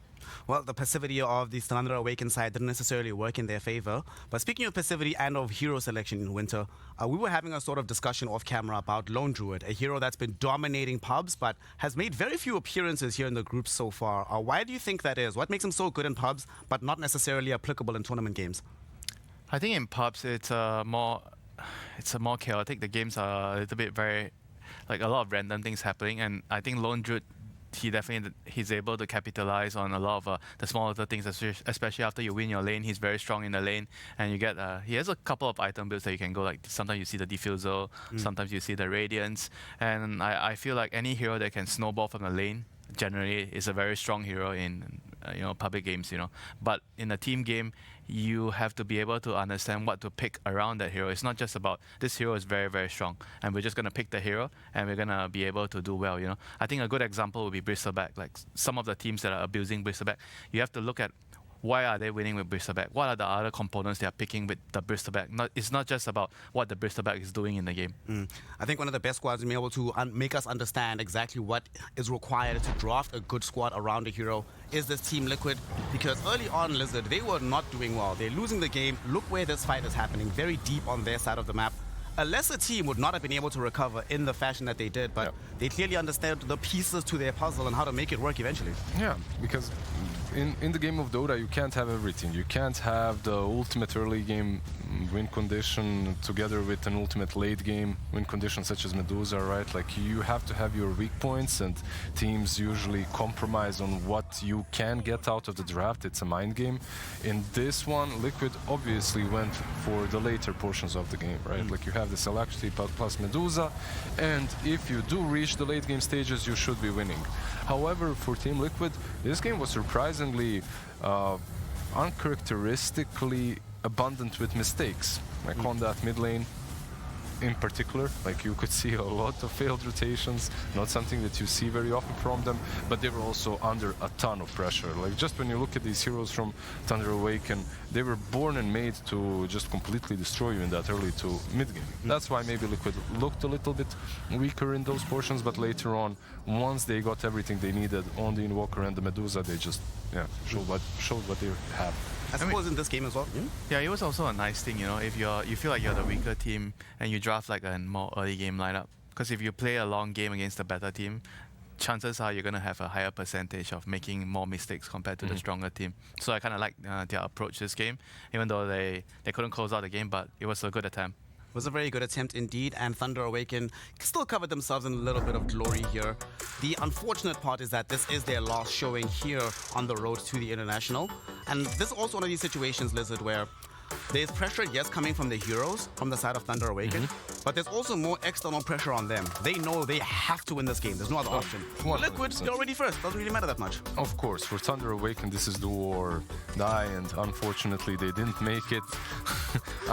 Unfortunately, but I do like the fact that they went out with all guns blazing, right? Like, they didn't just give up. You could see some really strong emotions after on the cameras. Unfortunate, but it is what it is. Someone has to go home. Somebody indeed has to go home, but the victors here today on the side of Team Liquid, they get to stay in the game. And of course, Team Liquid, what would they be without a water-based hero? It was Morphling in the past. Now it's Kunkka. I don't know, man. What do you think? What do you guys make of this hero right now? I'm sorry, I'm just looking at Liquid and all the smirks on all their MVP pictures. Like, they already won TI, like, at least when it comes to this. They feel really good. I kind of like this itemization. I'm still not sure how I feel about this hero here, but we'll talk about Kunkka in a little bit. Kunkka is amazing, I think, right? Like, he's in a really good spot. Like, all these offlaners that are beefy and can buy a blade mail, I feel they're in a really good spot. And Kunkka is exactly one of those. Centaur on the other side as well. Yeah. Like, he was picked by Thunder Awaken, didn't win in this particular situation, but I think that hero is going to be picked quite a bit. I mean, we see that right now. The most picked offlaners in the game, or at least at this tournament, have been Bristleback and Centaur, so it does kind of make sense. Of course, Team Liquid didn't necessarily go for those heroes in the second game, but they get the dub nonetheless, which means that they sit at the top of their respective group. It also means, looking at these standings, there's a very interesting thing. Not just this game eliminating Thunder Awaken, this game winter, this saved Shopify Rebellion. Rebellion right now should be sending flowers to the Team Liquid team and saying, thanks boys, you made life easy for us. Yeah, time for them to figure out how to improve on the draft, you know. Like, I feel like the drafting phase has been something that they did really well doing Dream League, and they were able to get a good result. But here, it kind of feels like they're not 100% sure about what heroes to prioritize. They've been picking Arteezy's hero early during Dream League, and right now his hero is being picked later. And I feel like when his hero is shown early and you pick like Sableite's hero later, I feel like the game plan is much better for them. Whereas if they leave Arteezy's hero to later and a lot of the picks are being banned, they kind of struggle to come up with a concise strategy to win the game. That definitely makes sense to me. Of course, Thunder Awaken is gone. SMG and Evil Geniuses are finding themselves in a very awkward spot because if they fail to collect some points today, it guarantees that one of them will be going home. And that leads us quite nicely into our next matchup. EG taking on the side of 9 Pandas. Here, 9 Pandas just need the win to potentially get up to second place. But for Evil Geniuses, if they do not win a game, best case scenario is tiebreakers. And do you really, Lizard, want to have your fate of going towards the playoffs on the road to the international be held in just one tiebreaker game? Yeah, 100% not, but you might not have an option because 9 Pandas right now are looking really damn strong. At the same time, I have to say, and have to admit, EG in the morning series versus Team Spirit, they did put up quite a strong fight, and I believe that if they play the same way versus 9 Pandas, we might see a 1-1, maybe even a 2-0.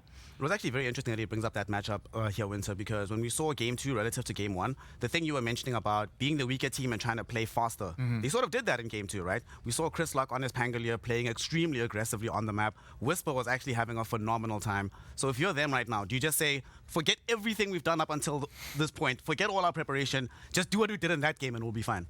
Yeah, if you get the Bristol back, I think they can do the same thing. But what if you don't get the Bristol back? I feel like on the off lane, there are very few heroes that can actually play and do like what a Bristleback can do. The Bristleback is unique. Yeah, he's unique and he's essentially the carry. So you are trying to basically pick around it. You know, it's a very polarizing hero. And normally, if you look at the current meta, a lot of the polarizing heroes are the carry heroes where you're playing around the carry.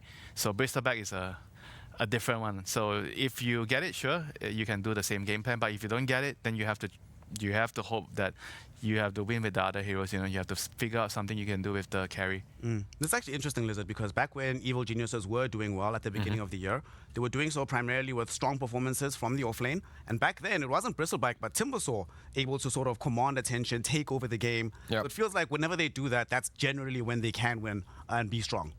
Yeah, they also tend to really lose or break down in the mid game when their own safe lane isn't doing that well. So they focus a lot on their offlane and they can do well, but they also have to focus on the enemy offlane to shut him down, to make their lives a little bit easier. It looks like for them at least, it's the patch of the offlane. patch of the offlane always going to be the same way for Evil Geniuses. Of course, for Nine Pandas, they have one of the premier carry players in the world in the form of Ramses, and this is, for the most part, Winter, a carry patch. One thing I've been very surprised, though, by is the fact that they haven't been picking Kiyotaka's his heroes, right? They've been making him play these more strength heroes, the flair of, like, his Tinkers, his Embers. They're like, nah, bro. You play safe. Let Ramses carry this one today. He's a greedier mid laner, I feel like. And with the current patch, because you have to play for your carry or the off laner, the mid laner feels like the off lane right now because he's the player that needs to move around. And he needs to be playing with the supports and helping the carries. And he likes to play like Tinker, for example. You know, when I think of Kiyotaka, I always think about his Tinker. And right now, the hero hasn't been picked or banned, you know. So it's not the patch for this kind of niche mid heroes. So you're saying you don't want to see Kiyotaka first pick Arc Warden again? It's like you have these two seniors on your side, right? Like you have Ramses and Solo and these three kids, and these you gotta do what the older bros tell you. You're gonna have your ass beat. So it is what it is. Give Ramses that TB or whatever, make him carry, and you can run around with some Kunkka, create space. Actually, speaking Lizard, remember back in the day when Ramses and Solo were on that epic VP team, right? That was just dominating competition for year on year on year. Do you think this particular squad of Nine Pandas has the potential to get back and bring them back to that level of Dota again?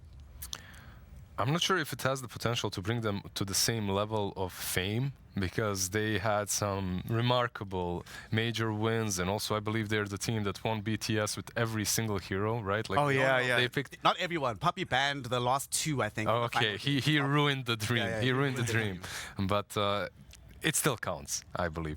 However, this Virtus has, Nine Pandas, they have a lot of potential with Solo and Ramses, and I believe they can recreate that flame a little bit, at least for the Eastern scene. But it's a long way to stardom, like the old squad. It is indeed a long way to stardom. On the other side, Winter, their opponents in the form of Evil Geniuses, we've seen the heights that they can reach. Let's say that this tournament doesn't end up going well for them, right? Do we have to have another South American shuffle to make sure the scene stays as strong as it should be? It's kind of surprising that we are in this discussion because we keep saying that it's a carry patch, right? And that Pakas, Pakas used to be hailed as one of the best carries from South America. And I feel like right now their issue is about, I'm not sure if a roster change will help, but their issue is fundamental, like how they are distributing the resources between the three cores and how they're moving on the map with the supports. Because generally you see the mid laner, like he's moving with the two supports, and maybe in a different position on the game. Sometimes the carries the carry player has to come up and play around it. And I feel like in a lot of their games, it's kind of like the mid laner sometimes not doing enough. Like C-Smile, he's losing his lane maybe a little bit too much, and he's on a hero that needs to do a lot to make space, and you can't do that, right? If your lane has gone so badly. Absolutely not. Well, right now, Evil Geniuses, they need this win if they want to have a hope of staying in the tournament, if they do not want to join Thunder Awaken on an early flight home to South America. Of course, Nine Pandas are looking to try to get themselves second place in this group. Let's find out exactly what's going to be taking place as we get into the matchup of Nine Pandas versus Evil Geniuses. Thank you, Snell. We're ready to go for our Game 1, South America up against Eastern Europe. We've got the boys on Evil Geniuses taking on Nine Pandas and Denog. A very, very important series as well. Potentially our final series of the day. Hopefully we get some tiebreakers though, but currently EG in a very difficult position where this is a must win, do or die for them against Nine Pandas. Precarious, isn't it? I mean, we've got SMG playing at the exact same time. They're playing for their tournament lives as well. So it's going to be interesting to see. Basically, only Group B is locked in as having no tiebreakers at this point. Thunder Awaken sadly eliminated. And then we've really got people at the very top of each of the different groups. A big difference between those top players and the rest going beyond them. And the crazy thing is, even regardless of all of that, you've got, Tundra, Liquid, LGD, and Spirit. They've still got a tiebreaker to come, Phase 2 will call it, or the group stage tomorrow or the day after. And if they lose that, they start in the lower brackets. So it's a really interesting group stage here in the road to the International, but you got to get past that group stage first as, you see a bit of a familiar face there in the background, don't you, for Nine Pandas? There's DM, obviously fresh off of a stint with OG, but he's clearly lending his thoughts and his experience from over the years. He's got a great relationship with a lot of the boys, and I wonder how much of him was involved with picking this Enigma, because it is one of his better heroes, but we've really really seen it be played a whole lot more in those support positions so far this tournament, haven't we? Yeah, overall, like, what do you think of the changes that we got out of the most recent letter patch? I know there were a lot more buffs to the Enigma Eidolon. What was it? The cooldown, so the bounty cost was reduced.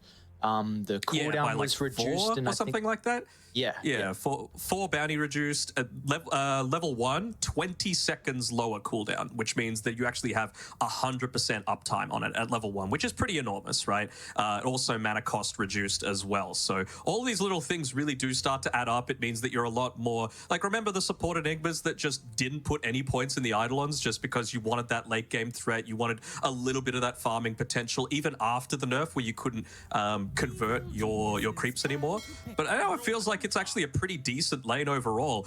We've seen, though, in the past, the Kunkka is a pretty decent response to it, and I have to wonder if this is going to be an off-lane Kunkka for Whisper, just because it has been something that EG specifically really do like to switch between both their mid and off-lane. And I mean, against an Enigma, if it's being played in the position 5, which Solo has been the one to play it the majority of the time, it really just rips those Eidolons a new one. Yeah, right. We saw yesterday as well when EG were versing SMG. They, 2 games in a row was the first phase conquer. So, of course, it's something that they seem to be very comfortable with. And we got a bit of a physical damage minus armor strategy going on as well, potentially at the moment from EG. You're not thinking that they're going to go back for the old Picard's PA, do you? Oh, I mean, they could. Dominated. He went 21-0-10 in that series against SMG. It was not a contest at all once he got that early-ish level of farm. So we'll have to wait and see. They still have a few options open to them. Dazzle, of course, I believe has been the most picked hero overall so far this tournament. Really? Or at least really up there. Yeah, I picked up a few stats over the time. Let me actually bring those up for myself. Number 1 contested hero is Pango, but I'm pretty sure Dazzle is the number 1 picked hero so far this tournament. And Pango had like a 38% win rate before today. So just stop picking it, guys. You know, it's getting a little bit stale and it's not even that good. Well, my stats is otherwise. Oh, wait, no, never mind.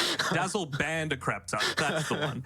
Yeah, don't worry. There's so many heroes, man. I keep getting my stuff confused. I get it. There's been some, there's been some interesting ones. I see, Ancient Apparition is kind of on the rise, and this was something that we were speaking about yesterday with, like, the Phoenix and the Life Stealer, but potentially deal with a lot of the tanky meta that we're starting to get. And I know today we've seen Ancient Apparition start to be picked up a little bit more. So I don't think we'll get it this game in particular, but potentially in the next game we can talk about it, and maybe in the following series as well. But it's always exciting to see, like, day 1, kind of the progression of the meta to day 2, and then you're further down the tournament as well. You have to wonder with this Muerta as well, right? It's something that Ramses, of course, can play, but we've really seen the prominence of Muerta really start to pick up as a support too. And, you mentioned the AA. It's a small possibility of coming out. Like, if this Dazzle is mid, if this Conqueror is off lane, if this Venge is like a position 4. Just because against the Muerta specifically, with that Aghanim Shard, with the lifesteal, you really start to impact it in that way. But then again, you could just throw it to being a support, right? And that's nowhere near as much of a viable option. So we'll have to see. I think it's too early to commit that much in the form of like an AA, just because Dazzle, Venge, AA feels real squish, and you're just going to get run over completely. Yeah, I don't think this game. Not this game. Pandas. I'm still waiting. Gunnar finally got that mid ogre working, and they won the game. I don't think it was entirely up to him, but we saw a mid ogre Magi. Wasn't the Chris Luck one that I was wanting to see, but it's come out. That's what all I wanted. Interesting Sven pick, though, for Pandas. Of course, you've got the natural way to buff your team up against the high physical damage that we're currently seeing from EG. So that Warcry and the eventual Shard's going to be quite nice, probably revealing that the Muerta will be played as a support now too. Mm-hmm. Even just against the Dazzle, right? It feels pretty effective. Poison Touch is physical. You've got a lot of right clicks happening. Even Shadow Wave is physical. If you get into the Aghanim Scepter, if it is indeed being played as a core, you're getting a lot of right clicks being laid out from that. So yeah, the Warcry does feel pretty nice against all of that. And the team fight is just overwhelming right now from 9 Pandas. So how do you feel like you address that on EG? Do you try and dabble a little bit into your own team fight, or do you go away from that, just look for kind of small skirmishes across the map? I think you can go for small skirmishes. You can be really clever about things as well, right? Like a swap into a tidal wave back so that you completely isolate someone away from the rest of the team. But the issue is that I feel like they're still lacking a little bit of damage for this this early stage here. So that's what I think they need to be prioritizing a little bit more. And I'm sure that's the discussion that's going on. Like, do they need to run this Kunkka in the mid lane, or does it need to still be that Kunkka responding to the Enigma that's most likely going to be played as a position 5? And, well, it's going to take a little bit of time to get to that stage, but certainly one of the best late game carries in all of Dota is that Faceless Void. And I do like how they've kept the flex, right, of the Kunkka Dazzle. So showing your Picard's hero now means that, like, yes, EG don't have Ultra last pick, so you will have to reveal it shortly, but it's still going to keep a little bit of uncertainty going into this last phase of bans for 9Pandas. Yeah, well, they don't really have a ton of damage to actually lay into the Chronosphere, though, right? Yes, Dazzle, if played as a core, can look to do it, but it isn't that real burst that you're hoping for. And that's really what you need when you consider what you're going up against, right? Like, Chrono almost exclusively then would need to be used onto the Dawn, just because if not, she's going to ulti and save a lot of the damage that's getting done. You've also got stuff like the Deadshot pre-BKB. You're just disrupted from a lot of the damage that you're trying to do within the Chronosphere. Even just layering down a Midnight Pulse feels pretty horrible. So it's not exactly the easiest Faceless Void game, but I understand why they've done it. Picard has shown time and time again that he is capable of carrying games if you give him the farm to be able to get to that stage. My main worry is that 9Pandas are just going to be able to pick up the tempo way too much with super strong lanes, super strong farmers. You've got people that are able to make a lot of stacks. So, yeah, it'll be certainly a bit of a challenge. What are you currently preferring, as in where they put the Dazzle and the Kunkka? Because, again, those are the big things that we need to see them try and work out on what role they're wanting to go. So do you have a preference currently if the Kunkka is going to be up against the Enigma? You know, if the Dazzle's mid, what are you wanting? Well, the issue is that Evil Geniuses don't have last pick overall, right? So they're not going to know what this mid lane is that they're going to be going up against. So ideally, you would love to have that sort of situation where you could say, you know what, we're confident with the Kunkka being able to flex at the very last minute. I think you just got to play with what you know right now. And I feel like Kunkka plus, let's say, a Vengeful Spirit is going to be, you know, a pretty decent lane if played together, right? All of that minus armor plus the Tiebringer feels really good. Evil Geniuses turn to pick. Deep bam. Okay, we saw that in yesterday's series with Zazure, right? We saw Summoners try and port it out in their victory versus Thunder Awaken, so it had a very good performance. There was no try. Yeah, he was the MVP. Absolutely, and it is one of the better answers to the Kunkka, so maybe that does reveal the fact that they do want to run it as a mid, but then again, they banned the Pango, which Kunkka is one of the better answers too. So they're really not really being revealing too much of anything, but they're going to need to right now. See, both sides don't have too much reserve time to be able to work out what their last pick is going to be. What do we got from EG? It's going to be the Nyx Assassin. So a very like classic, when Dawnbreaker was introduced, a response to her. We don't even know if it's going mid lane. I know some people even attempted for that to happen. I think we saw it at Dream League a couple times. In fact, I think Kiyotaka played it. So see. This is interesting. I mean, it doesn't really resolve any of the issues that I was talking about, right, in terms of that damage into the Chronosphere. But if they're just saying, you know what, we actually don't want to take team fights, they've got overwhelming damage, where we're just going to look to go for a bit more of the pick-off route, right? The sort of strategy that I was talking about. It's going to be a mid-Kunkka, it's going to be a position 4 Nyx Assassin, and an off-lane Dazzle coming through. Okay, something a little bit different.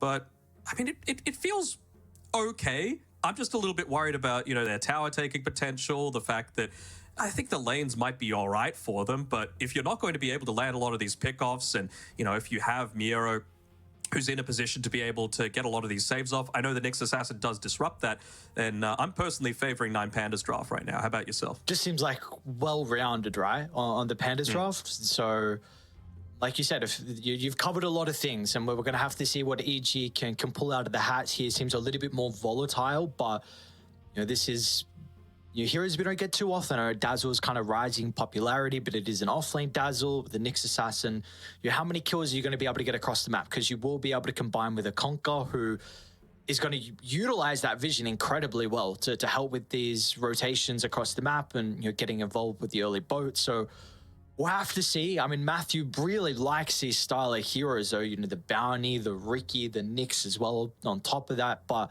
I agree. I do prefer 9Pandas draft, but let's see what EG can pull out.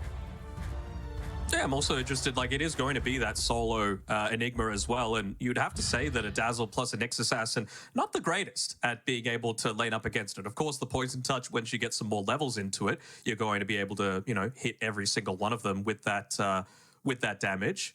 But at level 1, it's just the 2 targets. It's also quite a long cooldown, and there's a decent amount of right-click damage looking to come out as well. Let's get ourselves underway here for game 1. A very important series as a whole. Like we said, to lead into the draft, EG, you're needing to get some wins. You're currently tied with SMG at the bottom of Group A with 1 and 5. And for 9 Pandas, they're still not even guaranteed a first and second finish in Group A. So they'd love to have that better seeding going into Phase 2. Just to avoid the kings of the groups, right? Yes, that is exactly why. So which we'll see. This is very exciting. These two teams as well have played off against each other multiple times so far this year, but no one's really got a big advantage. It's a 5-5 map count either way. There's some best of 2s, a best of 3 in there, but looks very even. Might have a fight to start as well. Ramses is going to lead the charge onto the high ground. The calling could prove to be a little bit awkward here in this close proximity area, but Ramses led him first, and he'll die first as well. The rebuttal's still there, though. Miero will also join him in the grave. Can they get any more kills, though, as Matthew tries to step back over to help of his team? Verify is activated. One more right click is what they need, and Antares will find it, but it is a bloodbath to start our game 1.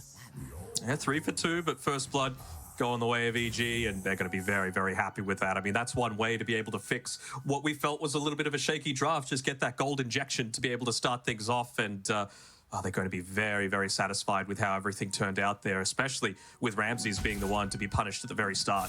And so, we gotta look where all the gold went. Panda, 2 kills, got first blood as well. So what's got the Venge coming out? Brown boots, double mango, Selv too. So did you like the early use of his gold on the Venge? Yeah, it's fine, right? You just want to make sure that you're, like, Dawnbreaker is such a strong lane. That's the thing, right? You just want to make sure that you're staying as far away from it as possible. Even you see the impact of the calling, right? We've seen so many people play this hero as, you know, either a position 1, it's still totally viable in that sort of role, but just the potential to be able to, if it gets to that late game, have an additional core is enormous. Azure basically won one of their games off the back of FY playing it.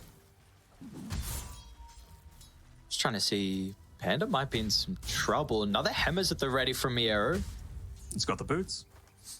Boots will definitely come in hand. Pandy steps out. So let's take a look at how some of the other lanes are going. We saw that last pick, Earth Spirit. We didn't really touch on too much from Kiyotaka. How do we feel like this matchup's going to be able to go against C-Smile in the mid lane? It should be relatively even, right? Like, Earth Spirit doesn't have... I guess the kill threat is kind of there, and the rotation potential is as well, right? A Nyx Assassin plus a Vengeful Spirit, 2 heroes that are super capable of being able to make quick rotations if you're thinking of from the EG perspective. Enigma, a little bit less so, right? Like, you always want to make sure that you're mindful of the fact that he is going to be a little bit more of, not necessarily a lane dominator anymore, but your main strength is you're not really all that mobile, right? You're existing to put a lot of pressure onto this Dazzle to punish any sort of rotations that Matthew might make.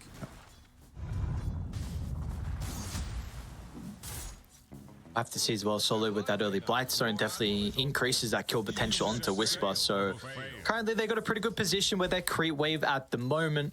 I guess that was one of really the big nurses, right, with the demonic summoning, not being able to drag the wave back. Ramses will take a lot of damage here with Whisper's combo coming out. As long as they can keep the poison touch going, Matthew can stay onto his target. But if Verify will keep Ramses healthy enough, but he is completely out of regen. Solo's only got 2 tangos to give him. I mean, the main threat, though, is coming from Whisper, right? I guess he does have the bracer, actually, to be able to just sustain himself in the lane. Of course, the Shadow Wave as well. And that's also the impact of Solo. Not the greatest microing of his Eidolons, just giving them up for free. Really wanting to make sure that you're keeping them up and available. Even going the Blightstone to be able to start things off on Solo as well, to make sure that they are punishing them pretty frequently. Well, it's nice, at least the fact you're able to get the Lotus as well. 9 Pandas, you even found the bottom one too. So in a lane where you're starved of resources, that's very much going to come in handy. I honestly feel like Panda would have died twice if he didn't have those brown boots already, right? Like, Dawn is just such a strong lane, especially if you could combine it together with a hero like Muerta, where we've just seen the impact of the dead shot back into the calling have so much impact. Yeah. Definitely, there's a lot of position falls like that, though, where you are very skill-based, and when we can see you look to use that dead shot to such a perfective level, then it always looks beautiful. Especially someone like Antares as well. Like, he loves those high skill heroes, those high impact heroes, and high damage, most notably, right? We can see him here just starting to build up stacks for the Sven, looking to make sure that he's got a way to be able to really come into this game and get online before the Faceless Void does. Here's that rotation, though, from mid. So if they're going to be rewarded off the back of this, though, looks like they should. Nice kick away from Kiyotaka, and the dead shot's giving it some space. But they will do a decent chunk of damage nonetheless to the Earth Spirit. So currently C-Smile's got a big advantage, also a level advantage as well. I mean, what are we looking at? 7 denies compared to the 1 from Kiyotaka. Meanwhile, bottom lane Miero as well, being left alone. Panda, because he's able to pick up a kill into the Dawnbreaker. At least Kiyotaka was able to get both the bounty rune bottled and the water rune, right? Because you see, it's got like a 10 attack damage differential between the Kunkka and the Earth Spirit, and that's just off regular right clicks, not even taking the Tidebringer into account. So Earth Spirit needs mana to be able to last hit, right? And we see how much of an impact he's having. He's going to be vulnerable now as well, completely leaving the lane, top lane. Yeah, Ramsey's continuing to get chased down. That second point in the poison touch is really making this much more difficult for Ramses to survive this time. Double TPs through from 9 Pandas. They will get both kills, but it is such a heavy investment. And it just leaves C-Smile completely on his own, and these TPs all happen around the time of that 5-minute wave. So if C-Smile chooses to, he could look to shove it in before anyone is able to get back. I suppose the downside is it's up against an Earth Spirit who can pretty speedily get back to that lane. Doesn't quite want to get rid of the Dazzle Courier. Just looking to get a bit of information first, and it's actually going to get revealed walking up into Matthew. And to still have some members nearby. And Tyrus isn't playing with too much mana, though. So it buys the Arcane, so now has some small spells to look to utilize. C-Smile is starting to rotate over, and with the threat of the boat, they've got to be really cautious on Pandas on how they take this, but Whisper as well is in danger. And Tyrus with one more right-click secures the kill, but now it's Panda and C-Smile that will bite back, and there's nothing they can do to touch C-Smile, not with the run buff. They can make the attempt. Maybe Panda's an easy kill at that, but he too, we safe under the tower. You see how much emphasis they're putting on to making sure that they're not giving this stuff away. Dude, yeah, this why is not? huge. Kiyotaka, if we can get a solo kill into C-Smile, there's a big level advantage, and Kiyotaka now has the 6. Does he want to look to Panda next as well? He's got a Fairy Fire to work with, magnetizing the arsenal as well. Another rolls up if he wants to go for it, but the stun, it will not matter. Panda's got enough health to be able to survive through the Earth Spirit combo, and now he's level 5 as well, pre-7 minutes. It's looking real good for Panda. He's even going to be able to build up even more of these stacks as well as secure that Wisdom Rune for his team. As a position 5, I enjoy the little things that some supports do that others don't. You know, always making sure to consume one of those tangos during the fight, right? Not wanting to leave it, making sure that that extra little bit of HP is the difference maker, and it absolutely was. You know, he probably ends up dying to the Earth Spirit if he doesn't pop 2 tangos all during that fight. Actually ended up popping 3, my bad. So well done by Panda. I guess it's a lot of space with all the action we've seen on the opposite side of the map, and that means Bakaz is going to have an incredible timing out of his might. His top net worth very close to having the recipe completed as well. We see there's a big difference in regards to Miero's net worth and the Faceless Voids. Yeah, but not too much of a difference between the Svens, right? Even despite the fact that Ramses has died a couple of times. And of course, as a Sven, especially on the Dire side, you don't need mana to be able to farm. You could just walk back inside of this Mighty Mines buff area, get all of that regen that you could possibly need. Plus, he's already got the Morbid Mask and now the Quarterstaff coming out to him as well. So he's going to be just fine in terms of picking up his own net worth as Antares builds up some stacks at the exact same time as well.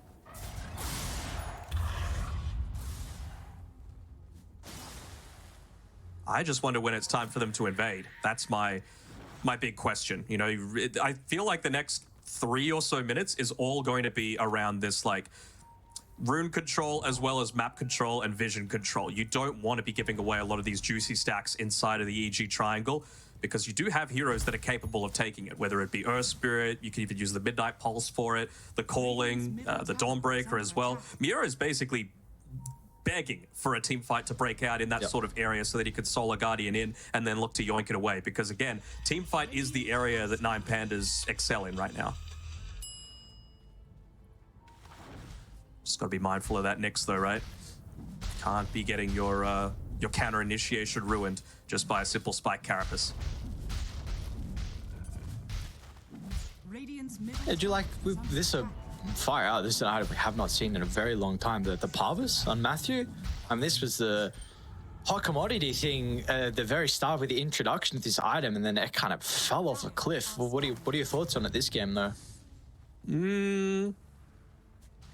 Not quite sure, actually. I mean, I think when you're thinking about it, it's all just about obviously having a bit of that extra mana regeneration. The strength, the physical block component is always nice, I suppose, against a Sven. But it really is only the Sven. I was wondering, like, why isn't going something like an Urn instead, or maybe a Solar Crest that obviously has a lot of value when you're playing with a Faceless Void, where a lot of his damage is based off of those time locks. And you know, if you're able to do that a whole lot more often, then the damage output really does start to ramp up a lot more quickly. So it's a very defensive itemization that he's going for, but maybe if they do want to get to this Giga late game and go for the classic EG blueprint of Pakaz just getting enormous, that's the way that they think that they can do it best. Well, if they can slow him down right now off the back of the smoke, this is going to be huge for Pandas.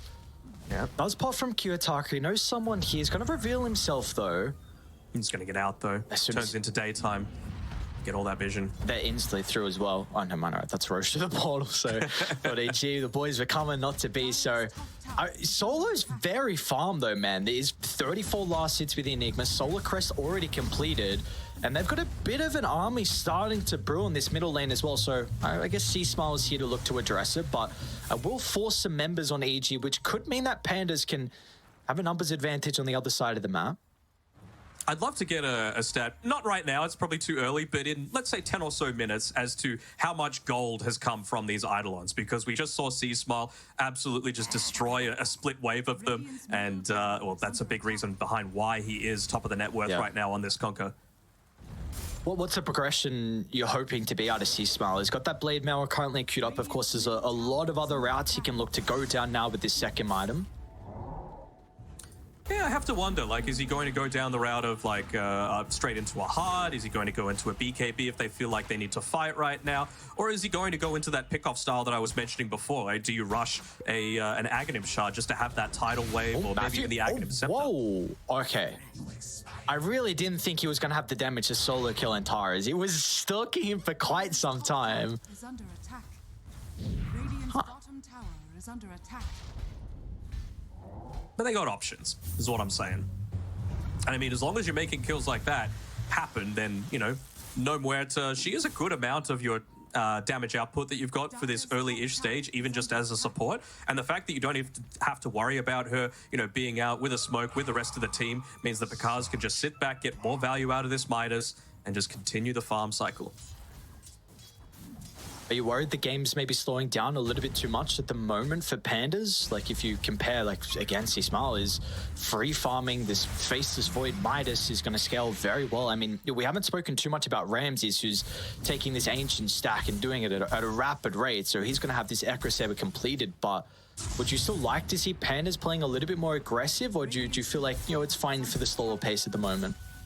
At the moment, it's fine, right? Like, he's looking to build into the what looks like the BKB for himself. He doesn't have the recipe queued up just yet, but that's the thing about the Sven, right? You're not ready to just go at the very beginning, even with all of this team fight, as Matthew just looking to watch onto him right now, make sure he soaks up a little bit of that experience as well, just standing near. And you have to wonder, when you're playing up against, you know, these cheeky Matthew-style heroes, you mentioned the Bounty Hunter, the Nyx Assassin, the Ricky as well, like, how much of it is ingrained into your mind of, we just need to be watching our XP and how much it goes up, because if it's going a little bit slower, he's just keeping an eye on us. Even going to be able to drop down a ward just to prevent a few more of those stacks of the Ancient camp. This was getting stalked at the moment. First use of the Solar Guardian. Rewarded with a kill as well. Very easy. Even solo TP is in because should get through. Maybe not. What? Oh, no way. Dude, that roll. Just short. Oh, they're all coming though. Mm-hmm. I don't know how successful they're going to be though. You know, I know Roshad's down bottom, but it is way too early for this lineup to be able to take it.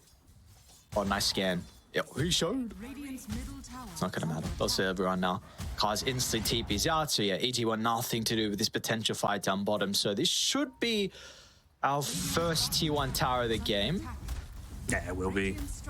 And they're gonna pop the cliff for it, but with a Solar Crest, with a Dawn, it should be clinical for them to be able to pick this one up. Matthew's going to be able to yoink away that Wisdom Rune, though, so if you commit this heavily onto that, it means that you are going to start coming out a little bit on top in terms of the experience mark. If you're going to scout out Antares' movement. What just... Did he just steal his clarity? He stole his clarity. Maybe. He stole his clarity. What a thief. Dude, these dudes are past. What am I looking at? There's no way. There was no tip. There was no. It was just a ping. There was a single ping, and nothing else. Surely there was. I mean, if you're Antares, do you really want to bring attention towards that? Oh my god, that's so funny. If that was happening to me, dead silent, bro. Dude, I wouldn't be saying a word. So Matthew, we got a solo kill onto Antares, soaked up Ramses' experience, stole the Wisdom Room. And then stole his clarity. Dude, Antares is like, this position 4 has got my number this game. I wonder if he's just going to hold on to it, and if EG end up winning, just put it in front of the base at the very end. Ramses should be able to get the kill with the help of Kiyotaka, so probably reveals that cliff ward, though. The sun did come from the low ground, but it is still a lot of kind of reactions out of 9 Pandas, but this net worth lead is starting to accumulate a little bit further. 2,000 now. Ramses taken over the top of the net worth and is pole vaulted way ahead of the Faceless Void as well. So we are really seeing this cleave come into play compared to the Midas. Oh, for sure. Like I was mentioning before, right? Just being able to play Sven on the Dire side, have a little bit of those additional stacks to be able to play around with. He's actually walking up towards where Matthew might be playing, and he's once again scouted out the movement coming through from the Sven. So, I mean, the big thing that they're worried about right now in EG is, I know I've been mentioning the Faceless Void a lot, but you've still got other heroes to play around with, right? C-Smile, 700 gold away from that heart. He's doing a great job of picking up his own farm. You're also about 1,300 away on Whisper from picking up the Ags, and he's got a Midas as well to be able to assist him with that. So shouldn't be too long until they get to that stage, plus the level 2 ulti. What is the scaling like on this core Dazzle? Is it something that they should be concerned about, as Matthew's going to get hunted down? So you poke the bear, and Ramses will be able to bite back, so we'll make him work for it in the end. Really make him work for it. Does he go for the deny? Tumbler's toy? Oh, I mean, if he can last long enough, Vendetta's up in 2, but no, not going to be. Down to the south, though, there's a further fight that breaks out, and Tara's able to get the secondary kill. Now with the boat come crashing down, there is a response in the Solar Guardian. Yaro's found the stun, but it's not going to matter in the end, so a 2-for-1 across the map. You were talking about the scaling of Whisper once he gets into the Ags. I mean, it's fine, right? But the thing is, they've got so many ways to be able to get onto the Dazzle, right? And the counter initiation, I suppose they've got it from the Venge as well, but you just have to be concerned about with the amount of farm that Ramses is picking up, eventually being able to go into a Blink Dagger and just straight up pop it before he gets off any of those spells. Black hole, first one of the game down bottom with the help of Kiyotaka's damage. That is a gigantic kill. Well done. 9 Pandas able to continue to slow down Bakaz's farm. That's exactly what you're wanting, right? That is the late game threat that you're concerned about right now. And you've even got a BKB on Ramses already picked up as well, in addition to the Echo Saber. So it's not like he got it purely from the Diffusal. He hasn't gone for that Blink Dagger that I was talking about, but just another route of being able to find those surprise pickoffs in the Shadowblade too. I don't hate this either. You're just mentioning before about kind of the positioning based on the Dazzle. I mean, you look at that, you pair it with the Venge and the Next Assassin. These are other squishy heroes. So with the Blade Mail Heart, see, Smile's going to have to act big inside some of these team fights. And he's a big boy already. Without a doubt he is, and he's going to continue to get to that stage. A potential kill onto Solo will help out as well. We're getting a little bit of farm in the backpack. Ramses is coming down, but of course there is nothing he's going to be able to do by himself. As soon as he sees Dad in trouble, he has to save him, man. Like, have you seen any of the Nine Pandas content going at it? Basically always is Solo just, not bullying, but, you know, just letting him know that, you know what, I'm 10 years older than you and I'm going to show it. I did see one clip, I don't know where it was from, maybe it was them at Riyadh or something, but Solo was like, he was tickling like Antares or Kiyotaka was one of the members. It was mid lane. Again, as back-to-back kills onto the carry of Evil Geniuses. Nine Pandas starting to make some really clean movements. There's going to be a response though, EG. Quick into the middle lane.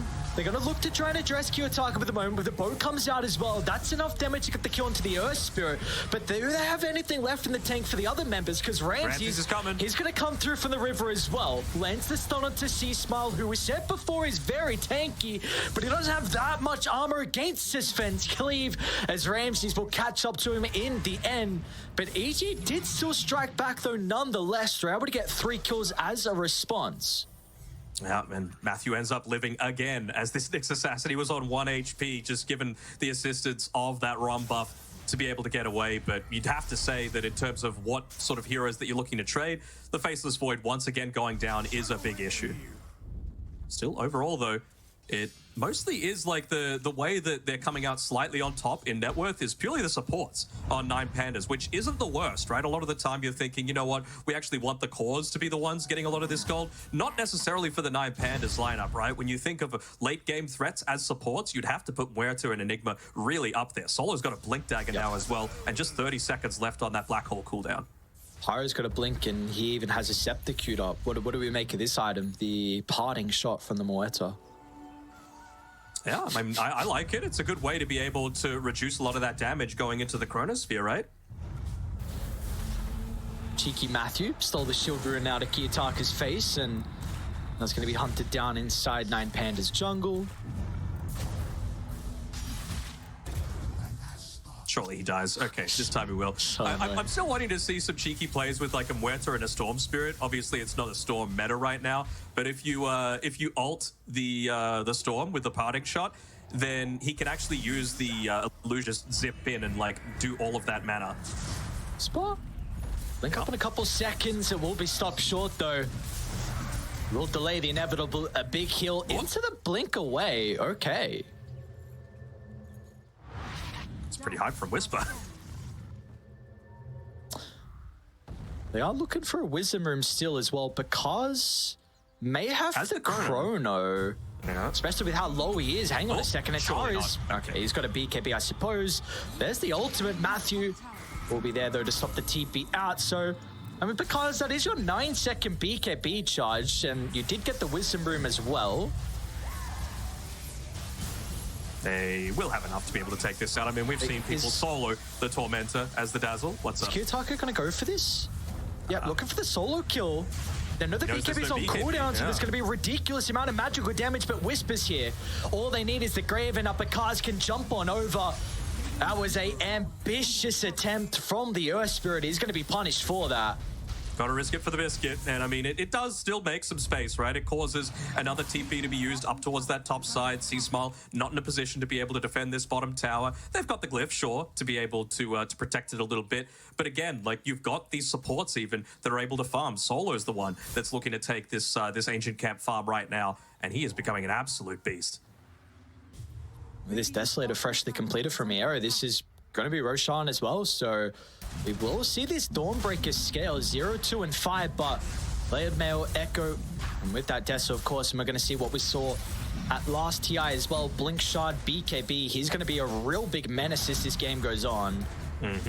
The old Resolution build. Yes, sir. Good run. Not good enough. Not good enough. An even better run from some. Have things changed for you in terms of your winner picks after the first day and a half of group stage? I must say I did really not think Spirit were going to go 8-0. So, but no, I think I also didn't rate Tundra as highly as what you had. I know you said Tundra Spirit Grand Final. I thought Tundra were going to be like top 4, top 5. They're looking very good at the moment. So, Maybe just my opinion is raised slightly more of Tundra. I thought Shopify were going to probably look a little bit more convincing, but importantly for them, they're through to the next phase. That is the most important thing. So they will be playing in front of the quote-unquote hometown crowd because, again, no Americans, unfortunately, on that roster, but that will not stop the USA chants coming through. It's been a while. They are going to have to get those chants going. Maybe a little bit rusty, but sure. And TSM's absolutely through, I believe.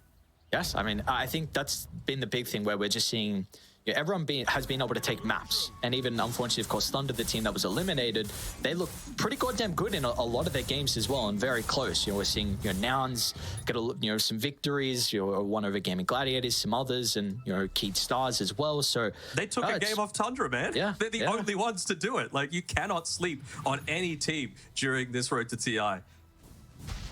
Competition is at an all-time high, and Pandas in this game trying to drag this net worth lead a little bit further off the back of the smoke. They will go for a roll onto C-Smile. Everything committed. They kick him out of the Dawnbreak roll. Is it going to matter, though, in the end? Grave is there at the last second. Hasn't been able to activate the boat. Another swap as well. The defensive support's keeping C-Smile alive. And now it just might be disaster. Kiyotaka rolls deep onto the tier 2 tower. And Uppercars is here for the cleanup. They've got to be cautious about Ramses, though. He'll be able to assassinate the Panda on the back line. Now Kiyotaka ready for the second round. But does he want to try and target down to the south? Won't catch the Dazzle, though. But we do see, though, these very position-heavy supports and members on EG, if they can get their defensive spells off, fights can look a little bit messy for Pandas. Oh, absolutely they can. The one thing that I actually just noticed as well is that a little surprised at how low level Kiyotaka is. He's level 14, equivalent to both of the supports on his team and a full 5 levels behind C-Smile as well. So that's a pretty big deal. Like, it's level 15 that Earthspirit hits his big power spike and being able to do just that extra little bit of damage, whether it be from the Magnetize or the Rolling Boulder. So how do you get even more tanky on C-Smile? Are you now at just the stage where you're like, all right, this is where the Venge and the Dazzle come into play? We look at some other items, or? Maybe just the BKB, to be honest, so that you're not getting that chain stun, right? It was so late that he was able to get into the water park when he was already kind of back to safety. It was off the back of a really nice swap coming through from Panda, but you just want to not have to be worried about the silence from the Magnetize or the stuns coming through from the Sven or the silence from the Muerta. It's a pretty good ward, though, that Pandas are going to be working with. They'll see Picasso, who still has BKB Chrono. Oh, he clips Solo as well on the outskirts. Instant response from the Solar Guardian, so Picasso will turn to the Enigma. And they've got the numbers advantage, and with the water park, they're all going to get ripped apart. Evil geniuses. A clean 3 kills for them. This is it. This is the Picasso threat coming through, and tips coming through from the team, understandably, just for that multi-man Chrono. Isolating a lot of their save potential, right? They've got superior team fight on 9 Pandas, but Chronosphere is that big equalizer. All right. That's a big pick-up, though. They're starting to come, though. He's going to be forced to pop a VKB. He's got Gem as well on Nyx. Can they continue to hunt? Yeah, Blink's going to be up pretty shortly. And it was... he had Arcane Rune, so BKB low cooldown. But nonetheless, it is still down. Let's see if they want to do anything with it, though, from EG. Only 25 seconds on the cooldown of the God Strength as well, so it's not like they're incapable of fighting if one does break out in the next little bit, and they're going to know that the Chronosphere is not available. Remember what I said about it being that great equalizer? Well, the thing that's going to save them potentially is this Observer Ward. Kiyotaka is going to be in a lot of danger. C-Smile, compared with Matthew and Panda, they should be able to bring down with the Earthspirit. Even with this heart, all the health they kill through him. Fighting. Who's going to be able to come out on top? Ramses, there's the God Strength coming to play. But the rest of 9 Pandas, they're starting to funnel down, but they will be far too late. Credit just needs to be given to the warding game coming through from Matthew there. The Nyx Assassin just providing that little bit of an observer ward that can't be dewarded just from that high ground sentry. And it means that you're able to pop the Sven before he was able to get that stun initiation onto you. And it lasts for long enough that the rest of the team is able to join in. And again, we have to reiterate how much this game and this series means to Evil Geniuses, right? They got to get some wins on the board if they're looking to avoid elimination. This is huge for them. With the objectives, C-Smile is able to take the Wisdom Room. They get that Tier 1 tower. This could be a difficult fight. I mean, Ramses is still dead for 40, though, but they do have a nice Observer Ward from Pandas that will now be removed, so probably no fight around the Tormentor. They should know Solo. See where they jump into the black hole! But the instant response, Matthew Spike Carapace, he was ready for it. It was almost enough. A great jump, but Matthew, it was even better. Oh, just the past couple of fights haven't gone 9Panda's way. Solo was on his way towards the BKB, but he's only been able to complete one component of it, so wasn't able to pop it before he went in, and that, speaking of fresh items, was the Blink Dagger just freshly coming out from Matthew there. He was literally just delivered about 5 seconds prior, which allows him to get that Blink in with the Spike Carapace, interrupt, and make the turnaround happen. Dude, look at the change in the gold, though. 10,000, I mean, the graph is skyrocketing up for EG, but we take a look at the net worth for the individual players. I mean, Kiyotaka has fallen off a cliff, 6, 6, and 9. Item progression has been non-existent after the heart. The Dawnbreaker as well, we were mentioning, we've seen at past TIs this year be a real big threat in the late game damage-wise, and his net worth has also kind of fallen off as well. So it's a big advantage that EG are playing with off the back of these past couple of team fights. Absolutely. I mean, even just the fact that, you had the Tormentor stolen away. Obviously, it wouldn't be going to Miero because both supports don't have their own shard, but it's going to need to mean a little bit of that additional gold investment is required until you really feel scared of this Dawnbreaker. It's level 20 with BKB and the shard that Miero really needs, and it kind of feels like EG have reached this point where they're pretty confident with the amount of farm that they have. I mean, things haven't really changed with the Kiyotaka versus C-Smile disparity. It's now 7 levels in C-Smile's advantage, so he's having a fantastic game on his Conquer with a Hex as well. Matthew might be able to solo kill on... Oh man, okay. Just a little bit of poking.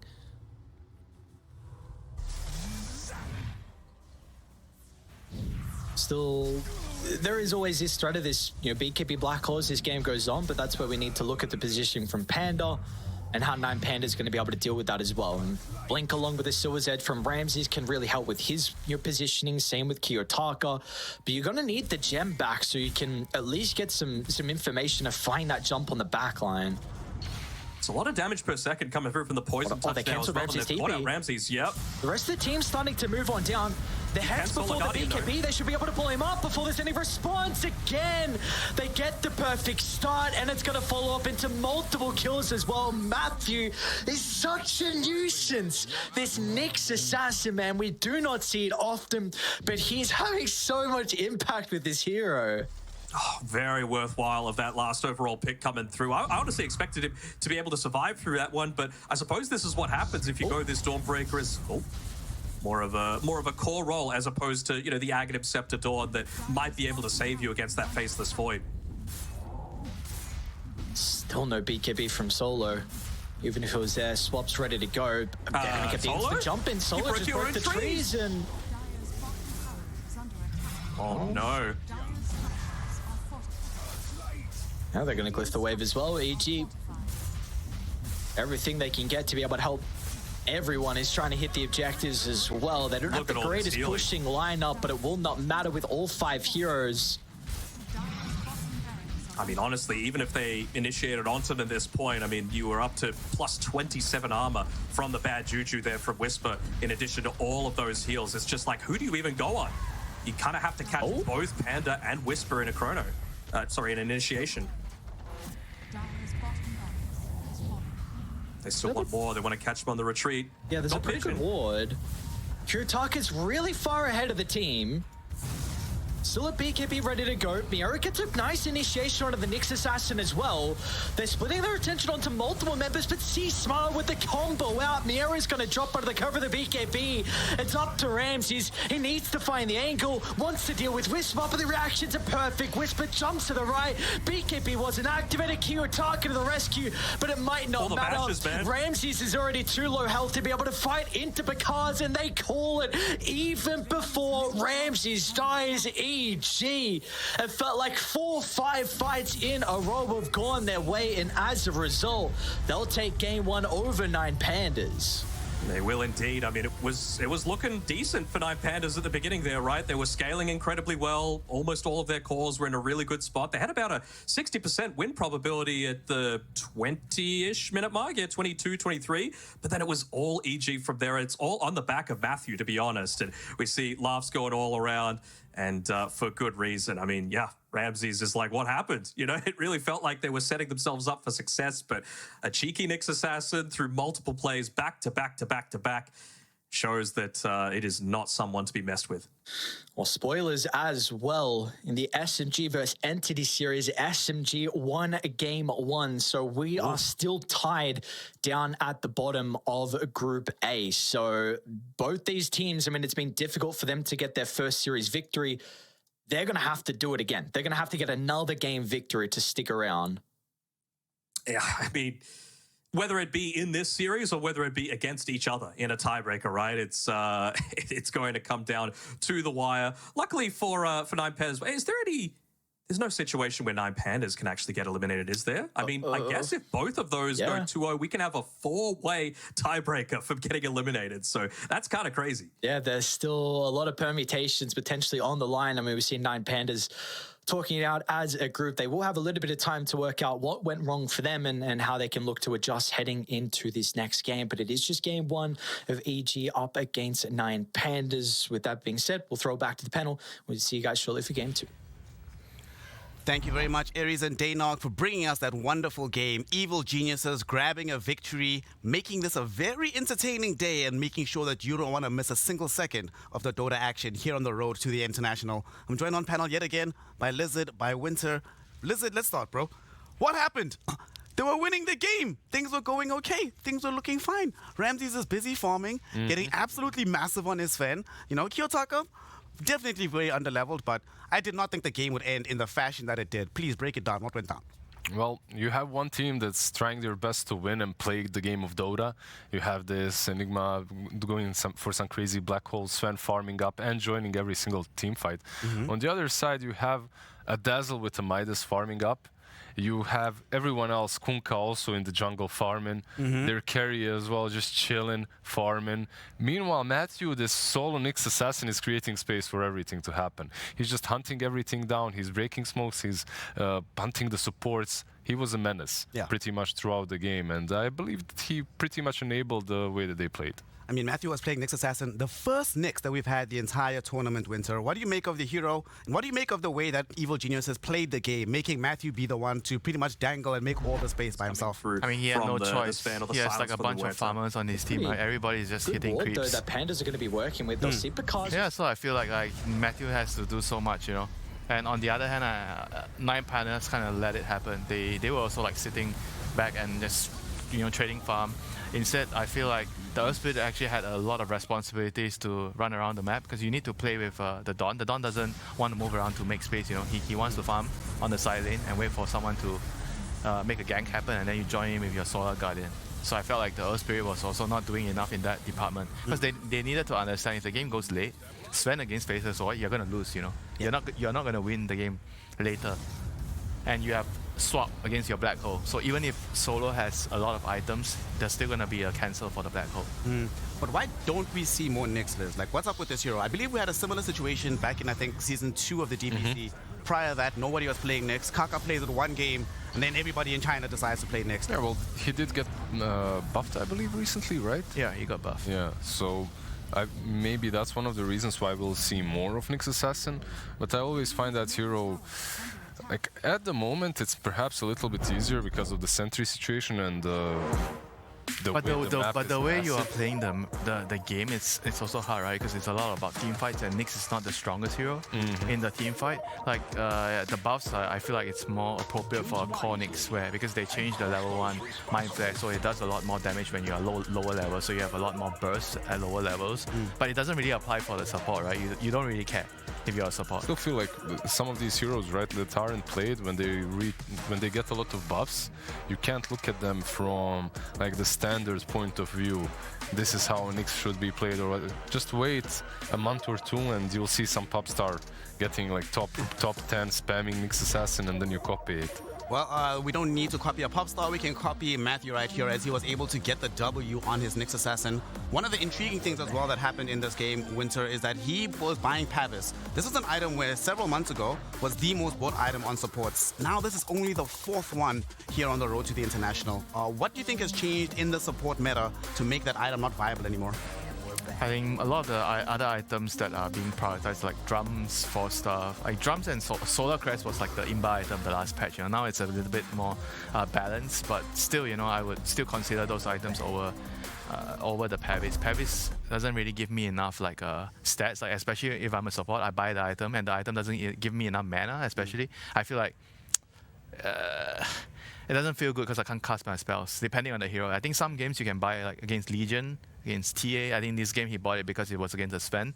I feel like maybe certain games like this you would have some merit to buy it. But overall, I always feel like I would rather have a 4-star, I'd rather have a Solar, or I would rather have a drums. That definitely makes sense to me. One of the things that Matthew has been excellent at throughout this year is not just making space, as Lizard has said, but doing so particularly on the Invis heroes. And the reason it makes a difference, Liz, man, poor Antara is poor solo. I have to spend so much money on sentries this game. That's one clarity snatch. I'm not sure if Antares did it on purpose even, like you drop the clarity and if Nyx Assassin takes the, I know you're there. Yeah. The clarity just disappears and then he pings it afterwards. That wasn't on purpose. There's no way. He's just sad, hating life, being very annoyed. Yeah, if the Nyx can do that to you, like just run around, steal your runes, steal your items, and you're not doing anything to punish him, it's a big problem in the game. It means you're not actively trying to make smoke plays, Like you're not taking over the map, you're just trading farm. Both teams, they were just essentially in that game trading farm. I don't even feel like anyone was playing the game, they were just farming, and then eventually the team with the better late game just won the game. Yep, team that has faced us way generally tends to win under those conditions, and of course this not only gives EG the W, but it keeps their hopes at the road of the International alive. So looking at the standings here, they still have a little bit of work to do because SMG managed to pull off a shock upset up against Entity. So now at the bottom, this must suck, Liz. You come into today being like, guys, we just have to win this one series, then we'll be okay. Maybe not. We still have more work to do. We might still have to be here all night playing more tiebreakers to move to the next day. Yeah, but at the same time, for Evil Geniuses, I do like their progression since the morning. Like with the way they came into the series versus Team Spirit. The first game, abysmal. The next one, much, much better. And now against 9 Pandas, they finally take the W. So if they continue going down this path, they can easily go through the group stages. They certainly can. Elsewhere in the world right now, if you're looking at these group stage standings, we currently have Nions taking on the side of Virtus Pro, and that game has massive ramifications on Group C. There's right now a 3-way tiebreaker. Oh, can't wait for that. Can't wait for that, man. It could be a 4-way tiebreaker at the bottom, Liz. Oh yeah, true. Yeah, this is actually a very stressful place to be. I remember one of those in the DPC. The one that took like 2 days? Yeah, the Euro the one that would literally never end. But it was a 3-way though. Yeah. This time around, yeah, it's an interesting situation in Group C. Yep, there was the one that never ended in Europe. Even the NA one, there was one that took like 16 hours or something to finish. Of course, there is yet also in Group D, not much really known about the bottom teams. Talent Esports, Vivo Keyed, as well as Quest Esports could still find themselves going home at the end of the evening. I don't think this has happened before, Winter, where the only team safe is the team at the very top. Yeah, I mean, every group has a team that's clearly better than everybody. But for now, the other teams are going to have time that make it out. They're going to have time to adapt a bit. Yeah, to adapt and figure out. There's always a TI. It's not necessarily the team that does the best at the group stages, and then they're going to be doing also really well. Sometimes it's a team that maybe they're in the middle of the pack, but they were able to figure something out and adapt and try to change their strategy, because the teams that did really well initially, you might be feeling, okay, we're winning right now, right? You don't know what's wrong, right? Or maybe you do know what's wrong, but because everything is going well, you just do the same thing again in the playoffs, and then maybe somebody comes up with a solution and you don't fix the problems in time that you see in the playoffs. And sometimes losing on time is a gift, right? Yeah, that's precisely true. So you must peak with losing, not just with winning. You must know exactly when to feed, a tactical feed. I mean, it's more about like knowing how to solve the problems when you're not given a lot of time, Like not every team can do that. That's one thing we always see whenever we have these large international events, right? Everybody learning from one another. And one thing I've loved about seeing this road to the international is when you look at those group stage standings, you know, throughout this year, we all complained about how boring things were, Western Europe dominating everybody.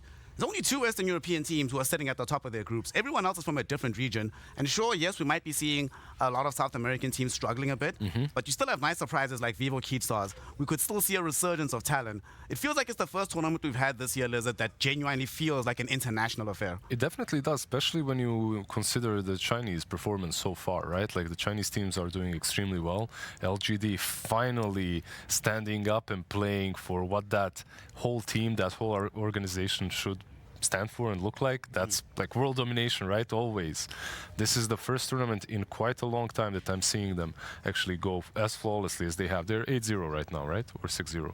No, they dropped the lost game. one game. LGD is 7-1, yeah. Never mind, I take all of that back. They lost. I mean, good enough, you know, 7-1. Close. It's okay, it's alright. But historically, Winter, we've always had, at TI itself, Chinese dominance. Once you especially get into like the top 8 placements, even if Chinese teams weren't necessarily winning, there'd be 2, 3, sometimes even 4 teams making up those top 8 slots. So it feels like maybe they needed to come back to Seattle and they're like, guys, rediscover the form that made us the scariest region in the world. Yeah, it might be their favorite city. You know, they might love the food here. That's why, you know, coming here, there's a lot more motivation to do well. And obviously, they figured out something that the other teams are not really, you know, picking up on time with the new patch, and it's working well for them. You know, we'll just have to see whether they can carry on the momentum in the playoffs after this. Yeah, playoffs are obviously going to be a very scary place to be because if you all do not remember, the first team gets to pick their opponent from 3 and 4 in the other group, but you still have to play another BO3 on days 3 and 4 of the playoffs in order to get into the international proper. Before we get there, though, of course, we are still in our matchup of Evil Geniuses versus the side of 9 Pandas. For the Pandas, if they go down 2-0 here, we could have that massive tiebreaker situation. But they've been here before this. Like Solo, Ramses, the old guard. Many times. The situation. Many times. They've been here many times, and so many times before on TI they have failed to impress. Unfortunately, those two together historically have done well in every tournament, majors, some standalone tournaments, whatnot, but never truly at TI. However, in the group stages, they kind of always did fairly well. They would get out of group stages, but top 6, that's kind of the maximum. What do you think, Winter? How do you break that sort of habit of plateauing at a certain point, get past it and make sure that you can perform at your best, even at a tournament with this much pressure? Well, right now I feel like they definitely have to sort things out in terms of the draft. I feel like a lot of their players are kind of unsure about what they have to do in the game, the 3 cores, when I look at them play. So they have to try to figure out like how to use the draft to kind of mitigate some of the problems. It's not easy, you know, like trying to figure out during the break, like 15-minute break, and then you have to like try to come up with some strategies that can, you know, lower the chances of the problems happening in the game, because you're not going to be able, realistically, it's hard to fix it right away during the break. I'd put more emphasis on the young blood, on the young stars, you know, and less on Solo, so no enigmas. Yeah, give him some, because when you are talking about adapting, spirit right? breakers, ogres, you have to try to maybe let the young players just do their thing, and then the old players try to you have to try to play something else that can make it work for them, you know, because it's easier that way. Like sometimes the young players, because they're lacking experience, and if you tell them to do something that they're not very comfortable, then it might be difficult. Well, we're going to be finding out if the old guard of Solo and Ramses have been able to make that team talk happen to their young boys in order to avoid that dreadful scenario of infinite tiebreakers at the bottom of the group. To find out whether or not 9 Pandas has what it takes to come back, or if new EG is actually that hot, we send it over to our casting duo. We have Ares, we have Danog, we've got some Dota, so take it away, boys. Thank you, Snat. And we are ready to go for our second game. Again, it is a deciding game as well. Inside the break, you were taking a look at some different results on some other streams. Game 2 was going on, Entity up against SMG, and Denog, that was not looking too good for SMG at all. I think it was 20 minutes in. At one stage, they were 19-1 as well. So Evil Geniuses, there is an opportunity for them. If they can get this victory here, then they will still be around. They will not be eliminated out of a Group A. It is do or die. And for Pandas, hopefully they're able to get that top 2 slot as well. So we are still fighting for a lot here in our potential final game of Group A. Hold a minute. Does that mean that regardless of what happens, we're getting some sort of tiebreakers? I'm pretty sure it does, right? Like if it's a 1-1, then it's going to be EG versus SMG tiebreakers. If Pandas get 2-0'd, then there's going to be a tiebreaker between, I believe, SMG and someone. Maybe I'm wrong. Maybe that's the one avenue where it actually gets avoided. So that's what they're all going to be praying for. They don't want to have that stress of a single series potentially being the difference between elimination and not. And Winter was talking about on the panel, you know, the young blood wanting to stand up and the old boomers needing to be playing the simple stuff and adapting. Solo's really the only boomer on that team, man. I mean, Ramses is the second oldest, and he was always known as, you know, the big young star. He's only 24. He's not old by any stretch of the imagination, but it's a lot of weight that has to be put on, there we go, the dad of Nine Pandas lineup. Seems like he takes that responsibility very well, though. Again, like we were kind of touching on it in the previous game with all the clips that we're seeing from Solo and messing with the boys as well. It really seems like it's a very good atmosphere, and I can't imagine it would change too much with DM coming in. I mean, you know DM much way better than I do. I haven't spoken to the man, so I can imagine, you know, with him coming in as well, it would be still very good atmosphere. Yeah, absolutely. I mean, he's a really big wealth of knowledge to be able to pull from. He's a multi-time TI attendee as well. And you know what? When your backs are up against the wall, what do? You go back to your tried and true stuff. Antares, Skywrath, Mage. Obviously, it was much more popular when the Undying was a lot more meta, but he's still just so confident on this hero. And I feel like Miero as well, you need to put him a little bit more team fight-oriented stuff, right? It felt like one thing that I do absolutely agree with Winter about is that it felt like their understanding of what each player's roles were in the game was a little bit twisted. You know, they got a little too farm-centric, and when you're up against a Nyx Assassin and you know that there's no way to be able to Solar Guardian in, I feel like you kind of need to change your style a little bit on the Dawnbreakers. So maybe they're going to veer away from that, from something that's just able to be completely uncounterable. And, well, you and I were trying to raise the Dino Dancers in the chat. We'll keep them going because we got a Primal Beast coming through. Oh, we do. So a very similar hero, more than likely for Kiyotaka in the mid lane. Of course, we saw the Ice Spirit last game. And we'll get the Dino out of him as well. Of course, Miero has the capability to play it. Nonetheless, a very, very active mid laner. And it's a great pairing together with a Skywrath as well. You know, a lot of the times people just think, you know, LC, but that Pulverize feels pretty good as well in that regard. I wonder if they're potentially... It's possibly revealing a little bit too much too early to... I know you're not really a big fan of, like, early picking two supports, but not a bad Rubik game to be able to start things off. Pulverize, one of the better spells to steal throughout the entire Dota arsenal. One thing as well, like we talked a little bit about how underfarmed Kiyotaka was, right? And more specifically underleveled than underfarmed. He still did the most damage on his entire team. Like, I'm shocked at that being the case. I know he was going up against someone like Sea-Smile and consistently using the Spirit Vessel on him, so, you know, that's obviously going to give him a lot of that damage output. Plus, the Blade Mail, of course, doesn't hurt, but, I mean, the fact that Miero did the least damage on the team really just goes to show how, even going this full damage build, it really didn't work out too well. And, well, I talked about the two supports starting out being not amazing, but this feels not too bad, right? You've got a save for the Pulverize, you've got a way to make sure that there's no charges happening from the Primal Beast as well, just through the Demonic Purge. Just that constant dispel onto him means that he's basically stuck in a fight once he commits. So I quite like this pickup. Like you said, though, we do see both supports to start, though, very position-based supports. So always screams out the potential, especially with how strong Spectre is at the moment. That's probably something Pandas are questioning. We'll have to see, though, if there is a potential for it to be played, because you will not have the last pick of the second phase. So there is going to be a response from EG. And we get the Chaos Knight. Probably not now with the Chaos Knight, which is a little bit interesting. They play into the Primal Beast. I know this hero has a lot of AoE damage as a whole, but I think just CK is probably top 5 carries. Maybe you could even say top 3 at the moment. It looked like a very strong hero and a great lane as well. So if it's going to be CK Grimstroke, it's a very strong safe lane for EG. I mean, it just puts so much pressure onto Antares, right? You cannot be caught out on this Scarith Mage because you are just going to melt to all of that damage coming through. Multiple stuns, some armor reduction from the Reality Rift. It's devastating. And CK already has such high base damage as well. And now the fact that the crit is even higher is just so significant, right? You're always going to get a good time in the laning stage. So that's something that I'm a little worried about for 9 Pandas. As well, I really feel like that level 15 talent is being slept on a lot and not mentioned at all. Like a 100% reduction on the damage taken during the Phantasm, especially in this meta where Heart and, you know, a couple of braces has so much value. It's a lot of reduction. You basically, your illusions, instead of taking, what is it, 350% damage, it only takes 250%. That's a big reduction. And especially when you're going into something like Heart, all of your illusions become incredibly tanky. Yeah, which we have seen a couple of CKs go down that Heart route, so... Yeah. 325 down to 225, so yeah, even better. 10 seconds remaining. All right, well, Panda's going to go down the Templar Assassin route, something we've seen them flex in the past with Ramses and Kiyotaka.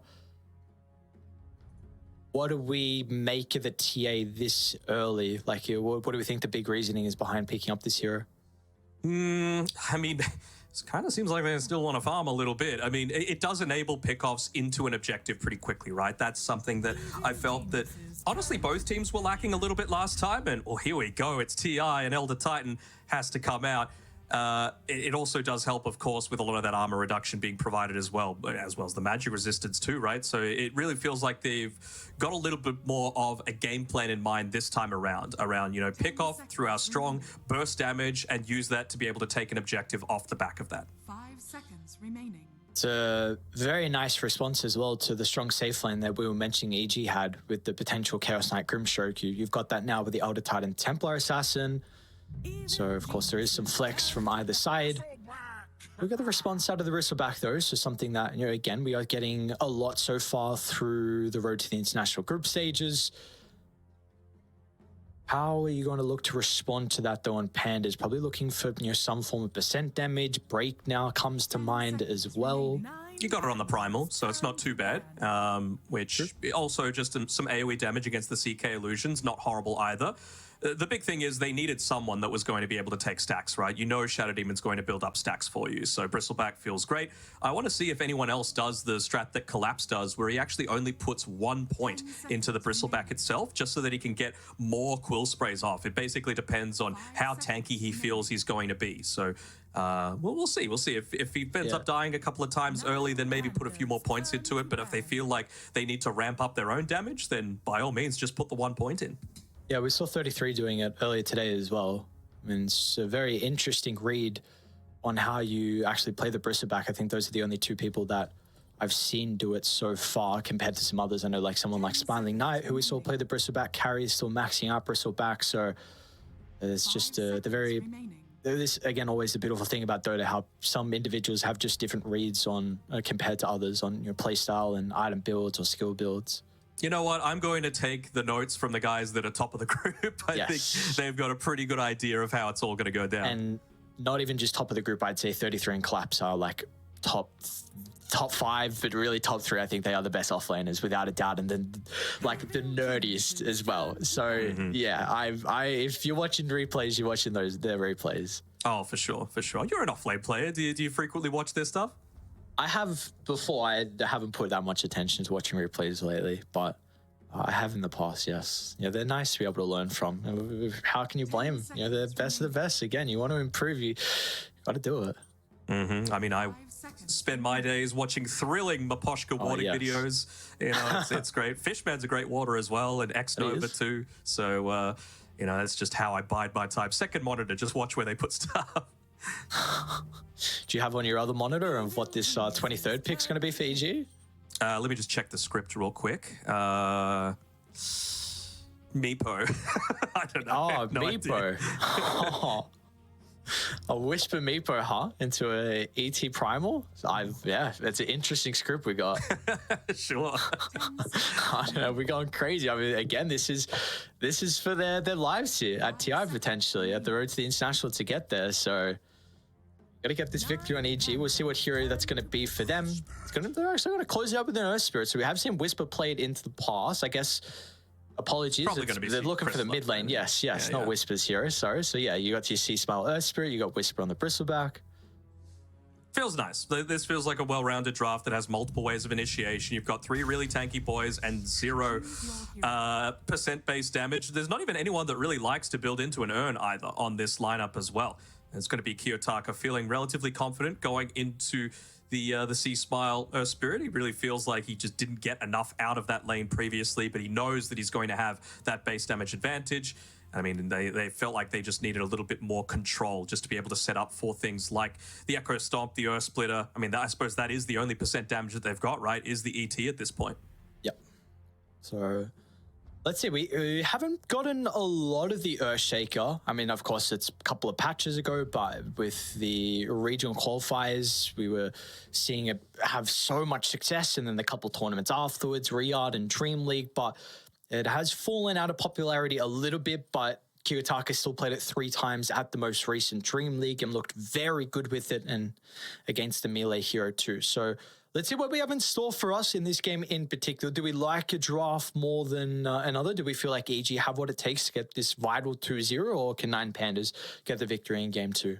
I think they do. I think they're going to be putting, like we mentioned how strong this Chaos Knight Grimstroke combination is going to be. And I really feel like it's going to be Miero and his Primal Beast being the one that sets a lot of the tempo, right? And we mentioned how important it is for them to be able to get into something like the break through the Aghanim Scepter. If you're able to put a lot of focus onto him, just gimp his net worth, make sure that he's not able to get a ton of farm, then that's not going to be too much of a threat, and the Bristleback can potentially take off. So I'm favoring EG with this one. Okay. Just to update as well, SMG, they did lose that game versus Entity, so with a win here from Evil Geniuses, they will knock out SMG, some staple names within the scene that have had some incredible success, and even, of course, TI winner in Mind Control as well, standing in for SMG. So let's see what Evil Geniuses have in store for us. A lot of tips to start, and if we weren't here, well, if you weren't here for game 1 prior, we had 5 kills before the horn even sounded, and we might get another battle as well, as because run away leads the charge. Kiyotaka able to get away accordingly. Doesn't need to level up his Fissure, which is quite nice. You really don't want to ruin your laning stage off the back of that. So just his ability to be able to get away. They should know that there is the potential for there being a ward up here on the top side as well, so they're going to play accordingly around that. Is Intara's going to do this sentry trick? Looks like he is. Yeah. We'll see if he does it before we explain it. Makes a lot more sense if people could see at the same time, you know? Yes. He's smiling a little. I thought I saw a chuckle. I don't know. He's a happy boy in general. Some nerd stuff right here. This is actually some nerd shit. I don't know. Who was the one that did it first? Was it DM? Is it his influence? I've seen Antares do it before, but he was not the first person that I saw do this sentry. I do not remember. But of course, reasoning behind it is when the Crete Wave goes under the tower, you're going to aggro to the sentry, which will store the Crete Wave from Radiant connecting to Dyes. That'll mean that 9 Pandas will get their own Crete Wave under the T1 tower, which will naturally then shove back out. And Tara's even potentially going to body block this, so this is further helping out the Equilibrium. You've still got... You obviously have to go to the lane here on Picard. He's trying his best to body block the other wave to make sure that they still do meet outside of the tower range. But, I mean, I understand why you do it. I understand that they want the lane to push out, but giving that potential for an earlier level 2 onto this CK Grimstroke is not exactly the most ideal situation either. So it's basically like, pick your poison, you know? Do you want that higher kill threat, or do you just want to enable yourself to pick up a little bit of that extra farm early? But we do see, like, straight away Antares blocks the small camp, and hard camp's already been blocked from Radiant. So it will be very difficult for them to be able to, you know, reposition this wave accordingly in a very kill-heavy lane that EG have. So interesting little mechanics coming out from Pandas. Again, some nerd stuff, which we love to see over time with the development of that. Meanwhile, Solo might just get a kill onto Matthew with the banishment the last second, though, is going to hold him short. Mm-hmm. You say that people love nerd stuff until Tundra win another TI off the back of it. Then people are saying it's boring. No, but it's Thompson. Come on. True. That's the big difference maker. My guy actually I was half watching the game earlier, but I don't know. There was some crazy Pugner. Yes, there was some wild Pugner performance. So this is an interesting timeline we're in for a potential 3-time winner. Not just him as well, AUI too. That is very true. And the potential back-to-back too. Maybe the lane is a little bit too far. I was about to say, watching this bottom side, just Panda and Pakaz with level 2. You have to be very careful on Miero, especially with Antares moving back, which they scouted out because of Matthew's ward to be able to start building up some of these stacks. It's a lot of emphasis, though, right, on trying to minimize what C-Smile can do in this lane. I mean, he did just get his bottle delivered, so had 3 sips to work with, but no water in. And we know this Earthshaker can really bring down the resources at a pretty fast rate with the enchant totem spam. Yeah, similar to what I was talking about with Primal Beast being the one that needs to be making a lot of these plays. It's going to be C-Smile for EG's side, right? And if you can look to hinder that as much as possible, I mean, a First Blood would go a long way towards it. He's forced to kick him back, so that means that even harder to be able to secure some of the last hits now in the lane. Top lane gonna have a bit of a fight breaking out here between Whisper and Matthew. Starting to stack up the poison, the Quill. Solo will TP out. They'll try and turn to Ramses instead. Solo does go back to the tier 1 tower, so he's still going to be nearby if required. It's going to be both Lotuses picked up as well by Evil Geniuses, so they've potentially got the stuff to be able to enable a bit of a dive going on here as well. Looks like Ramses wants to dissuade that as much as possible, just getting as much harass on whenever he can with those refraction stacks being up. You don't really care about the Quill Spray.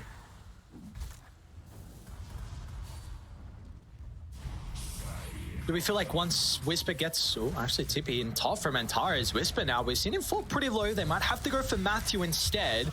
So an easy First Blood's going to be rewarded for the boys on 9 Pandas, and Solo will claim it. Now, let's see what they can do down bottom, though, because, again, like we're seeing, EG, very heavy kill threat lane. Miero's got a decent position with a Queen Wave. In fact, Panda's even starting to leave the lane as well. They're not going to be able to scout this one out, really feeling like maybe they have the potential to go for a kill here onto Kiyotaka as he's looking to grab this water rune. Looks like they're going to be able to bully him away enough. Is they... Oh, stun just off the mark. 2 stuns off the mark. Get the other side water rune, though, so nonetheless, it will keep Kiyotaka in a bit of an awkward position with his resources. Look at how much pressure they're putting in onto Whisper, really not giving him an easy time, but that's the thing with the Bristleback, right? All you really need is this... Is he dead? Yeah, he is dead, actually. I'm surprised. I thought with the wand plus the healing Lotus, he might have been able to back off in time, but just that early point in the natural order, being able to reduce that base armor was the difference maker. I was about to say, like, with him being super tanky, Matthew, he's enabled to be able to move back and bring up a lot of these stacks. Yep. Yeah, what's that stack count looking like? I should be able to start making the first couple. Dude, Meld is such a crazy level 1 spell. It's just so dumb. 5 armor. For 12 seconds? Yeah. 80, like, it's just, what is this? 100% uptime. It's like, you're such a strong side laner. Even, I mean, mid lane as well with an early level Meld. We will see, though, Solo's been very frustrating for them, and yeah, they're going to lock him into place. Even Whisper, so even C-Smile wants to come in to try and get a little bit of experience. Unfortunately for them, it's going to be Matthew picking up the last hit there. So ends up getting a bit of gold. Not the worst, but you know that he's going to get a ton of farm from these stacks that are eventually going to be claimed by Whisper on his Bristle. And you just feel so much more confident leaving the Bristleback once he gets into the Vanguard. So it would have been prime kill to be able to give over to Whisper there. Yep.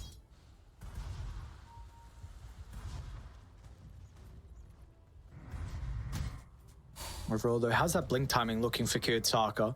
He's going to have the treads completed now, so start to make his way towards the blink, in which we've seen as soon as this Earthshaker has it online, you look to try and use that Echo Slam and further your way to an early Scepter. So once again, either side putting a lot of attention and trying to secure these runes. It will go to C-Smile, though, for the first power rune, so we'll see how he's going to look to try and utilize the Invis. I've been really impressed by Miero so far. Like, the amount of farm that he's been able to claim, he's cutting the wave. And what's going on here, dude? Might be yoinking this away. He might be echoing them all.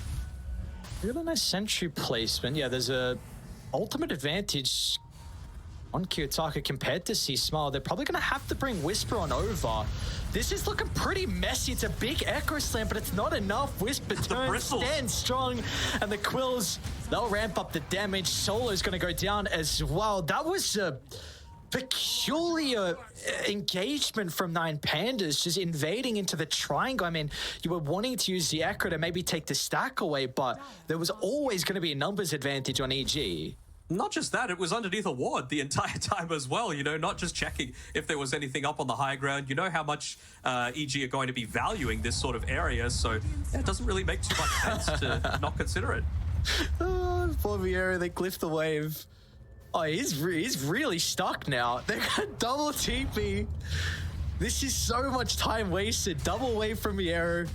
Magnetize is there. Maybe he gets stunned. Trample's nowhere near back up to be able to maybe kill the crew wave before he dies. So, dude, this poor off-lane Primal. I mean, he's got 39 losses, I suppose. A little bit more than the Barista back. I still think he's done a pretty good job, right? It's just that EG are playing quite well, just looking to punish a lot of these excessive movements. He's forced to farm that far away because it is not a favorable 1v1 matchup against the Chaos Knight. Oh, they got him range? Okay, never mind. Just more stacks. That's the thing. Worst case scenario, you can always just look to move back, and they're really wanting to protect this vision. They won't be able to, but they'll get a kill instead. Corlia. Oh, nice. I guess the one nice thing, right, is that you do still have this dire observe ward around to the south of that outpost, so still haven't been able to deward that just yet from EG. And Echo Slam's back up in 25, so you can still look to try and invade once again from Pandas. But as soon as Miero shows up on this bottom side, you know that he's not going to be part of it because he just TP'd back down towards that lane to be able to pick up his farms. So maybe that leads them to believe that they've got the potential to take it completely unopposed. I say completely. Ramses is actually the one that's looking to potentially get it, but dude, Whisper's so low. Again. Whisper is so goddamn low, but Panda, does he get him out? Last Arcane Bot, that's going to be enough to get the kill. That's a big one. Killing spree from Antares and Q is going to do it. Dude, he needs his gold.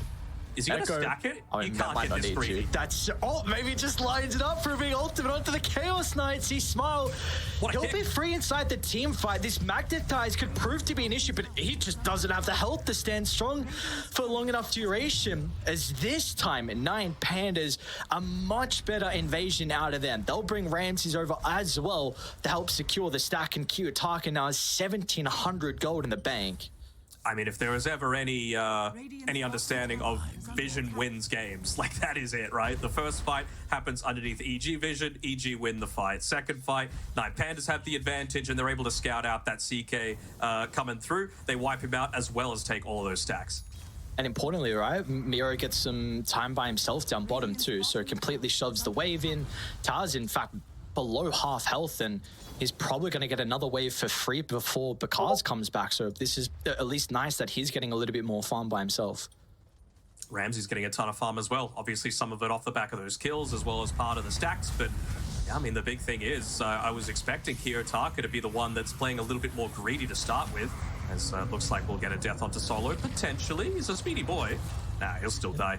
But they're going for Bakaz, bottom lane with the Mystic Flare, and Tyra's in early level 6, and all right, I mean, Bakaz's farm has fallen on a cliff, dude. That death around the triangle, now to bottom, he had to run down because he TP'd top. And this CK lower net worth than the Primal Beast. We've seen it a few times, right? People picking these lanes specifically because they are lane dominators, whether it be a Lifestealer, whether it be a Chaos Knight, against these advantageous lineups. And I mean, if it doesn't work out for you, you can find yourselves falling a long way behind. Already a 4K net worth advantage for 9 Pandas. This is not the start you're hoping for in a game where, with this win, you go over to phase 2, and with a draw, you're playing in a best of 3 versus SMG. Scary. I'm pretty sure we're going to see, I think Talon and Quest are going to be playing against each other, and Keystars as well. 3-way tiebreaker in Group D. God damn. All right. I mean, I was wanting tiebreaker on tiebreakers, so hopefully we get many more to come as well. Potentially a couple extra rounds if there is that 3-way tiebreaker. That'd be high. Seen last year, Talon were playing the tiebreakers, knocked out by Entity in the best of 3, 2-0. So I have to do it back-to-back years. You'd have to say they've had a much stronger year this time around, though. They have for this to be the way that it ends. Yeah, grown a lot, but so there's all look good at a lot of tournaments, not enough to get over the finish line multiple times, and now this one, you know, big tournament you're always looking for. They fall a little bit short in the group stages. Not short just yet, though, and potentially for EG as well. Not there just yet. Still a lot to be working with, but what can we expect out of these boys? Because we're 12 minutes in, 4,000 deficit. Like, this Templar Assassin very surely can really ramp up the tempo. And yeah, we're going to see that. This Blade Mail, along with the Earthshaker Blink, like, they are ready to go on 9 Pandas. I'm a little surprised that he didn't look to commit with the rest of the team right now. I guess they were a little bit far off, but in my opinion, Miera's got to try and make some sort of play happen while he's got this bit of a spike with the Blade Mail, and more importantly, prior to Matthew having level 6. Can Matthew get in range? Banishment should be there. Actually going to use it aggressively so Antares can switch up the Mystic Flare. Echo slams out, but it's not the greatest from Kiyotaka. It'll still net them 2 kills, but Kiyotaka is going to go down nonetheless. So Whisper and Sea Smile, I'm going to find some rebuttal. It's not guaranteed just yet, especially with Miero looking to try and charge in. Even, dude, Ramses comes out of nowhere as well, connects to the fight from the mid lane, and Bakaz is too late. In fact, they might chase down Bakaz. He's going to try and TP out, but Miero has no way to cancel that. All right. So it's a nice little... is it a nice trade? 2 supports for Kiyotaka? I'm not so sure, but he'd already picked up his Blink Dagger, I suppose, so a lot of that gold was reliable gold, didn't end up losing too much from it. And the important thing is that Ramsey's able to be part of it once again, getting an assist off the back of that. Actually, he got the kill onto Sea Smile as well, so continuing to extend this lead a little bit. I'm still a little bit worried about what Ramses is going to do when it does start to get to the later stages, right? It's going to be fixed up a little bit if he eventually does get to level 25, but you've still got plenty of ways to be able to break those refraction stacks, whether it be Cool Spray, Magnetize, Earn, the Grimstroke, Inkswell. It's a lot of little instances of damage. So prior to him picking up the BKB in particular, he's going to be suffering. But before you get there, though, you take a look at EG's members, and they are very low armor, which is a huge concern. And when Whisper is having a decent game, so we're going to have to see a pretty early Lotus Orb, it looks like, for him to help out with his armor issues. Do have a kill as well, potentially onto the Shadow Demon, who also, only 5 armor, Grimstroke only 5 armor, so TA could just eat many members alive here at the early stage of this game before there's too much of a concern with them dealing with the refraction. And you got to remember as well that it's not like, even if you had 50 armor, you're playing with an Elder Titan as well, so he could just remove that one on top of that as well. I mean, we're going to need to see some people starting to build into some actual armor items. Right now, I think only Primal Beast actually has it. What do you make of Soul actually maxing out Natural Order? I know Kings has gone back and forth over the years on how you look to skill the Elder Titan. Do we like the max out Natural Order? Maybe they just feel like they need to go for a little bit more pick-offy style, like he's not the one doing a lot of the right clicks in these team fights, and maybe they feel like EG are going to play a little bit more of this passive game for now, so that you don't need the Echo Stomp. But if you're able to just enable Ramses to keep running at people, if you're enabling the Enchant Totem to hit like an absolute truck, then, it feels like a pretty valid way to look to build this ET. Okay. And they're just going to try and keep running at them. Smoke's coming up. You've got the drums freshly finished on solo as well. Just DD as well for Kiyotaka. No one's here. They're currently top side of the map. They're going to have to pivot their attention over towards a different side. What's a call going to be from them? And instantly some TPs are coming through. Looks like Matthew's going to try and respond. We do have an Echo Slam out though. Kiyotaka with a quick solo kill onto Panda. Meanwhile, back over towards the secret shot, but the fight will continue to break out. Sea Smile with a roll in. It's going to eat the full duration Mystic Flare, and with the max out Ancient Seal, Antares pretty much just solo kills your mid laner. That's the thing, right? He ends up taking a lot of damage, but he ends up doing so much for Antares there. Look at how much damage he ended up taking on the Earth Spirit there. It was 1,700, just 1,000 alone from the Mystic Flare. Just great positioning, gets rid of that ward.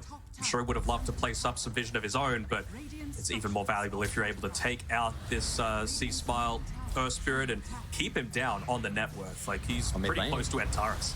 Because he's going to finally look to show up to the fight. They want to try and target down Kiyotaka at the moment. Solo might be a bit of a nuisance here with the AoE control. The Whisper with a fresh completed Scepter as well. Now they're going to go towards the ET. Miera will charge on forward still. It's looking a little bit messy nonetheless. Ramses hasn't been able to find an angle to right-click. And now because he could potentially go back in. It's going to be C-Smile that will lead the initiation as Panda's continuing to disengage further towards their tier 2 tower. And Tara's in some danger. They'll split their attention over to the right side, but lacking the stuns, or at least, you know, being able to land some of the smells along with the roll, they will still get out nonetheless on 9 Pandas. They do lose 2 heroes though, so a nice little fight from EG. You got to wonder though, like, how confident do they feel with being able to fight with this Phantasm on cooldown? Ramses looks like he still wants to continue pushing on forward. They've got a bit of a vision advantage off the back of those traps, and it seems like they really just want to take away the EG side of the map for now. It was a pretty impressive fight though, nonetheless, down this much gold at such an early stage for EG. Yeah, for sure. Let's see, I mean, a lot of it is on the back of Whisper. He's going to have to do some heavy lifting here to be able to claw EG back into this game. And where does the response then come for 9 Pandas? Like, currently, do they have ways to address this Bristleback in his current state? I think they do, like, just off the back of the burst damage that they've got. And they've also got an okay amount of stuns, right? Like, we didn't see it that time because they were the ones that got gone on. Yum. Solo ends up actually just getting torn a new one. But because he's always going to have that potential, right? Top lane, it's Kiyotaka. That's a big combo out, but the Mystic Flare's not enough. All right, just tank 2 spells. Why not, dude? All right, like, are you serious? A big Echo and a Mystic Flare. He doesn't even drop to like under a quarter. I think that was only with 2 points in Bristleback as well at the time. So this is another factor that you also need to consider, right? What are these neutral items going to be that Evil Geniuses pick up? Right now, I believe they've only got 1 tier 2 item, but up against an Earthshaker and a TA, Gossamer Cape is the best tier 2 item you could possibly hope for. I wouldn't be surprised if we saw 4 of them coming out. Probably not the CK. He still needs something that's going to enable him to dish out a little bit more of that damage, and he has gone for the Specialist's Array, but it's just such a good item against this 9 Pandas lineup. The value that it has this game, especially, I mean, movement speed on a Bristleback, right? I mean, he's 533 movement speed, maxed out Warpath. Like, he is zooming across the map. But they're going to have to continue to repeat this, though, because Pandas, they are gearing up for a potential Rosh, and they should be able to take it very fast. I do think they know, though, this ward at least scouted out Ramses in the area, so EG is starting to group up. How quickly are they going to be able to take it? Hart not quite finished up by Miero, so he's not going to be able to stand on that front line, As a TP coming up now. Kiyotaka to jump outside. Miero, oh, look at the backline, where'd they go? Grimshark and Shuddered even not here for the fight. It's all the cores left remaining, but the cores are doing some damage. Whisper will turn to Ramses. Now Miero as well is in some danger. He wants out. Miero actually cancels his TP because Ramses brought back. This is a heavy investment, and Pandas, they need to get something out of it, but because should be able to deal with Antares down to the southern side. Whisper is just a beast inside the middle, though. This Bristleback turns for Ramses by refraction, and his health pool's gone next as well, and they're not done. Kiyotaka is next on the list as well. He's got the enchant on him up in a couple seconds. Solo as well, trying to retreat away. The ET won't make it. You're gonna hope the Earthshaker can. I mean, more fights are breaking out simultaneously on different fronts because rips apart the Dino. Now Kiyotaka as well, still going up against Whisper. The Aqua Slam almost enough. Whisper might go down on the enchant totem. They both do it. Gets him his dying breath. The Quill will still secure the kill. What was that engagement? It was a crazy one, and the most important thing is that it went on long enough that Roche has gone down towards the bottom side. So, close. So yeah, not only do you get a dieback out of Ramses on his TA, look at what he's done to his net worth as well. We were talking about Pakar's fallen a little bit behind, but certainly not the case anymore. It was like an 8k net worth lead in 9 Panda's favor. It's shrunk all the way down to 2. Dude, what was Whisper's damage? The Bristleback just, both lives of Ramses just disappeared. I mean, that we talked about how Meld is OP, but not with Gossamer Cape. That's the thing that's enabling him to survive through a lot of this. That's what it enabled him to get that trade kill onto Kiyotaka as well. And it's being pinged out right now, the Roshan down on the bottom side. It is still, like, that one-shot threat is still there, of course, by Kiyotaka. He ended up one-shotting Matthew on his Shadow Demon with Solo standing next to him. It was like 900 damage, so it's still crazy what they're able to do, and he's still got plenty of room to scale. And we did see nonetheless, though, even though the fight goes EG's way, like the capability of Pandas to be able to very easily deal with EG's backline, which are very important. Like these are two spellcasting supports with some save along with control out of Panda. So you're going to need to continue to kill them off, and you can do that with the 3 cores you have on 9 Pandas. But it's just a question of can you kite the fight long enough to have Whisper in like a 1v5? Yeah, absolutely. Let's see what's coming out to him. Okay, so starting the build towards the Aghanim Scepter on the Primal Beast. It really feels like Miero, all of these items that are going to be just so advantageous for him. I mean, if he can build into that, plus the Blink Dagger, plus the BKB, he is going to be the most important hero this game. We talk about the squishy-ish backlines. If he's able to jump on the Shadow Demon and disable him with a Pulverize, enormous, right? It's just enables so much with what the rest of the team is able to do. He'll have the break as well for the Bristleback and enable TA to really walk in and do her stuff. So I'm really just looking at Miero for the next 10 or so minutes. Can he be part of successful fights as well as have some uninterrupted farm?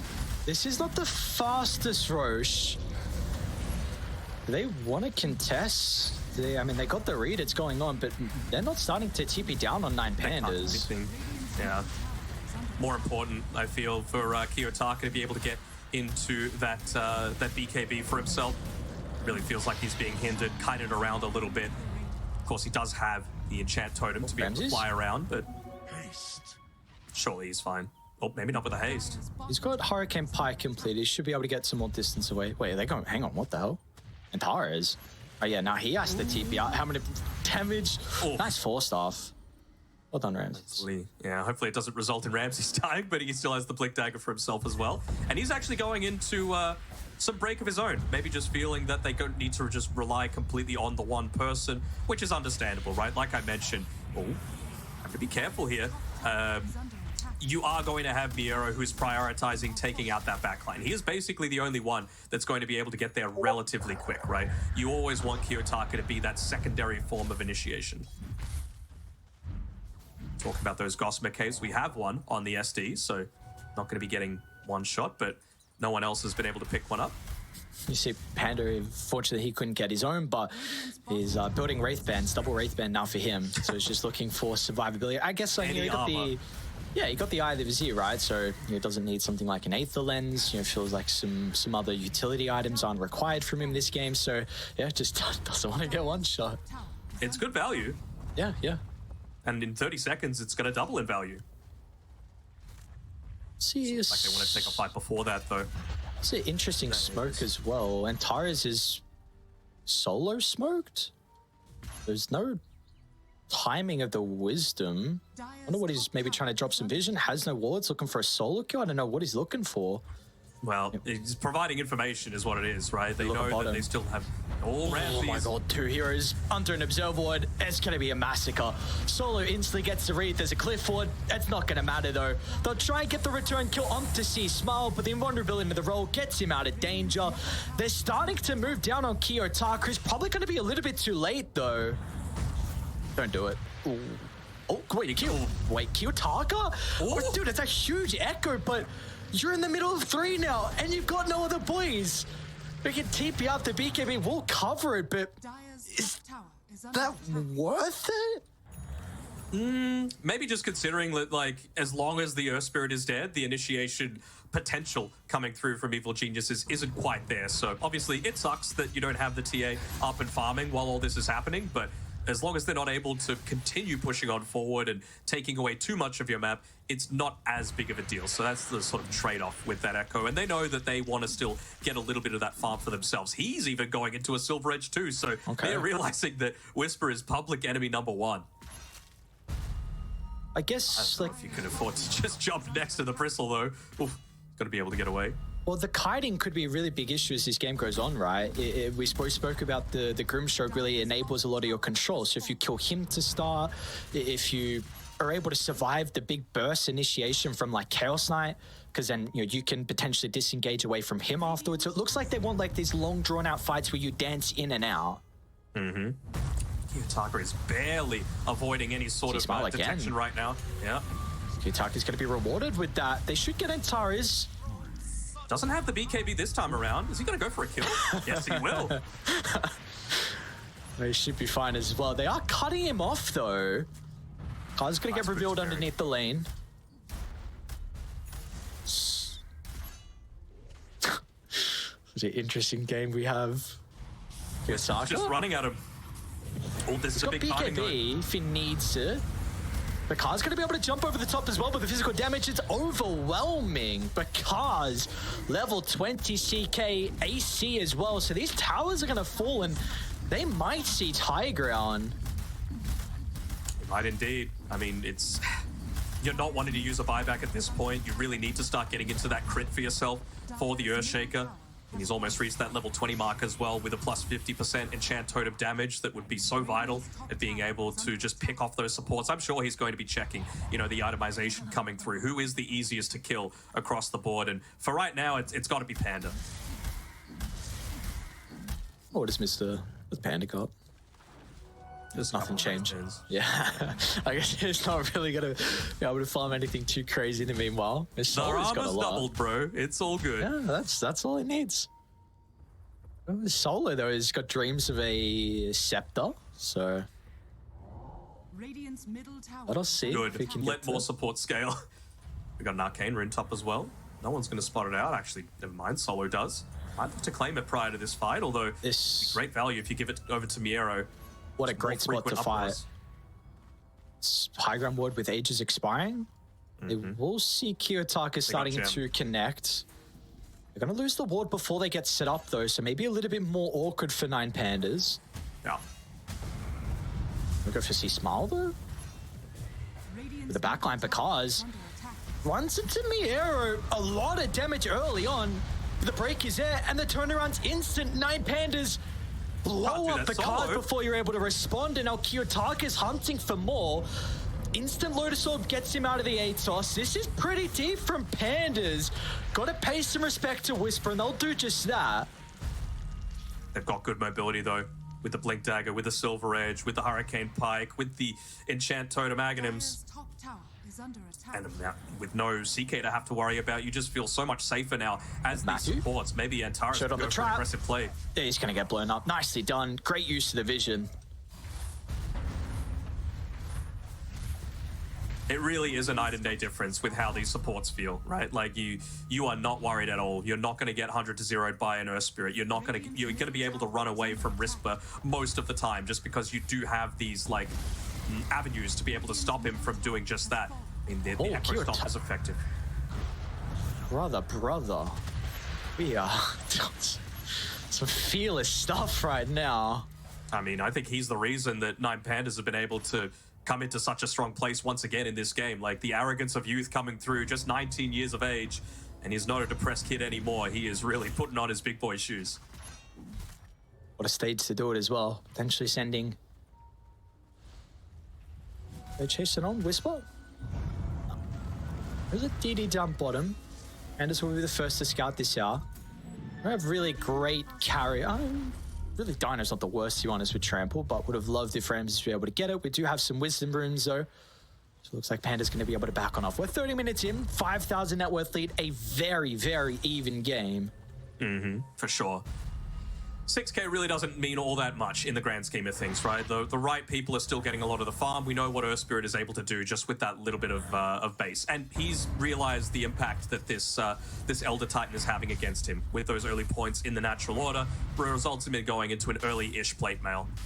Probably going to turn it into an ATOS as well, to be honest. Sorry, not an ATOS, Lotus Orb, to be honest.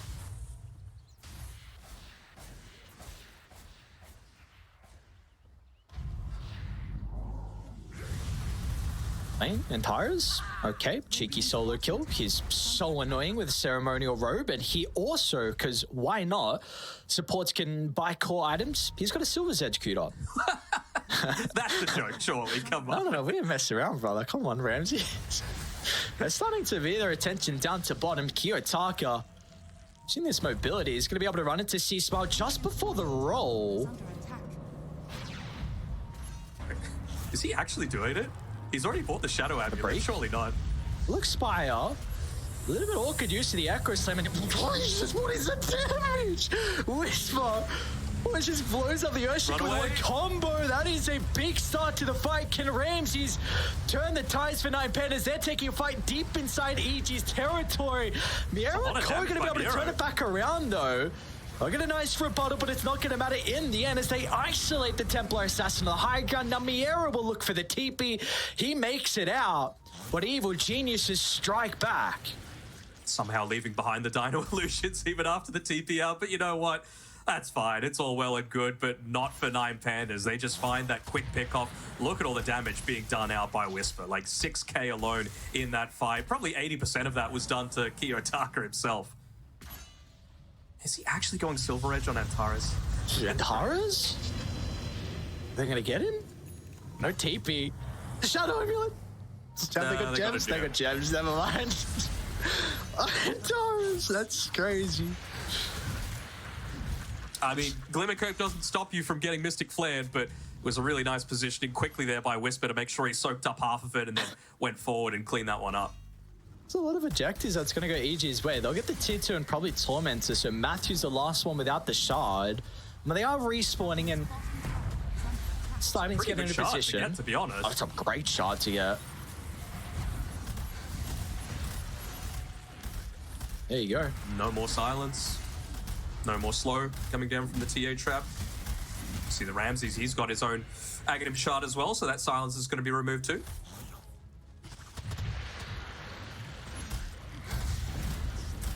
Who do you feel like is currently in a better position? Net worth lead is nothing at this stage, so who do we feel like with the lineup is going to scale a little bit better as we go on? I mean, I just feel like Miero has almost all that he needs to be able to truly be that big impactor on this game, right? And yeah, now the Silver Edges are starting to come out as well. You've got one on Ramses, you've got the Aghanim Scepter on Miero, you've got the Silver Edge on Speaking of Miero. Okay, I thought they could have glimpsed him. They're going to go the long way around, though, here on EG. Who has Pandas, do they read this? It's a good scan from Radiant. Leads red. Miero is bait.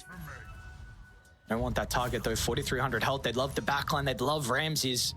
Their reaction with the blinks, able to dodge out to the right side. Miero's going to look to start. Give them some information to work with. C-Smile's going to be in. They'll kick back Ramses in the middle with the stuns out as well. Ramses in trouble. It's a big earth splitter, but it's not enough. Ramses goes down, and now where's the damage? Miero's doing a load in the middle of the fight. Kiyotaka is hunting the backline, but this is just space. Kiyotaka won't get anyone. Back over to the right side. Whisper, he'll chase down Miero. The response is there, and Tara's almost solo kills because, but the armlet toggles, he'll still go down. Miero comes, crashes in, but there is no way you respond to Whisper's bristleback. He will be untouched in this team fight. Although maybe they'll deal with C-Smile and able to break back out. Just kite Whisper, that's the name of the game. Deal with every other component and leave the bristle to last. Wait for the breaks, wait for the Echo Slam, and drop it straight on the head. But the Bloodstone heal, it won't be enough in the end as 9 Pandas. It was a horrific start. You lost Ramses, but everyone else pulled their weight. Man, Ramses and not buying a BKB made a more iconic duo, but it's just that impact of all of these other heroes. See how much Miero does off the back of his blade mail, off the back of that uproar, releasing all of those different shards with the break, and of course the trample. And he got 3 tramples in the middle of that fight and 2 blade mails. That's how long that one lasted for. 2 pulverizers too. Another potential solo kill. And Tars, dude, what'd you say as soon as you saw this pick in the draft? Let's just go back for comfort. A Grandmaster Sky, who's 7, 3, and 14. Who is still building the Silver Edge, by the way. He was just staying in the Shadow Amulet for the longest time in the lane, just waiting for someone to show. And I mean, a fair few times I was like, oh, they've got a gem and they're going to be able to catch him out and just rip him apart. But it's one of those cases where luck starts to play a little bit of a factor, right? The Bristle didn't walk close to him. It was the CK that did first and foremost. And we saw how much damage he was able to do. Finally, they're going to be able to secure that Roshan for themselves. Any Aegis claimers? Looks like Kiyotaka's the one. He has been diving in pretty deep, so it makes a lot of sense. And now they don't have the gem, so this Silver Edges and this Shadow Blade on this Skywrath Mage are really going to start to pay dividends. Oh my god. Is this the first ever Skywrath Mage Silver Edge? If it ends up happening? That right-click damage, it's a factor.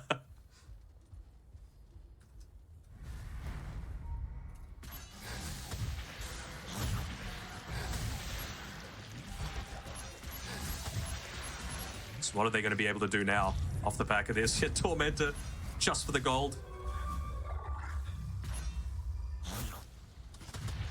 Such a wild game we've had though, where off the back of the laning phase, a 7,000 net worth lead for Pandas. EG knocked that down to 2,000 off the back of some incredible fights. Then, you know, for the next 10, 15 minutes, fights go back and forth, but now 9 Pandas has been able to accumulate the biggest lead of this game, 11,000. And again, just to reiterate the stakes, EG with the loss here, they will be playing tiebreakers at best of 3 against SMG. Which is pretty significant and even more worrisome considering now you've got more scaling happening from the supports. Oh, very cute from Panda. Not enough though.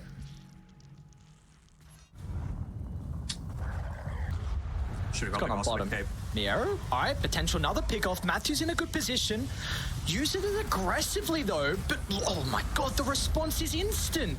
Bakaz is in along with Whisper. 9 Pandas are a little bit slow. Halbert's gonna stop some of the damage out of the Tempo Assassin. That's a great stomp from Solo. What a perfect counter initiation. And now they're into the middle as well as Kiyotaka is gonna join them down bottom. The buybacks can be there from EG, but it's not gonna matter. Kiyotaka just ran past them. Kiyotaka assassinates the Earth Spirit. And he's got the Ages they have to go through as well. You will need more buybacks because we'll use it now. They should be able to deal with the first life out of the... Can they get more though? I mean, this Earthshake is a difficult man to go through. BKB still down for a couple of seconds. Oh, Enchant Totem. You got the charge back in for Miero. It didn't get away. It didn't get away. Oh, could you see the Enchant Totem? Went straight up in the air instead. And now Whisper, since it's a sign of weakness, is 9 Pandas, all they can do is look to retreat as a team. Maybe with the break they can kill Whisper, but Ramses, he wants out. He wants nothing to do with his engagement. Blinks over to the right side. Miera's just stuck in between 4.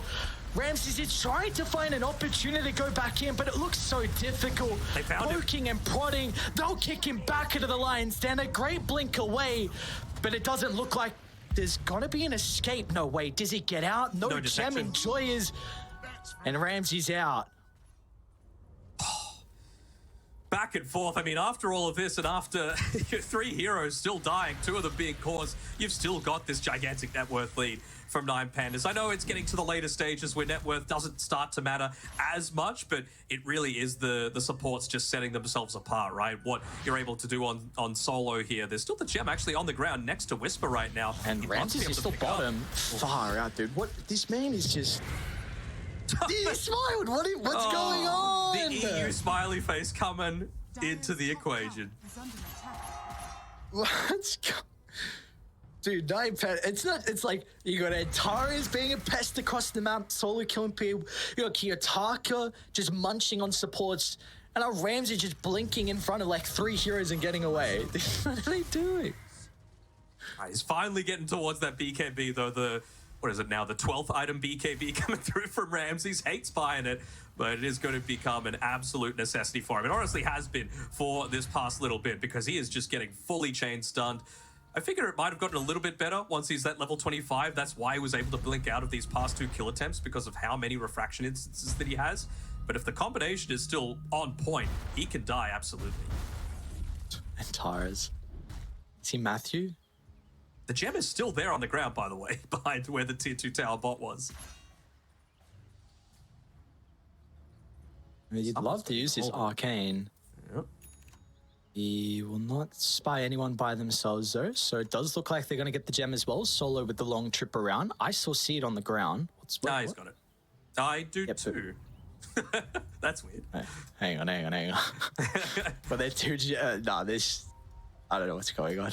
Let's see. It's still there? It's still there. So I have no idea. I don't know if on the visual career bug. for sure. Yeah, no, it's in his backpack now, but it's also still bottom. It might be a visual bug. I don't know. Anyway. Gonna smoke up Pandas. They would love a pick off here. This is I the mean, area where one you more have to look at fight buyback status. just They don't closes have out the any on game. EG. And they might be able to get it on Matthew as well. Miero, a deep charge in the base, which can start to get messy. You don't have the full fight to be able to dance in and out. Miero's still going to be able to turn with the pulverize, but some early usages out of the BKB and EG. This could be their opportunity. They'll need a long smoke wraparound. There's no Phantasm Illusions, though, to be able to play around with. You didn't pop a ton on EG. But the thing is, 9 Pandas, they pop BKBs, and that's going to be a pretty significant factor, right? No BKB on the Primal, no BKB on the Earthshaker. You're very vulnerable to this Magnetize if C-Smile is able to get on point with landing it. He's up to level 20 now, so he is dealing a significant amount of damage.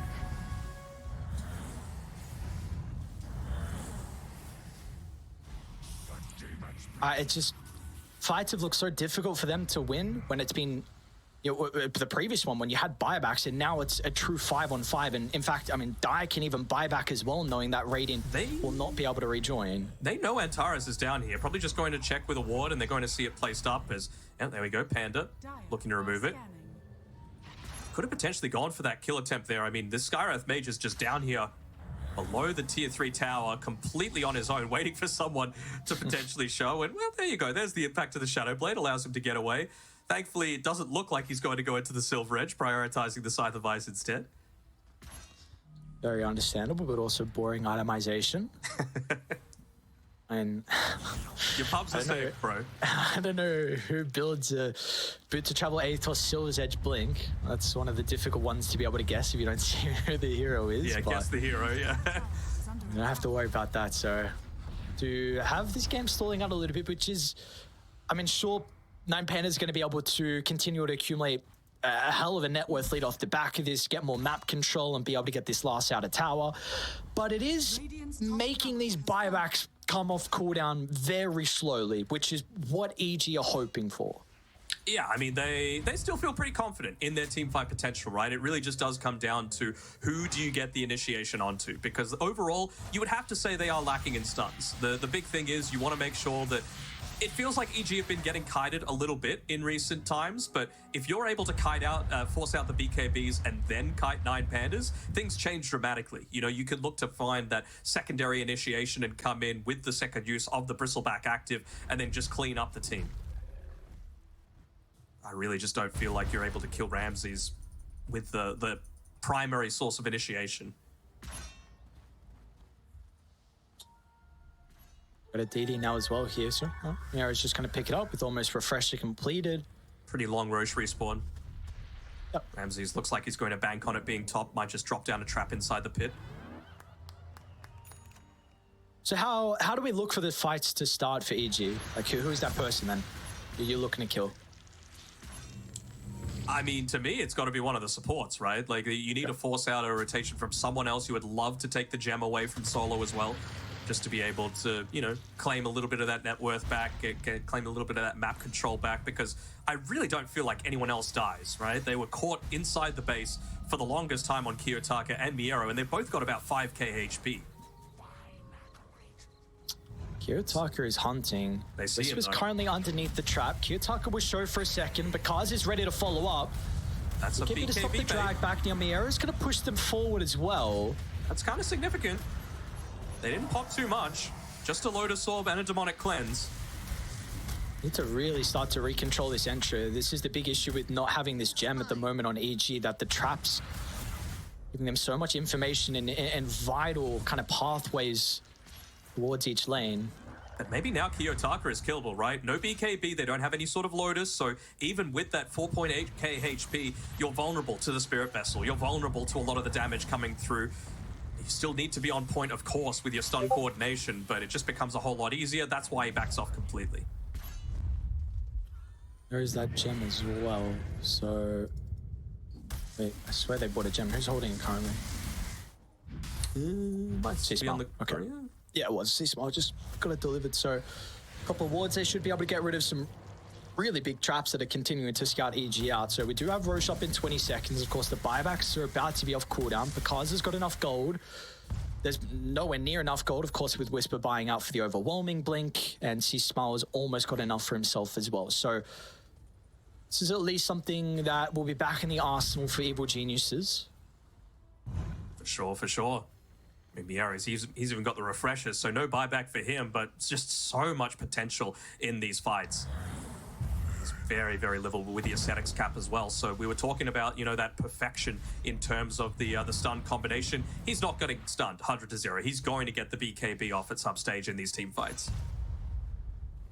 That could just be devastating though, with double BKB, double pulverize. Like who we spoke about EG and like who they're trying to blow up, and we've seen 9 Pandas have tried to deal with the supports as well. What about Miera though? Like with this pulverize, it's a long duration stun lock. Who is he wanting to pretty much take out of the equation? I mean, you'd love the Shadow Demon to be the one, but you don't want it to be the Shadow Demon prior to the Aeon Disc being popped, right? That's the big difference maker. You would love to be able to use the Pulverize a little bit later on into the team fight, potentially. I know he's got the... actually, he doesn't have the Blink Dagger, so probably won't be able to make that instant jump to the back line. So it's all about just using the Uproar, soaking up a little bit of that damage early on, maybe forcing out some cooldowns from EG, breaking the Bristleback, getting rid of the Phantasm Illusions, and then using the Pulverize after that, refreshing it, doing it all again. Well, we do have, of course, off the back of third Roche, we've got a Refresher Shard given over to Solo, along with the Cheese and Ages on Ramses. Big reason why they didn't give the Refresher to anyone else is because Kiyotaka's playing with his own Refresher Orb. No reason for that. Here comes the High Ground Siege to the potential last fight of this game. Trying to slow things down a little bit. Matthew pushing himself a little bit forward. Of course, again, it's just an easy way to be able to get away on that TA with a refraction, able to move on back. What to do with that trap? Miera's only 150 gold short of being able to buy the Ag's Blessing. He's got the Blade Melt backpacked right now. It's not the greatest Uproar usage, but it's just got such a low cooldown that it doesn't really matter. Kiyotaka's ready. All right, well, the mine jumps in, gets a tower, jumps out. My money. Look at the cars. He's gone for the full wraparound. This Observer Ward has somehow managed to stay alive, and Antares is actually going to move on back. It's not under... Yeah. Oh, he shows in the mid lane, though. Don't think that'll be enough for them to move on forward. They're still worried about the Aegis, and if they can just hole up on their high ground, that's going to be the dream for EG. It's a pretty nice neutral item. Telescope on Panda, especially for the 2 supports to help just your position accordingly. Mm-hmm. Even just for the geomagnetic grip on allies as well. You got the Aghanim Shard on C-Smart. Finally, they get rid of that Observer Ward, so it's looking bleak. Not too much vision that they've got outside of the base right now for EG. And Taras isn't there currently, so they're going to take a fight. It'll be 4-on-5 and make it 4-on-3 now as well. Soulbite gets a great connection onto 2 cores. Meanwhile, they've isolated Miero as well. This is a great start to the fight from Evil Geniuses. They need to get more off the back of this, though. Ramsey's first slice is taken away. He'll have the BKB. How do they set themselves up for the second round, though? Instant use of the BKB. They'll kite Ramses, wait for this to expire. Meanwhile, Miero Kiyotaka not going to be able to bring down the Grim Stroke. They will do so after the banishment. He's got a buyback and will look to reuse it. Can they get more, though, EG? It was looking great to start, but with the opportunity there, they'll only get a couple of kills. Whisper's a little bit isolated from the boys. Break is out, needs some protection. Picard's going to be able to deal with the main damage from the backline. Now Ramsey's in some danger. Pike down to the low ground. Echo Slam's not enough. EG, can they catch up to him though? The retreat from Pandas enabled thanks to Miero. He'll give them enough time. He might get a kill instead. Miero, are you serious? 5,400 health. He's not even close to dying. Gets all the boys out. Kiyotaka wants to go back in as well. Oh my god, this Primal Beast hero. He is a beast. This is the reason we were wanting to raise the Dino Nets coming through it for good purposes. Miero just standing on the front lines, being that absolute nuisance for the entire EG roster. Whisper? Okay, pretty quick blink away and some reaction. I don't know, man. That looked like probably one of the better fights you're going to get from EG, down 38,000 gold. And if you can't win that, how are you going to win any others? Whisper's played his Axe Labyrinth. He dodged every single one of those Axe Shut Uproar releases, but still not going to protect the barracks. Really not wanting to use the buybacks, but they're going to be forced. You're going to have to. That's going to be a dieback out of the Grimstroke. Quick reaction, but the fissure onto 2. Matthew's protected with the on disc and instantly Picard's buys back when he sees an opportunity to deal with Antares. But again, Miero, you're not killing him. He's just running straight to them. Meanwhile, nothing. I mean, Kiyotaka is just blowing up a backline member. Is going to go down to the Quills. Buybacks once again. That's the main source from EG to potentially turn the tides here in this fight.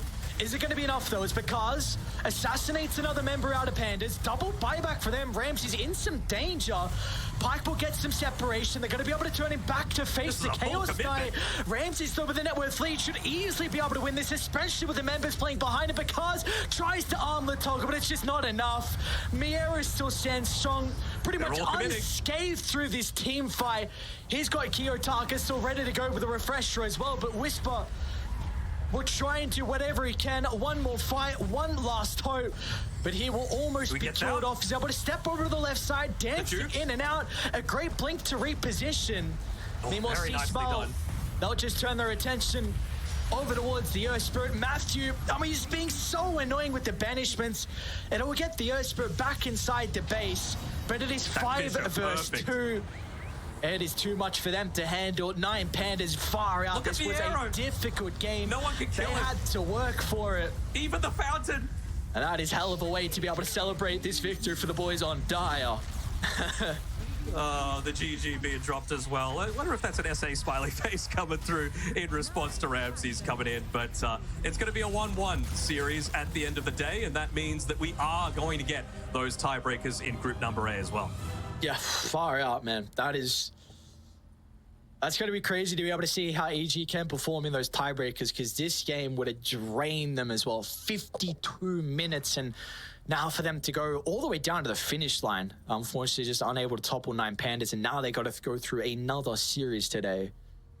They do indeed. I think I was actually mistaken a bit earlier. I saw the little graphic that popped up, and I saw Talon Quest 1-1. That was just the kill score. I think Talon were actually able to win that game. So Talon's through, and they've even got a chance to be in one of those upper 2 spots. Quest out of here. So we've got one set of tiebreakers, I believe, coming through, and potentially more, depending on how the Gaming Gladiators and Beast Coast matchup ends up faring. So this is really coming down to the wire, isn't it? I mean, this road to the international, we're going to have stage 2 regardless, with first v third or fourth, and then, 8 different best of 3s, but we've got more series to come before then. And that is the only way you would want it to be with the tournament, the biggest one of the year and the one that everyone looks forward to. It is Christmas for us, and we're going to be rewarded with some tiebreakers. So we'll have to send it back to a panel to be able to evaluate what happened in this final game. But when we come back, we'll have some more series ready to go soon. Thank you very much, Aries and Danog, for bringing us that action. And not only was the reward going to be for us getting more tiebreakers, but 9 Pandas are rewarded with getting higher up in their group and not having to fear being eliminated here early on the road to the international. As our casters mentioned, there are still some other really intriguing games happening, because there is a guarantee of tiebreakers between Evil Geniuses and SMG if they want to stay in this tournament. And right now, in Group C, we have a currently 4-way tie that could potentially happen. All of that contingent on the results of Gaming Gladiators versus Beast Coast. So before we even delve more into the peculiarities of what could happen, we need to take a look at that game. So we're going to send it over to our casters, who are right now in the thick of it for Gaming Gladiators versus Beast Coast. So stay tuned.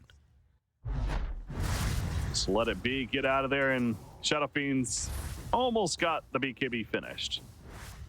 Be a lot more confident once Jim Park is able to pick that up. How's that Ags looking on Bristleback? Okay, he has it now. So yeah, Ags has been concluded on Sacred. So we're getting to see that effect. Yeah, that should at least help quite a bit. I do think the Axis. Okay, Dark Mago barely does get the blink off. Yeah, so BKB SF, Aghanim's Bristleback. I think it's go time. You force a Roche fight or take a fight around this area. I think both teams understand this game and bring everyone. Beast Coast are smoking. Yep. It's crunch time. It absolutely is. It's been a couple minutes since we've had action, and we're due for it. Into the Roshan pit they go. Those gaming gladiators. So now it's Beast Coast. It's on them to decide how they want to play this out. You have Sacred smoked up. So there is the gobble up. Throws in Jim Park, actually. Okay. No Requiem for him because obviously Gaming Gladiator's already fallen back. Bristleback. Gonna get pulverized. Immediately stopped by the Fissure. Sacred has that axe. But he needs to run.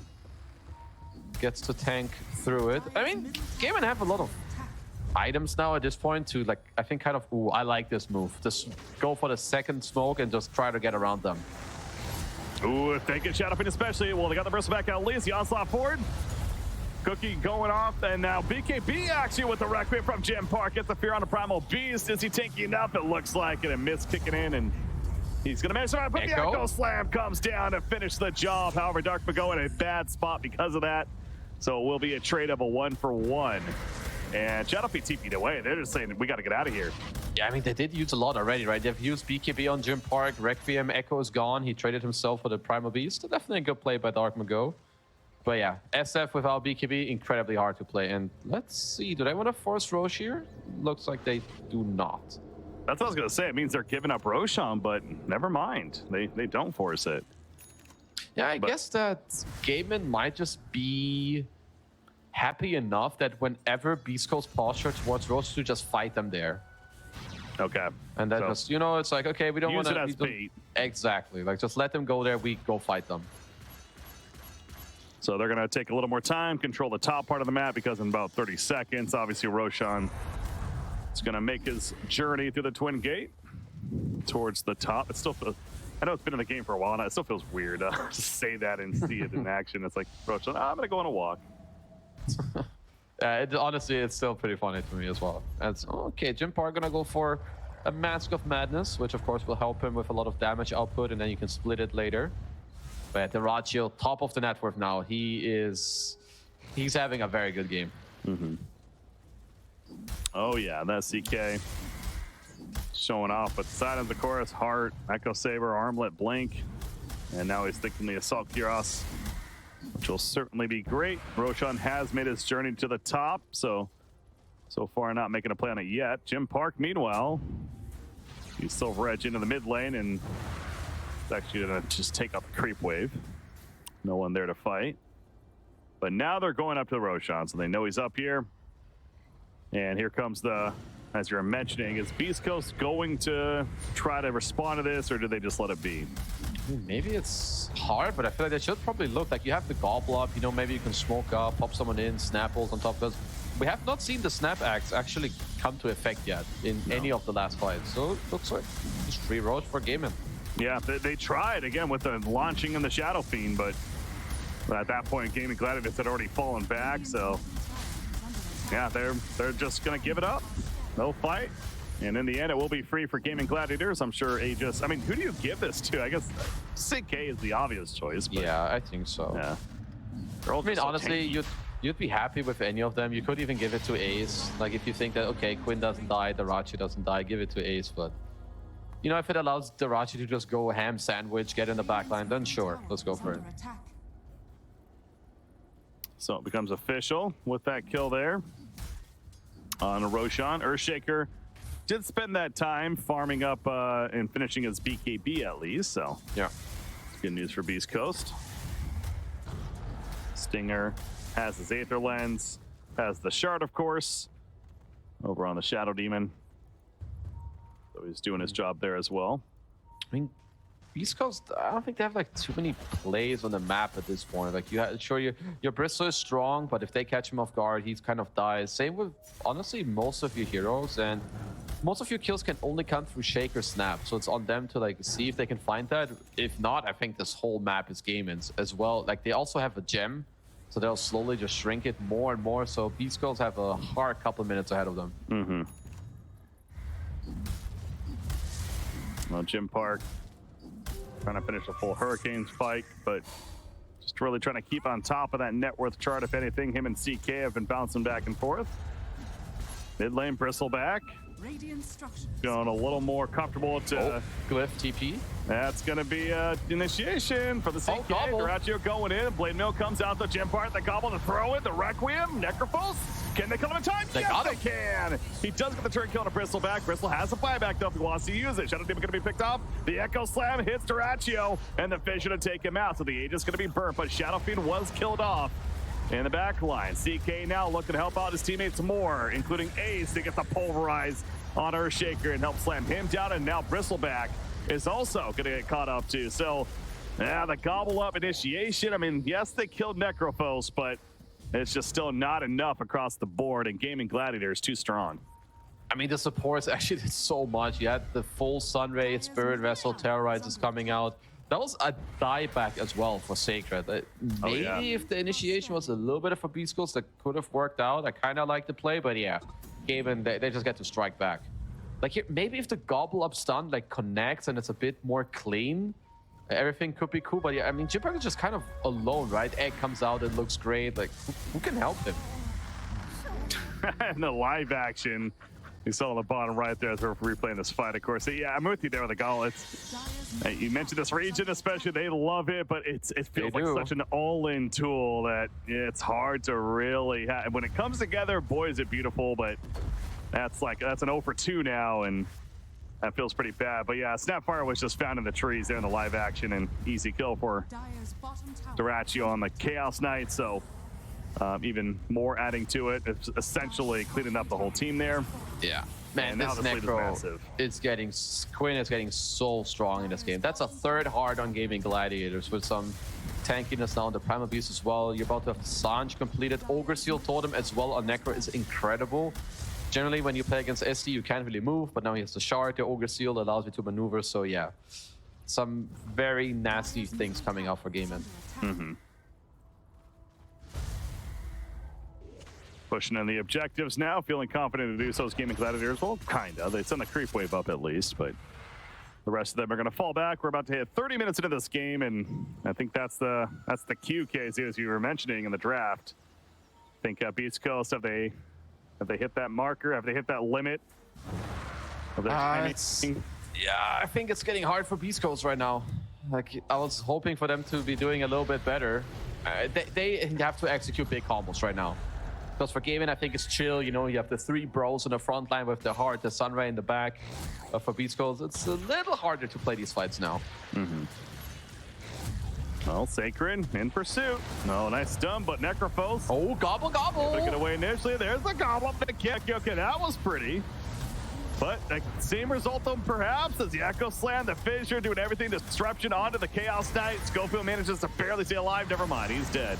And this CK, again, that they kill the Necrophos, but and break. You still have Ace and Garaccio just way too strong. There is so much stupid HP you have to... Oh, I kind of like the play as... Hold on, it's not done yet, Stinger. Trying to put on the Juke Boots, did get its TP cancelled. All right. Looks like he will make it out. So 2 for 2 at the end of it all. Gobble Up did work out beautifully, but yeah, there is so much HP that you have to kind of like chew through. Like what, 4K on Ace, 4K on the Ratio, and like 4K on Quinn. It almost feels, I also don't even know if I understand the whole Shadow Fiend sending him in either. It's like, yes, the blow up is nice, but I'm kind of with you that the Bristleback, just get him in a good position in the midst of them, let him be that chaos factor, and have your Shadow Fiend not be in a very vulnerable spot of the process. Because that's also an issue. Yeah, I guess. Sorry to cut off your entertainment. I know you were enjoying the game. You were deeply invested in the outcome of Gaming Gladiators versus Beast Coast. However, don't worry, I got your back. Head on over to Stream C to continue that matchup as Breaky CPK and our boy Kezu is making sure to inform you of exactly what's going on there.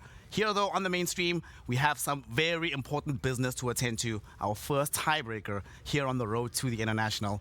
I'm joined on panel yet again. I've got Lizard, I've got Winter. So, Lizard, firstly, before we talk about the tiebreaker, right? What a game. EG versus 9 Pandas game 2. I think that might be one of my favorite games I've seen in the tournament so far. So far in the group stages, right? Yeah. Yeah, it was pretty damn solid. A lot of mistakes happening left, right, and center. Like nerves definitely kicking in for some of those players. But that's what makes LAN Dota just so incredible, right? Like these tournaments, they just get into you. The pressure is on. You make some interesting echo slams here and there, some interesting rolls as well from the Earth Spirit, but in the end it just makes the game more interesting. Does it make the game more interesting? In Winter, because of the chaos that has happened, there is a new lease on life for South America, potentially, right? Actually, for you, from someone from Southeast Asia, you should have been happy that they lost, right, on EG, because it means that SMG gets to still have another shot at competing. Yeah, I mean, it's kind of nice for SMG to have another shot, and overall, I feel like both teams have quite a lot of problems that they need to solve, like EG, SMG, and right now it's all about like figuring out a strategy that can make your weaknesses not so visible and try to just play good Dota, you know. I think it probably helps as well that once they came into this particular day, both of them are able to notch up some wins, right? Lizard mentioned it earlier that EG was clearly ramping up. SMG, honestly, I'll be honest, I didn't think they were going to be able to take a game, but they did. And now yeah, me too. Same. Yeah. What do you think the odds are going up against EG now in a proper best-of-3 environment, not a BO2? I think EG is probably my favorite in this series. I feel like overall they exhibit more understanding of the meta, and execution-wise maybe not as good as the other teams. But overall, I feel like they kind of know what to pick, but they're just not playing well enough. It definitely looks like they're the more cohesive team out of the two, and at the same time it feels like this is some buzzword that's been thrown around for a really long time, but identity. Like they have a little bit more of that than SMG seems to, at the moment at least. At the moment right now, both of them are still in danger of being eliminated from our tournament and no longer be able to continue their road to the international. Just a quick reminder of how we got here. You see all those teams at the top: LGD, Team Spirit, Team Liquid, Tundra Esports. All of them have won their group and have the right to choose their opponent for the next phase of the competition. Our first phase of tiebreakers between Evil Geniuses and SMG will determine who will join Thunder Awaken in an early exit from the tournament. And right now, Gaming Gladiators versus Beast Coast. That series is not over. If Beast Coast doesn't get a single win, they will be eliminated. And if they do, then we force a 3-way tiebreaker between themselves, Virtus Pro, and Nouns. And if they just get 2-0, then it's Gaming that has to be in that tiebreaker. But no matter what, we are going to be having some very interesting things happening in Group C. But sadly, and somewhat surprisingly, Winter, Quest Esports eliminated in Group D instead of Vivo Key Stars, which most people were expecting. Yeah, I feel like for me, I would have put Vivo, Key Stars, and Quest at the bottom two anyway, but I didn't expect Quest to lose out, you know, in terms of comparing to Vivo. The overall good day for South America, kind of sucks for Quest, but I mean, they're a new team still, you know. They have to figure out what they're going to do next year, and they have time now. Yeah, what do you think happened, Lizard, with that squad? Given how much promise they were showing throughout the year, given how good they looked at Bali, how they looked decent at Riyadh, but the signs of a really good squad were there. Yeah, but there were a couple of changes happening recently within them as well, right? And overall, group stages are merciless, and the group that they were in is really damn strong. Vivo, obviously, most of them, we took them as the team that's going to get eliminated, right? Yeah. Most of us at least thought that way. But unfortunately for Quest, they were the ones that got that one extra victory. Speaking of Southeast Asian teams, obviously we're going to be seeing SMG very shortly in their tiebreaker matchup. I quickly want to touch on Talon Esports. Were able to recover. Yesterday they went 0-4. Today they went 4-0. Everybody in this room, except Lizard, did not believe that they'd be able to make this comeback. What is it about that squad that made you feel like this could actually happen today? Look, Talon, they have proven to us so many times before that they can bounce back and that they're a very high caliber team. It's the nerves, I believe, yesterday that got to them. You could see them making some very uncharacteristical mistakes for Talon, and they just needed to kind of refresh during the night, think about the game a little bit more, maybe think about the morale and how they approached the series. They went from 0-4 to 4-0, right? So. I mean, they were also playing the stronger teams in the first day, so that also might be a small issue. Yeah. Now things are going to be somewhat easier, hopefully, for them if they want to continue in this tournament. Let's quickly talk about what the people in SMG are like here, Winter, because you have no one, right? Obviously mind controlled here at this tournament. These are people who have never actually been eliminated this early once they get to a tournament like this. And I've always had this feeling that winning is a habit. So do you think that habit's going to kick in for them in time before the tiebreakers start? Yeah, but if the team is not sorting out their issues, then the habit might not, affect too much. I didn't really get to see much of their games, but from the 1 or 2 games that I saw, I feel like they don't really have a very good cohesion among the 5 players whenever they are moving around the map and where they are playing across the board. And I feel like that has been one of their major problems in the games that I've managed to watch. And right now, maybe certain areas have been improved because they've been able to play a lot more games together, and so hopefully they're able to pull more synergy between the players and play some good Dota. Well, Southeast Asia has their hopes right now pinned on SMG getting through this tiebreaker, and of course South America does not want Evil Geniuses to join Thunder Awaken in an early exit from the road to the international. Let's see who stays, let's see who goes, but more importantly, let's see some Dota. So we send it over to our casters to bring you SMG versus Evil Geniuses in our first tiebreaker on the road to the international.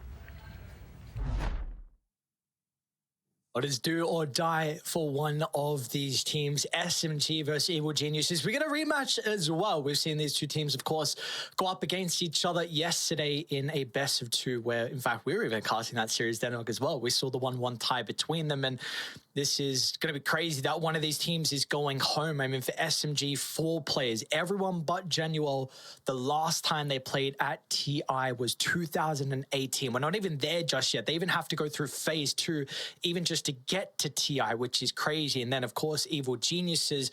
Last year, of course, 3 members from Thunder Awaken with an incredible placement. And then we even saw the likes of Beast Coast as well, where we see some of them from with a top 8 finish. So these teams, these players have had some great showings at TI in the past, in particular, of course, for EG, where a lot of them made their name last year.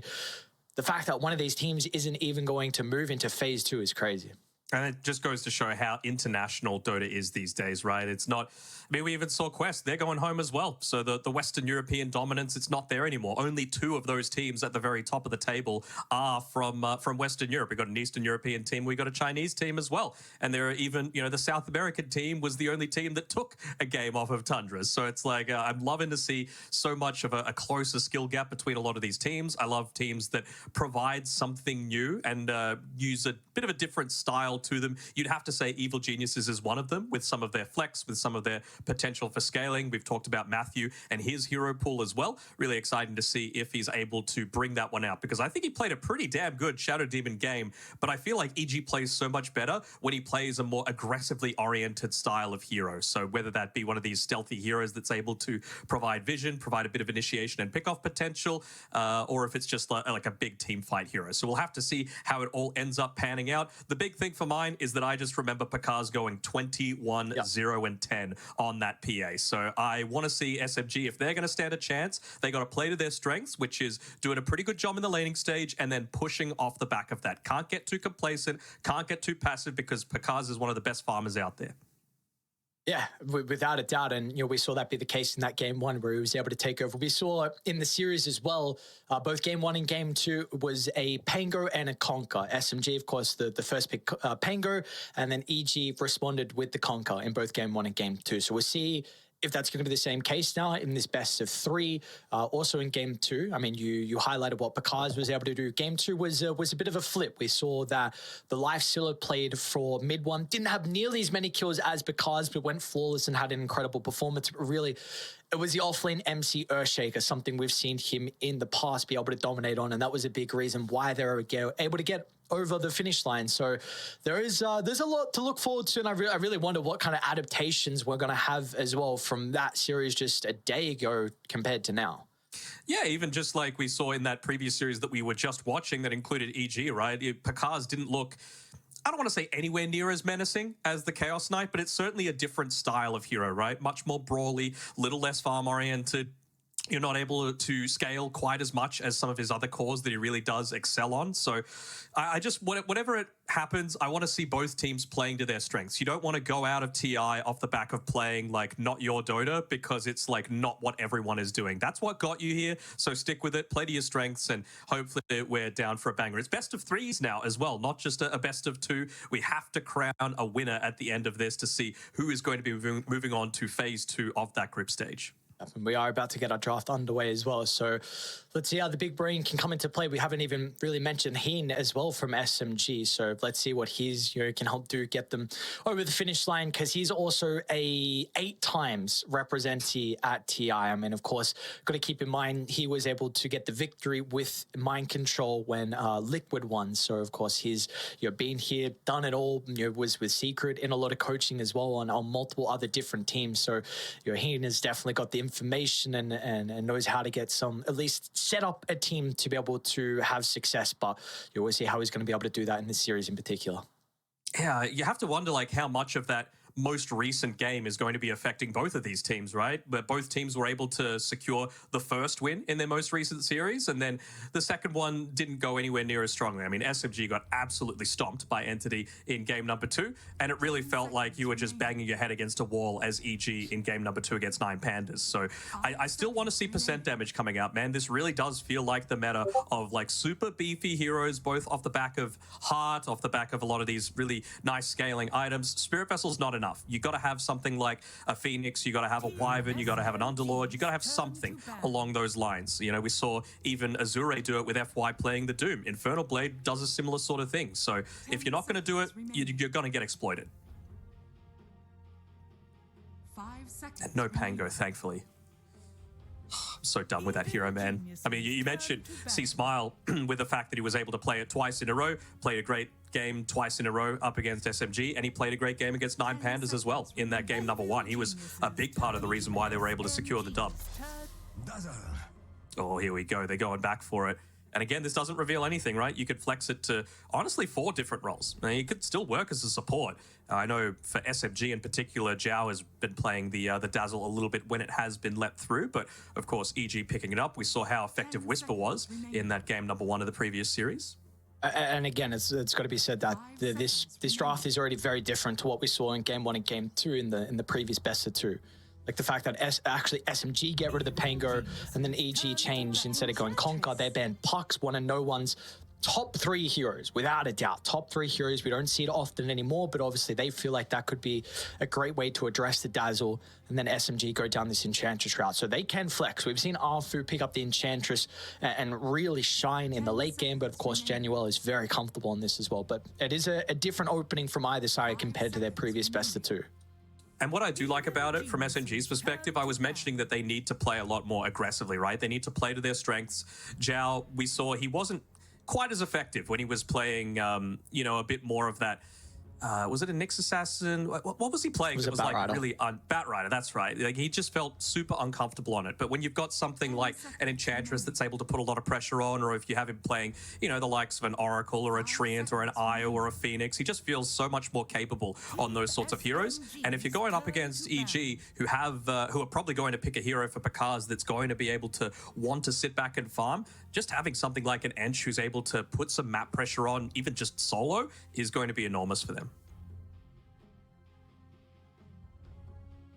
Lifesteal ban is a little bit target, of course, the previous game that we were mentioning, where Mid-1 was able to have a really good showing. That game, there was a offlane Centaur played from Whisper, but of course we have seen earlier today, like you said, that he was picking up the Dazzle, so I do kind of wonder what the reasoning is behind the Lifesteal. I don't know if it's just some recency bias with how good Mid-1 looked on it, or if they're considering picking something up. We are going to get our double support from SMG, so Arfu's got the cuddle. Potentially. I have to wonder if this is going to be like a... Could Please this don't be be mid. a mid-coddle? No, or no, even no. offlane. I mean, we've seen Zai do offlane coddle.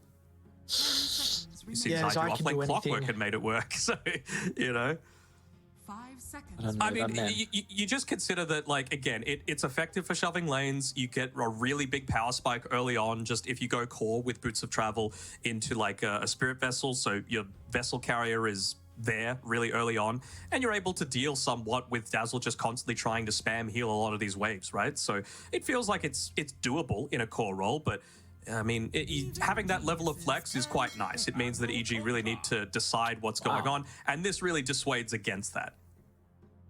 Who would have thought? Who EG would have Conquer. thought? Yeah. It's crazy, right? Mm-hmm. Of course, mentioning a little bit of what we just saw it in the previous series as well with the offlane Dazzle, mid Conquer, and like you said, dissuades against the Coddle. So very comfortable. We saw Venge in that game from EG. Was picked up to follow with the Conquer. What you go against this? I mean, we have the OD has been banned out a lot against the Conquer.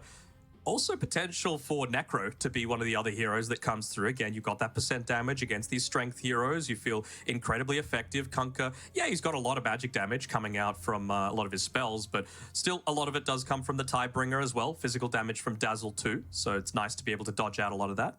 How much of an issue is it the fact they've shown their double supports? Because now we can't look at something like an Ancient Apparition or a Phoenix as well to add on to that to potentially deal with this Conquer Dazzle. I get what you're saying, and it is a little bit of a concern. I mean, the thing is, though, you want to make sure that you've just got the potential to be uber aggressive. And I think AA and Phoenix aren't really that mold of heroes, right? Like, Conquer still is going to hit a pretty decent timing, but as long as you give him a good lane to be able to play around, then I don't think it's that big of an issue, right? Like, if you beat a hero, pick a hero that beats the Conquer, then suddenly you're not quite so concerned. Of course, the issue comes with this level of flex is, hey, we get to see some Dusky coming out. Just with honestly, all 3 picks here, you don't know where EG is going to play them. Basically, the only thing that you're confident about is that Picaz is not playing any of these heroes, and they've been saving his until pretty late into the draft. 10 seconds remaining. And Toss Dazzle. Capable of scaling, right? Yes, I mean, it's always nice having a little bit of BKB piercing control as well here, potentially for EG. I think Matthew's always very confident. I mean, you were saying to start on like those melee heroes that can jump in, and he has the capability to play some range heroes as well, but it's a lot of physical damage. That's the thing that just springs to mind for me. So is it going to be the Sven for the Warcry? Is it going to be, like I was saying before, the Necro, who is somewhat capable against that? Is it going to be an Underlord? Again, % damage against 2 strength heroes feels not too bad, especially if you're able to combine it together with someone like a Keeper of the Light, just to refresh those spells a whole lot more. I know it's not really super meta, but I feel like it could potentially work here.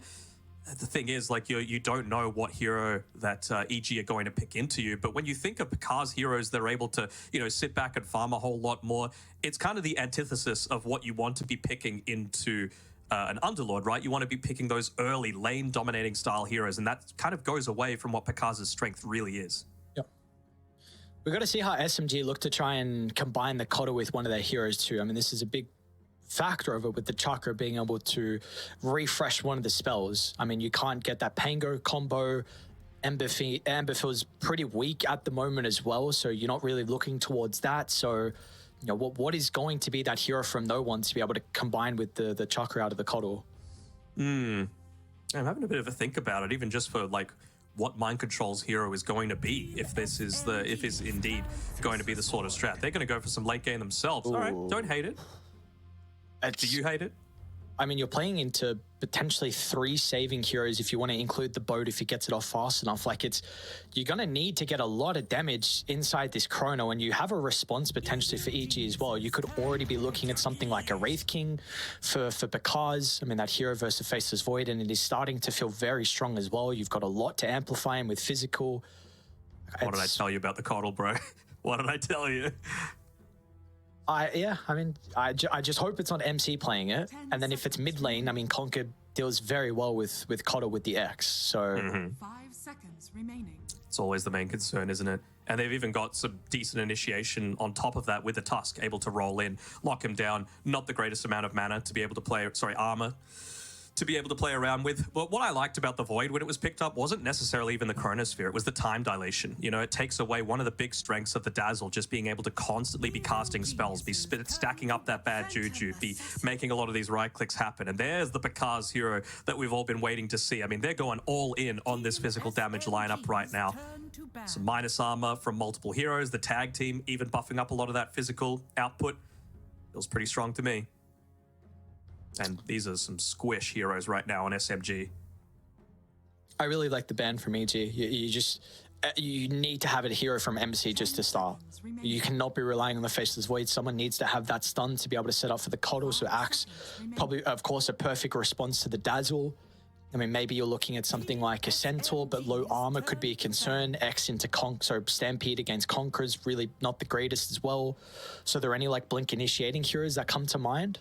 Probably Tidehunter is the one for mine that I'm feeling strongly for, excuse me. Of course, the Anchor Smash effective against the PA, even just having the Dead in the water against a Tusk and a PA really hinders a lot of their movement capabilities, and it gives them that additional way to be able to set up for a lot of these fights as well. Not just for the Chronosphere, but it really does enable both the Techies and the Coddle too.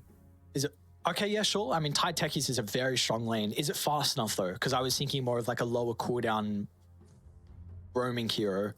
I get what you're saying, but I mean, you can build Meteor Hammer, right? So at least you're going to have that plus the Enchantress for being able to possibly take towers. You've got a Keeper of the Light, most likely going to be mid, that's going to be shoving out waves. And that's the thing, right? You just need to take away the space that PA has to be able to farm. And, you know, taking towers early is the way to do it. So that's really what I'm wanting out of whatever offlane does end up getting picked up. We're still assuming that it is going to be offlane for SMG, but it's probably most likely. BG, they're potentially going to be able to pick the hero first, so it looks like currently SMG are, I mean, covering their tracks. Of course, both Doom and Earthshaker can also be played as a 4, but well, what do you feel like they actually currently need? Like, is this a Toss Dazzle lane? Are we looking for Matthew's hero? What do we, oh, sorry, Panda's hero? Yeah, what do you think they need on EG? I think you're waiting for a, there's that underlord ban. I think we're waiting for a Panda hero right now. I honestly wouldn't hate them picking up the Phoenix, to be honest. You don't do a great job of shoving out lanes, but it just enables these fights to be extended a little bit further. I mean, there's even like a Treant Protector available. You could even, could you go Wyvern? No, okay. Wyvern's a little slow. Oracle, perhaps? I mean, even just the Fate's Edict is quite nice against a lot of the magic damage that they've got. Are you wanting a stronger support, though, to protect the PA? Because that can be one of her weaknesses in the lane. Sure, but you don't know, like, maybe they feel like a lot of the stronger offlaners have already been banned out, right? So it's not quite as big of a concern. See what the choice is going to be for EG. 10 seconds left, so we get to see what their last pick is, and they're going to outround it. They do go back for the Venge, which is something we brought up in the second phase that they paired with the Conquer early today. So it's physical damage through the roof. Mm-hmm.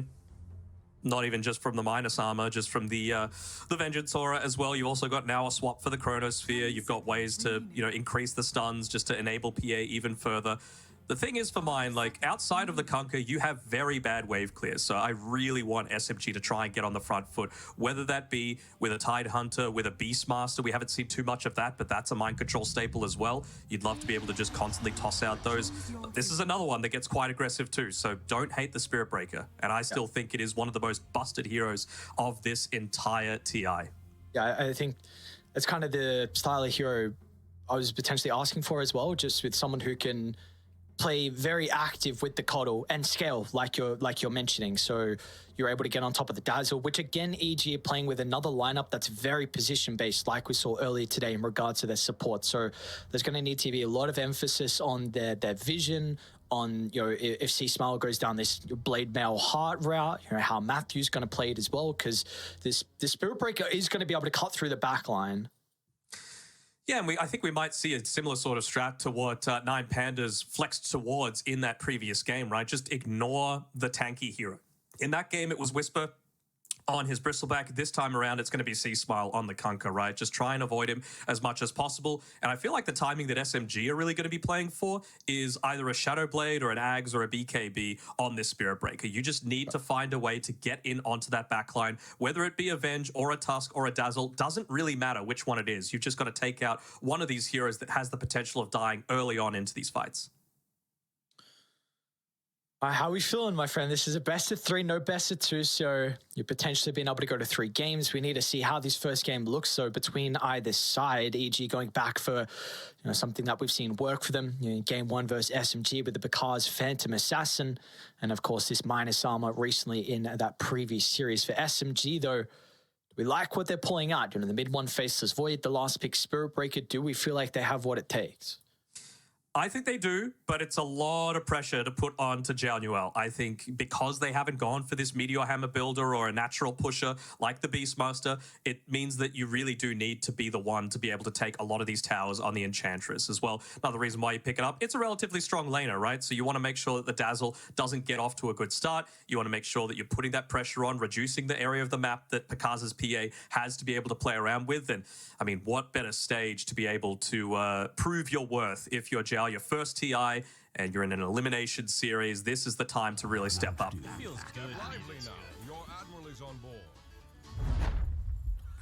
Have fun and a smiley face indeed as we get ourselves underway. So let's see how we're going to break out as well. Previous series we saw a bit of action before the Horn. How do we feel like overall the lanes are going to go? I mean, the big one I'm looking at is, you mentioned in the draft how the Faceless Void time dilation can prove to be very frustrating for the Dazzle. We have seen though, Dazzle toss sounds like a scary, scary lane. I mean, we also know that Enchantress is a laning support that can often turn the tides around to actually favor your carry. So do we feel like the Ench is enough to help the Void, or is the Toss Dazzle just going to be too scary for SMG safe lane?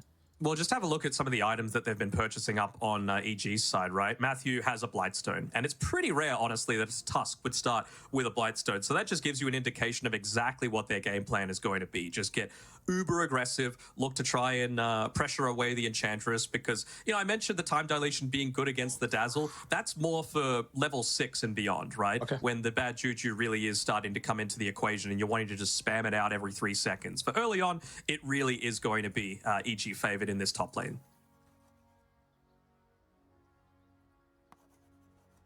It's going to come down to positioning as well with some of the other lanes, right? No one, he can't really go too far forward, doesn't want to be getting clipped by that Tidebringer from the Kunkka. Very, very low armor. What are we chuckling about? I know, I think Arfu wrote something and then... Scribbled it out or something? Yeah, mid one wrote something and then Arfu scribbled it out, because I'm pretty sure he wrote something about Arfu. I don't know. Anyway, I didn't get to see what it was. But yeah, so more about this mid lane. You're speaking about the low armor for the Coddle. So just trying to play distance away from the Tidebringer? Is that what you were saying? Yeah, I mean, whenever you're seeing a Kunkka going up against a Coddle or a Park or a Void Spirit, these low armor mid heroes, that's really what you're wanting to... You don't want to be taking free damage, basically, from the Kunkka just off the back of Tidebringer, getting a lot of these last hits. The plus side, of course, is that you're quite speedy. So you should be able to position yourself in a good spot so that doesn't happen too often. And of course, we know that no one is such a skilled hero. Noughts and crosses. Yes, Noughts and crosses by himself, and he's winning. Very well done, mid one. All the internationals are going to be like, what the hell is Noughts and crosses? Because it's tic-tac-toe everywhere else, And they're just wrong. Are they? Yeah, I think so. We do it right here. What makes them wrong and us right? We're from the future. Okay, that's a good response. I'll take that. Us Australians know how to do it. Living upside down, but that's okay. It is possible to cast upside down. Have you tried it before? I have not. I need all of the brain power that I can just to get to this level. I don't think that I can handle doing that much more. It's a rush to the dome. Yeah, it's definitely interesting hanging from the ceiling, looking upside down, but sometimes you see the game in a different light. You're able to read what's going on. Yeah, it's quite fun. I talked to you about potentially, coming and casting in the same spot, but I don't know if I want to go to your casting dungeon now if you've got, the mechanics to be able to hang upside down in the little shed that you're casting from. Just a little bit of acrobatics while the cast's going on. Just getting a workout in at the same time. Yeah, I was about to say, maybe do some, what do you even call those when you're, hanging and you're trying to do sit-ups off the back of that? Hanging crunches or something? I don't know. Yeah, you can go with that. I don't know. That'll work. But... hopefully we get these guys know how Noughts and crosses works. You don't get 9 turns in a row. Mid one's just... Manzi, you gotta go. Once you get back to his, again, your first TI in quite some time, gotta go through phase 2, but, last time was 2019, so that was on the Secret Lads.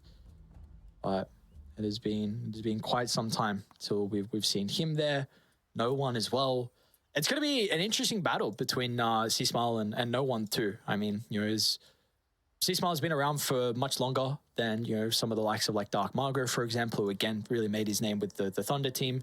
But we'll see how he can go versus one of the more experienced mid laners. Had some stints in Western Europe, and I've said it before. I really think No One was doing a great job at transitioning into a carry. But back to his role in the heyday, where VP were that ridiculously dominant team. I mean, they were them. Yes, they were them, without a doubt. I mean, the run that we saw from Virtus Pro was exceptional. The fact that you can go to multiple ESLs and win a couple cars and be them. And really the closest teams to it has been, Secret in their run. And then, of course, this year for Gaming Gladiators, the only team that had won every major in a year. So it's going to be good to see the little battle we got. I don't know what's going on. What's Observer trying to do? Just give blood grenades out for free? I mean, we saw multiple gems in the previous game just sitting on the ground. So why not? If you could just duplicate them, it's like free money. It's like investing in GameStop, Yeah, how's that going? It's going great. There's a movie coming out about it soon. Ugh. Rip me. Oh no, that's not good. I don't want to see it, DC. I mean, they said it was sound issues, so hopefully it's just like, or the restart will solve it. At least, honestly, we've had at least on the ones we've been covering, we've had no issues. Our slide issue was the bug we saw yesterday, which was just a slide issue. I mean, it was really fixed pretty fast, though. Let's be real. Last TI, we had to wait, again, an hour and a half for that OG Liquid game, and then yesterday the bug. I mean, they have the power now to be able to remake your game. I mean, we didn't not have that capability a year and a bit ago, even maybe 2 years ago. So yeah, it was actually hotfixed as well. That bug was hotfixed. I did it. Yeah, I saw it. No, it was like, all right, we got it. We got it all sorted. I think I saw someone on Reddit say that they saw the bug like a year ago and predicted it might happen, but it was some title. I don't know, it was a clickbait title or something, but clickbait on Reddit? No, it never happens, right? I mean, Reddit's a harmless place. It's good to lurk around. Very smart, 12k Best MMR. of the best. Oh, I'm paused. Best of the best. Back in with a couple of G's and ready to go. Game one. Hopefully not a couple of G's in a row. No, not in a row. We don't want that just yet. Start. Don't want that just yet. What we have seen from both of these teams is that they will not be like Nine Pandas. They will not see a lost cause and then just GG out. They will wait until the very last second. Both EG and what's going on? SMG notorious for that. Afu? That's, not a good high gun, my friend. In fact, that is a high gun where you're going to run into 4 EG heroes and give a first blood over to Because, who again was 21-0 in game one versus SMG yesterday on the Phantom Assassin. They're going to go for an interesting play because they also have 30 seconds to go all the way around. Mid one is reading this, I think. I mean, look at how much minus armor they've already got, right? Like, the Poison Touch is going to slow people down. You got minus 3 from the Wave of Terror. You got 2 from the Blightstone. You've got a Blood Grenade as well. Mid one should be able to scout this one out. Even if he levels Time Walk, I was going to say he's got to go down. And they're going to see the full squad still sticking around. So let's see what happens. Maybe they're going to be able to catch out C-Smile on his own. But again, early on, they really don't have that much damage potential. Don't let him get the bounty. Click faster. Oh, we got it. Nope. Okay. 2 for 2. We did see. It's very interesting, like with how either side plays the map, and then instantly you see the response. SMG ran to the mid tier 1 tower to go underneath the radius to try and scout if then it was any vision there.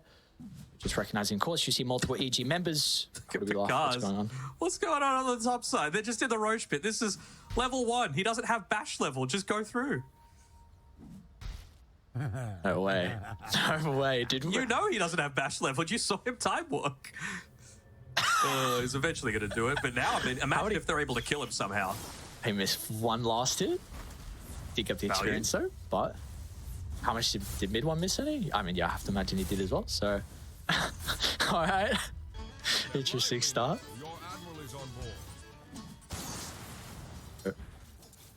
We already see what the spam's able to do, though. The No One, some of you brought up before, of course. So that early ring of protection to the urn is going to need all the stats he can get. Makes a lot of sense. I mean, in any sort of situation, if he's able to just be standing underneath the cover of that tier 1 tower as well, going to do a lot to be able to to help him and his survivability. Of course, once he gets to level 6, it won't be as big of an issue with the healing component of the Spirit Form. They did nerf, right, the self-effectiveness out of the Chakra Magic. Was it 50% before? I can't remember. It was higher, right? I think they nerfed giving it to other people, and they made it a little bit better yes. for yourself. I think you're right. Okay. So it was getting a bit too obnoxious, specifically with Pango. So, thankfully, more bans of Pango, please. No more.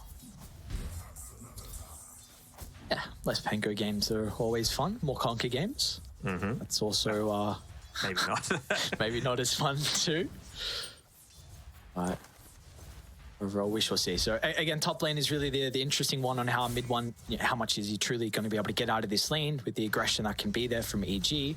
Genuel does have this small camp to be able to play with, so already the little ghosty. They already unlocked their hard camp as well, so this is going to be a big thing top. The fact that Matthew was denied a full creep wave, and now it's really going to be an issue for mid one to play with the lane away from his tower, especially again with the aggression that EG can play with. I think he only ended up pulling half, so it wasn't quite as bad, and that's just so that mid one wasn't really able to contest the stack. So still ends up getting rid of one melee creep, but it's not the biggest deal, right? And as long as Zhao is able to just consistently make sure he's securing these small camp creeps, he got a ghost in the first instance, probably one of the better ones that you can get.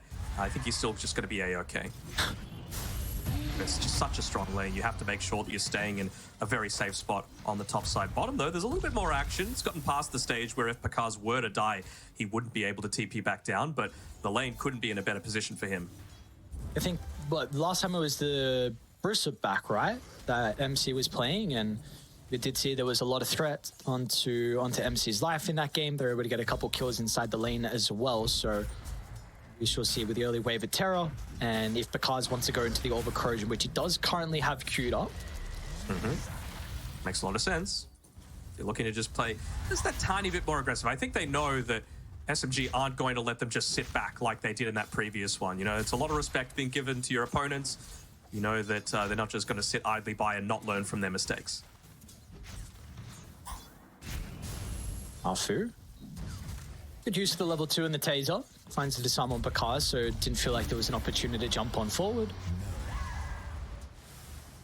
And looks like overall, though, the lanes are going pretty much as expected, right? Like, Kunkka can't really stop the Coddle from getting too much farm, and Coddle has been able to pick up that Urn of Shadows. Thankfully for no one, with his good positioning, he hasn't really been taking too much harass as well, but it's really that top lane that's been the key difference, right? Mid one is suffering somewhat. He's still getting experience, but this is what you're wanting to prevent happening. Whisper getting all of this farm, because we saw how effective he was previously. The fact that they got that hard camp pull is just devastating. Bottom lane, MC should end up going down here with the jump over, and now Arthur as well might be in some danger. blocks. They're going to need another round of the spells. It should be up pretty shortly. Blast-off gets some distance, but Pakaz with the slow and the missile helps find a double kill, and I don't know, Denog, this is not a person you want to give multiple kills over to start this game. No, definitely not. Even just Panda being part of a lot of the assists, right, means that he's just going to be in this situation. Now he's got the boots, so you feel a lot less vulnerable against the likes of a Techies and a Spirit Breaker, just able to get your positioning on point. He's even pulled what I consider the worst small camp in the game, just because it barely kills one creep. But if you're able to stick close by, it gives a lot of experience, this Kobold camp down on the bottom side, which is obviously going to give them so much benefit, just being able to go for these consistent kills with a Wave of Terror. Top lane though, trying to make an attempt onto Whisper, who is alone at the moment. So SMG will be able to get their own kill across the map, and this is a much needed kill, and you hope that mid one gets it with the little farm that he's been finding. You need to get the kill nonetheless, and okay, they will. Jar gets it. So of course, with all that going on though, Matthew was able to drop a very deep observer ward that's scouting out no one on his farming, so you lose the kill, but that ward sets up for a potential rotation with C-Smile's Ghost Ship to hunt down no one now. Exactly, that's what it's for, right? You got to give something to get something, and well, unfortunately for Whisper, he was just overestimating himself a little bit, going too far forward to make sure he's able to survive. Mid one might be the same sort of thing, though. Oh, they got the snowball anyway. Tries to time the blast off, it's not going to matter. Mid one back over the lane where Genuel's coming on over. Mid one's still not dead just yet thanks to the taser. No one's going to make his first rotation. A great use of the ensnare, but they'll miss the blast. You know, the damage is going to be lacking from SMG, and you need to get out and cut your losses because Whisper's already found a double kill. It was actually Panda that ended up TPing in. C-Smile still able to sit most of the time in that mid lane, pick up even more of that farm. Just going for the value avenue this time around, right? You can't afford to fully wait out, just go full on greed straight into the heart of Tarask. Maybe now the Blade Mail just as another value item, and he hasn't had to use that boat just yet. No one is wasting so much time to top and now to bottom, and these Coddle rotations are going to be instantly thwarted. The ward on top of the Rift, Evil Geniuses yesterday had their number in game 1, and it's looking like that might be the case again. 2,000 net worth lead with 6 kills. Really what I'm looking for next is, I mean, Mind Control is the most farmed on the team, which is probably not what you've come to expect considering he has died, he hasn't been able to participate in a kill. Say that, he just ends up giving the mega kill streak over the Cars. Yeah, oh my God. 5-0 with the first blood being picked up as well by Vakaz. He's going to get one of the fastest Battle Furies I think that we've seen. So this is looking real good for Evil Geniuses to be able to start this one out. And again, it's just what they're able to do with the lane equilibrium, right? It's constantly staying right next to their tower on this bottom side. And that's the area that I was more concerned about, at least for the super early game, not so much anymore. And now we are going to get to a stage where we could be mentioning there could be a huge lack of damage in the early game for SMG. Oh, yeah. If these Coddle rotations still don't continue to work out, like if he doesn't go Vessel, it doesn't, like, Dagon, I don't know what the item build's going to be for no one, but it's just him. And Radiant have so much sustain with the Rum, with the Dazzles sustain as well, because we are going to see Whisper getting involved super early. This is a 8-minute Midas here for the offlane Dazzle. Yeah, 8-minute Midas, and we've got Midas, I believe, being queued up by mid 1 and Mind Control. So they are not looking to get active at all. They are just saying, you know what, laning stage didn't go well for us. Let's try and greed it out. Let's try and make sure that we're able to scale off of our levels. If MC's able to get into that level 9, he can be a bit of a nuisance, but again, going up against a Kunkka, it's not the easiest hero for a Spirit Breaker to play against. You can just get that X marks off onto you. So who makes the space, though, for this double Midas on SMG? Is it just some calculation deaths? Maybe Januel is at least going to be annoying and try and soak some of the experience. He probably will die, though, although 2 points Nature's attendance is really making him work for the kill. In fact, he's going to be able to get out of danger. So yeah, pretty speedy on the Enchantress, especially at nighttime with the boots of speed as well. Plus the pig pole. All these little things do add up. And I was saying before that Zhao does need to be the one that, you know, puts a lot of this map pressure on. He hasn't been able to do it too much yet because of what's been going up on this top lane. Because was charging up the Rift, he cancelled like halfway through. Now they know that mid 1's here farming next to the tower, but being level 6, it's always a little bit of a concern with that Chronosphere available. But Panda just freshly picks up his own level 6, so maybe they do go for that sort of play. Because TPs are starting to come down. Rainbow TPs, in fact, they're going to have to damage. No one has to go the long way, but with the blast, it's not enough damage. Because he's now got the run buff. Mid 1's going to have a pretty good angle here for the Chrono, but the snowball stalls it out momentarily.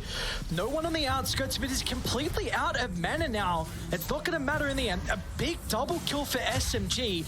Are they going to be able to deal with C-Smile? Panda will start to move on down. Another blast connects. The damage mitigation from the swap doesn't help protect him. And now it's just the supports from Evil Geniuses as SMG. It's a delta split. Left and right they go.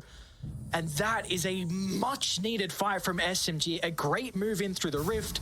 No one's looking for Matthew. I mean, he's got a teleport, but MC can still move on down as well. Charge is going to be there fast enough. Snowball, beautiful timing. Matthew, he's looked exceptional so far to start the game on the Tusk, and he should be rewarded once again with another kill onto the offlane on SMG.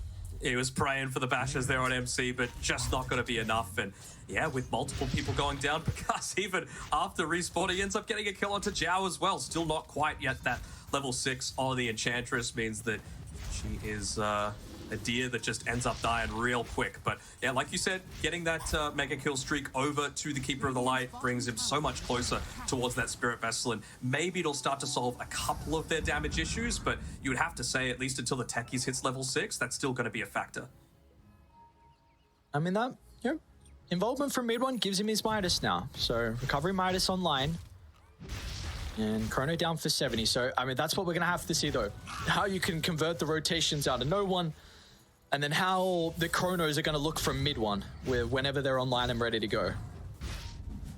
The thing is, though, you know that mid one's not going to be part of any sort of engagement for the next minute. So the question that comes to my mind is, what are EG really looking for? They don't care if the things see the Faceless Void on the lane. That's the least of their concerns. It's what are they able to do? Who else can we look to go for? Because we know the Void isn't going to be participating. They just want to go as far away as possible, down towards this bottom side. You can see MC almost has enough to be able to purchase the Midas just one creep away. If they're able to kill him before that, that would be enormous. Just lose a bunch of gold. They're even going to glyph so that he doesn't have that little bit extra. Good positioning by Zhao, though. Yep. It's the gank. So I wonder when EG start to now consider about Roche. You've got 3 points Terror, max tag team with Medallion. Because no Deso yet, I don't think that really is a concern, but we'll see when they feel like they have... Oh, mid one? Okay, it's fine. Yeah, we'll see when they want to try and consider about Roche. And maybe they just want to wait a couple of minutes. I mean, that's still going to be bottom for the next 2.5, so you can probably afford to wait things out. I mean, the other concern is maybe they just want to bait some sort of fight, which puts the Chrono on cooldown, because even if SMG somehow break even or even win that fight, there's no way that they're going to be doing Roche. Yep. Like, how do EG also break towers, too? And we're still yet to see them really put any damage into an objective, so that is one thing that is always going to be a bit of an issue for them as this game goes on. At the moment, they're not really too concerned. 2,000 net worth lead and really continuing to grow as well, but that is kind of something we will have to look at on how they're going to be able to find some objectives across the map. Yeah, I wasn't crazy about either of their drafts, to be completely honest, but at least with EG, you can see that there is a definite game plan in mind, right? Like this physical damage route. If they beat it, they beat it. But, you know, you've got something that you're looking to play around. Those Roshans, those quick pickoffs, the itemization is all going to be on point as well. For SMG, they didn't exactly have the greatest tower push either. You know, that's why I was really emphasizing Januel on his Enchantress. And I guess you can also see it on Arfu with the proximity mines as well. Maybe he can look to make a little bit of that happen. But from all of their cores, you're really not doing any sort of tower damage in this early game. You see Arfu, in fact, takes a little bit of the Ancients. No one's also going to grab some of them as well. They will look to smoke. Connecting down to bottom, where currently Matthew is, and deep inside the jungle, C-Smile is as well. Matthew's in a great position, though. Intercepts the smoke. And it's going to be a nuisance over the snowball, but he should still go down nonetheless. Rated, they are even TPing in Panda. Is he going to be in range for the swap? Won't even look to go for it. So, there's a kill from SMG. Let's see what they're able to do off the back of it. I mean, no objectives. Maybe they can drop a ward, but nothing too crazy. Gives them 2 vessel charges now, so that's a nice little bonus for them. Looks like no one's going for the Yule Scepter as well, so just providing that little bit of protection for himself. Nice way to be able to dodge out perhaps the Kunkka boat combination as well. Pretty impressed, though, with how SMG have stabilized this game. Like, it's only 2,000 gold. Yes, you look at Bakaz, and that is very concerning. But how do we feel like EG as a whole? Like, would you have preferred to see them be a little bit more active, or do you feel like that they're fine with the status of this game? I think EG are fine overall. Like, you want to make sure that you're not letting them get free value out of the Midases. That's the main concern for mine. I mean, mind control's all the way up to level 11 already off the back of, you know, a past couple of fights and getting into this Midas. And yeah, see you later, Arfu. Sacrificed. The main concern for mine is, again, with the Spirit Breaker, with my reasoning behind it being busted, you can just clear creep waves so quickly. You can force a lot of defensive rotations out of EG. So the thing that's concerning me is that they haven't, like you said, been able to take too much map control, take too many towers. So it feels like with this change-up, because... Yeah, okay, so he had a BKB queued up for quite some time, despite having 2 components of the Desolator, and he said, you know what, screw it. Let's go back for the Deso. Let's look to try and make something happen. They want to try and take a team fight up top. They want to win it. They want to use the Siege Creep to take that tier 1 tower, and now Roshan is top as well. So if they could look to get a synergy of all of these things together with a freshly purchased Aghanim Scepter from Whisper, that's the main goal for them. Yes, yeah, they're ready to go. So we need to see what SMG want to do to combat that. They're going to try C-Smile mid. This is very ambitious. MC is charging across the map, but the Blade Mail Envelop won't activate. It's still a lot of damage nonetheless, and they do indeed bring him down. Arthur might be a consolation prize, and MC jumped in with a nether strike. Mid one still coming over with a Chronosphere at the ready, but a great split away. EG will make sure there's no potential of the Chrono. Now, even Januel revealed himself for a second, so it's going to be a 3-for-1. This gets annihilated. What the hell? He was killed faster than Elon's killing Twitter right now. I mean, that was absolutely ridiculous, with Xiao just basically getting one-shot by PA. Middle tower is under attack.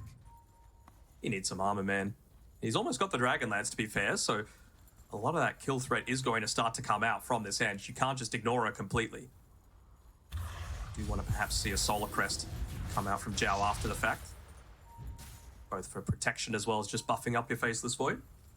Radiant's bottom tower is under attack. All right, they're going to maybe... It looks like they're completely avoiding this top side, so they want nothing to do potential Roche fight, even with Chrono at the ready as well. So, should be a free Aegis. They are just happy with continuing to farm, continuing to let these Midases go to work. Has always been one of the biggest Bottom again, see Smile? Counters, yeah. This time they don't have the Safe Vessel position, though. instantly. Yeah, and he's got the BKB now as well, so it feels so much safer. But yeah, the Aegis is one of the big deterrents to the Chronosphere, of course, right? Like, just having a second life really just puts a stop to a lot of those plans, and that's even if you are able to kill him the first time. You know, we've been talking about a lot of the saves that have the potential to be able to come through, whether it be Shallow Grave, Swap, even Snowball if it's, for whatever reason, on the edge. And Matthew, he's nearly got the Blink Dagger as well. It's a very difficult Faceless Void game to land Chronos for mid one. In fact, I don't want to say possible because he could do it, but like, I would not blame him. We see some not the greatest Chronos. So, Arfu, hello. Multiple EG heroes pop through. Why not all four? Rotating down to connect to C-Swell. Should be able to get this tier 1 tower. They've got a great ward as well, and also we are going to be looking at the Wisdoms in about 2 minutes 10, so 2 minutes 50, sorry. So we might even stick around to try and continue to control that. Everyone's got his Mjolnir picked up as well, though. Has to be very careful about sticking around. If a PA is hitting the tower, that means that the team is close by. At least he's going to be able to pick this one up before that fight happens, and he's got a lot of damage output coming out now off the back of his attack damage as well. Actually going into the Solar Crest next is... Pretty much the Octarine. Needs one more component, but he's got the gold for it, so... Scary Snap. Again, it's just the distraction plays. That's all that MC's trying to do. Keep these other lanes pushed in. You don't really feel all that confident in being able to fight just yet, but that is just the second tower that you've lost for the game. And you would have to say that no one on his Keeper of the Light is one of the better heroes at being able to just keep this push away. You just got to be very careful. You don't know where Picard's position, so it's always just going to be in a position to be able to jump you. Doing a very good job of stalling for now. Yes, yeah, very impressive. See if they're able to continue to do that though. Januel looks like once again it's going to be the sacrifice, trying to pop some spokes. Wasn't used this time for the attempt, but nonetheless does see 3 heroes, so instantly see MC is going to TP down to bottom, means that mid one, who has made an interesting decision going from Mask of Madness after the Mjolnir is completed, so wanting looks like a little bit more kill threat by himself inside the Chronos. Do wonder how he's going to continue to progress as this game goes on as well in regards to his items. He just wants to chain bash people, but we saw how effective it was when it was being played up against Ramses on the Sven, right? Kind of similar sort of thing up against a PA. Of course, maybe the, the evasion. Yeah. Jump over the top, it's not going to matter. Even though the mine scouted them out, no one gets blown up. And Arthur's stuck inside the shards, trying to pump fake. Won't be necessary to get the blasts off, but I think maybe, I don't know if quickly you melt. I don't know if the pings were too late or something, because they walked up the higher ground with the smoke and the mine pop, but I think potentially because wasn't with them, it was a little bit closer to the Coddle then. Gotcha. And even just the Tidebringer itself did about 700 damage to be able to kill the Coddle just then, so it's a lot to have to contend into. And again, you got to give some commendation to SMG, they're positioning themselves around this this Wisdom Rune. Matthew looks like he'll be in a position to take it, but as long as they're not taking objectives with this Aegis, I think that's the bigger issue. They might be able to yoink away the Tormentor. It's not an amazing Ag Shard to be able to give over. Dies in about 2 seconds. But again, you're just getting more usages out of the Midas. You've got Spirit Breaker now level 15. He's got the Bulldoze cooldown available as well. He's got the Octarines. So you're just so much more capable to be out on the map and a lot less killable. And this is the big timing that I was talking about, right? If he's able to get into that Shadow Blade on Mind Control, maybe you do find a pick-off to be able to start these engagements, and then Faceless Void, who is in a very advanced position right now in mid 1. I think he should be able to just get away. But yeah, if MC takes out, let's say, the Dazzle or the Venge to start the fight, it completely changes mid 1's potential for really impacting these team fights with the Chrono. Maybe in trouble here. Of course, it's not going to last too long with the stuns. Jesus, though, MC gets blown up from the physical damage. Still barely any armor for him to work with, so we've really been seeing his praise. I know he's got 5 deaths, but just the stalling game for him. But finally, they're going to be able to cut him down. And all the lanes, bottom's not in the greatest position, but I guess without Bakaz nearby, they won't be able to put any damage into the tower. So game will continue on.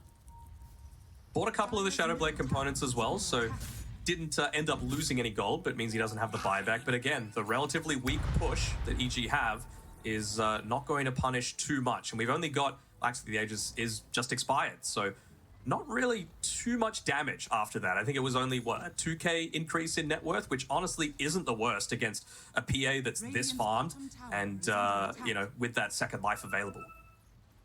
I do think the big thing is, like, not now, but the fact you got 2 Tormentors, so Panda's got 1, but really just your cores next are going to get them. And the 3 cores have great Ag Shards. If the fact that Bakaz doesn't have to buy his, but Whisper with the Hex or the Conquer with the Tidal Wave could be very frustrating, so that is something. Matthew was getting charged for the moment, not going to be the case. When do we feel like SMG are looking to go? Because again, Aegis is out. They've just been completely stalling. No one is about to have Octarine completed. Are we finally going to see them maybe be a little bit more proactive, or still not just yet?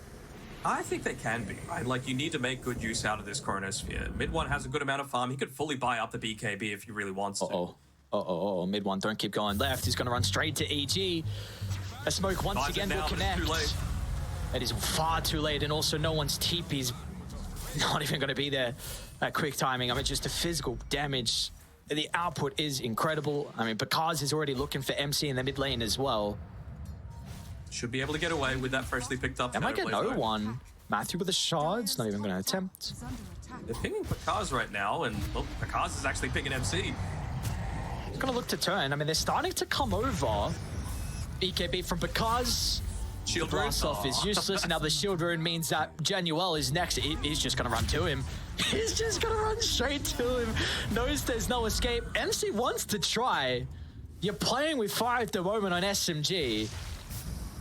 It's all about the distractions, man. It's all about waiting for mid 1 to be back up and available. The supports will give up their life freely to make sure that mid 1 has the potential. And it's always been like mid 1 teams have that similar sort of mentality as MC. Yeah, he's in a bit of trouble here. Need detection. Just able to get away. He used the last sentry that they had in the mid lane to try and catch him when he went for that previous dive. Bounty. They do just immediately charge again, though, onto Whisper. Part of it is just to, of course, get back onto the map. Stops in front of the ancient camp area instead. Now it's just a matter of, all right, we got Shadow Blade, we got a little bit of extra survivability, time to work towards our Aghanim Scepter. But maybe mid 1 has different plans. He's level 15, he's got that -3 seconds on the Chakra Magic cooldown.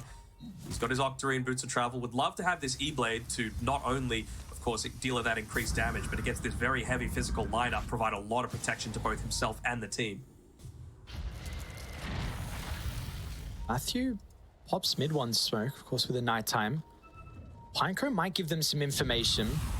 Very difficult person to start the fight on, but no one else is really nearby. C-Smile's going to chuck out some stray spells. Might have to pop the BKB. Radiant is starting to TP in. Looking a little bit awkward, though, from Evil Geniuses. Where is Bakaz? Rainbow's starting to come out. SMG, do you want to continue with this engagement, though? Happy with the start. BKB, all of the Conquer spells as well. And again, it's just delay gameplay. Charging through the mid lane. Oh, never mind. Charges to the mid lane, goes MC. Put a little bit more pressure on with that 25-minute creep wave.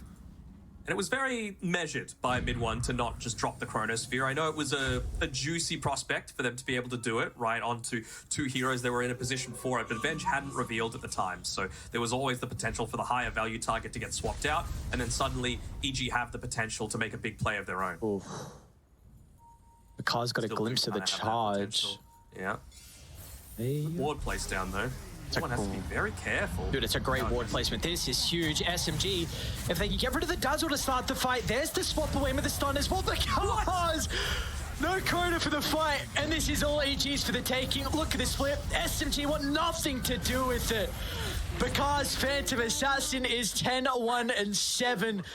And that ward was perfect though, but again the supports, like we were saying, Dazzle and Venge, or Dazzle's not even a support, but just the saving aspect you can provide in these fights makes it so difficult for SMG to execute.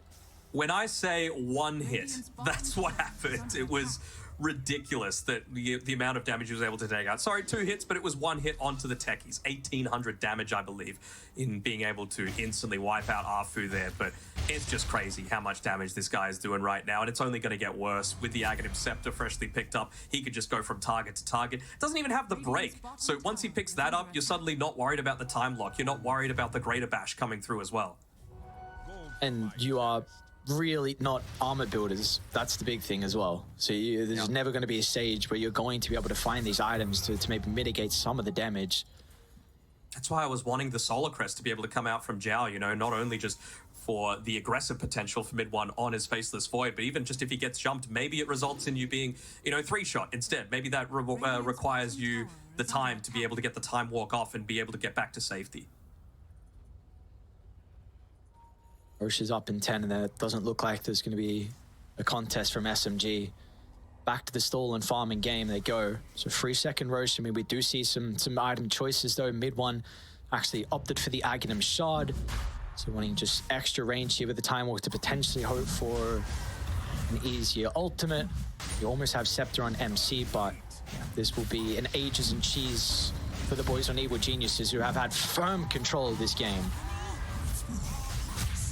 It's a nice neutral item choice by mid one going into the Vindicator's Axe. A lot of times you see people do it when they were wanting to go the Mask of Madness just for that little bit of extra damage output, but really Faceless Void with this item build is all around the time lock damage, right? It's not so much the right click, so the extra attack speed is going to be nice. And then of course if he gets initiated on with the yeah, see you later Arfu. If he gets initiated on with the Cranium Basher or the Abyssal Blade, then it's just going to result in so much more survivability, and maybe he does get that time walk back to safety.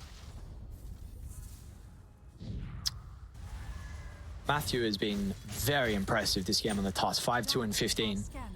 He brought it up to start the series. You know, we were both impressed with his Shadow Demon. Unfortunately, it just wasn't enough to get them over the finish line in that game versus Pandas, but this is something he's very comfortable on the melee position for us, and he's looking incredible, just being able to read the map, set up for some of these rotations, and pick us onto the supports. And he might be nearby as well, anticipating MC. He smiles there, Whispers there as well. Oh. He ain't slipping out of them. Grass is firm. Another kill for the boys. See Smile's going to celebrate with some torrents. Man, why don't we tip it if we're getting the kill? Sure, why not? You know, well, Bakaz is alone. Oh, with the damage from Genuel in mid one, you're praying for some more misses. They won't get it. They are not going to stick around on the respawn though, with the Chrono having to be used for that. But you know, there was 3 minutes left, 3:30 left in the Ages, so that is something. I mean, you probably are going to forfeit your outer towers now though.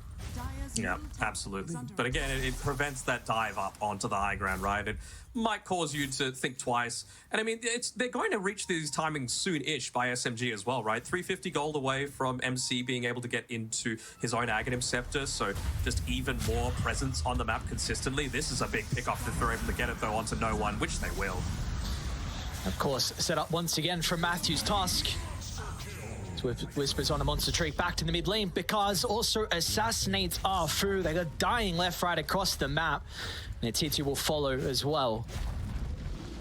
Didn't even try and pop the Ghost Scepter there on no one to try and maybe survive, not get hit by the Walrus Punch.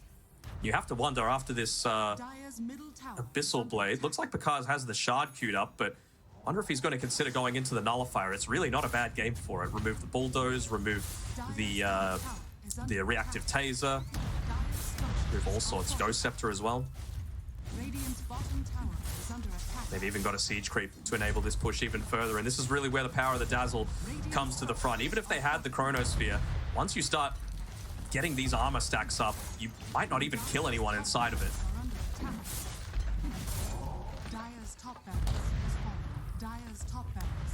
Or even at the stage where we're high ground walking.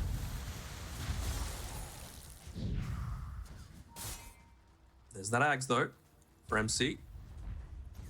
Probably a couple of creeps away from being able to pick up the level 20, so his damage is no joke at this stage. It's really just about the survivability from this point onwards, so I probably want to see something like he's going for the SNY. I'd rather see a BKB personally, just because he's got the Octarine core, he's got that cooldown reduction, and really the only way that he's getting caught out is if there's an X marks landing in onto him, you know? Even now, look, just predicting that they have this big spike coming. Lincoln Sphere now for Whisper. He realizes how important he is to the success of a lot of these engagements, so let's see if he reveals himself on the lane. He stayed hidden for now, but that might change some of this target prioritization. Maybe Panda is the one that they're wanting to go on. He's gone for the classic double Wraith Pan build, the extra value. Hasn't gone for the Aghanim Scepter, so it They're makes the split Avenger top, really man. They are not together with mid one. He's going to time walk towards. Who's this mid one? He needs his Might boys. have to use the Chrono defensively, but what can they do off the back of that spot? Keeps Matthew alive, and now the Grave is going to be there as well. This is not the start that SMG need when you're 18,000 behind. As MC tries to make some space, but Pakaz will just jump over 4. They haven't guaranteed any kills just yet. But the Torrent Storm out, it'll stop MC's retreat, and our C-Smile's going to try and lock onto mid one. Back inside the middle as well. Januel's continuing to beat with the impetus, but it's just not enough. Mid one gets crit down. And no one dies on EG, man. It has just been their game from start to finish. It hasn't looked close. A 4-0 from them. And they can look to get some objectives now off the back of the successful fight. Really is a similar sort of game plan to what we saw last time. They ran this similar sort of lineup, right? Dazzle, Kunkka, big late game carry, whether it be the Faceless Void or a PA. It just feels like it is their 101, the strategy that they're going to go for every single time. Even just taking his time to be able to clear out a bunch of these remote mines because he's got that Paladin Sword. He's just going to regen it up immediately. And I mean, this feels like tier 4 attacking territory, right? Like, you're going to try and bait out a buyback from the Faceless Void. Looks like they're going to take the measured route, though. Back off. Look to secure those mega creeps. I'm not really sure how much an Octarine Techies is going to change things, though.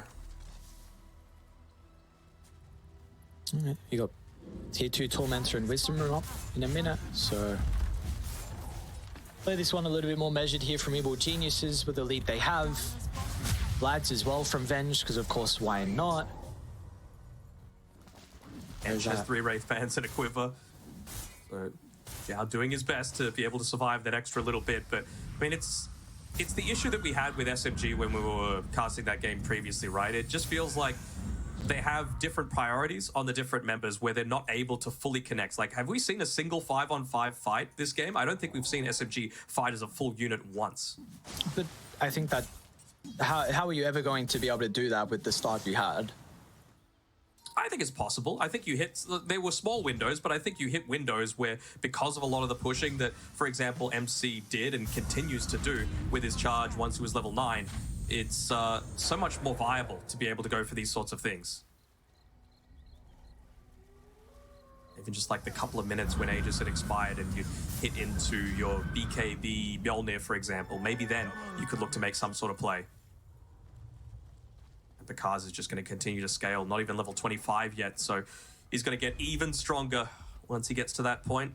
He's going for an Aeon disc on Pakaz, wanting to keep that death to just 1. No, never mind. He's got MKB. Makes a lot of sense. I mean, as soon as he sees the Eagle song from the Faceless Void, he's like, all right, time to make sure mid one's life is even worse than it is right now.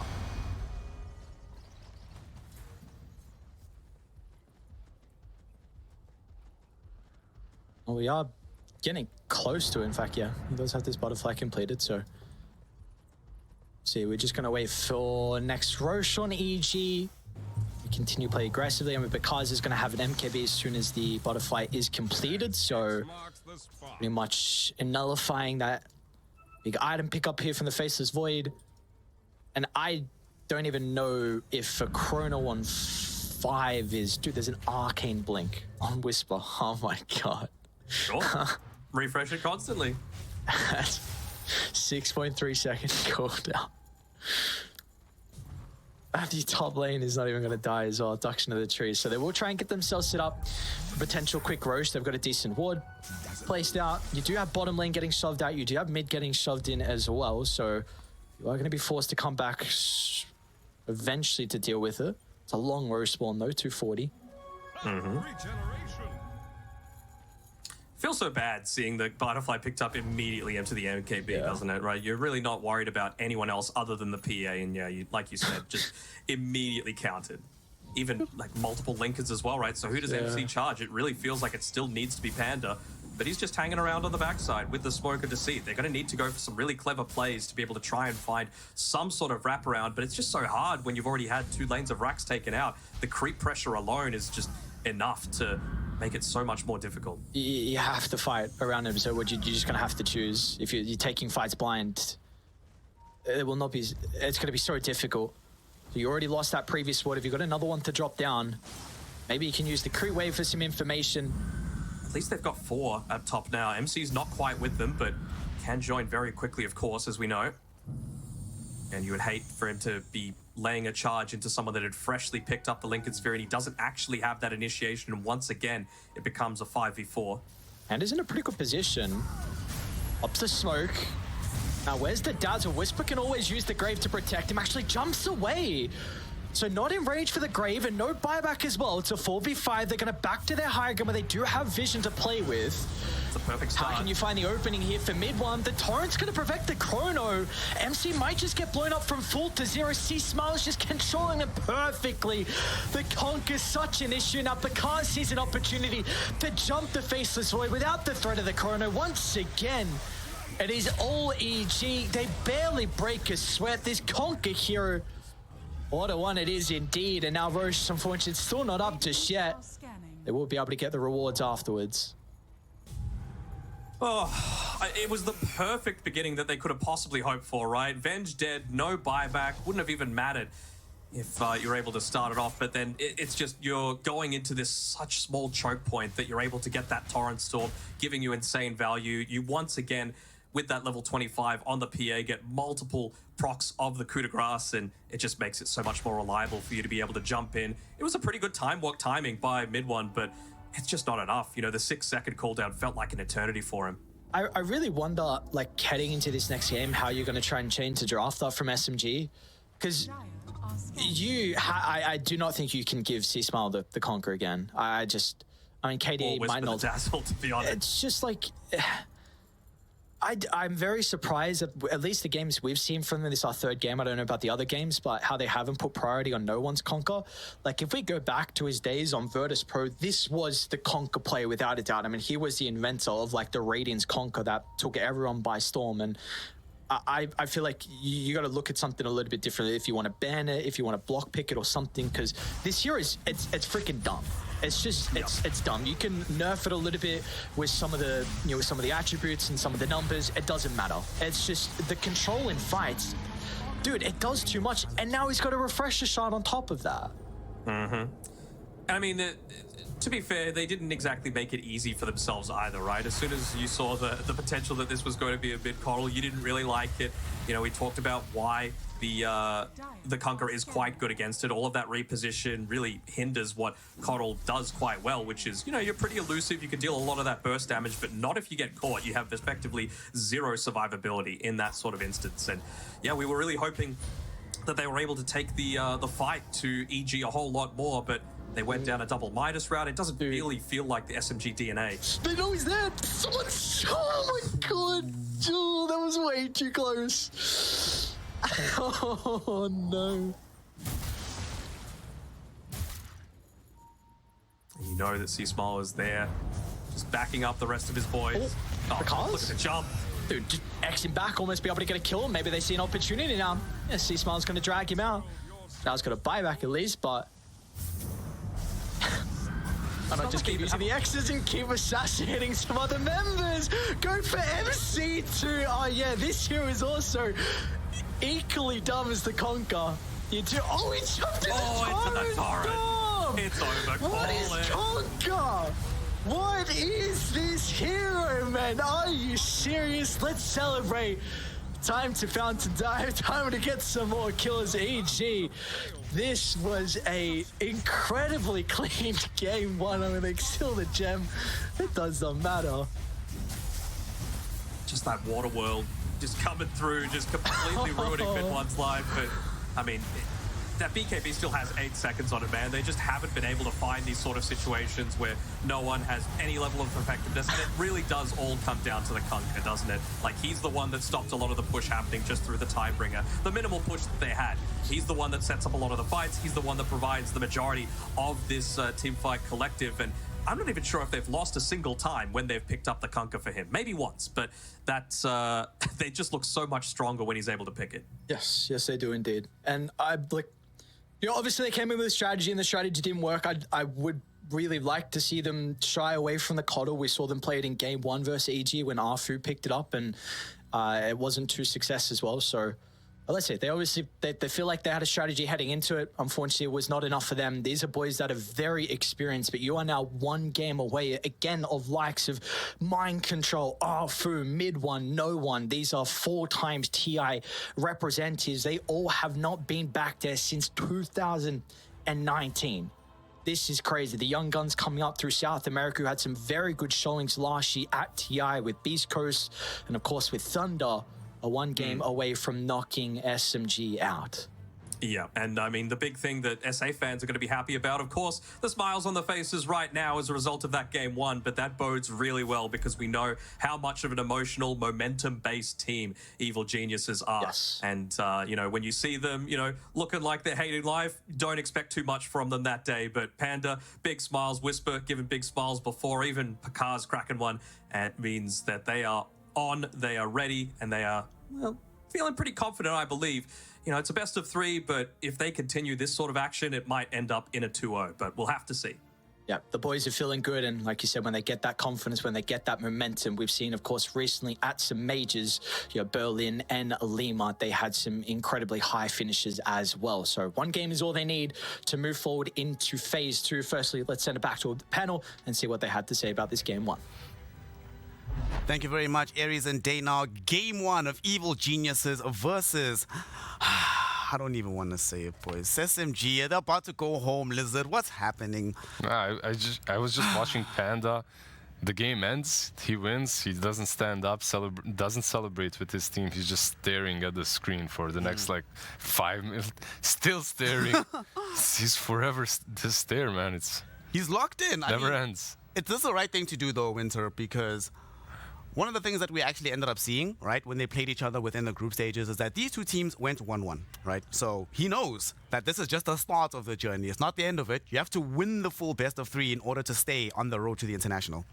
Yeah, I mean, it's just good, you know, he has the attitude that even though we win, we still have to, you know, stay focused, keep improving, keep learning, you know, what did we do right this time? Why are we winning the game? So you have to keep your focus and try to replicate the same thing, you know, just do the same thing and get it over with. I'm actually curious from both of you, right? Sometimes I think when a game is as clean as it was, from what we saw from EG, it can be hard to isolate what it is that they did right? It just feels like the entire universe was guiding them towards victory. But if you were to isolate a moment in that game, Lizard, what do you think will you be able to say? As we're going to probably see some highlights in a second, what do you think was the reason why EG looked so clean? The moment was when Faceless Void got picked, and they had Venge Dazzle on the other side. I think that's the moment. I feel like that's, in particular, this is a different game, but in that one, that was probably the moment. Also, PA just, you know, having a lot of fun, a lot of free farm. Meanwhile, Kunkka creating all that free farm for her because he is the master of the space at the moment, right? Goes in with the water park that everyone is calling. It's so difficult to deal with that hero. Too tanky as well, like Blade Mail and whatever else he buys feels invincible. By the way, the boat as well into the chrono, not too bad.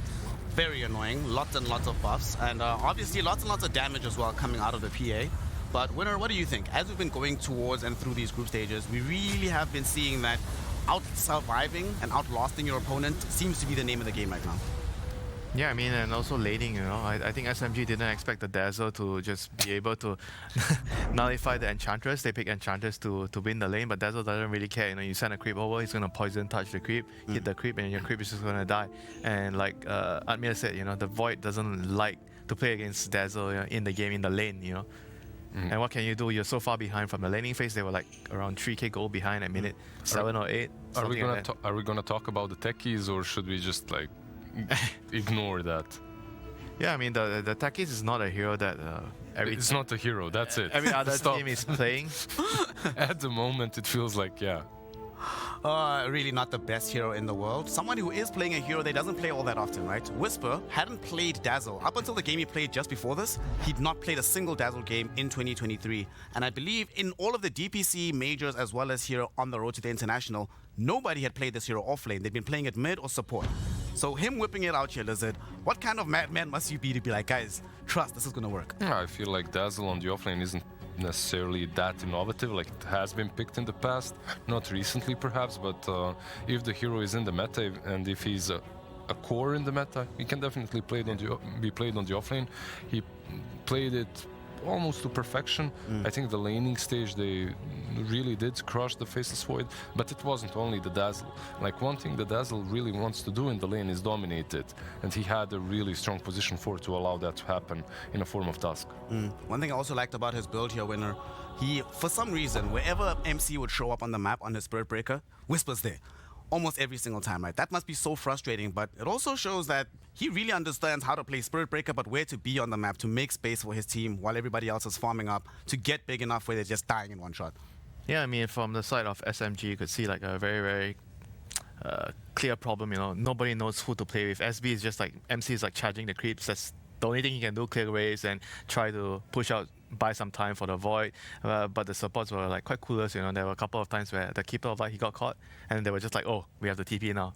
And then they TP'd in, but couldn't save him. Then everybody just died one by one. They weren't really sure about what they had to do in the game.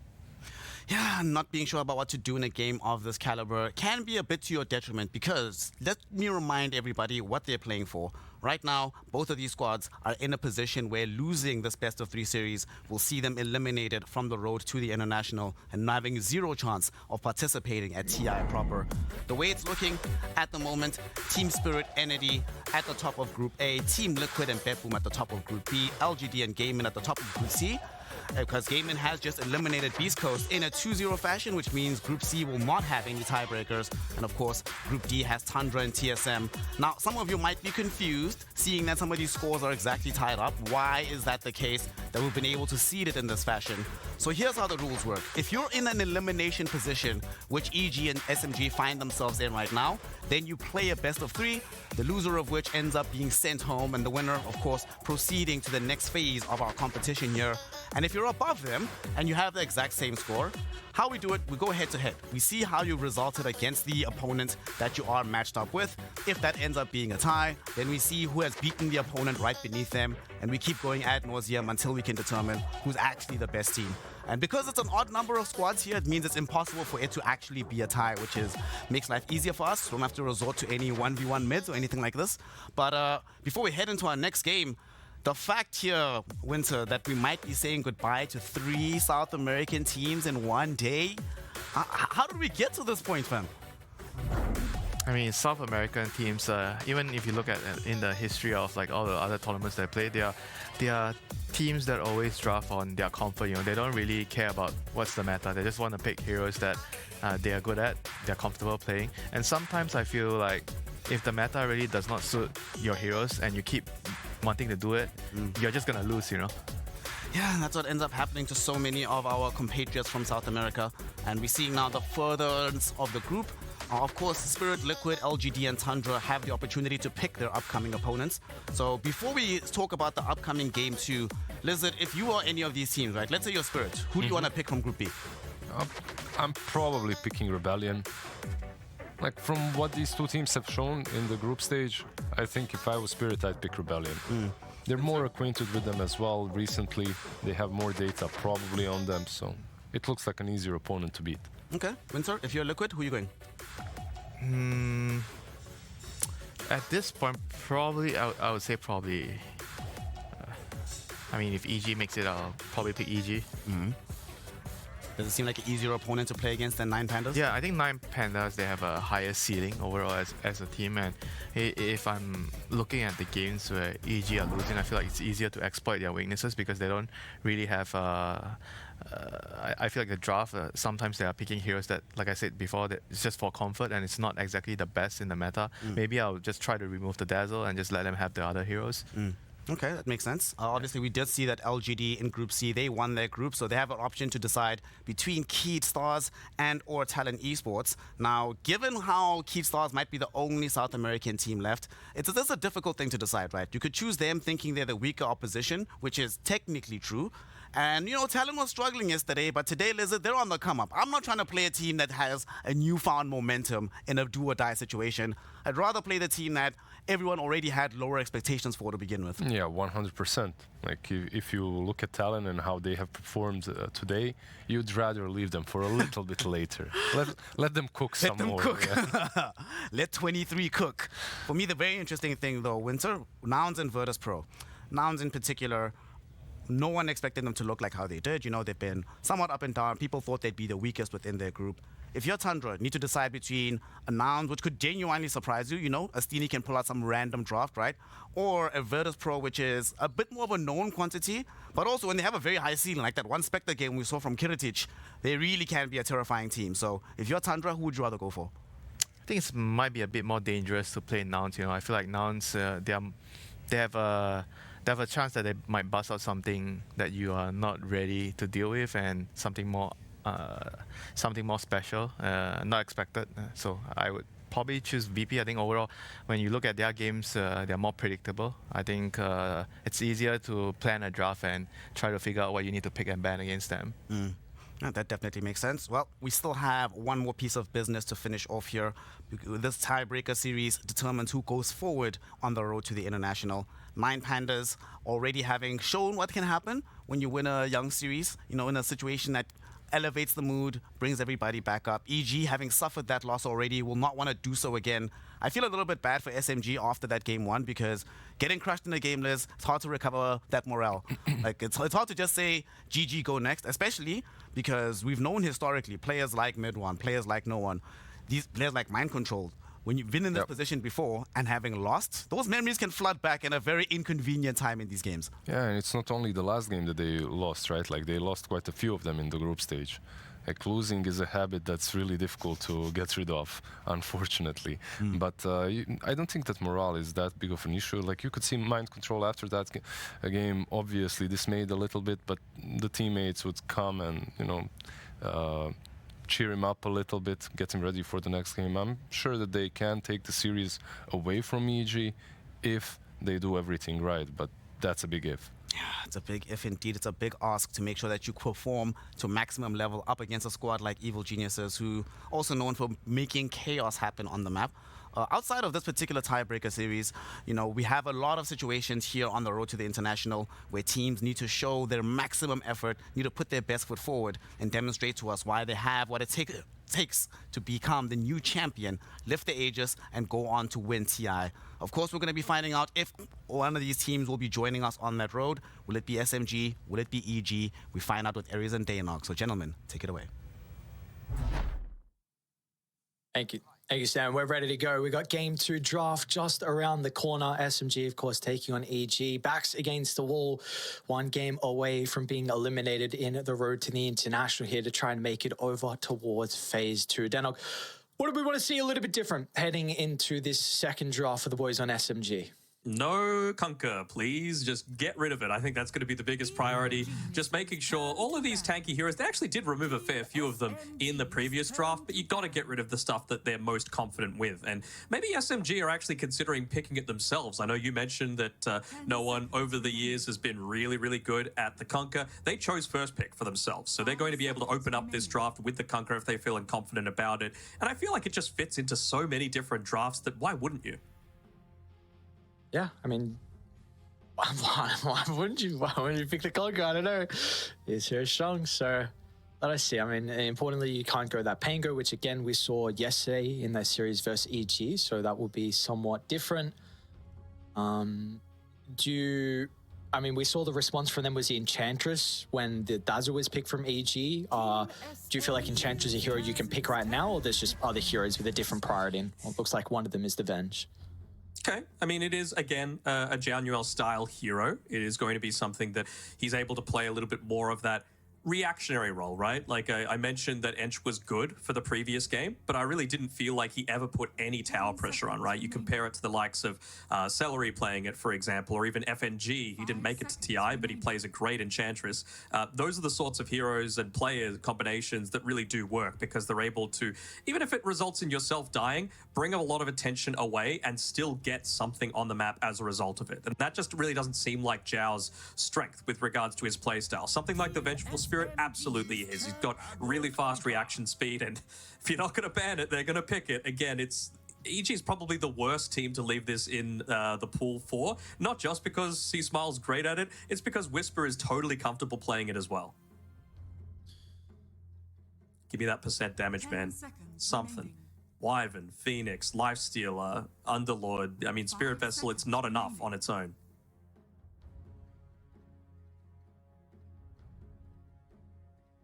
No, it is not. No, it is not. And again, you're not gonna go AA with Avenge, so we are gonna have to get a little bit crafty here on how we're looking to try and deal with the Conquer for SMG. Of course, like you said, have the potential to be able to put it in multiple roles. We'll see what the bans are going to look like. They will get rid of the Bristleback, which we saw banned in the second phase of that previous game. I mean, maybe their mindset is, look, if we only have to deal with one really beefy hero, we can just ignore it and go for the other ones, right? You've gotten rid of the Primal Beast, you've gotten rid of the Bristleback. Those two plus Conquer are probably the big three that we're really seeing this TI. Of course, Centaur is still one. I guess you could maybe say the Earth Spirit is another, but certainly not to the same extent as the other three have been in terms of both their survivability and damage output and even utility off the back of everything else. So my mind just keeps going back to what is no one going to play now, because I really feel like the Conquer counters out a lot of what his strong parts of his hero pool are, and they're going to pick, you know, one of these big sustain heroes. So it's a bit of a block pick, but honestly, with the Rum onto yourselves, you could just use it for its healing aspect as well. I love the Phoenix. I'm really surprised it's not being picked even more. I agree. A lot of team fight now as well for EG, so this is a big thing. So let's see what you're going to look to try and address on that on SMG. Like, do you try and double down yourselves and be able to match the team fight out of Evil Geniuses? Do you try and just look to play skirmishes across the map? Because you're going to need to decide. What even egg hitters are super meta right now? Like, Snapfire is not meta anymore ever since they moved the talent from level 20 to 25, you know, the little shredder using your attack damage. Gyro, not really meta. I think it's been picked at the start of today 4 times for a 0% win rate. Medusa, not super meta. Juggernaut, not really. Lifestealer is a little bit, so it wouldn't be the worst Lifestealer game, but it's been banned out. Yeah, sorry. So yeah, like I know you're always wanting to jump in there just to try and get one up on me, but you know, everything that I'm saying kind of just fits well, right? I feel like EG have got a little bit better grasp of the tournament meta than what SMG does right now. Okay, so very good response against the Phoenix. A Stampede to be able to reset away from Supernova, take fights on your terms. I think the big thing is just the fact that I really like Conquer X versus Stampede. That is always very frustrating to play with. You drag him back into Sunray, it's a lot of damage. Now, you will also be able to follow that up with a Shadow Demon, so that is a very strong lane combo, Centaur SD. There's a lot of kill threat for sure. I mean, Centaur level 2 is really just... I don't think anyone deals as much damage as Centaur does at level 2. It's actually kind of insane. Maybe a CM, but it's like not burst damage, whereas Centaur's absolutely is, and it's just so much easier to set up for the hoof stomp, even without the disruption. I mean, that feels like a pretty strong lane answer to it as well, doesn't it?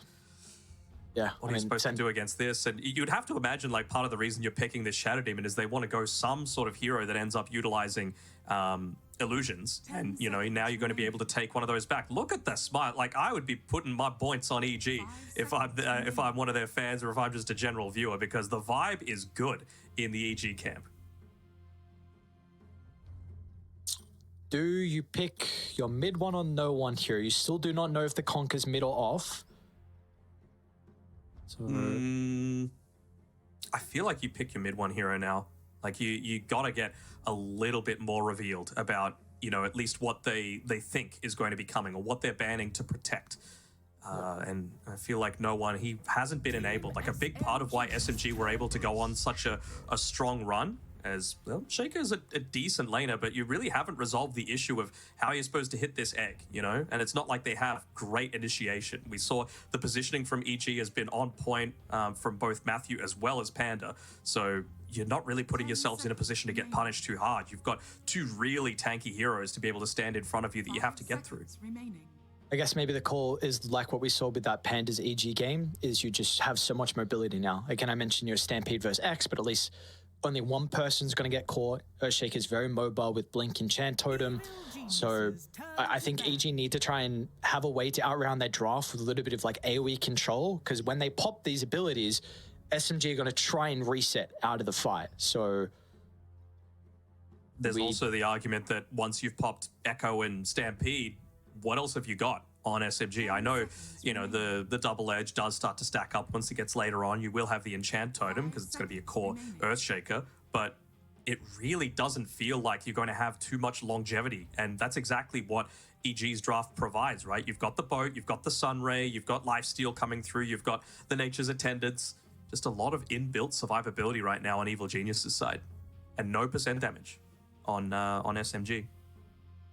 Are we looking about a Sven here for SMG? I know the hero's been nerfed a decent size. I don't think it's having the greatest success at the moment in at the road to the international, but I'm just thinking like raw damage and capability to be able to deal with the CK. I get what you're saying. You just want the ability to deal with CK, provide a bit of protection to the team as well with the Warcry. A lot of that burst potential, right? If you're able to get a Blink Dagger, stun up the Phoenix with the God Strength, maybe you do burst him down before he's able to pop the egg and have the Sunray available. That's obviously a big component of EG's team fight. And I think that's exactly what they want. We actually do see a Gyrocopter being banned out as well. So it would have been an okay response to what they have so far, but it really does feel relatively underwhelming. I think it's got to be the Sven, honestly. I don't see too many other options to be able to deal with multiple units, but then, like, I guess Shadow Demon's going to be making stacks for you and it's decent for the lane, but once it comes to, like, the game, what is actually happening, you know? Maybe potential TA for mid one? We get the Noet off. That's still in. All right. Okay, we've seen this hero have a lot of success so far, whether it be carry or position 4. See what the responses be for EG. They have plenty of time to work out if it's a conk off lane or mid and how you address the Moeta. Yeah, I mean, do they just go into a little bit of magic damage now to be able to deal with it, right? Just pierce the veil, don't really care too much about it, try and outrange her somewhat. Even if you just wanted to be able to find like a blink onto the backlines, I wouldn't necessarily hate a hero like Zeus, for example, just to be able to A, deal with the Muerta a little bit, B, interrupt Shaker, blinks if possible. You can deal with some of these illusions that Shadow Demon might be making. It gives you a little bit of an advantage in terms of vision. And again, you've got these really tanky heroes to stand in front of you, so you are going to, the majority of the time, just be able to get off a lot of your spells.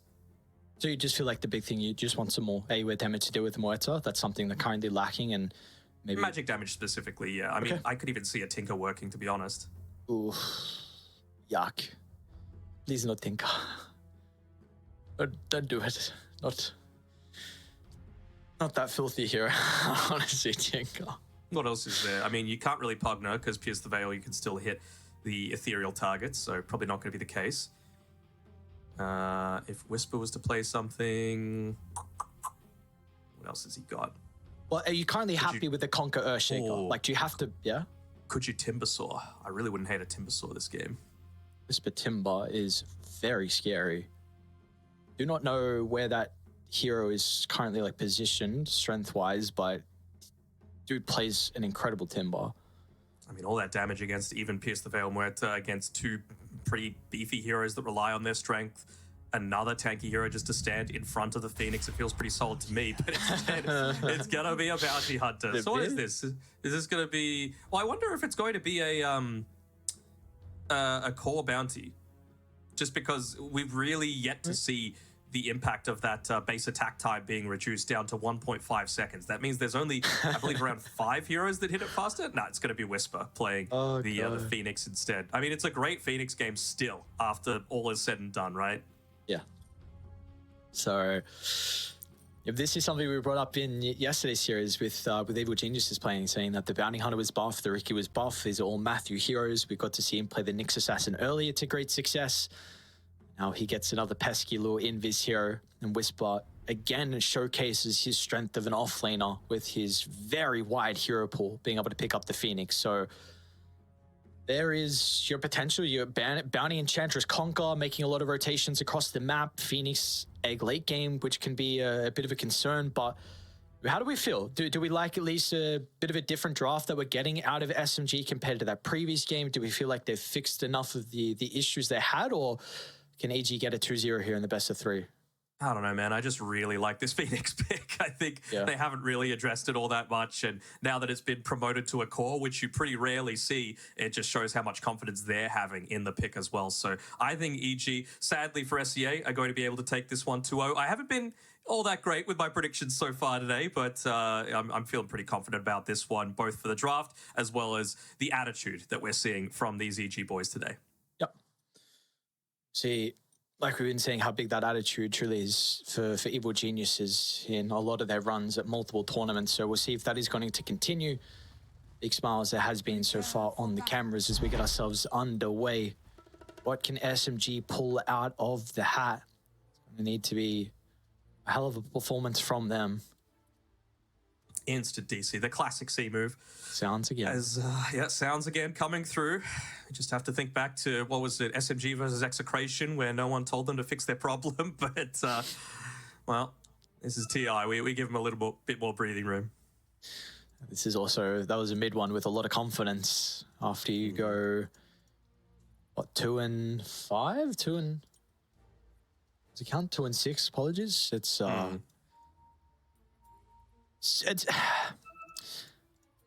It's been rough for SMG, which is really sad to see, the fact that, you know, with how dominant they looked in the C-Qualifiers, and that was like, for people that didn't see, I mean, SMG just blew everyone apart. It wasn't close. Grand Final was absolutely obliterated Blacklist, who were the probably favorites heading into it. I mean, some big names on that team, and SMG beat them twice. It just was not even close. Yes. 2-0 and 3-0. So, and unfortunately, your Mastros was a very stable person. You couldn't ask for a better stand-in in MC. Again, we've seen so far at OG, he's had top 4 and top 6 at different tournaments so far this year when he stood in for OG. And again, if we go back to 2018 with Ninjas in Pajamas, there was a top 6 at Kuala Lumpur Major. You could not ask for a better stand-in as well from MC, and he is going to have to help get the boys over the finish line. On his Centaur, platinum tier. Let's see what he's able to do with it as well. SMG aren't out of it just yet, but we need this experience to shine in this game for them. Do indeed, and I mean, SA, they're doing it for the pride of the region. You know, we had a few surprises come through. Thunder really taking it to a lot of teams. Unfortunately, eliminated already. Keydstars, they're through. They're going to be part of the playoffs moving forward. And so you get some Brazilian Dota representation coming through. Beast Coast, unfortunately, eliminated. So EG want to make sure that Keydstars aren't the lone SA team. And we know how much of a deep lower bracket run EG is capable of. I was trying to scout some wards. I think he just got too close, in fact. No, he wanted to be able to scout out the observer ward. It still saw him, the one on the left. Did it? Oh, okay, yeah, sorry, yeah. I thought it was he was positioned a little bit more to the left. So we'll have rid of the observer, but nothing is going to happen as of it. Looks like we'll get a 2 for 2. A bit sneaky positioning from Matthew. In fact, he's going to yoink the bounty in front of mid one. So Sure, yeah, why 3 not? bounties instead. I mean, if you ever want a crash course in how to annoy people, just watch Matthew Bounty Hunter replays. He just does so much. And of course, it's one of these position 4s that have the potential to, somewhat scale into the later stages, right? Like if you go Boots of Bearing, you might choose to go down the Aghanim Scepter route. We've seen bounties go like a Phylactery instead, just for a little bit of an extra movement speed slow, allow them to stay out on the map. Or you can even just build Solar Crest and buff up the likes of your CK. We've spoken a lot about this Conqueror and potential heroes to address in the mid lane. We've seen OD from Somnus have a great showing. What do we feel about the Earthshaker for no one here? Feels pretty good, honestly. Like one of the big strengths of the Conqueror is that you outlast hit a lot of people, and Earthshaker certainly isn't one of them with the Enchant Totem aspect. The big difference maker that I'm really seeing is that you're just able to make so much more consistent plays as the Conqueror relative to the Earthshaker, right? Like you're always a threat. It's basically only relying on the Tidebringer, and you don't even need to fully commit the body. Or just actively building into stats as opposed to something like the Blink Dagger.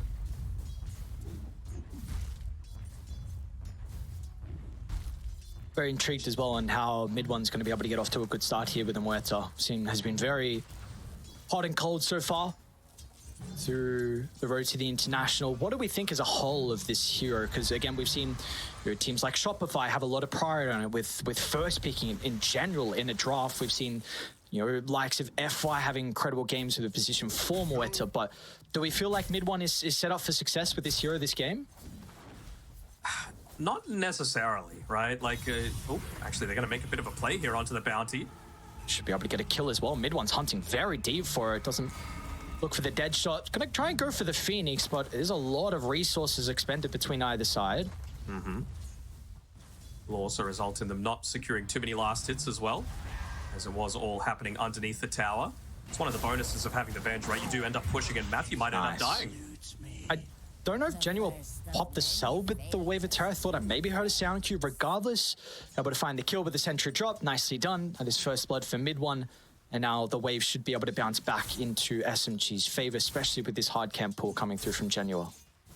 I mean, I really like the Muerta, just to pick up on your previous point there, but I like it much more against Agi carries relative to strength carries, right? Because that's really the one where you expect it to shine. You're nullifying a lot of the Agi heroes' impact, which is through having a lot of armor, so you're very survivable. Strength heroes are just pure HP, and the Pierce the Veil doesn't give you as much of that increased value. We do see how that strength hero is shaping up here for Bakaz, which we saw earlier today. Had a decent showing overall, but wasn't able to get them over the finish line with this Chaos Knight. Might be able to put some damage into Arfu, but ducks into the trees. No Chaos Bolt there for the CK. They do have one Sentry Ward still for this lane, as they're going to die mid one. And they're going to be rewarded off the back of that. Matthew's going to give Whisper a little tip. Level 3 now here for the Phoenix. Wonder what the item build's going to be for him. We've seen, maybe some offlane Phoenixes are considering something like a Midas, being able to get those levels and scale into the late game. He has the urn currently queued up. What would you hope for the item progression from Whisper? I think you can go into something like the Vessel, maybe, just a classic Tranquil Boots, Magic Wand. But then after that, it really does open up a little bit. Maybe he chooses to go into the Scythe of Vice. Maybe bottom lane. These poisons are really starting to stack up because gets a little bit of life back. But MC will still cut him down. Panda's taking a full crit wave. Yeah. MC's still not even going to hope for the attempt to be able to kill Panda. He'll backs on up. They're happy with the trade they got. Oh, it's actually changing things up a little bit on Whisper, going for the Veil of Discord instead. I mean, I don't hate it. I mean, remember, it's spell damage, not magic damage, as another team fight. A lot of action. Genuel probably going to go down. Whisper finds a dive, so the slow is going to be there for mid one. If you line these fans, Fire Spirits, we do see how much it's able to mitigate some of the Muerta's damage, so another kill for them up top, and they have some more urn charges now for Whisper. Very nice way to be able to start things off. And so yeah, what I was mentioning before, that spell damage for a Kunkka means that you're amping up that Tidebringer, feels very effective. Well, it's just amping up yourself, provides you a lot of that mana regeneration just to be able to stay out on the map, even with Phoenix using the majority HP to be able to make a lot of stuff happen. But again, it's a great value Sunray game against a Centaur, but also just enabling your... Is mid one going to die again up here? No. Maybe? Yeah, he is. Dude, Whisper, what a... Oh my god, man. He is one of the most frustrating offlaners it must be to play into. The plays this guy can make on a hero, like, we don't see Phoenix offlane a lot, but he's 3-0. And we don't see a level 5 Phoenix at 5 minutes too much either. This is not the start that you want to give. Just one of those heroes that gets so much value off of levels. You don't really need too many items. It's just all about the levels to be able to make that big impact happen. So they will be able to get a return kill onto Matthew. 1-for-1 exchange. Fortunate mid one doesn't get the kills because you really need his gold to continue to ramp up here with that Midas already queued up. You gotta have the gold start before it ramps up. It's he hasn't had the greatest start in a lot of the games that we've been seeing so far, unless the matchup in the lane was really favorable. Bottom side because potentially getting a little bit of action onto him, but just being able to dodge out that stun. One of the advantages, of course, of playing the CK is that movement speed that you've got. I mean, this is scary that they're already highlighting the fact that Bakaz can play solo in this lane and Panda can rotate. It looks like he is going to come back through the portal, but there is always that risk of a secondary support to be with mid one. Probably just going to feed him over a tango, and then do you even need to stick around? I'm sure Panda's just going to be annoying and, you know, play that sort of aggressive role that I was wanting to see out of Zhao last time, and here we go. See, as a result of the rotation from C-Smile, both come crashing down. Evil Geniuses are continuing on with that momentum in the previous game. They are looking good to start game 2. Man, look down at this bottom side. Like, it's the perfect time for that rotation, right at the 6.5 minute mark, when you've still got the Siege creep alive, when you've got an Enchantress with one of the better value creeps in the wild with Ripper, just to keep the creep wave alive for the longer period of time. And you know that Arfu is not going to be there to just consistently save and soak up a lot of that XP. He needs to be back there securing the Wisdom Room for himself, and luckily for him, it's not going to be Matthew standing next to him and stunning him up and stealing it away. He just ends up getting his own, but it's still a lot of damage being done onto a tier 1 tower this early.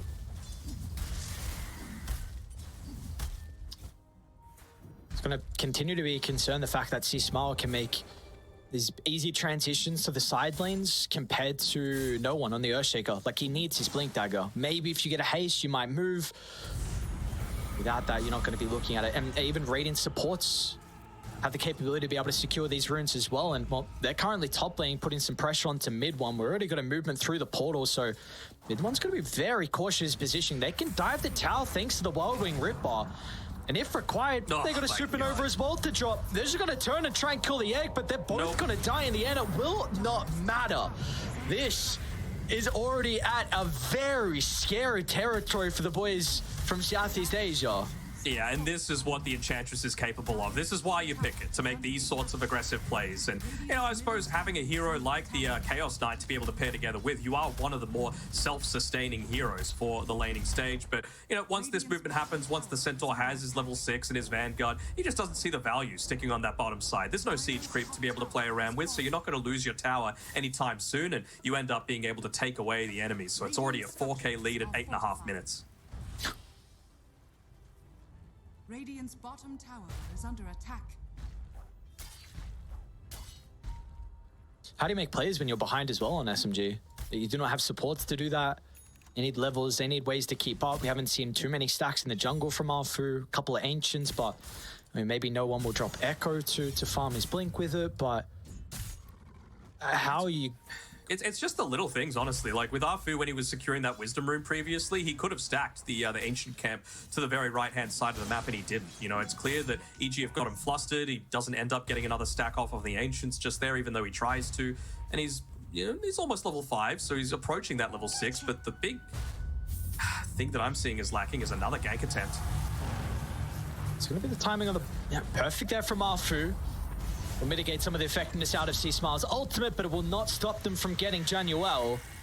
They might not be done, dude. Matthew's going to be able to charge on forward for Arfu. They'll TP in MC, but can they get the turnaround? It's a big Echo Slam, but all they get is a bounty. Now, MC will even turn to C-Smile.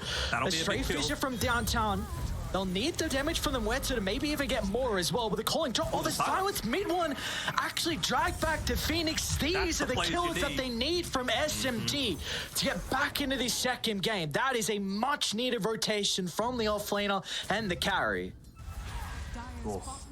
just like that, they're back into it. Maybe just getting a little bit too confident, right? Like, it's pre-10 minutes, diving almost a tier 2 tower. Matthew ends up going down to be able to start things off, and it looks like he's going to be able to secure the haste before he gets ganked with that Dust of Appearance. But yeah, maybe just getting a little bit too deep there, and suddenly you've got a bit of a game on Mind Control, right? He's all the way up to 2nd on net worth off the back of that. Might be dead, though, for Mind Control. Yeah, he takes damage. The toughest toy.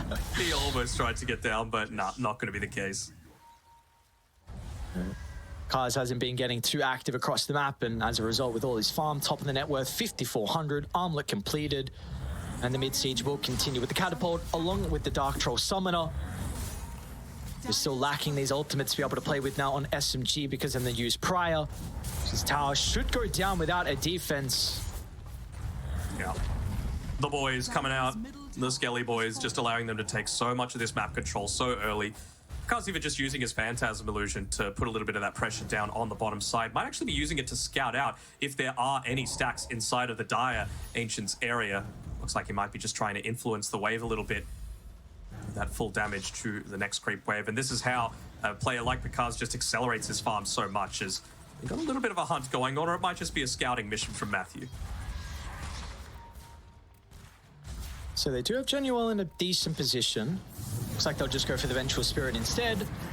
Try and be able to land some of the track kills. They're actually going to try and Stampede to protect him, so they are starting to move on over. A smoke with Arfu and no one. Blink has been delivered. You need a juicy kill than Panda. That is not enough to reveal this Blink. Great positioning, though, from the Enchantress. They might just have to go for it.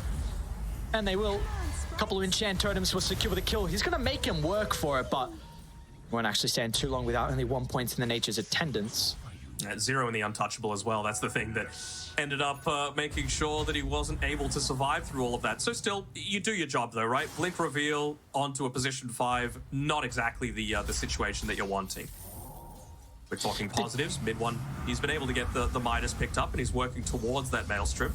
I'm just concerned of who is going to be taking this this big Ancient stack, right? Matthew?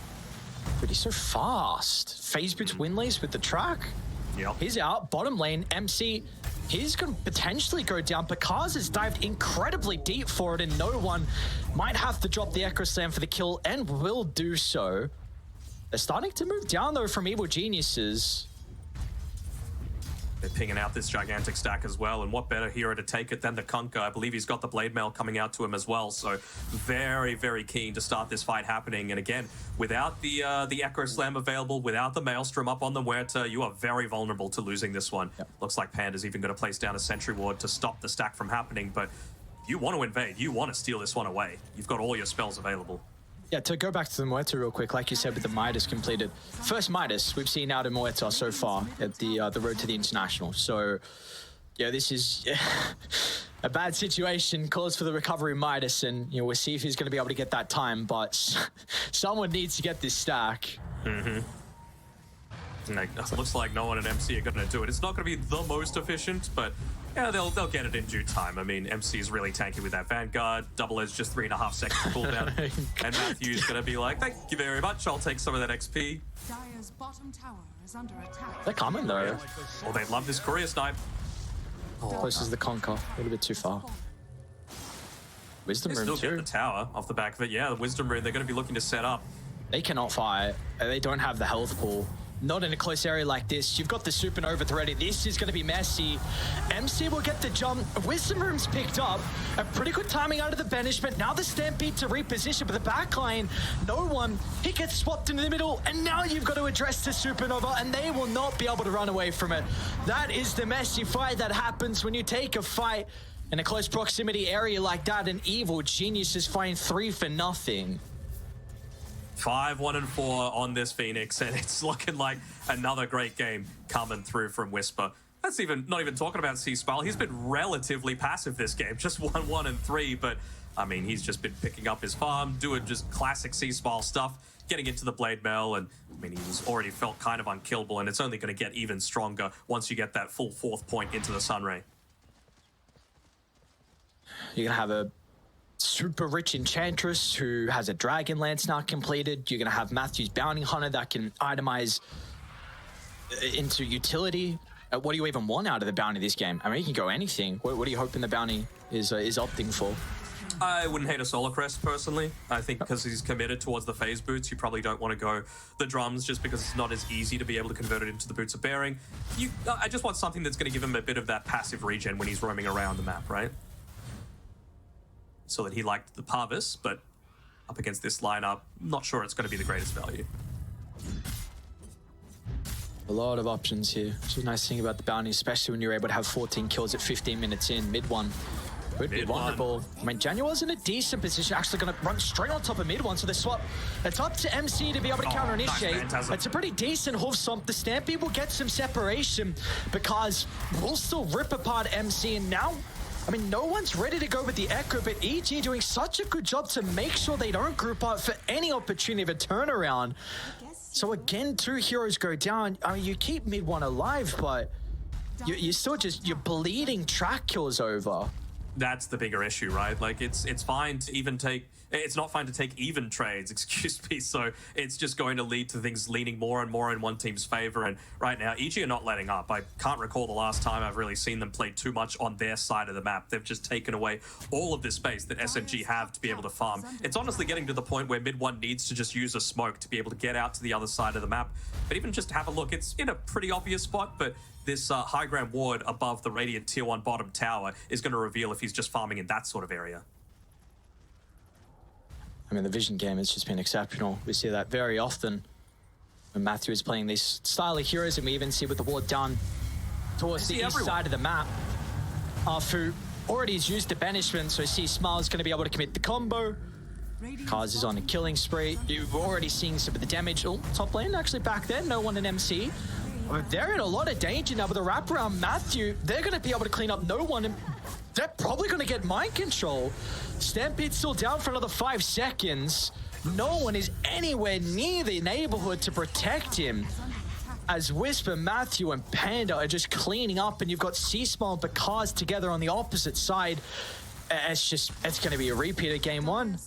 It will. And I mean, like you said, those 2 cores are still just farming away. Both of them, I believe, already have the Reaver picked up and about the same speed that they're going to be able to secure that Heart of Tarask. And again, they just have no answers on SMG to be able to deal with it. And it's the double impact as well, right? You've got a level 12 Phoenix as well. Oh my. More trap gold. Oh, this must be so frustrating. Playing 2 games like this back to back where you cannot get out on the map, where you have 0 counter playmaking potential. Wherever you run, you're under wards, you're on a bounty vision. You see 3 heroes leaving the base, they smoke under the observer. What can you do? What can you do? It might get Whisper, very low, no one. You get that vision, it'd be a huge kill, 5-1 and 6, it's a big streak. Just the fact that it's not. Is he going to react for the egg? No, sir. Big one for no one. It's a lot of gold. Yes, sir. Much needed kill. Matthew as well. Should be able to cancel that with the banishment. We'll get a secondary kill along with it. We'll get no one a little bit closer towards his scepter. MC close to the plate mail as well.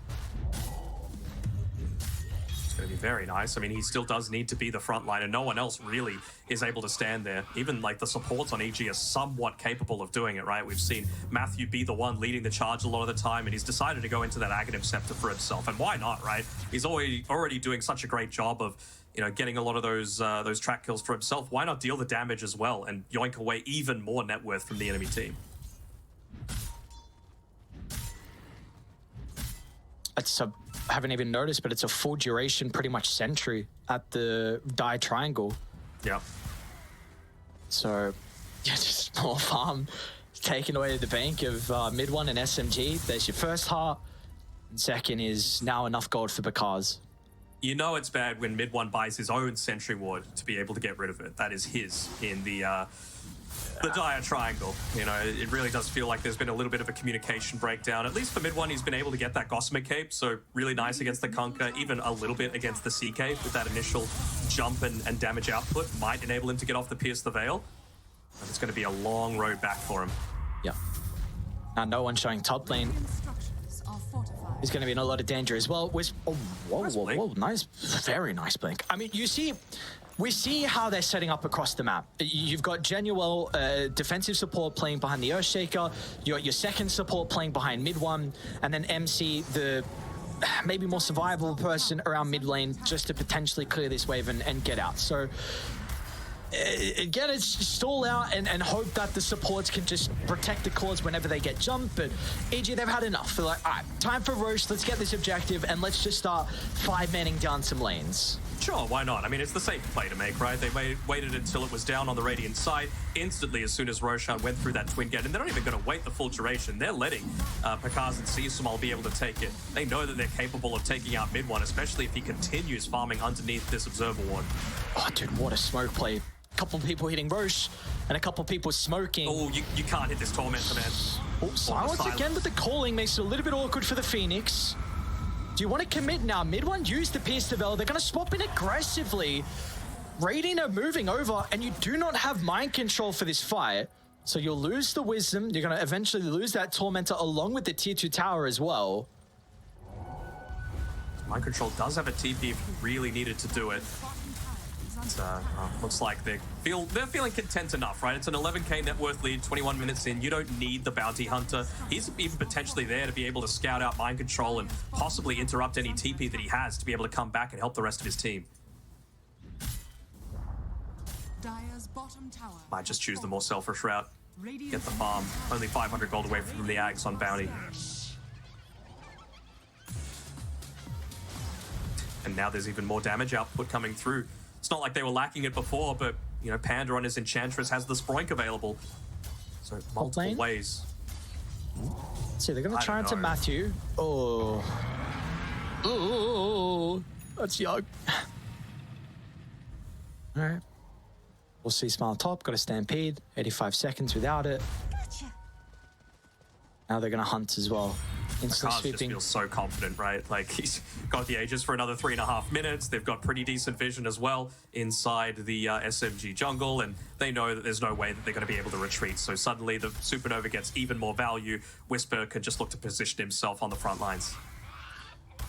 Do really like this gem pickup though, nonetheless, from Arfu. I think it's just much required. Necessary. Yeah, necessary in the status of this game. So we'll get this ward to the eastern side Ancients. But of course, this tier 2 tower is going to go down uncontested. So that is nice though. The Lotus from MC. Also very much needed, but let's see what they're able to do. 14,000 net worth lead, continuing to grow.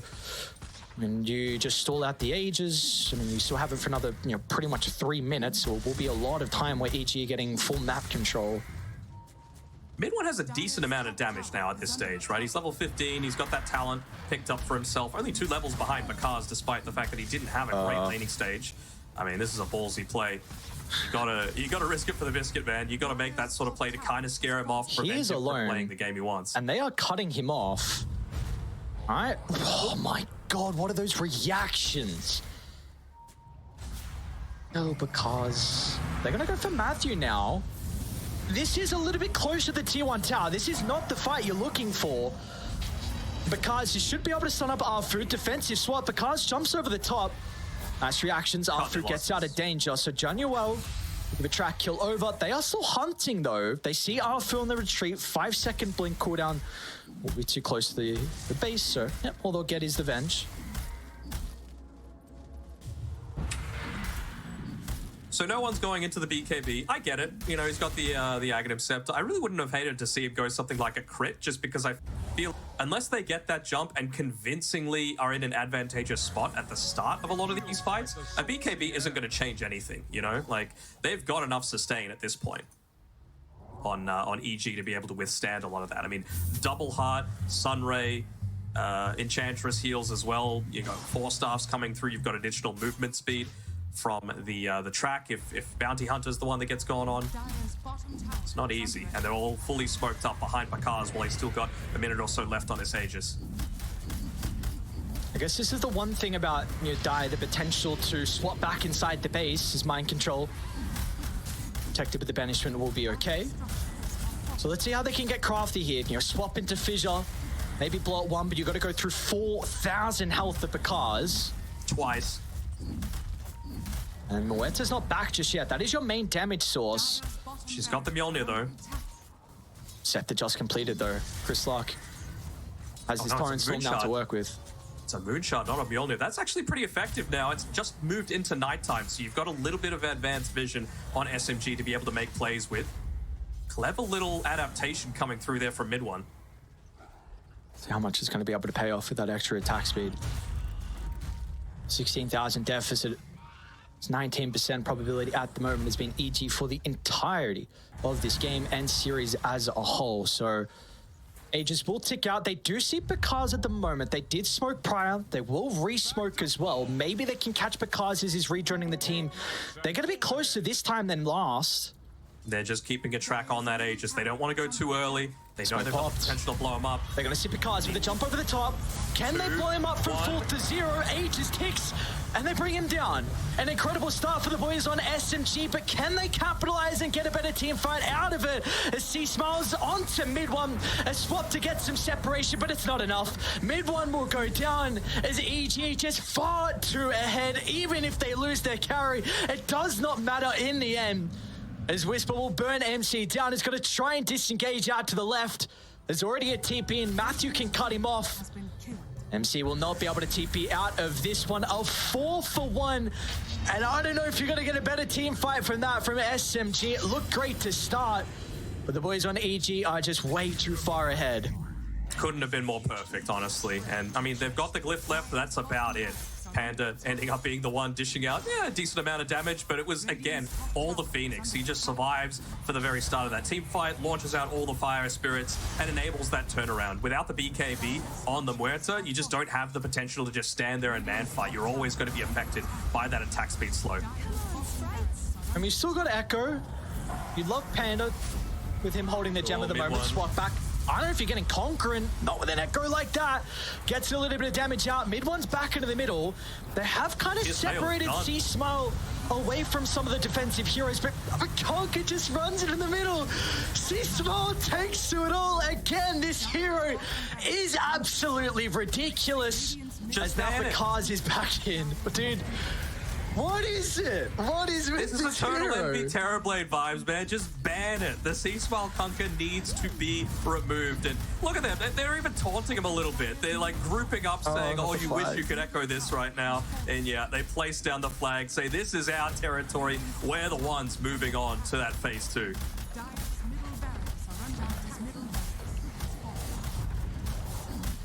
Oh. I mean, one last stand, it seems. Oh my god, you've got to go up against Panda's damage as well. What can you do? Mid one's back up in 5 with Pierce the Veil. The base is in shambles, soon to be Mega Creeps as well. EG are not looking to leave. We'll poke and prod. We're going up against the 4K hero, and with the damage from Panda, MC Dragback's just going to die to the impetus. Arfu has to protect it, but it means that there's no banishment for the Venge. No one gets a pretty good jump in with a stun onto 2. But now he's tracked up and down to half health. Swap back onto C-Smile. Mid one's going to be nearby. It's a decent chunk of damage. C-Smile will go down, gets the board off on the Torrent Storm. It's going to give them at least some control to reposition back to the left side of EG. They just don't have anything left, though. That's the thing. 20 seconds left until the Echo. No Pierce the Veil, no Stampede, no nothing. We'll deal with the Phantasm Illusions at least, minimizing some of the damage out of Bakaz. Look at Panda! What a Chad! Bakaz is going to be back in as well. Cares.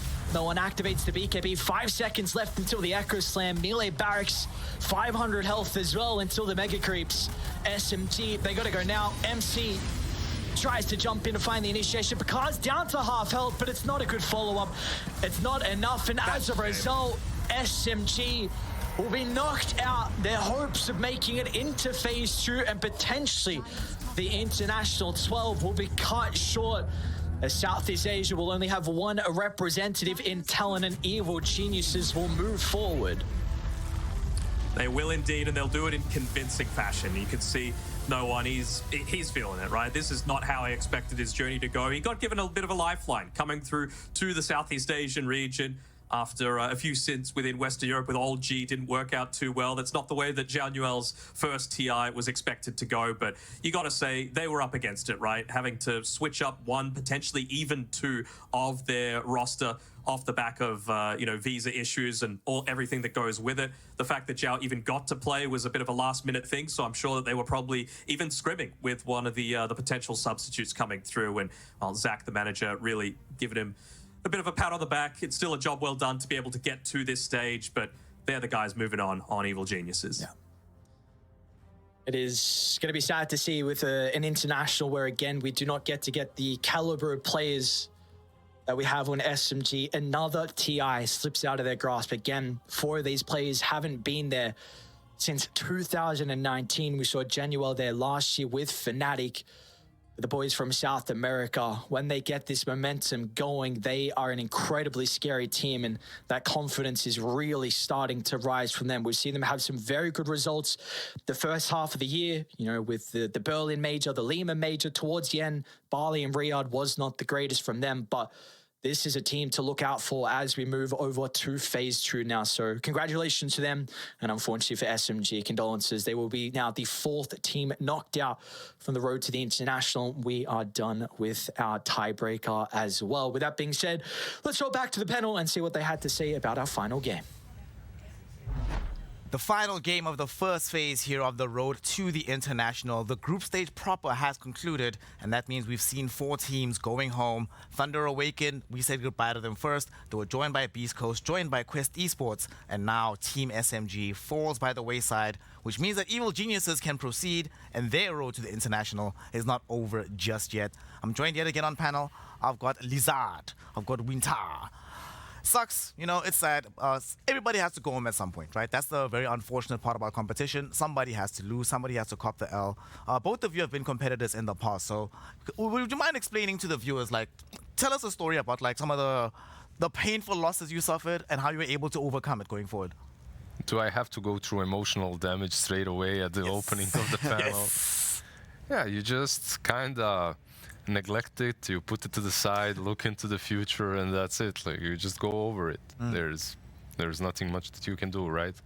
A loss is a loss. You try to learn from it, try to improve yourself from it, and play on.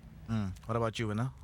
The first thing that comes to mind is you just want to stay away from Dota, after a loss like this, take a break and try to reset, try to figure out what you want to do next, whether the team's going to stick together.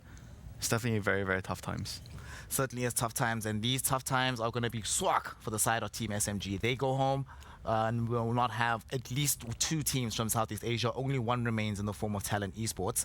That does mean, though, Evil Geniuses, will be staying in the tournament. They'll be joining Vivo Keyed eStars as one of the representatives from South America. And this is a squad, Evil Geniuses, that a lot of folk, when they first formed all the way back at the beginning of the year, there was expectation that not only would they look good, but they could go and compete and challenge for tournaments.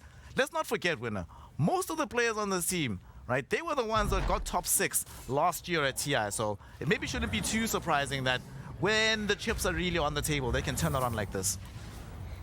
Yeah, they definitely showed that they had the potential of doing well in a tournament of a scale like this.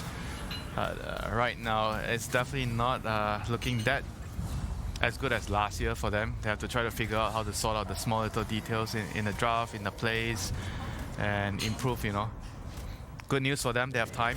Every series moving forward is a chance for you to learn and improve and fix the problems. What do you think, Lizard? Given the fact that, like Winter said, there is time now, you're not just playing game after game after game. You only have 1 BO3, well, you start with 1 BO3, then you have some time to still develop. No, I actually wish they had consecutive games in the next few days as well, because they're looking stronger and stronger in each series they have played today. Obviously, they had a very slow start to the tournament, but it didn't look that way today anymore. They significantly improved. Even the series that they played versus Team Spirit, I keep on repeating that. The first series of the day, the first game was doomed, from the get-go. Some mistakes have been made, but the second game, it could have been theirs.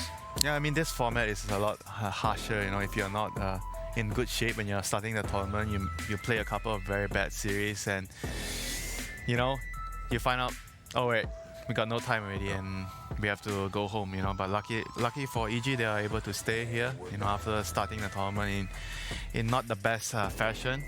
So moving forward, they have to figure out how to get back into last year's shape, you know, when they were at TI. Well, they're already starting the road towards that with Matthew playing some of his signature heroes. Started with the Nyx Assassin earlier, went on to the Bounty Hunter this time around.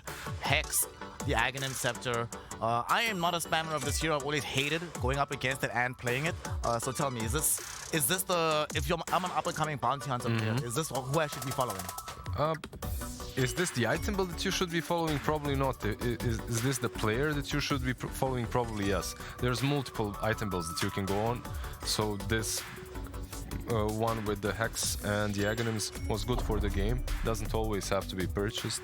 I feel that Bounty Hunter actually should have been the flavor of the meta, the flavor of the tournament as well.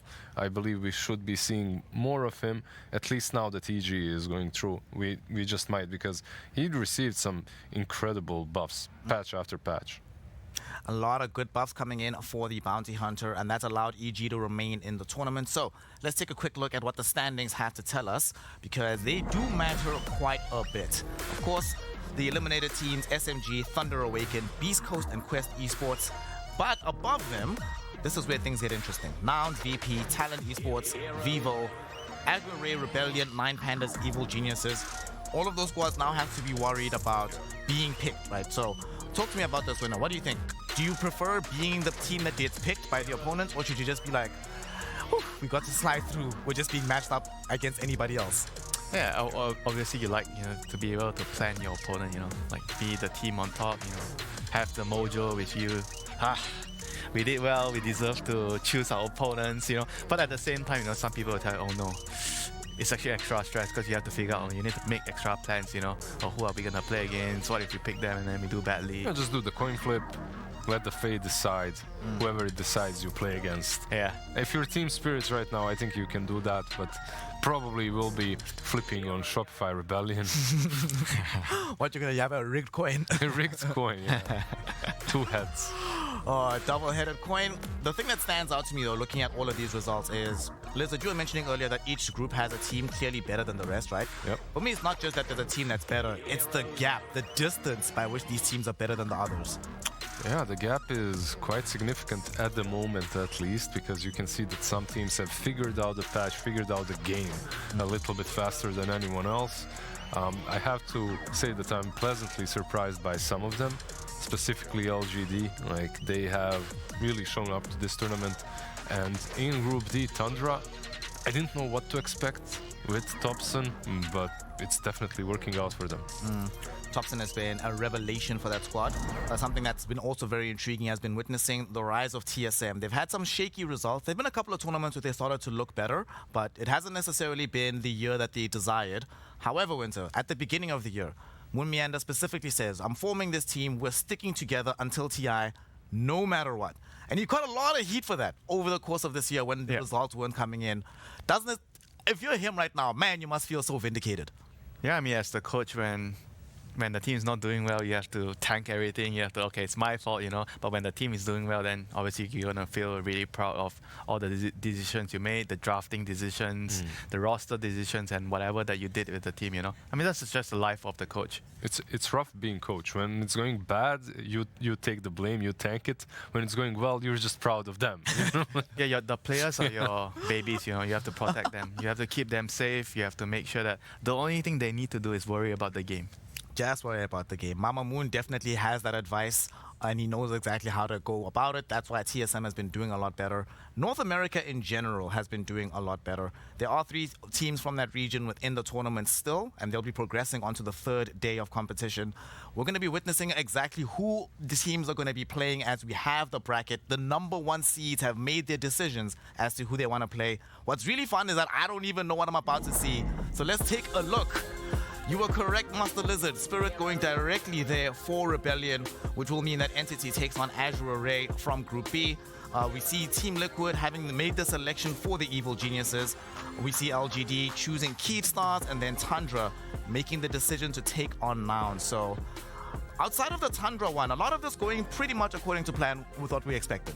Yeah, I feel like Tundra Nouns, they could have just as well chosen Virtus Pro. Yeah, I mean, you asked me this question just now, and I said I'll probably choose VP because I felt like VP might be more predictable, whereas Nouns, you never know, you might run into some strat, by Astini. I feel like, yeah, European teams are more or less always more worried of Eastern European teams than NA teams. It's just like historically in that way. Which matchup are you thinking when you just look at this bracket is the most exciting one that you want to watch? Talent? Gladiators Talent, maybe? There's a lot of good ones, like Spirit Rebellion for me is good. Entity Azure probably the closest when it comes to the skill gap, I would think. Liquid and Evil Geniuses as well. Extremely intense match. Like Liquid bringing in all the nerd Dota, all the stability. Meanwhile, Evil Geniuses, you saw how they played in the last series. The one matchup that I feel a bit hard done by to have to witness, this Bet Boom versus 9Panda situation. Of all of these games, it's the only inter-regional situation, and there's a lot of increased pressure, not just because these other players know you so much, but now if you knock them out, you carry the hopes of the region on your back, winner. Yeah, I mean, it's not fun having to play your competitors this early, but it is what it is, and they both know each other really well, having played each other so many times throughout the year. It'll actually be a fun series to watch for me. Yeah, and at the same time, there's like 4 Eastern European teams still in the pool. There's Spirit, there's Batboom, 9Pandas, and Virtus Pro. So, what's one less? Even if you win, I'm sure the region won't take it against you if you lose afterwards. They'll just like, it's fine. It's fine. We still have 2 more. Yeah, we still have a couple more. Yeah. I'm kind of glad that we still have multiple South American teams as well. In fact, the only region that's